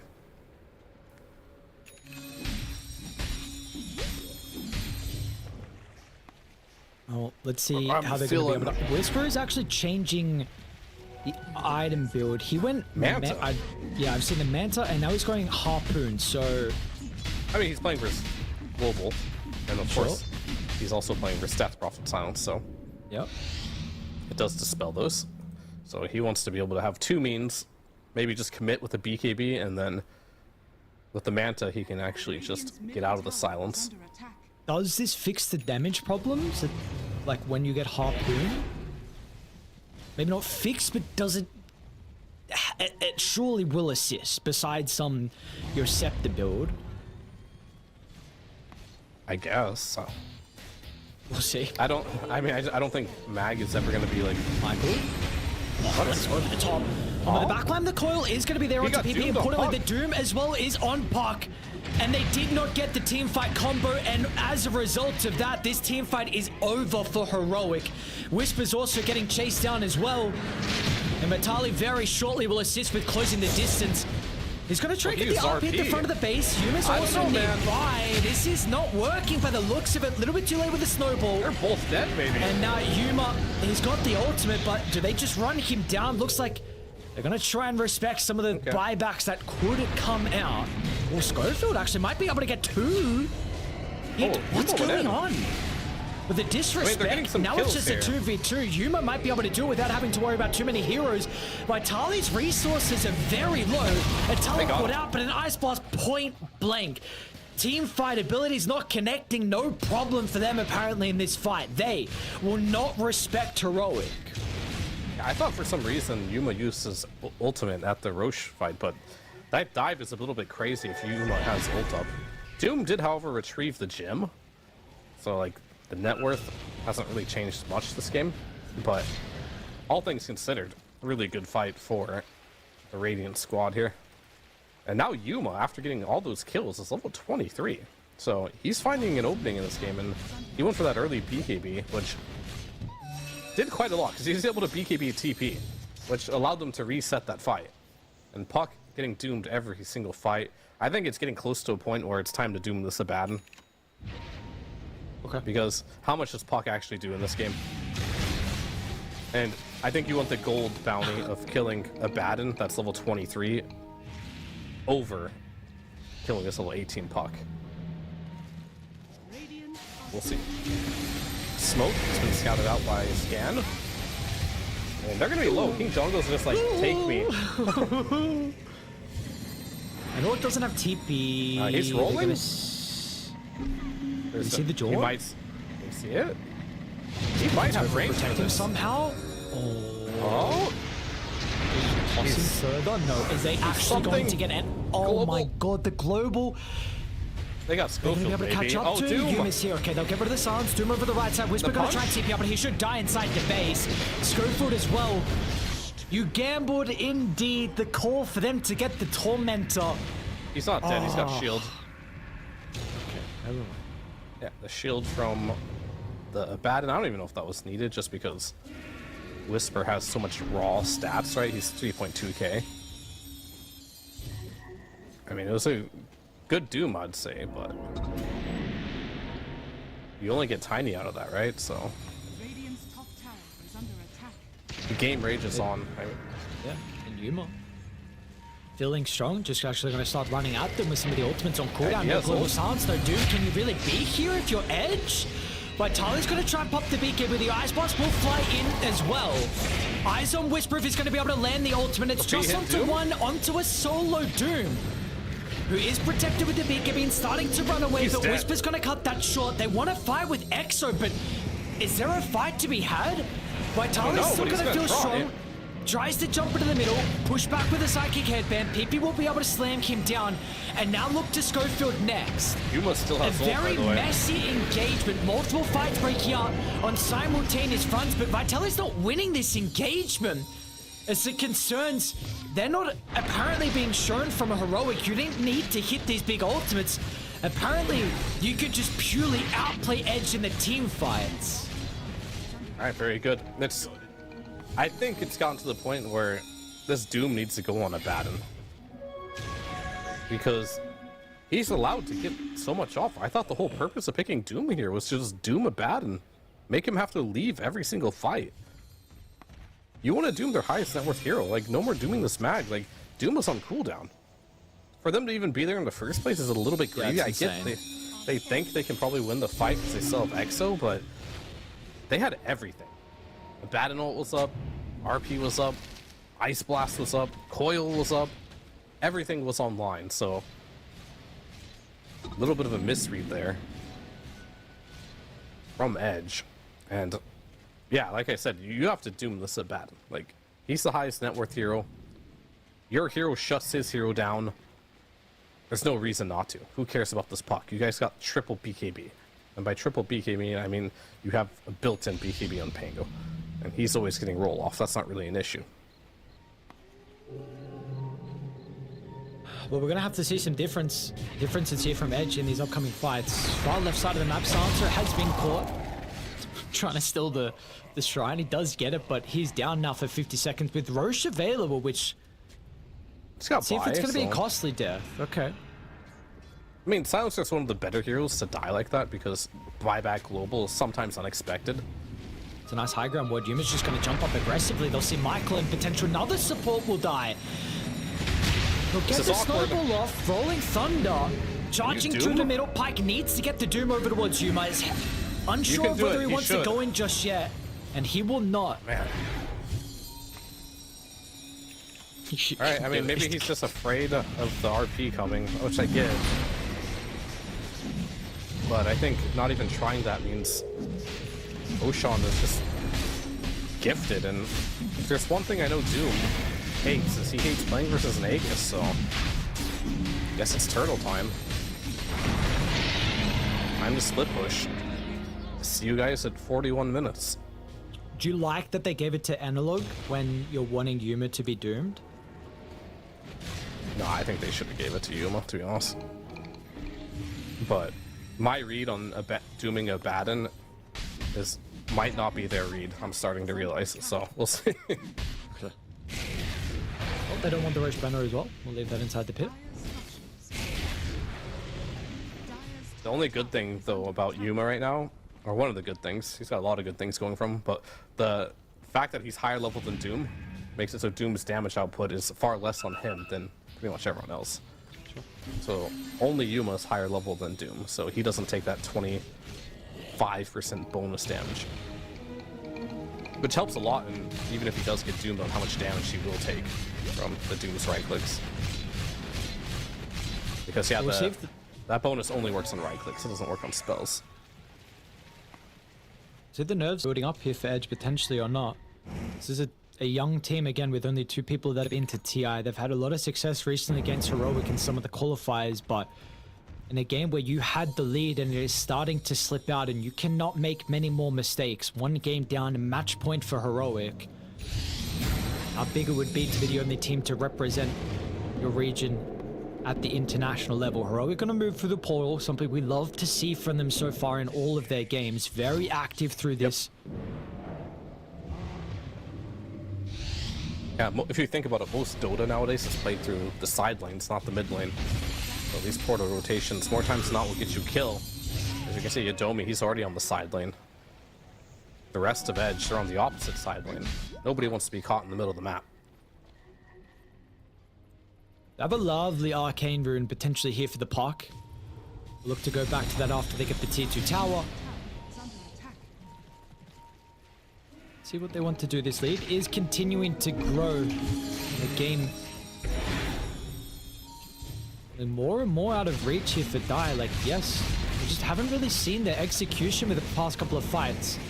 They're thinking about maybe making it go mid lane, but this is onto the Aegis target on Puck. They'll charge up the Rolling Thunder a couple of times, but nothing will happen, and another tower will drop.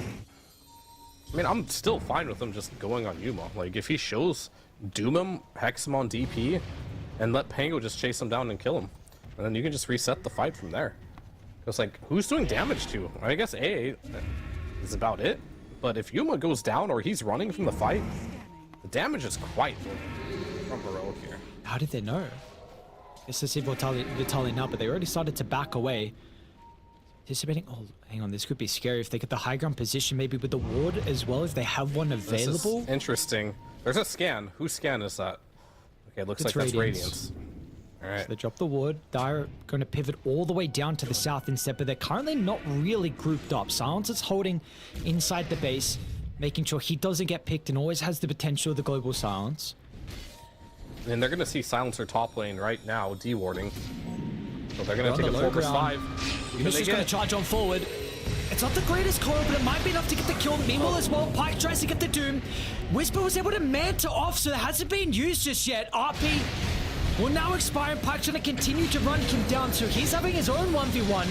But it means that Pike is not there protecting everyone. He is by himself. Operation Kill Off Whisper, and he should be able to do so at TP out just at the last second, but Whisper's not even going to die.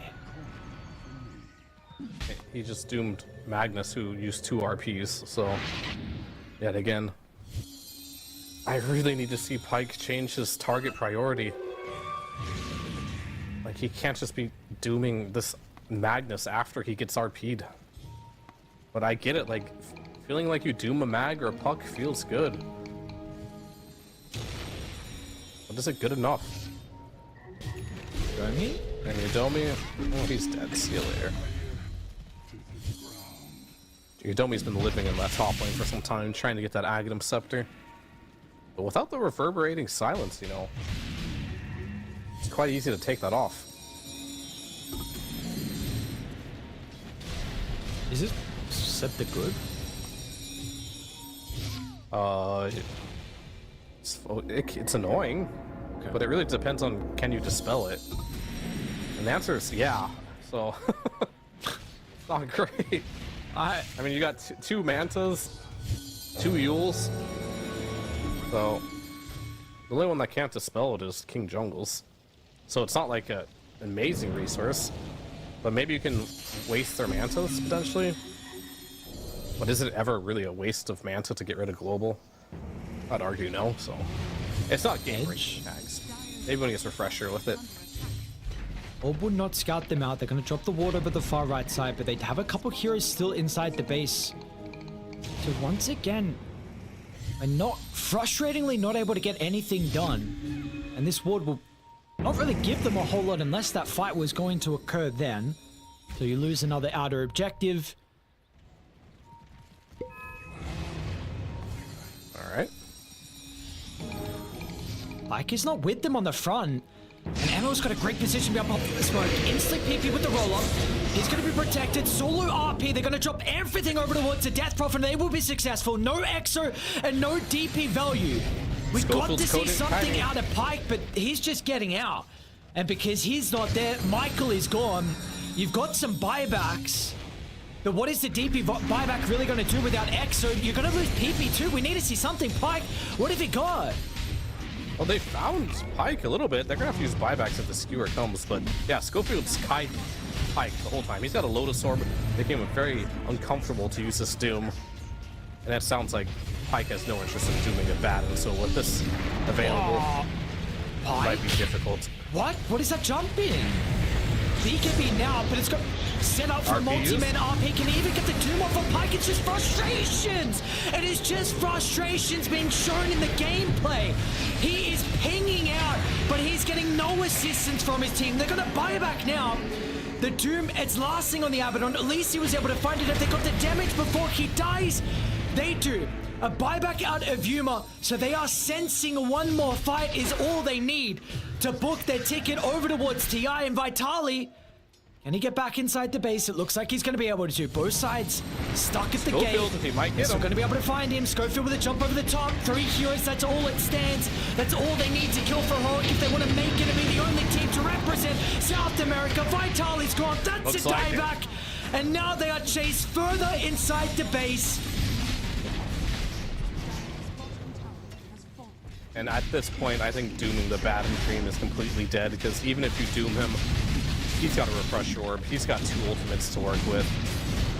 But you don't even have Doom for another 60 seconds, so the game plan, not clear at all whatsoever Now or never. for Edge. But the coil onto It's 3, over. and that It's is all done. she wrote. Heroic.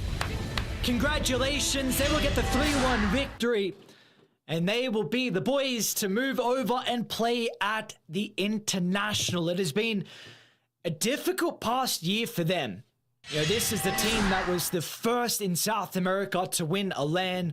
We saw some roster issues. We saw some new lads brought in. They've struggled on the international level. They struggled versus Edge, this team in qualifiers recently, but you know, they were able to do it in the end. And what in fine fashion as well. 6,000 deficit of 14 minutes. Absolutely, and kind of like looking at this is crazy good. So, like, this fight was the beginning, I'm not going to say of the end, but it looked absolutely fantastic once this Whisper Mag got online. These Ice Blasts were on point, and Edge, they tried, they looked good. Maybe they were potentially even a favorite at some point in this matchup, but Heroic, the experience, I think, really won out on this one. They forced Edge into a strategy where, so far, they put Pyke on 3 different melee heroes. He looked like a completely different player compared to some of his signature ranged heroes, but very natural, very normal for these young players, these young up-and-coming players. They have a select set of heroes they're so good at, so it will be definitely just a learning experience for this Edge roster. Lots of promise coming from them in the future, but Heroic, yet again, we've seen them in almost every single LAN, and they decided we belong here. You're going to see us again. Even if you're tired of us, it doesn't matter. We're persistent. We are the best team in the region. That they are indeed. So frustrating, unfortunately, for Edge. Yodomi as well. Last year's TI, he came third place with the boys on Boom. This time, it's going to be a second place finish in the qualifiers. Unable to get there. Just so close. But it will be Heroic that will move over. And we're going to see them. There's a multiple. Well, Whisper wasn't at TI last year, with OG, wasn't able to make it through the qualifiers. But this is, I think, like 4 TIs. This is the 5th TI in a row for Schofield. Multiple in a row as well for KJ. These boys are, without a doubt, the most experienced in South America, and we saw that be the case in this game in particular. Really, the experience stood strong in the end. I mean, absolutely. And I think now that you win the qualifier, you can take a breath and just kind of like be relieved. But now it's time to start locking in for the squad, because if you look at the 3 regions that only have 1 slot, South America, North America, Southeast Asia, they're going against the other top powerhouses that have lots of slots in, Europe and China. They have more than 1 slot. These guys are going to have to take this. Don't take it for granted. You still got to practice. You got to practice hard, because this is only the first step in your journey, and you're going to have to really lock in if you want to get a good placement at this international. Yeah. We see the run that Heroic had to take to get there. Through the upper bracket, knocking down Infamous, knocking down Team Sin Compromiso. That difficult opponent was the boys in Edge in the upper bracket. We saw that rematch, but of course they were able to get there in the end. What a long day for them as well. The OG Lardham series was not an easy one at all. That went 3 games. There was a 60-minute game in there, a 50-minute game in there as well. They played 3 60-minute games today. It has been super long for them. At least for this qualifier, it is well worth it. Well worth it, but it's not done just yet. You have, at least in qualifiers as a whole, couple of days you're going to be playing in the Esports World Cup qualifier, which will be just as ruthless as this one.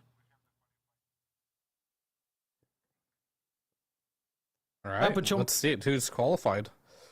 What do we got? Who's coming through? We got Eastern Europe. We saw Aurora. They got the 3-0 earlier, I believe.